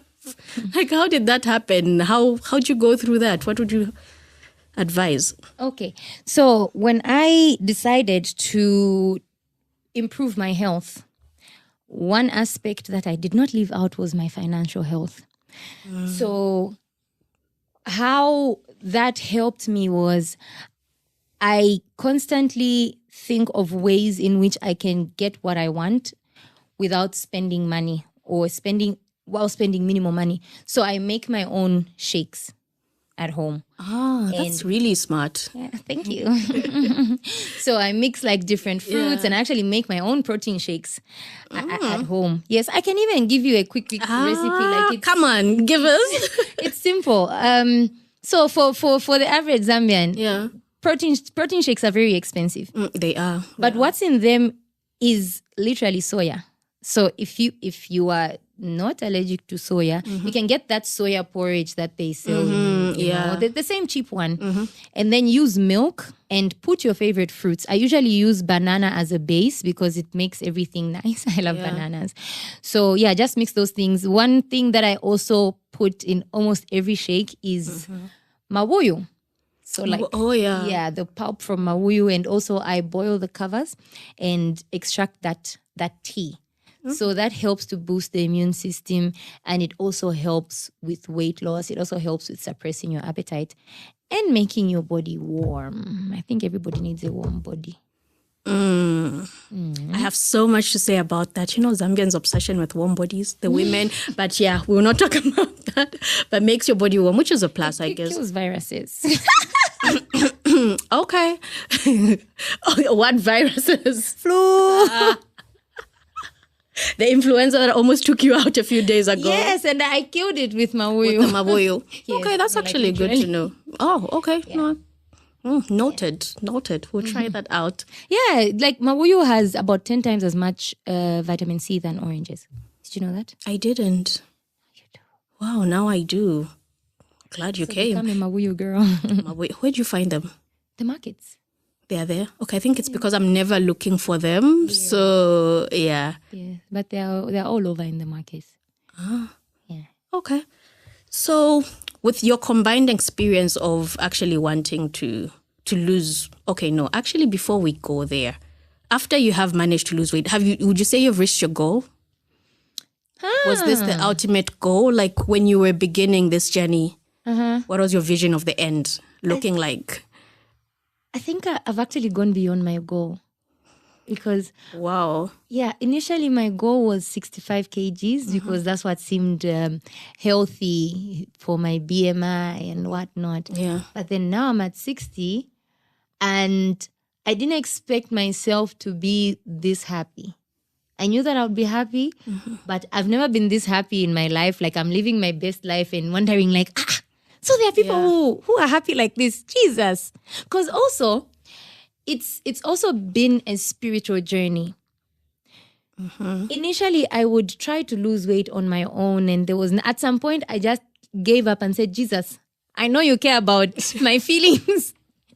So please help me to get healthy. I know that, you are Jehovah Rapha. You are the healer. So even when I feel like I can't do it, please, you help me do it, So through this journey, I've also really gotten closer to God, especially because most of the people around me were body shamers. Like even the people that I thought I could run to were just not there. So it was an issue of, okay, it's just me and God, because even when I would say, guys, you see me next year, you won't be able to touch me. So, Paul be like, now, but they're the same ones who are now, green, can I take you out for lunch? No, I am on a weight loss program.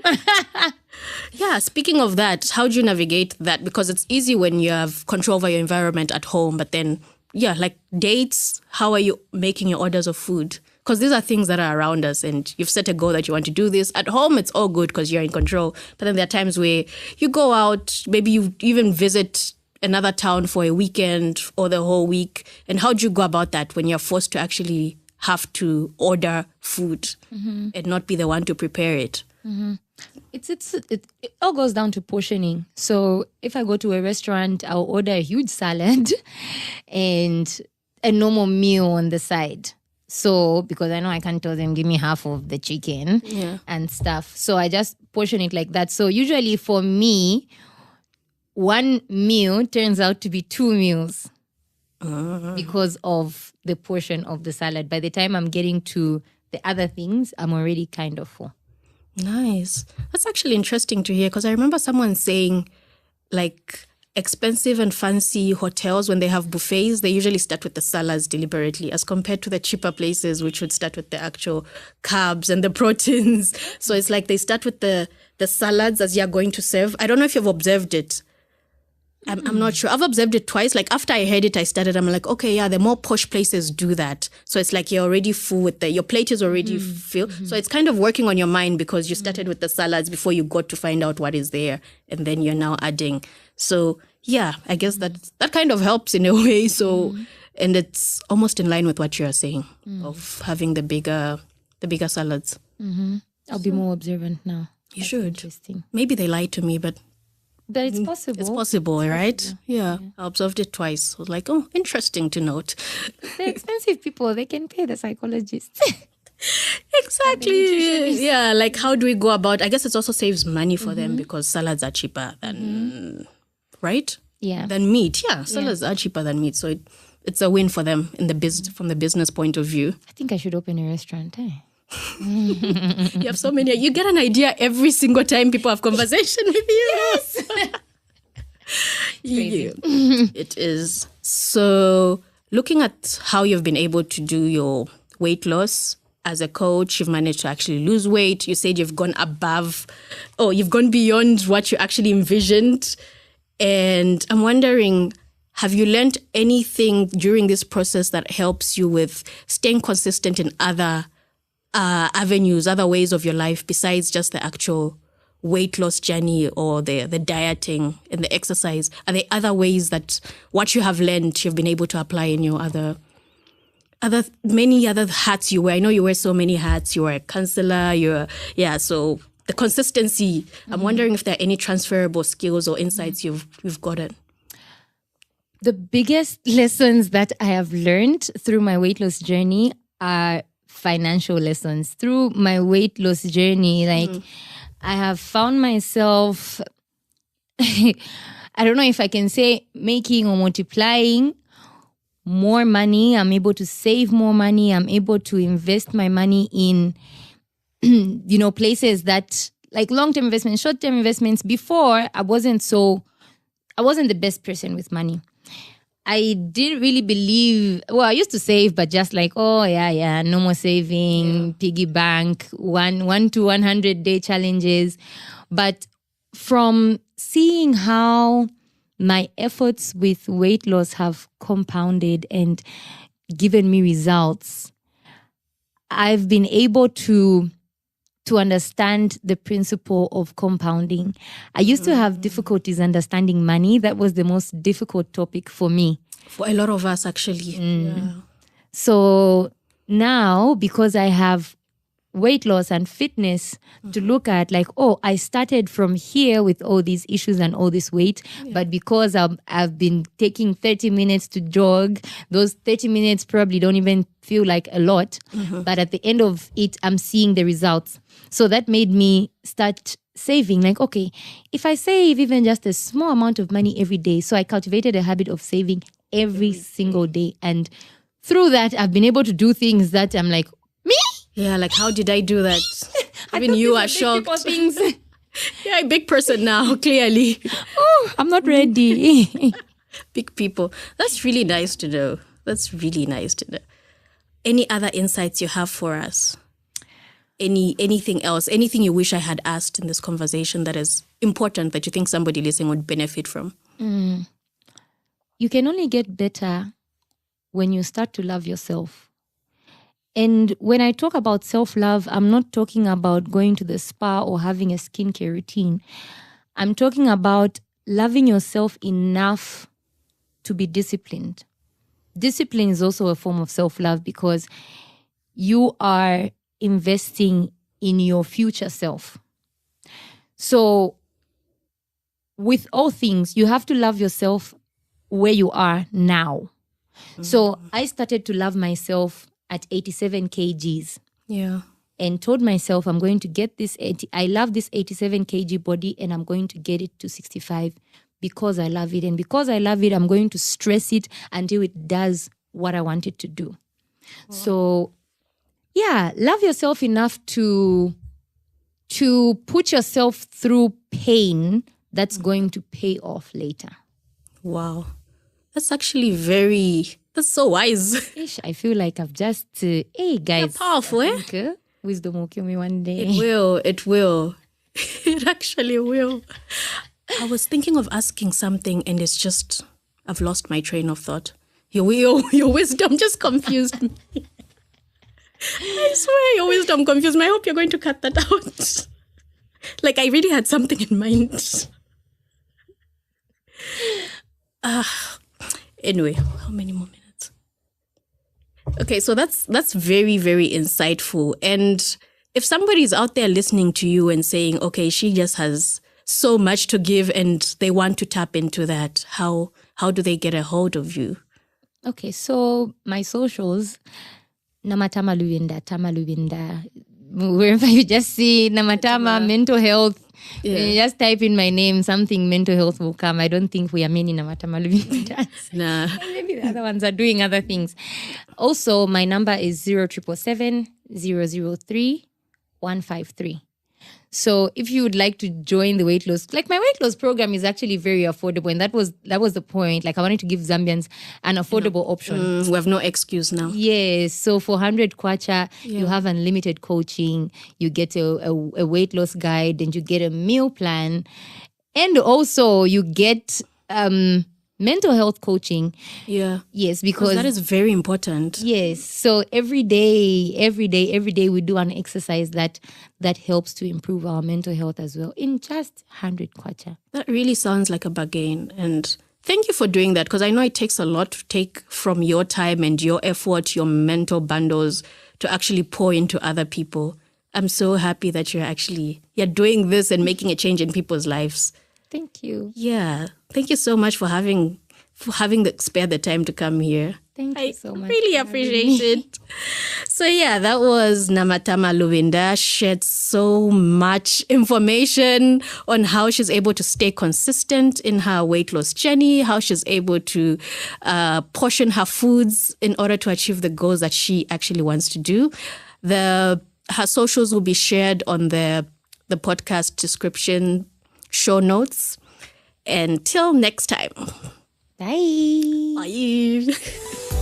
Thank you for joining me till the very end. In the world of behavioral science, every ending is just the beginning of something new. Please remember to subscribe, leave a comment, and stay tuned for more adventures in behavioral science as we continue our journey towards a healthier, more informed decision making. Until then, stay curious, stay vigilant, stay healthy. This is Tabo Lukato Hadunka signing off from Reclamation.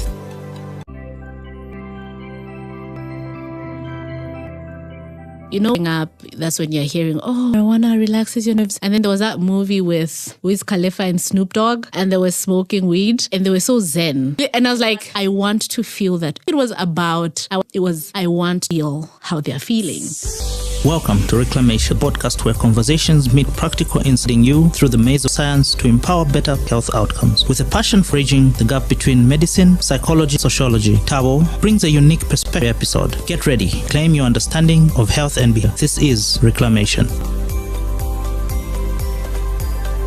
Hello and welcome to this week's episode of Reclamation.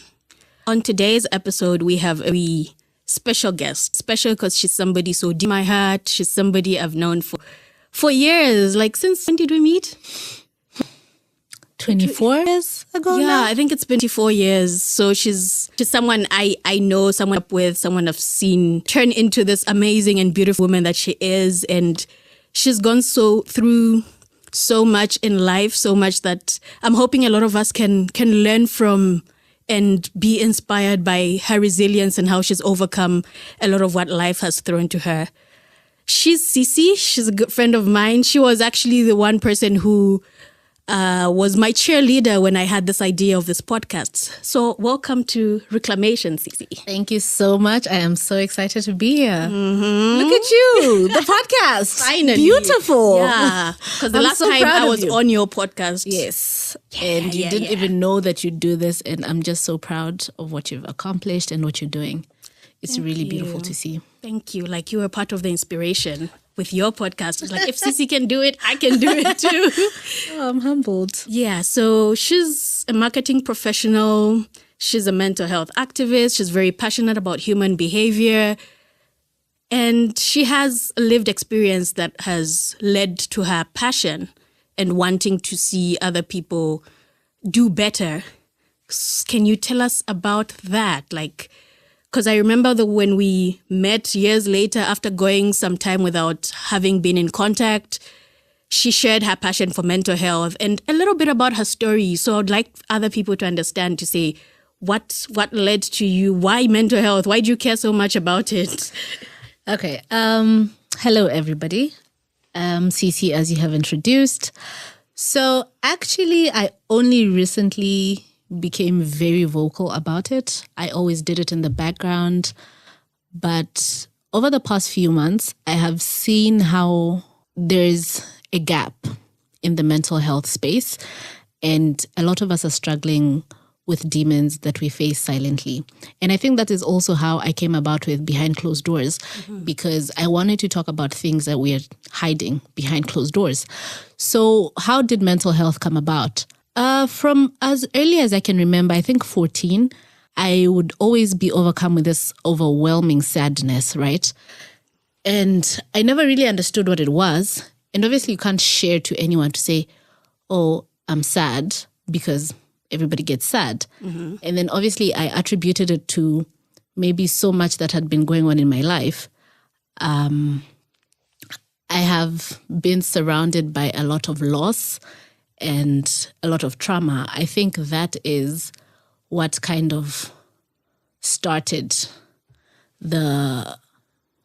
all of that, right? Yeah. By the time I was 15, 16, I was having blackouts. I was not eating. I was not sleeping. All I did was just rot. And it was so bad, so much that I had to be pulled out of school because of that. And this is something I've never shared with anybody, huh? I had to be pulled out of school for a year. And I was just rotting away. And this is when I discovered marijuana. So there was somebody who was living in our area who would always give me, some joints. And that is the only way I would, talk to people, smile, do all this other stuff. So hold up. How did you get to discovering the marijuana part? Like, how did you, the first time that is, do you remember what led you to think, let me try this out? I think did you know that it would make you feel better? Were you hoping? Did you search for some things that didn't work and marijuana was one of those you bumped into? To be honest, I think it was just around the time, as a teenager, you're trying to, you're being woke. Like, we're trying alcohol, and I wasn't really a fan of alcohol. I tried that. It didn't work out for me. I think I would throw up all the time. So I knew that, okay, I am not an alcohol person. And, when you're growing up, that's when you're hearing, oh, marijuana relaxes your nerves. And then there was that movie with Wiz Khalifa and Snoop Dogg. Yeah. And they were smoking weed. And they were so zen. It looked cool. It looked really, and I was like, want that. I want to feel that. I don't think it was about, I want to be cool. It was, I want to feel how they're feeling, because the demons that I was fighting daily in my mind, I just wanted some silence. So when somebody had that and I had the opportunity to try it, and in fact felt how I saw it on TV, it was beautiful. And this is something I did privately. For the most part, my mom traveled a lot. Okay. So it was not easy for her to tell that something's happening with my kid is starting to do drugs or any of that, right? So I started the marijuana. Whenever I'd feel some type of way, and then now it became to a point where I'm smoking maybe 4 to 6 joints in a day. If I don't smoke, I'll not sleep. If I don't smoke, I will not eat. I will not, So you I would not function. dependent. Yes, I became very dependent. And then it got to a point where I don't feel anything else, just the high. And I started self-harming because I'd want to feel a different pain from what I'm struggling with. So I'd harm myself, slit my wrists, just so I could feel a bit alive. And now I started losing time because of that. I don't know if it was because of the marijuana or I really don't know, but I'd have blackouts. And so my mom sent me to the hospital to get my blood tested because maybe you have low sugar or something. And when I got there, they tested everything. Everything was okay. And the doctor, spoke to me for a little bit, trying to understand when all this started, how I feel around just before I black out or after. And he told me that, what, your case needs a psychiatrist because it seems you have chronic depression and anxiety. So, but how he told me, and now that I think about it, I'm like, it could have broken me further because he said, if you continue down this path, you will die. And so as a teenager, as a 16-year-old, all I've heard is, I'm going to die. So that freaks you out. So I go home and I'm telling my mom, okay, so I'm going to die because I have something called anxiety and depression. And the grace that this woman showed, I'm very thankful to this day, because an African parent being told that your kid has a mental illness is really, nobody wants to have a kid. That was like 10 years, over 10 years ago. That was over 10 years ago. Nobody wants to have a kid who's broken. So, I go to the psychiatrist and they do all the assessment. And yes, that is what I have. So they're giving me all these pills, antidepressants, anti-anxiety meds, sleeping pills. So I'm on a cocktail, right, of all these meds. And so I have to now work the meds and the marijuana because I'm still abusing that, right? And now it means your doctors know you were using? No, nobody. Till this day, till now on the podcast. This you don't know. Nobody knows. So the medication did not work. They instead numbed me because maybe the chemistry with the marijuana, or maybe my body was not working with it. Because also you need to realize that at that time, over 10 years ago, that was trial and error. Mental health wasn't something that, it's just something we're still right now, exactly. But at least where we are at now, it's much better to manage. We've made progress in that area. But then it was really try and error. So, if this didn't work, we'll try this next thing. If that didn't work, we'll try this. So I had a series of different medications on and off, So... But the marijuana was still there. The marijuana was still constant. It was the constant. It was giving relief, would you say? It was giving relief. It was giving zen. It was giving peace. Yeah. And at some point, I thought to myself, I haven't been to school in over a year. And I have to pretend with my age mates. I would, when it's 16:30, I'd wear my uniform and come outside so that people would be like, oh, she's from school. And I think also having to keep up that took a toll on me, because also I was from a very small town where if I go to a social worker, everybody's going to know that, oh, John Van's child has a mental disease. And so I stopped going there altogether. And I had now to start pretending to say I'm fine. And I had to pretend even in my home to my parents to say I'm healed. Okay. So I'm praying, God is good. I'm healed. He saved me. And that just got worse. I think it's been an on and off thing from then to now in recent time where I'm old enough to say, you know what, I can't rely on my parents to take care of me anymore because I'm an adult now. So I have to make the informed decision. I have to stand to say, this is not the life I want for myself anymore. So the therapist that I dreaded, I started going. And it was so bad that now in my adult years, living alone, I would just rot in my home and nobody knows. I just shut from the outside world. I don't eat. I don't bathe. I don't sleep. I just cry. And you're living like a grouch. And it took so much to say, I can't do this anymore.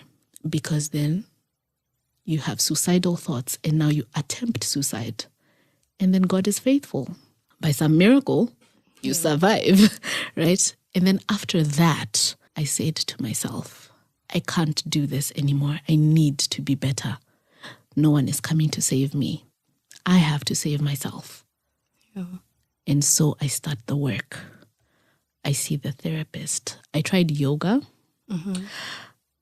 Yoga was nice, but that didn't last. I think I was lazy. I'm a very lazy person. I'm a very lazy person. And at some point I was like, I can't do this anymore. How long did you try the yoga for? I think close to 6 months, hey?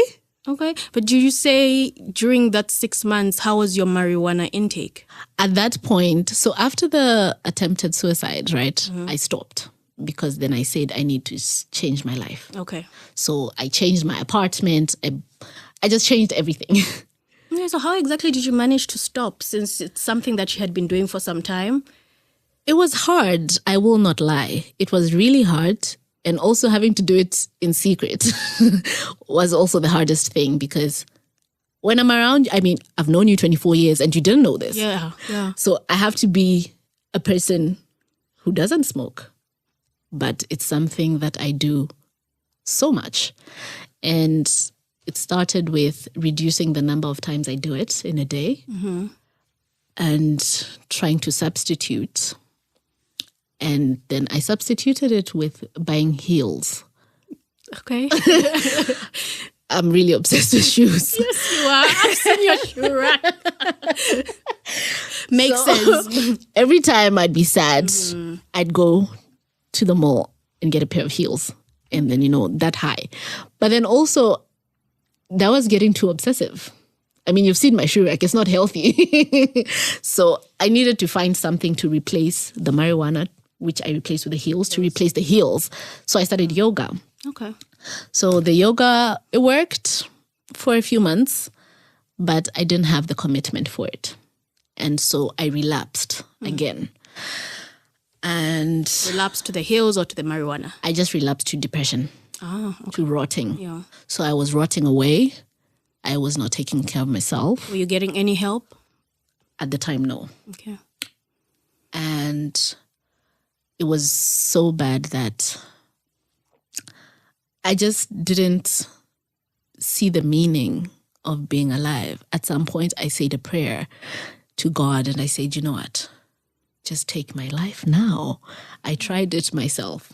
It didn't work out. Yeah. Maybe if you do it, call me back, And I think after that prayer, I felt how sad that was, because you shouldn't get to a place where you're praying to die, Yeah. It was at that point that I said, I need help. And I opened up to my partner at the time. And I said, okay, this is something I'm struggling with. This is something that I'm dealing with. And this is something that I have been dealing with for a very long time. And I need help. And he gave me grace. We tried to go to Chainama. And, but then still I had that thing of, how are people going to see me that I was locked in a mental institution, right? There's so much stigma around that. There's so much stigma around that. So I found a new therapist. We started doing the work. We started the medications. And it did work. It started to work. And then because I struggled so much, I decided there could be somebody who is walking this path that I'm walking. Let me speak about it. And that is how I began to speak about mental health. But then in a third person. Yeah. I spoke about it in the third person. I started the podcast. Yeah. And we had all these guests talking about different things. And eventually, I think one time, you and I actually had a conversation. And you're telling me that, Cece, you need to own your story. And you're telling me a story about you. Oh, yeah. We're actually having a podcast about you. Yeah. And you're like, you need to own your story because then nobody can use it against you. And then I was just like, you know what? I'm going to own my story. And I went on social media and just posted and said, okay, I'm dealing with this. I saw that. It was just so beautiful and inspiring. I saw Africana Woman post about it on her blog. And I'm like... I was so humbled and also really grateful for the grace and support that I got from my different communities, friends, and my partner who also had been very supportive throughout the journey. And now I'm trying to be a person that other people can see and say, okay, that person has suffered, is still suffering, is still struggling, because unfortunately it doesn't end. Yeah. It never goes away. But if we can have all these little things that help us slowly do better, live with it, and, know our triggers and all that, for me, it's a plus. Even if it's just one person who I impact, for me, it's a plus. Wow. That's so inspiring. It's a beautiful story. I hate that you had to go through that, and I'm sorry you had to go through that, but I like how you have managed to get into the battlefield and fight and try to make a change in other people's life. And I've just realized just how a lot of the times we see people, young people, indulging in unhealthy habits. We see people indulging in alcohol, in smoking, the marijuana, tobacco, and different other vices. And we look at it from the outside and we judge. And it doesn't make sense for us because we look at them and we're wondering to say, but they know the effects of what they are doing, but why aren't they actually stopping? Like, for us, it's a button. We think it's a button that you can just snap and then the person should automatically snap out of it and stop. So it really just shows, you sharing your story shows how there's just so much that influences our behavior and our choice. And I'm looking at how you chose to indulge in marijuana at the time because you needed something. You desperately needed something, and that's what was available. And you did that for years and it helped you. So I'm wondering, do you have anything you would say to, like, maybe a parent or a family or friends who are looking at somebody indulging in something like marijuana or any unhealthy vice? What you said is actually very true, because when you're looking from the outside, you don't know what a person is going through. Sometimes quite all right, it's for, this is the wave now. Yeah. Everybody's doing it, so let me do it as well. But then sometimes there's something deeper. And the problem is people, before you understand, you judge first, right? Yeah. And you'd be so quick to say, this is so bad for your health. Hey, you're going to die. Yeah. All that stuff. Yeah. And I think I have gotten to a place where I meet people with grace because I don't know what demons you're facing, what demons you're battling with. And I think we need to find ways to sensitize people without stigmatizing them. And I think this would play well with the behavioral science, because in the behavioral science, you have habits that counter the vices, right? In a way that is graceful, where you don't have to make a person feel bad than they already do. Yeah. Because when I stopped cutting myself, when I stopped self-harming, I then had to walk around with a rubber band. My therapist told me that instead of literally making yourself bleed, maybe try to... So it snaps and... Exactly. So it's not the best thing, but it's the next best thing. Yeah. You see? And even as they speak to me, they're not judging to say, but why are you cutting yourself? You're a big person. Yeah. Don't do that, because you never know what someone is struggling with. But if we could find, and I think also it starts with people being open with these conversations. Yeah. It starts with these conversations, which are so uncomfortable, being had. And I'm so proud of you for sharing and starting this conversation with your story. Like it's you being vulnerable to the world, and hopefully we can tap into that and learn so much. So, yeah. Thank you. We're on the right path, I guess. Yes, I think we're starting to get there. And I've seen that there's a lot of people now who are advocating for mental health. But then there's still people who are still stigmatizing, which is very shocking. But then also I have come to realize that people hide what's inside by, mocking other things. Because you'd find, I was also a person, I struggled with depression for over 10 years, right? But I'd also be like, I would never see a shrink. Yeah, because I get that. It costs me zero to say, it is what it is, right? It's the same thing with even Chainama. Like, people know to say, yeah, you can see a therapist there, but then the thought of, okay, I drop off and I walk to Chainama, how is everybody going to... That's the thing. So I had to stop being a hypocrite first.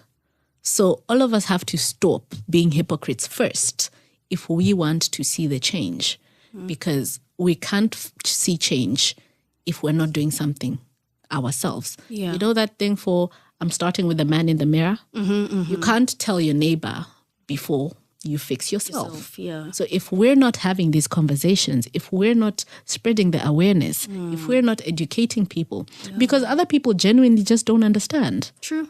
Others, it's really just negligence. You know what I mean? So if we're not starting these conversations, educating people, spreading awareness, then we're not going anywhere. Wow. This has been a lovely conversation. It's just, I'm hoping even for the listeners, they realize just how much a lot of our emotions, a lot of things unseen really play a role in what we see on the outside, the behaviors we look at and judge, and the behaviors, the people we call junkies. Yeah.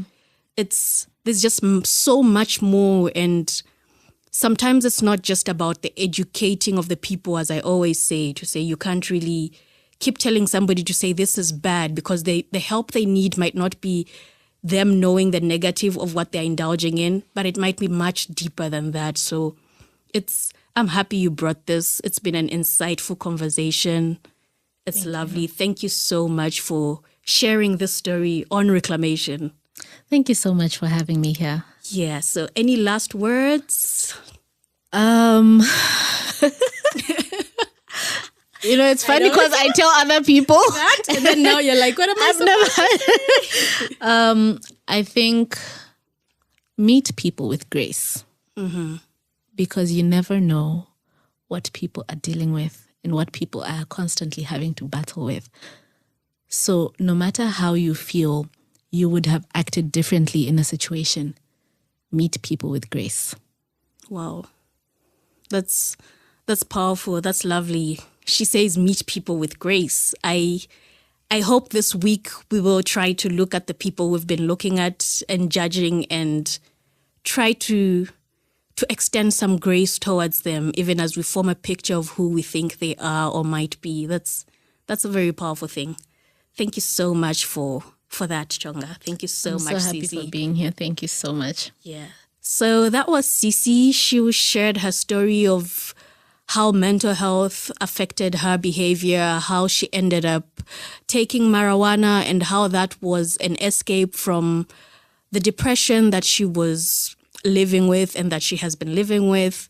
And it's been a very insightful conversation. And I think it leaves us with so much to reflect on. So much. We all have people who have behaviors we don't really understand. We're trying to make sense of. We probably even shout at them and judge them for that and don't understand why they're doing it. But maybe this is the time to question if there might be some hidden force behind why they are doing what they are doing. It could also be with you as an individual sometimes. You might find yourself indulging in certain substances or certain behavior that you really want to get rid of, but haven't really understood why you do it in the first place. So this could be a moment to reflect on that. So yeah, that's the end of the episode. Thank you so much for listening. Please do subscribe, share it with somebody who might be inspired by this lovely story. Thank you for joining me till the very end. In the world of behavioral science, every ending is just the beginning of something new. Please remember to subscribe, leave a comment, and stay tuned for more adventures in behavioral science as we continue our journey towards a healthier, more informed decision making. Until then, stay curious, stay vigilant, stay healthy. This is Tabo Lukato Hadunka signing off from Reclamation.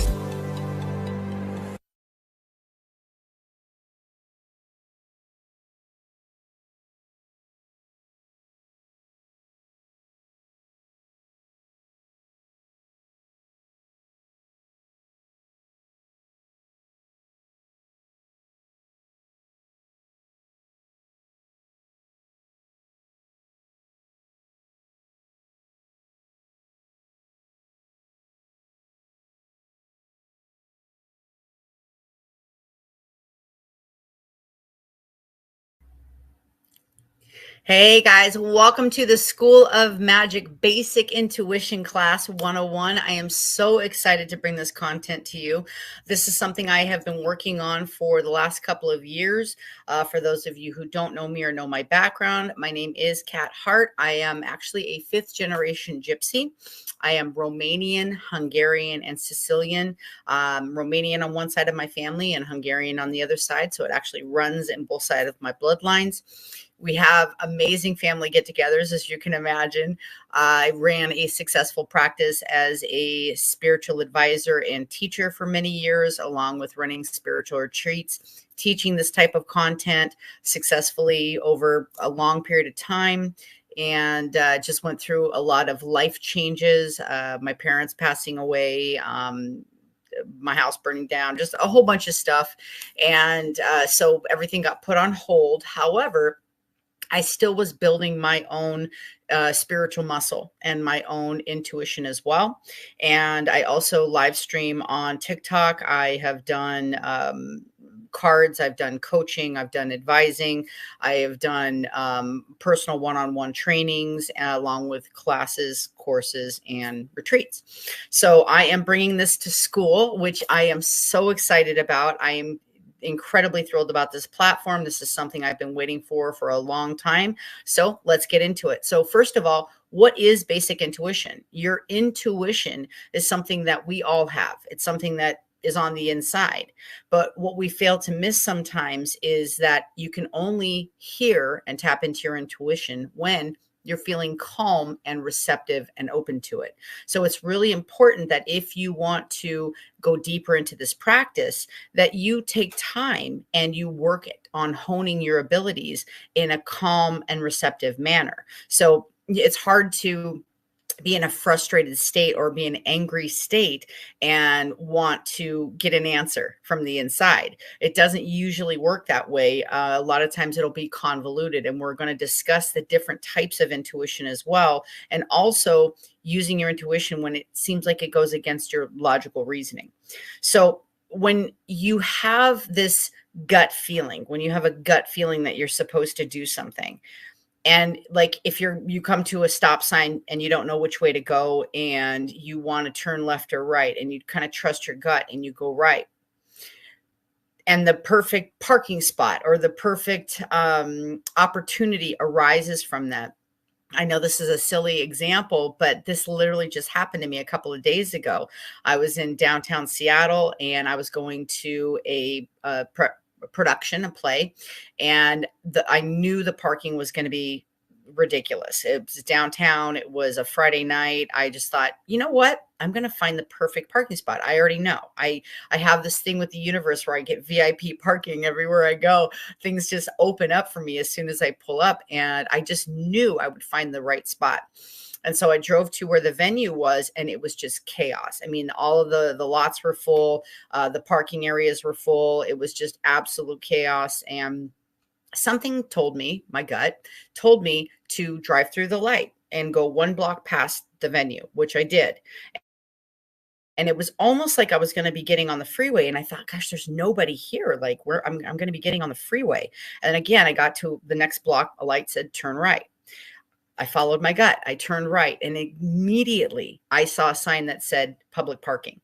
Now, just because of my prior Air Force training, I worked underground. I have this kind of whole thing with being underground. I also said I don't want to park underground because a lot of the parking structures in Seattle go down, and it literally makes my palms sweat. I just get anxiety. And I was like, I want parking that's nearby, and I want it to be above ground. So I was thinking street parking, but trusted my intuition.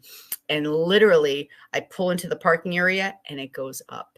And the very first spot, literally right when I drive in, it was cheaper than anywhere that would have been in the surrounding area. It was above ground. It was a block and a half away from the venue. And there was only one other person that kind of had followed that same intuition and was literally parking across from me. There were so many parking spaces. It was ridiculous. But if I would have went back a block and a half, when I walked back towards the venue, which took me about maybe 4 minutes, it was chaos.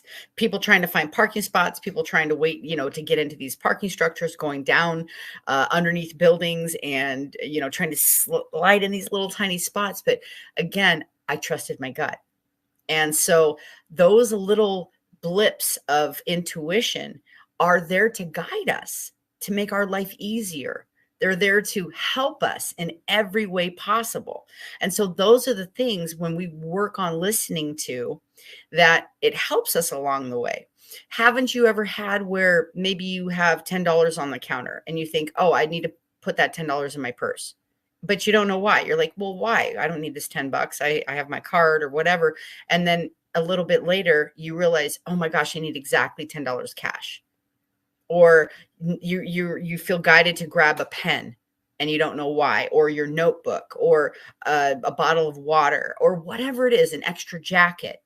Maybe it's beautiful outside and something in your intuition when you're walking out the door tells you grab a sweatshirt or grab a raincoat or something like that.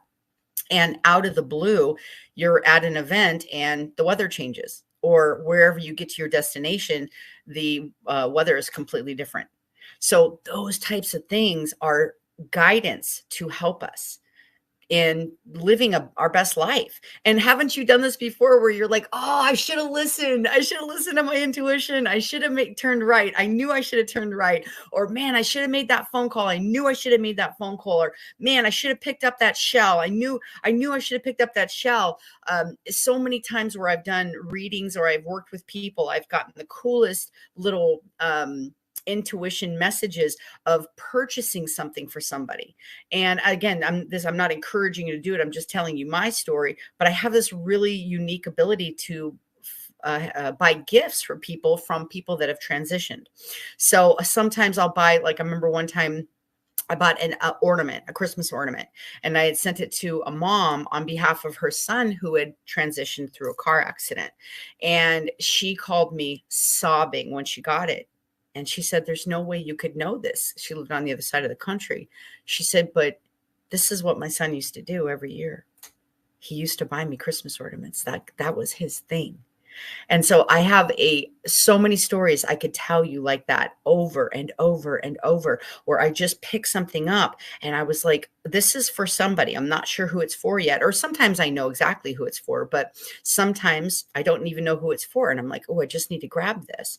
And as soon as I run into the person, I'm like, this is for you. I knew this was for you, somebody. This is for you. So again, that's trusting your intuitive guidance. That's trusting your intuition. Now, there are ways that you can trust your guidance even more, and you can develop that. One really good way is to make sure that you're journaling. I write down thoughts. I write down ideas. I mean, even when I was building this course, I was writing down ideas. I was keeping, I mean, this is one of many books that I've had a lot of record keeping in to build these courses over the last couple of years.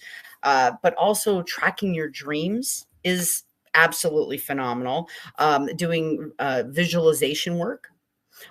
Doing energy work. One really easy way I've taught people how to hone their intuition and trust it more is taking, oh, I wish I had one here, but like taking like a 3x5 card. I'll use these as an example. So taking 2 cards, like a little 3x5 card that's blank on both sides, and you can write yes on one or no on the other, and you can flip them down, spin them around a little bit so you don't know which one's which, and ask a question. And then what you do is you put your hand over the card and you feel which one vibrates. You feel which one you're guided to pick. And so you can answer your questions that way.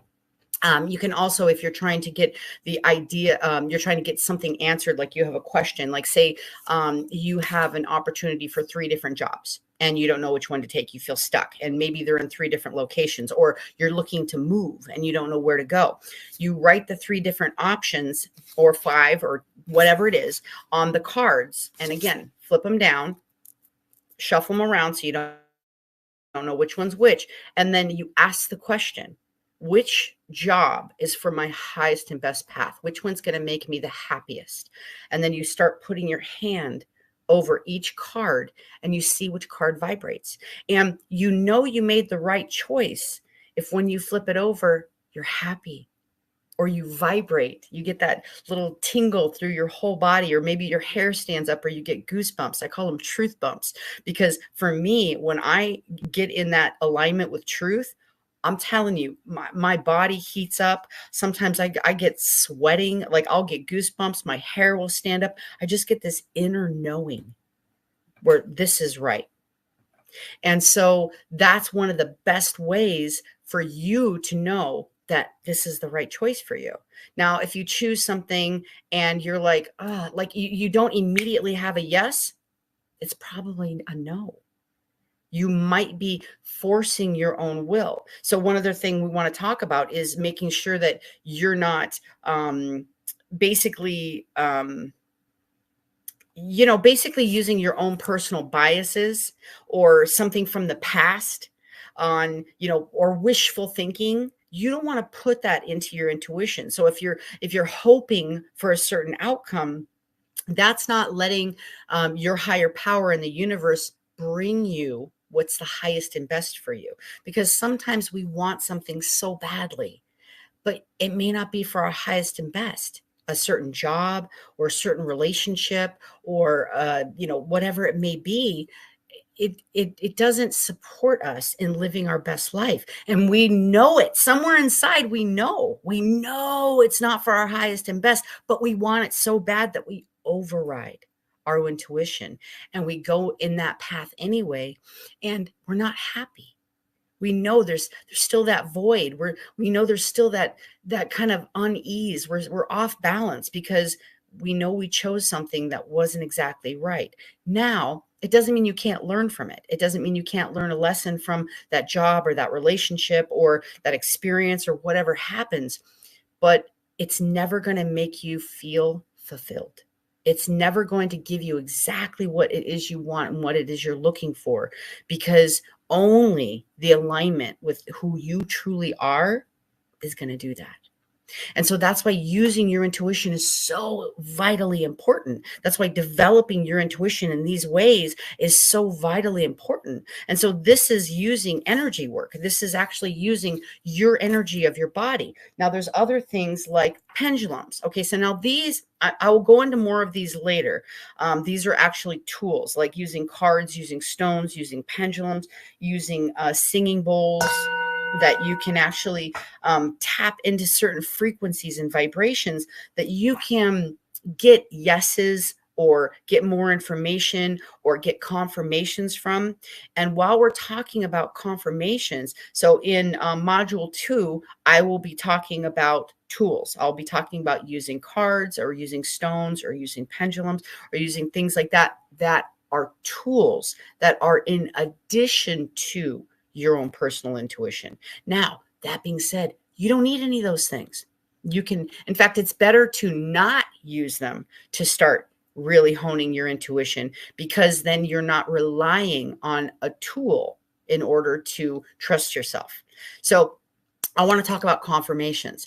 It is absolutely okay and preferred that you bounce these things off of somebody. It's okay to have an idea or have a feeling or get an intuitive response about something and want to get a confirmation from somebody.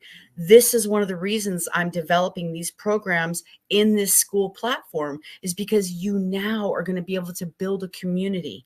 You guys can talk amongst yourselves. You can actually post questions with each other here in the community. You can post questions to myself or other instructors that I'll be bringing on here in the community. And you're going to have everything that you need to have your questions answered, get validated, get confirmations, and also know that what you're going through is not isolated to just you.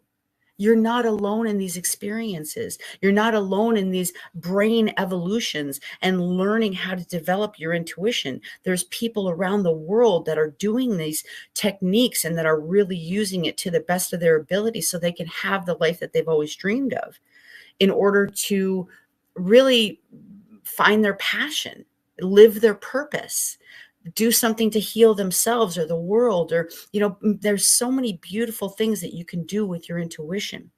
But the number one thing is to make yourself feel whole, to make yourself feel like you've filled the void, because it's not going to come from out there. There's no person, there's no thing, there's no amount of money, there's no job, there's no place, there's nothing else that's going to fill the void.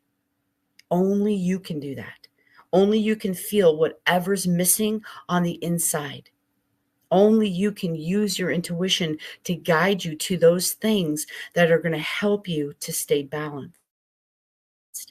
Another really good practice is to make sure that you're connecting with nature, because nature is very in tune with the frequency and vibration of intuition. If you walk barefoot, it's called either grounding, or it's called, oh my gosh, I just spaced. It's grounding, but there's another word for it. It'll come to me. It's up there in my brain. But you can actually walk, and what you're doing is you're trading electrons with the planet. So again, it's very scientific, but you're actually grounding energy into the Mother Earth, which Mother Earth is incredible at recycling energy. And the good thing is you can feel the frequency and the vibration of animals, trees, plants, flowers, living things, water, rocks, and stones. That's why each type of stone has a different frequency. Again, we'll get into that in module 2, but literally you can tap into these things. And when you have your skin against a tree, now, one thing I like to do is, I know this sounds kind of wonky, but ask permission. Remember, these are living things. So trees are living things. Grass and plants are living things. I mean, it's okay to have reverence for these beautiful living beings. They have proven that trees communicate, and trees have feelings, and trees actually grow and live in communities. Did you know trees can have life partners?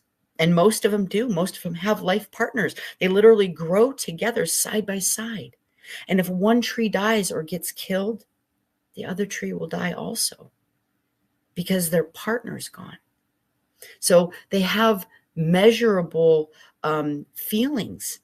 So, and they also have a groundwork of roots and little tiny hairs that emit frequencies and vibrations that they communicate through. So when you are going in nature and you want to connect with nature and you want to listen to what nature has to tell you, be respectful and realize that we're all connected. I love that movie Avatar, because to me, that's the closest thing I've ever seen to everything I've ever felt on the inside.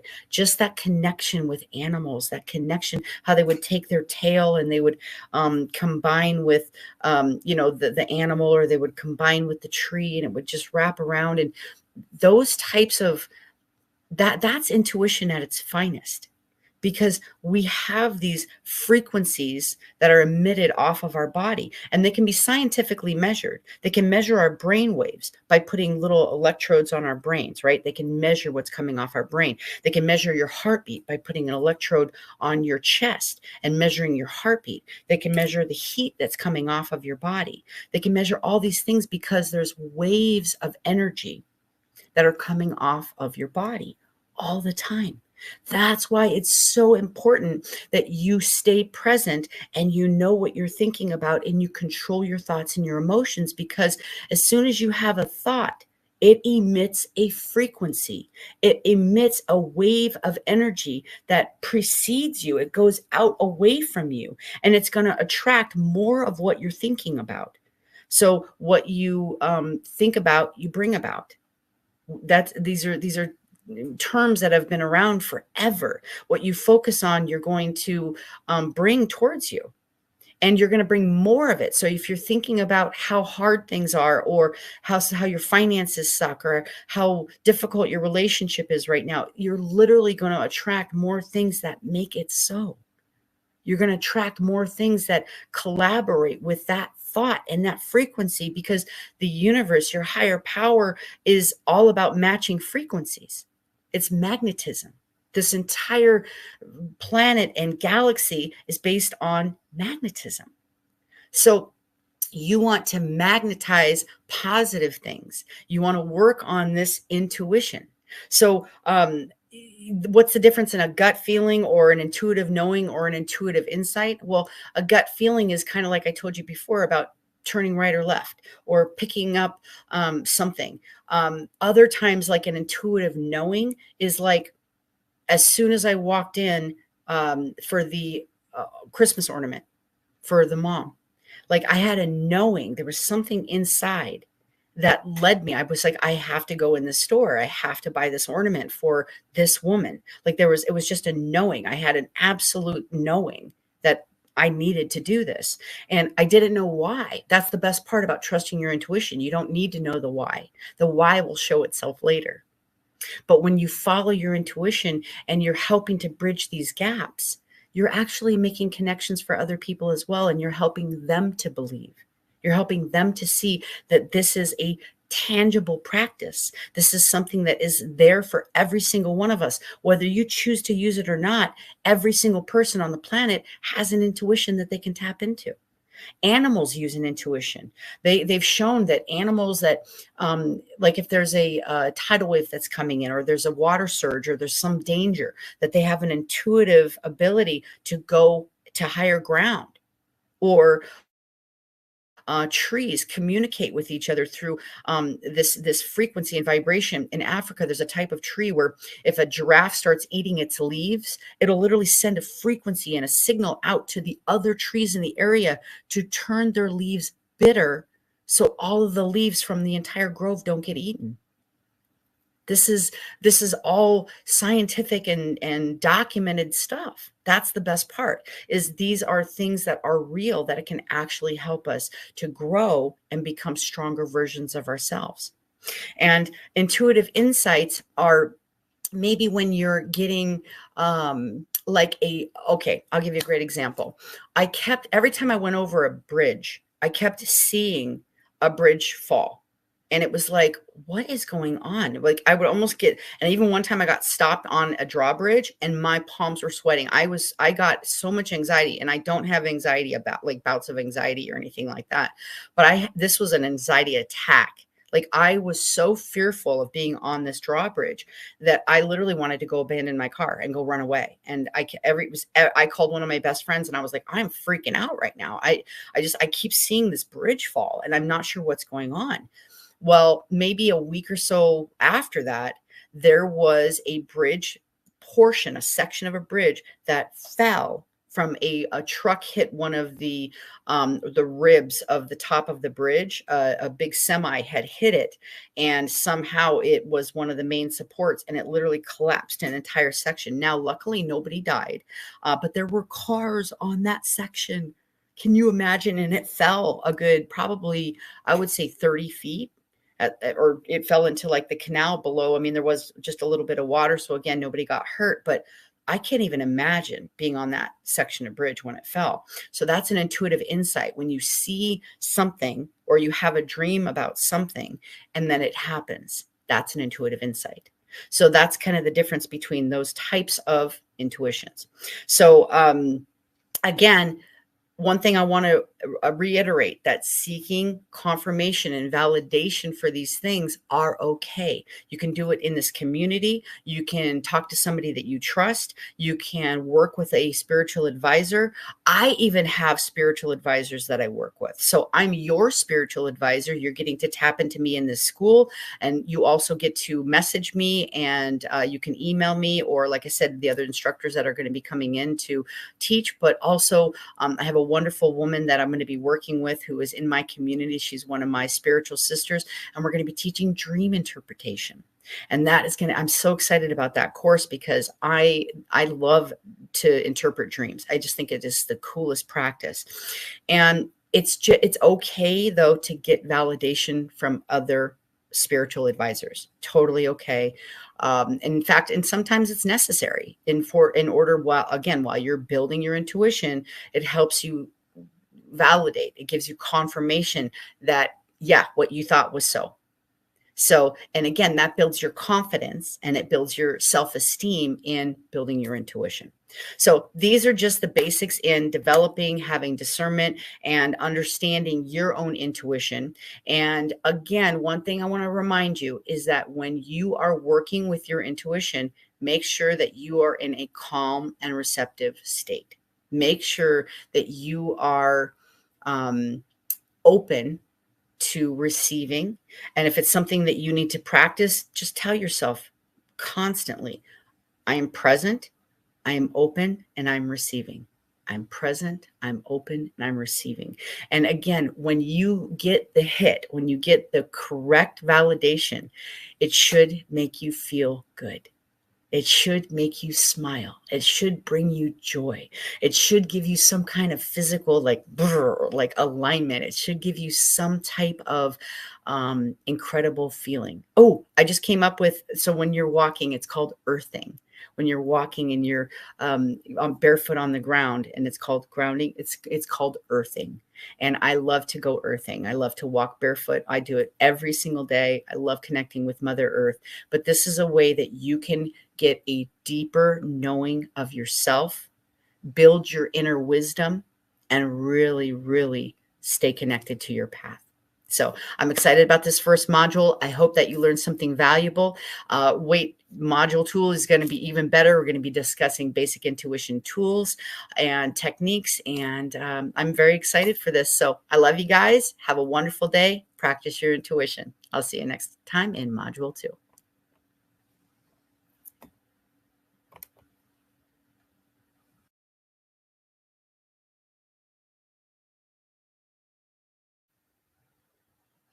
Hello, hello. Welcome to Module 2 of Basic Intuition 101. This is about using tools such as oracle cards and decks, stones, and even pendulums. So first of all, let's start with the oracle cards. So oracle cards are decks. People sometimes call them tarot cards. Everybody has different feelings about these and what they are, what they're used for, where they came from, if they're connected to something dark or anything like that. Now, I think that there's a lot of personal opinion in all of this. However, there's certain tools that I won't use. Like, for example, I've never used a Ouija board. I just personally, it's just not something I connect with. It is, to me, it's opening a portal to other dimensions and other realms. And I know that we can do that regularly on our own, but I don't want a tool that for me enhances the ability to open something that anything can come through. So that's just me. Now, my oldest deck I've had, you can see it's kind of beat up and the corners, I mean, I think my pup even chewed on it at one point, but the cards inside are still mean a lot to me. This is my angel deck. This is my oldest deck I've had for quite some time. I use it all the time for guidance and for wisdom. And I also have some other cool decks like the animal spirit guides. I've got the crystal spirits that delve into like all the crystals and the energy of the crystals. I've got many decks. I think I've got like 10 or 12 decks. And it's a tool. So all these are meant to do is enhance your own natural ability. Now, the first deck of oracle cards was actually published in England in 1775. So they've been around for hundreds of years. But where did the origin of the oracle actually come from? So in thousands of years ago, throughout time, people have gone to spiritual leaders called oracles to help them with divine messages, to interpret dreams. Sometimes they would cast stones, either regular stones or gems or even rune stones with messages on them. And depending on the way that they would land or the pattern they would form, or with certain messages written on the stones, would come up or be laying down, they would interpret the message that came from divine in order to help guide the person that was having the questions. And the nice thing about using these tools is, again, it's just validation, it's enhancement. So if you're using your intuition, you're in a meditation and you feel something and you want to know if this is your own divine guidance or if this is a wish, it's something that you really want to have happen, you can use a card and say, okay, is this a part of my path? Is this something that's a higher divine direction for me to go? But also you can use the pendulums as well. And we'll talk about that in a minute. But the cards are just additional tools. I hadn't used any kind of oracle decks, tarot decks, anything like that for most of my practice. When I was teaching intuition and was doing my retreats, I would always bring someone else in to do cards, do rune stones, things like that, just because I always used my own basic intuition and I really loved enhancing my own natural abilities. And so everybody likes the decks, though. Everybody really loves the decks and they like the validation from the decks. And how decks work is there's an energy that comes off and is associated with every single card. So I'm just going to pick one card here. Okay, so I've got the whale card, which is from my animal spirit deck. Now this is a water card with the water symbol up here.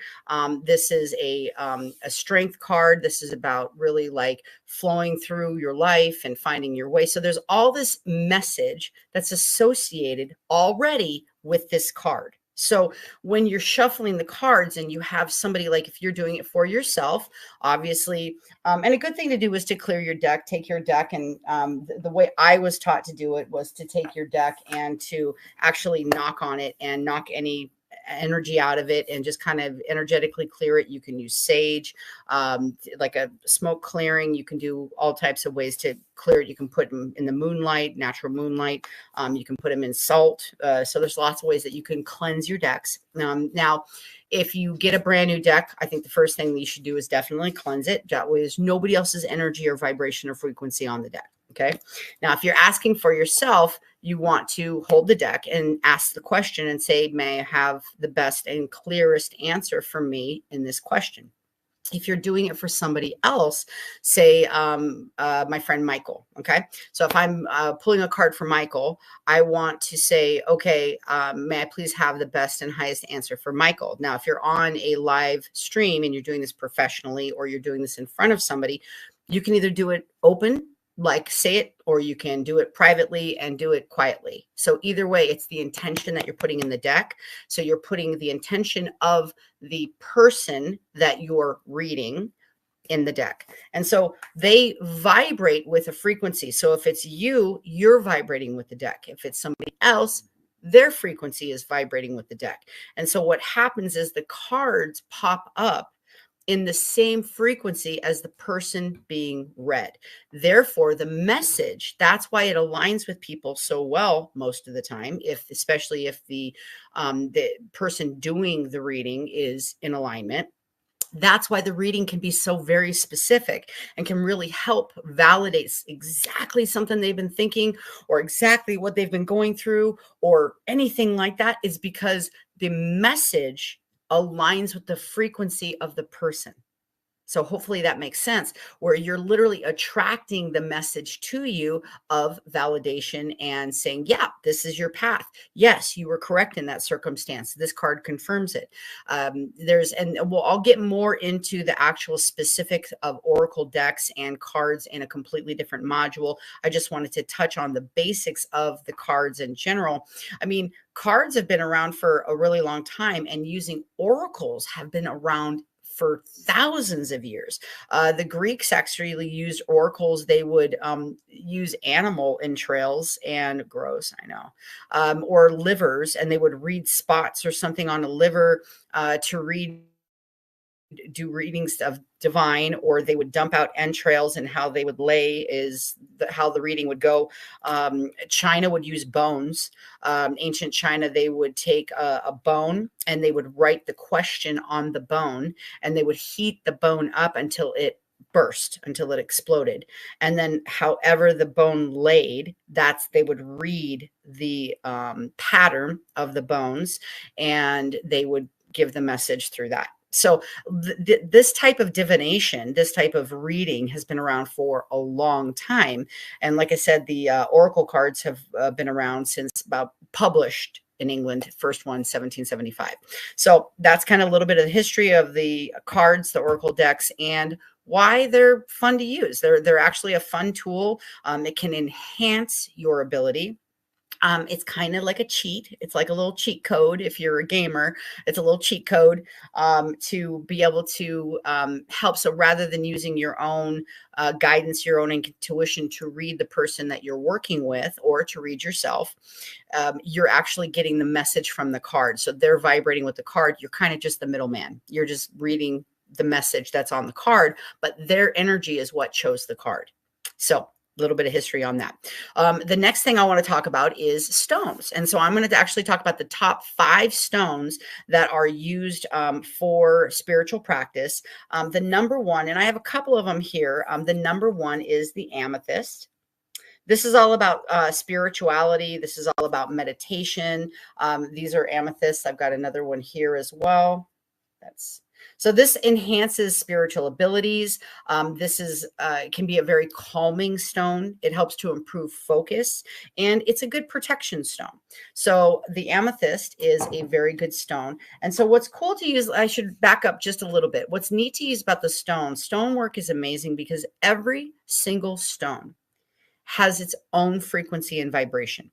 And so what we're doing is we're finding a stone that vibrates with the frequency of what we're trying to enhance, or maybe absorb, or maybe protect, or feel a certain way. So the energy that comes off of stones can be calming. They can be help to achieve focus or clarity. They can help you bring truth.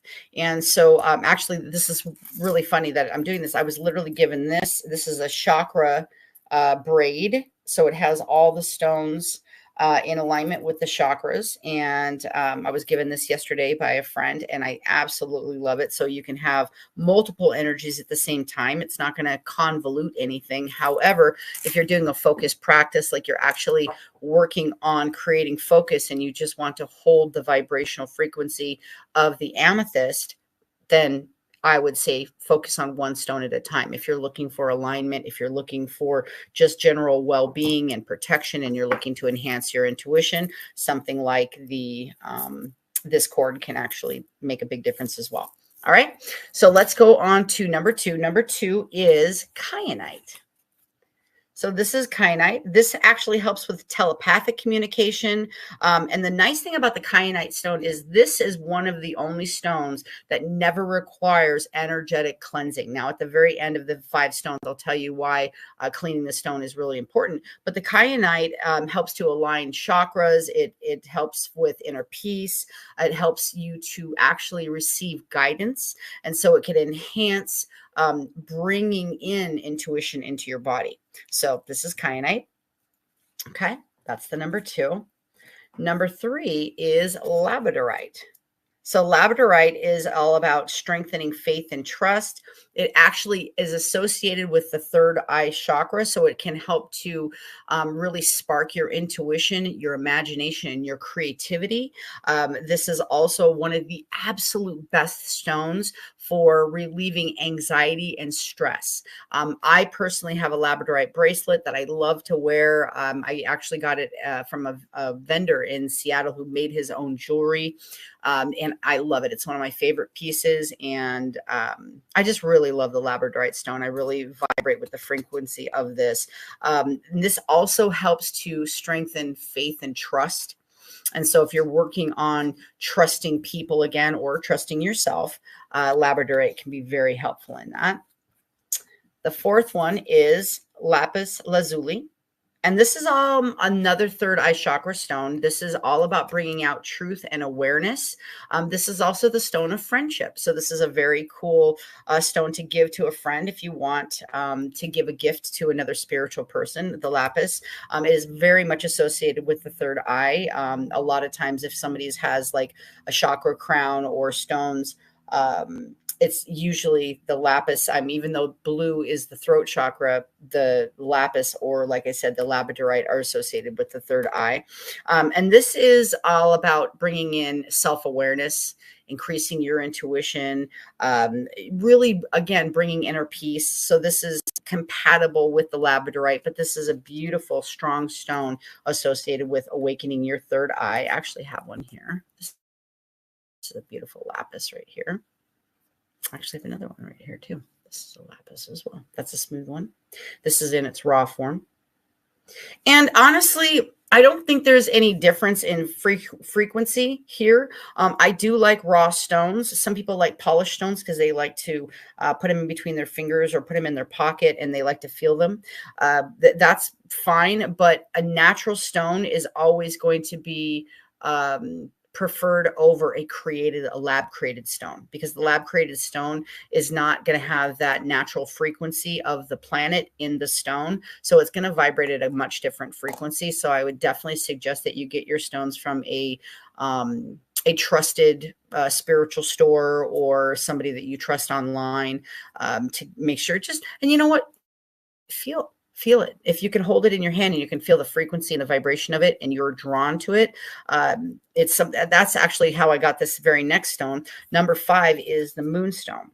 So the moonstone is one of the absolute best to enhance intuition. This is a very soothing stone. This is all about new beginnings. This is really good for soothing emotions and soothing stress. This is really good in creating stability in your life. So again, these are phenomenal stones. And I have a really cool story about this moonstone. This is my favorite moonstone. This is one of my favorite stones that I own completely. I was having lunch with a friend in southern Washington. I think it was Olympia, if I'm not mistaken. And we were having lunch, and all of a sudden I literally turned around and I was like, I literally felt like a stone calling to me. And I look across the street, or I felt something calling to me. I'll say that because I didn't actually know there was a store there. And I look across the street and there's a stone store. And I was like, I'll be right back. I literally got up in the middle of lunch and I just ran over and immediately went directly to this moonstone. And I was like, that stone was literally calling to me from across the street. I could feel the frequency of it. And the owner said, I literally just got back from Bali yesterday with that stone. He's like, I have no doubt that it was meant for you, because it's like that he's seen that happen time and time again, and it just literally called out to me. And this is one of my favorite stones. So that is the top 5 stones. I am actually going to go into a series on my social media in TikTok. I can do more stones here if you guys want. Make sure, let me know if you have questions about stones. Again, talk amongst yourselves, talk amongst yourselves. Have a little coffee talk, but put your stone in there, ask questions. And if you have any questions for me about certain stones, what they mean or anything, how they can affect you, how they can enhance you in any way, be sure to ask in the community and let me know. I'm more than happy to give you information and help guidance in any way that I can with these stones. Okay. So the last thing that we're going to deal with is the pendulums. This is really cool. Now, pendulums are literally one of the oldest forms of connecting with the spirit world. And it's also been called dowsing. So that's another term. You might have heard of dowsing rods with people that were looking for water. Dowsing rods were actually used in Vietnam to find tunnels, secret enemy tunnels, or to find landmines.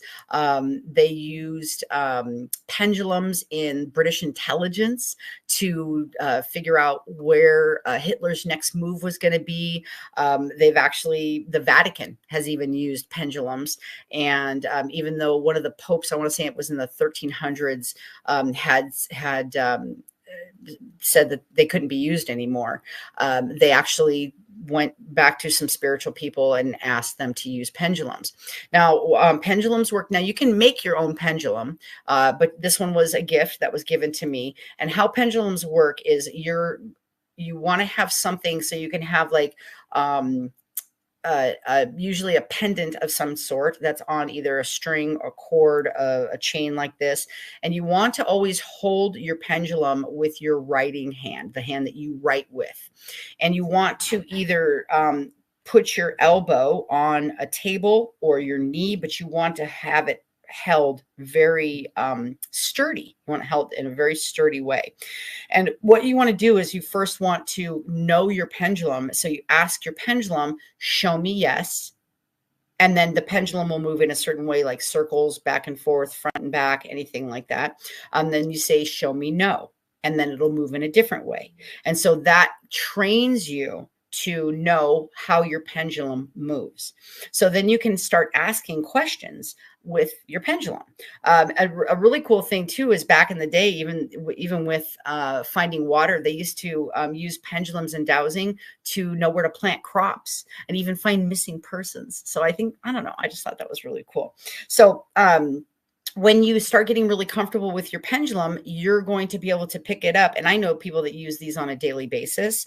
I don't really use pendulums a whole lot. I like to trust my intuition. Again, this is just an additional tool.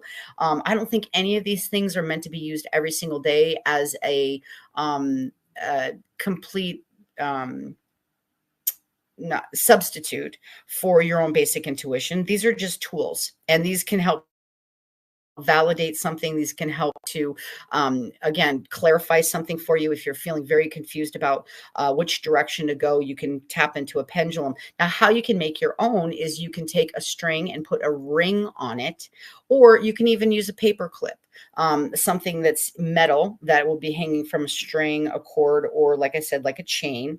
And again, one good thing to do is to make sure that you're cleansing. And I'm going to talk about cleansing the stones, and we might as well just talk about cleansing the pendulum. A really good way to cleanse a pendulum is either salt water, if its ability to be in salt water. Like I probably wouldn't put this metal one in salt water, but what I can do is I can use sage smoke. So cleansing smoke will actually help to clean the air out of the energy out of the pendulum. And if you think about it too, it's funny because I grew up as a Catholic, and they used a lot of incense and smoke in the church quite a bit. And I always loved it. But I never understood it till I was older. They were actually dispelling any negative energy with the incense. And so incense is actually used as a cleansing smoke in order to clear energy. And if you use sage, I've cleared houses before, that used to be one of my practices. I would actually get paid to go into people's homes and do clearings. the air smells clearer. It smells cleaner. You can feel when that energy is gone, especially when you do that spiritual cleansing. It's absolutely amazing. So again, you can make your own pendulum, and then again, practice. Say, show me yes, show me no, and practice. But again, keep your hand and your arm very stable. Rest your elbow either on your knee or a table, and keep it very steady while you're doing your pendulum. So those are the top 3 types of tools that are used regularly in a spiritual practice, whether you want to do it for yourself or you want to have a profession where you're doing this to help others. I hope you guys found this module incredibly useful and not only educational, but a little entertaining. You're learning a little bit of history about all of this. In module 3, we will discuss sound waves. We will discuss singing bowls, crystal bowls, bells, things like that. And so I'm very excited to bring you more information on this basic intuition classes in school. I hope that you're enjoying it. From Fairy Godmother Cat, I hope you have a fantastic day and use your intuition.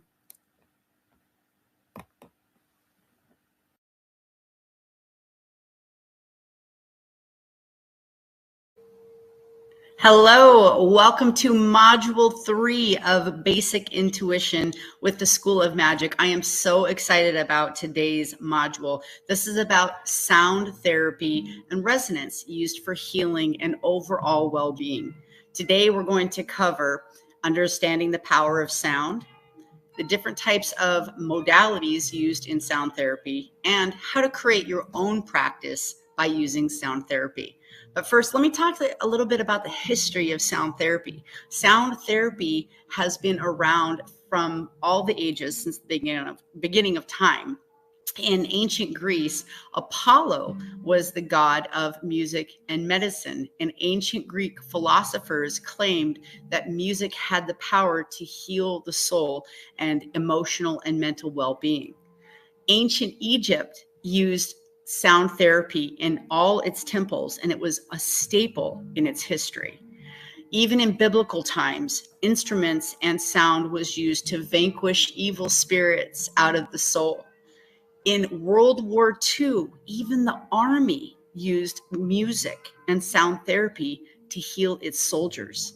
So this type of therapy has been around throughout time. And Native Americans have used drumming, chanting, and dance to heal the sick. So every area around the world, every demographic around the world, and every geographical location around the world has evidence of literally using sound throughout time for healing, to promote well-being, and to basically balance everything from your emotional health to your mental health to even your organs inside of your body. They have shown that there is evidence scientifically that musicians actually have a different brain pattern than other people in order to produce the type of music that they do. And there are different frequencies that actually heal different parts of your body or create different responses in your body. So let's get into our lesson today. So sound therapy and resonance for alignment and healing is a powerful way to restore balance and to promote well-being in your body.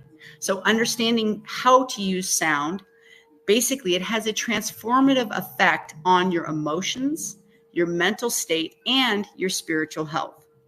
Different frequencies, depending on what you tune into and what type of modality that you're using, definitely can impact your energy centers, which are your chakras, and your overall health. Now, there is a healing frequency, 174 hertz, which is known globally as the healing frequency. It is the solfeggio frequency. That is overall well-being frequency that you can, in fact, I have it in the background right now. It's something that you can find on YouTube. You can find it on your radio stations. You can even tell your smart, I don't want to say her name right now. It starts with an A, but if I say it, it's going to stop. So you can ask to hear that frequency in music. When I'm regularly working on something and I feel distracted, I will play a frequency that aids in concentration. So the 174 hertz is something that actually can help with concentration, and it can really promote overall health and well-being. So it has the greatest potential for physical effects on the body also. So if you don't know where to start, the 174 hertz frequency is a really good place to start. And you can just practice using it, listening to it, going to sleep to it, meditating to it, or even just having it in the background while you're doing your schoolwork or your business work, or just while you're even watching TV. If you just want to improve your mental and your emotional health, it's a really good background noise. So it even can bring a sense of security to the organs inside of your body. So how do we actually create these different sounds? Well, there are different modalities that create different frequencies. Now, the earth has its own frequency, the frequency of the tone of Om. Om. That is the earth frequency. That is the standard frequency of the earth. So when people actually chant and do that frequency, they are working to align with the planet. They're actually working to align with the resonance of the planet. And since we're all made of the same things, we're made of the stars are made of the same things of the galaxy, and inside we're made of all the same things. It's good to balance and resonate with the earth. And if you can do some earthing, walking barefoot in nature, so you're trading electrons with the earth while you are doing your Om, you actually can feel an incredible sense of well-being, along with grounding your energy at the same time. So different ways that you can actually get frequencies in your body or use them in a practice is, first of all, there's bowls. There's singing bowls. There's metal bowls such as this one. This is a brass Tibetan bowl.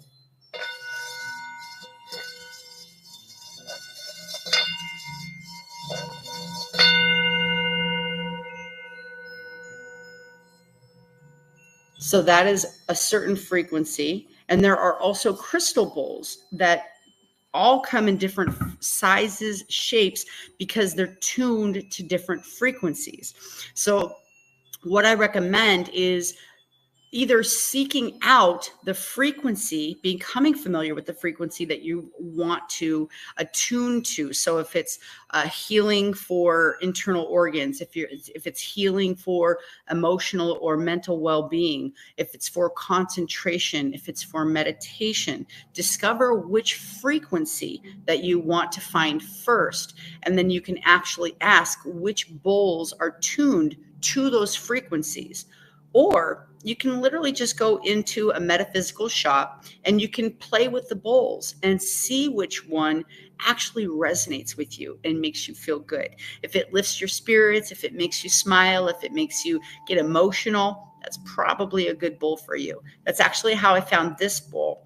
I was at a conference and they just had all these Tibetan hand-pounded bowls, and I played with them until I found this one. I also found these Tibetan bells, which I love. They just made their own little sound right there.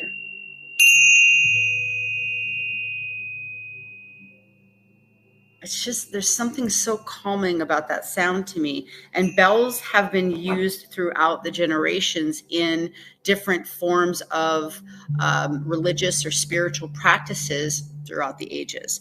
And you always can hear bells in temples, in churches, just all around the world. And even like if I'm in a different city that I've never heard, but never been in before, and I hear bells chiming, I literally stop to listen. It literally does something. It makes me feel so connected, and it makes me feel just a sense of reverence. I just love bells. I don't know what it is. I've always loved bells.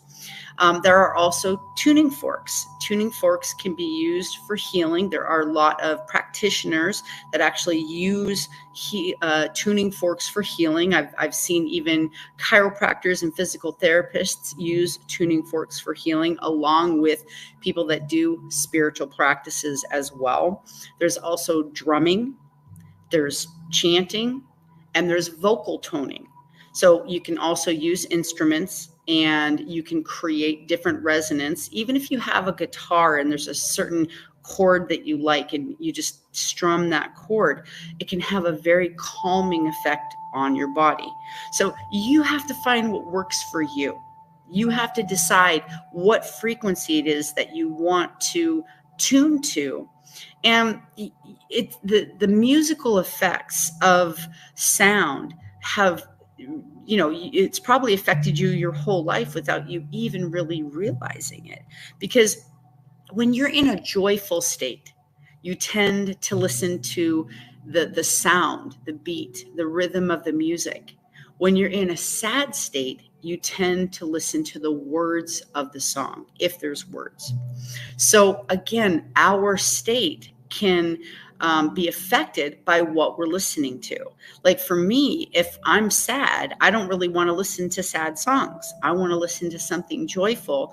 And I remember somebody asking me one time, they were like, what kind of music makes you feel the best or pulls you out of a sad state?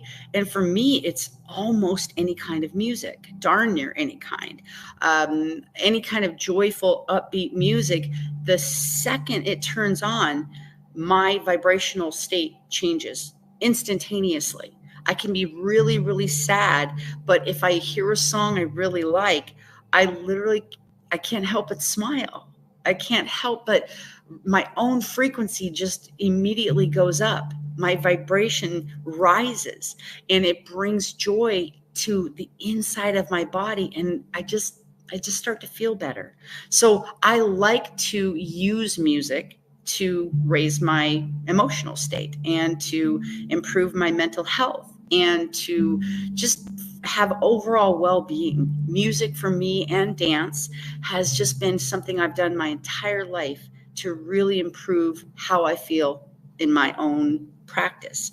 So let's get into how do you create a practice with sound, with all these different modalities. The first thing that you want to do is make sure that you set a clear intention for your practice and your sound therapy.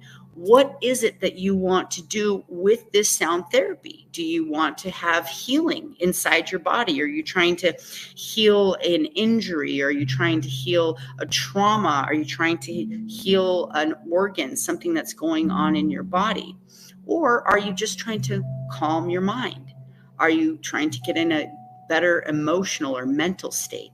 Are you wanting to open your heart center and you want to bring more love into your life? Are you trying to align with your higher power and your guides, your ancestors, your angels, and then you're wanting to really expand your consciousness and your awareness?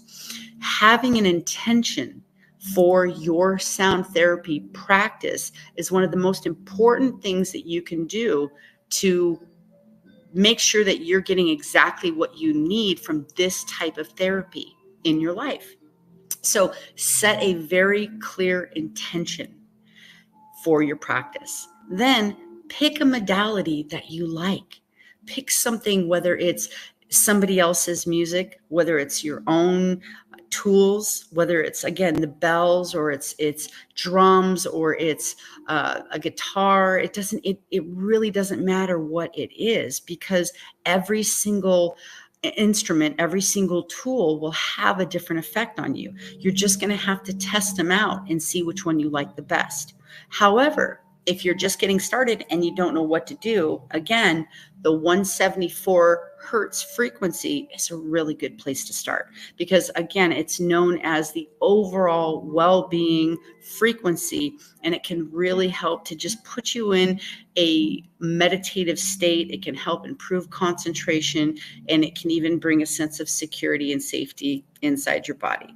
So sound therapy can actually help release stagnant energy. If you're feeling stuck and you just don't know what to do, or if you have to study for a big test or a quiz, or whether it's work or school, it doesn't even matter. Maybe you're trying to write a book or a play, or you're trying to paint and get into that creative mode, and you're just feeling stuck, or you have writer's block. Sound therapy can actually release and liberate stagnant energy. So it's a really good practice to actually play some music, or maybe something that you really love. Maybe it's just your favorite song. That's okay. I actually really love to listen to Meghan Trainor, Better When You're Dancing. That song, I feel better when I'm dancing. I'm not the best singer, but I love that song. That song just cheers me up anytime. It doesn't matter where I am. If I hear it, I have a hard time focusing on anything else, because that song just immediately brings me into a state of joy, and it literally changes my mental frequency. And the cool thing is about sound therapy is it actually is proven that it does change your state of your brain. It literally vibrationally changes the frequency and the state of your brain. That's why it can help with emotional and mental issues, because it actually changes the state. It can bring balance into your life. It can actually really help heal your energy centers and align your chakras. It can promote relaxation, and it's really great for overall well-being. So do whatever you need to do to bring this practice into your life and into your spiritual tool belt, if you will, because sound therapy is something that you're using whether you know it or not. Just be careful that you're not allowing sound programming to happen, which happens when we're listening to, say, like the news media, and you fall asleep and your conscious mind falls asleep. You're allowing whatever sound is going on, and that's usually someone speaking, and that is a vocal resonance. It is programming you. There's a reason that TV is called programming, because it's actually programming you. A lot of times, if you fall asleep and you're listening to the news, or you're listening to something that isn't in the highest frequency, you're going to wake up feeling distraught, or you're going to wake up feeling anxiety or stress or anger. And a lot of times, if you can go to sleep listening to a higher frequency, or a 174 hertz, or whatever it is, if you can listen to a meditation, it's going to actually give you more restful sleep. It'll help your body to actually heal, because it gives your internal organs a sense of security, and you wake up in a much more positive state. So if you're really working on adjusting your mindset and your emotional health, and you want to improve the overall well-being of your life, make sure that you're adding sound therapy to your spiritual practice. So that's it for Module 3. I hope you enjoyed this short exercise and this information on sound therapy, and I will see you soon in Module 4. Have a wonderful day.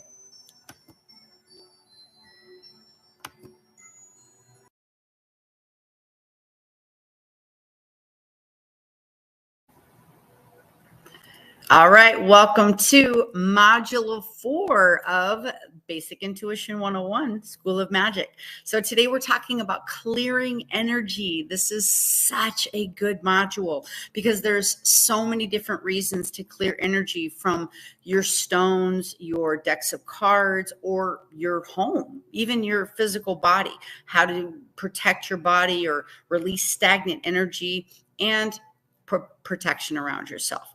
So let's start with having a new deck. So say you were to have a new deck, and usually it's really good if you're going to have an oracle deck, a tarot deck, anything like that. It's always good to get it as a gift. Now you can buy one for yourself. However, it's fun to trade them, and it is nice to give away as a gift also. So when you first get your gift, when you first get your deck, you're going to want to make sure that you clear energy off of the deck. And then anytime you use it for yourself or somebody else, you also want to clear the deck. So there's lots of different ways that you can do this. You can take the deck out of its box, and you can hold it, and you can actually knock all of the energy and literally visualize the energy just kind of dropping out of the deck completely and clearing the energy. You can actually do a meditation and intention, a visualization of clearing your deck. This actually helps to create a better bond with you and your deck, and you get to know your deck better. Plus, it helps you to get in the vibrational frequency of your deck. Another thing you can do is you can smudge your deck. You can take sage, you can take cedar, or you can do lavender and sweetgrass, and you can literally just light it and put the incense around the deck for about 30 seconds, and then just literally clear the energy of the deck. So every single time you use your deck, you're going to want to do some type of regular practice to clear the energy for your deck. So even, I mean, for me, when I'm doing guest readings, like on a live stream, and I'm pulling cards, I'm using multiple decks. If I'm using the same deck over and over and over, which I just did the other day, literally in between each one, I just gave it a quick little knock. I just basically watched the energy dispel out of it and used a clean deck for every single person. That way I'm getting a true reading, because the person you're giving the reading to, they're at a vibrational frequency that's attracting the message in the deck. So you want to make sure that you clear the energy of the previous person so they get an honest read and they attract the right message for them, because usually it's for a validation or some type of it's something they might already know, and they're just making sure that they're getting the same message. Or maybe it's helping to give them some guidance about what direction to go, or a yes or a no. So it's really important that you clear the energy of the previous person in order to get a clear reading on your deck. So let's touch into stones. Stonework is all of your stones or your gems that you use in your practice. Now, if you have stones that you wear on your body or you use in your practice every single day, you hold them in your hand, you hold them in your pocket, or again, you wear them as jewelry, those are stones that are going to have to be cleared a lot more often than if you have stones that are sitting up on your shelf. So those stones are vibrating at a specific frequency. And if you actually go into my TikTok, there is a series that is talking about the stones that I've been working on. And it talks about what the different frequencies of the stones are and what they can be used for, either healing certain energy centers of your body, attraction, basically absorbing negative energy or ions. And the cool thing about this is it's very scientific. Stones actually can vibrate at a specific frequency, and that frequency can be measured. So it's not just like a lot of woo-woo spiritual stuff. Stones are actually scientifically proven to vibrate at certain frequencies in order to help us. However, each stone, when you use the stone, especially if it's a darker stone like black tourmaline or something, where it's absorbing obsidian, it's absorbing, these are absorbing your energies. Those are stones that are going to need to be cleared more often as well, because once it changes in frequency, not only does it dull, but it basically changes the vibrational frequency of the stone. So you're not getting that pure support that you originally got when you purchased the stone or it was given to you as a gift. So there are many different ways that you can clear your stones and your gems. One of my favorite ones that I like to tell people is the new moon or the full moon. That's a very feminine energy. That's a beautiful vibrational frequency to put on your love stones specifically.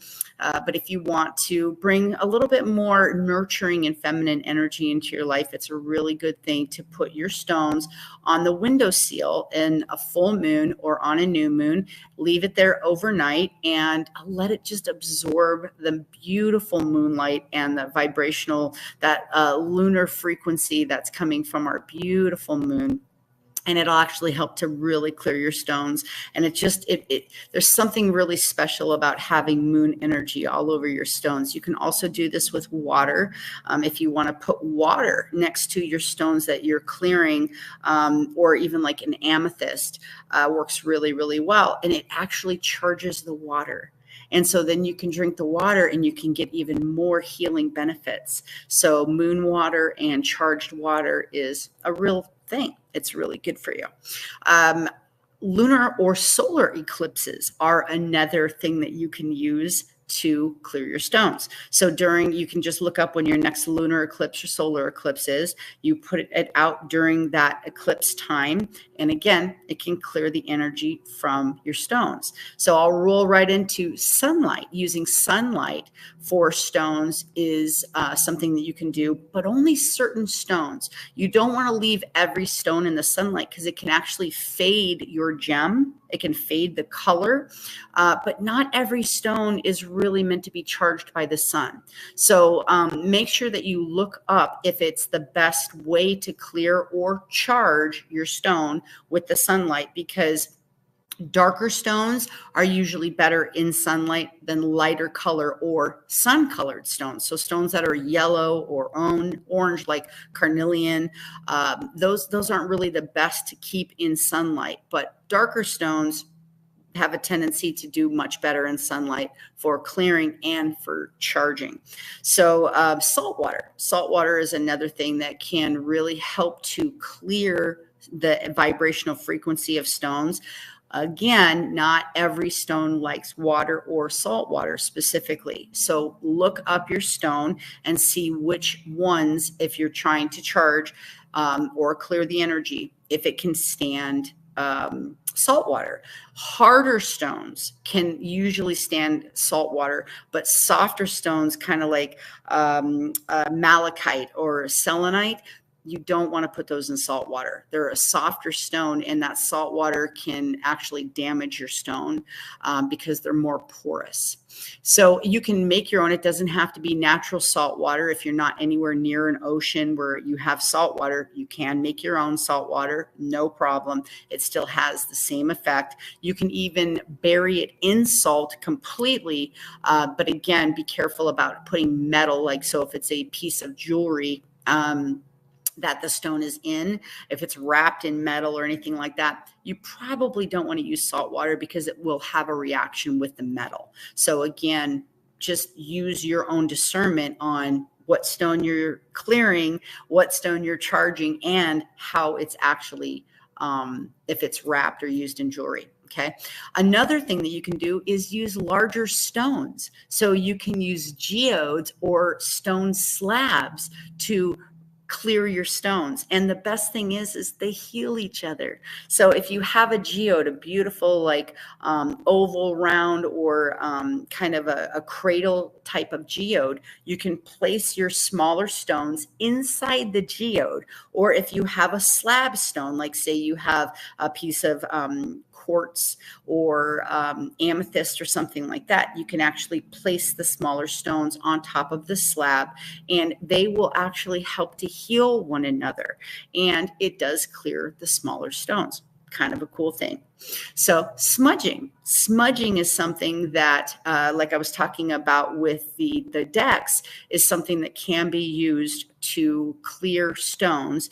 Now, if you are going to do some smudging, make sure you're near an open window or you're outdoors, because you want the negative energy that is being pulled off of the stone to have somewhere to go. So make sure that you have an access for that smoke to go out. So light your either your sage, again, cedar, and you can use lavender and lemongrass. There's lots of different herbs that you can use. Sage is the most common one.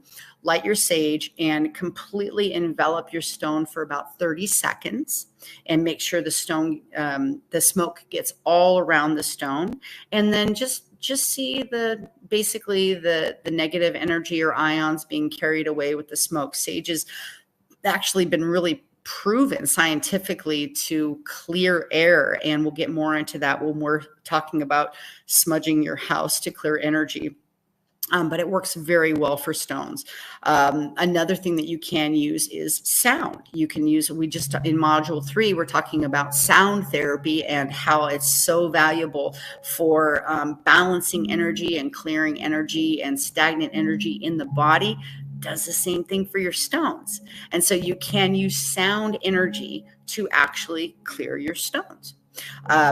One of the neat ways that you can do it is kind of the same thing with the decks I was talking about. You can also use visualization and meditation.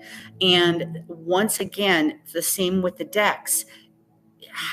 Using visualization and meditation to clear your stones gives you a tighter bond with your stones. It actually helps you to get to know your stone better.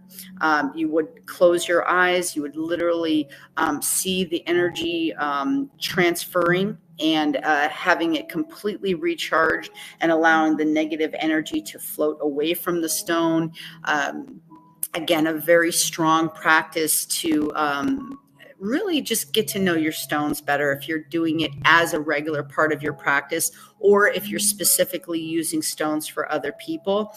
It helps you to put your vibrational frequency and your healing frequencies on these stones. And so when you're placing stones on the person that you're working on, it can actually help to heal them a little bit quicker. And it already has your intention in it. So if you're intending for this healing stone, like say it's a rose quartz, and you're healing someone's broken heart, or you're bringing more love into their heart, or you're increasing their self-love, and you put that beautiful rose quartz, if you've already charged your stone with your love and your intention of incredible self-love into that stone, it's actually going to help transfer into the person that you're working with, and it makes your practice that much easier. Another really cool way to clear your stones is burying it in the ground. Mother Earth is incredibly healing, and that again, that transfer of ions and that transfer of energy can be very, very powerful for clearing your stones. So with burial, it's probably one of the longer ways to clear a stone. You're going to want to make sure you have a very safe and sacred place that you can bury your stone, somewhere that means a lot to you. Just don't go randomly in your backyard, dig a hole, throw it in there, and hope for the best. You really want a very special spot when you're going to bury your stone, and you can bury it directly. You don't have to put it in a bag or anything like that, but you're going to want to bury it for 24 hours up to 3 days. And that's going to actually help to really balance the energy, because that's where it came from. The stones came from Mother Earth. And so it's such a strong and beautiful practice to bury it back into Mother Earth and recharge that stone, clear the energy. And it's one of the most efficient ways to really bring it back to its original self. So that is the list for clearing stones and gems. The other thing that I want to touch on is clearing energy out of your home. If you're feeling stagnant energy, if you're moving into a new home, if you're feeling negative energy, bad juju, anything like that, a really good way to clear your home is using sage or smudging. So again, you can use other things such as cedar, lavender, and lemongrass, but I love sage because sage, again, has been scientifically proven to clear the air and change the ions. It actually can transfer the ions and bring, I mean, for me, I can smell a cleaner air after I smudge. I've smudged other people's homes for many, many years. It's been part of my practice. It was part of my business for many years, where I would actually go into people's homes. They would hire me to clear the energy, and I would teach people how to smudge their own homes. What you want to do is get a sage bundle, and you want to go ahead and light it, get a nice fan it, get a nice smoke going on it. And you want to walk around the house. And what you want to do is you want to smudge around every doorway, every window, and every opening. So I would even go over like the toilets. I would go over the registers where the air comes out. I would go around every single window and every single door frame, like literally follow the rectangle shape or the square shape of the window or the door.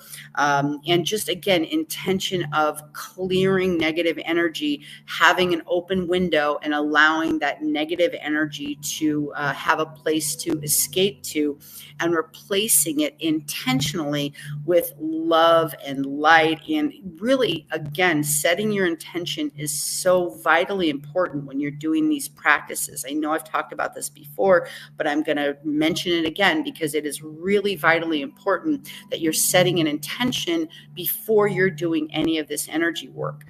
Seeing this love and this positive vibration coming in and transforming and allowing the negative energy or frequency to basically leave. And so again, smudging the entire house, it can take some time. You want to be intentional about it. It's not something you want to just rush through. You can, in fact, Native Americans use feathers of either like an eagle or a hawk to actually make the smoke go a little bit further, and it helps as part of their practice. I've seen a Native American smudging, and it was absolutely beautiful. It just was really a cool thing to witness. So it's something that you can do for your own home. You can do it anytime that you want. And again, it just absolutely liberates energy and releases any kind of stagnant energy. So the last thing we're going to touch on is clearing energy from your body and then actually placing protection around yourself. And this is imperative if you're working with other people. You absolutely have to do this practice, because otherwise you'll drain your life force and you can take on other people's ailments, which is the complete opposite of what you want to do in your spiritual practice. You want to be in the utmost health when you're healing other people. And I have come across so many healers that have taken on the healers' ailments.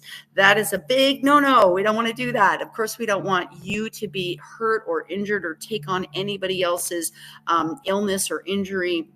We want to liberate that freedom. And the best way to do that is for you to be in the best health possible. Again, set your intention and protect yourself. So a really great way to clear your energy is just chakra aligning. Literally sit in a meditative practice. Be very intentional about clearing your energy, changing your vibrational frequency, raising your frequency and your vibration in order to allow love and light and everything good into your body. Seeing a light come from the heavens down through your crown chakra, going down through your body, all the way filling your every cell in your body with light, going down through your root chakra, wrapping around the core of Mother Earth, and then coming back up through your feet, and then even having it come out through your heart and emanating that beautiful love and light, and literally seeing that love and light fill your entire aura like a cloud, like a bubble, like a disco ball, something around you where it's literally protecting you, and it's creating a cloud of energy around you of pure love and light. And that meditative state is, again, very intentional about allowing, and since your biggest pores in your body are in your feet, or seeing negative energy coming out of your fingertips, your toes, but grounding it into Mother Earth. If you can stand outside and you can do some earthing while you're doing this, again, it's going to just increase the productivity of that transfer of energy. It's actually going to help it come faster and clear better. So another thing you can do is you can smudge yourself. You can do cord cutting. You can look up a technique that you really like. I like to get a flaming sword from Archangel Michael, and I go around and shave my entire body and imagine cords being cut all over. I go under my feet, I go under my arms, I go everywhere throughout my whole body. I give the sword back up to the heavens, and then I go and I smooth off anything, and I come back and I see those cords being released lovingly back to wherever they came from. I really have a do no harm policy messy, so I don't want anybody to be harmed when we're releasing them. We always want to release with love and with light. So again, this is a really good way to clear any stagnant energy, to release any cords that someone has corded you, or if you've corded anybody. Very appropriate from a parent to a child. But other than that, cording is something that should be cut regularly, so everybody is on their own energy wavelength. So again, creating this protection around you, super important. But I mean, really, you can use sound therapy and you can use gem therapy to clear energy as well. Placing certain gems up and down your body along your chakra, your energy centers, or having somebody else place them on your body, or doing sound therapy for you. Or you can listen to something on, again, free on YouTube, on your radio station, that type of thing. You can actually play something while you're doing a meditation and allow that sound therapy to clear any stagnant energy. Very intentional. Set an intentional that you're clearing this energy from your body, any ailments, any weaknesses, and bringing strength into your body, bringing clarity into your body, bringing wholeness and wellness into your body. Again, letting it come out through your heart and surrounding you with love and light and protection. You always want to put protection around you, especially when you're working with other people in your practice. So that is module 4 for clearing energy. I hope you guys enjoyed this beautiful practice. I hope that you use it in your daily life, because it really will make a difference. And clear your stones, clear your space. It makes a big difference. You'll notice a huge shift in your energy once you do this. So we'll see you next time. Have a great night. Be blessed.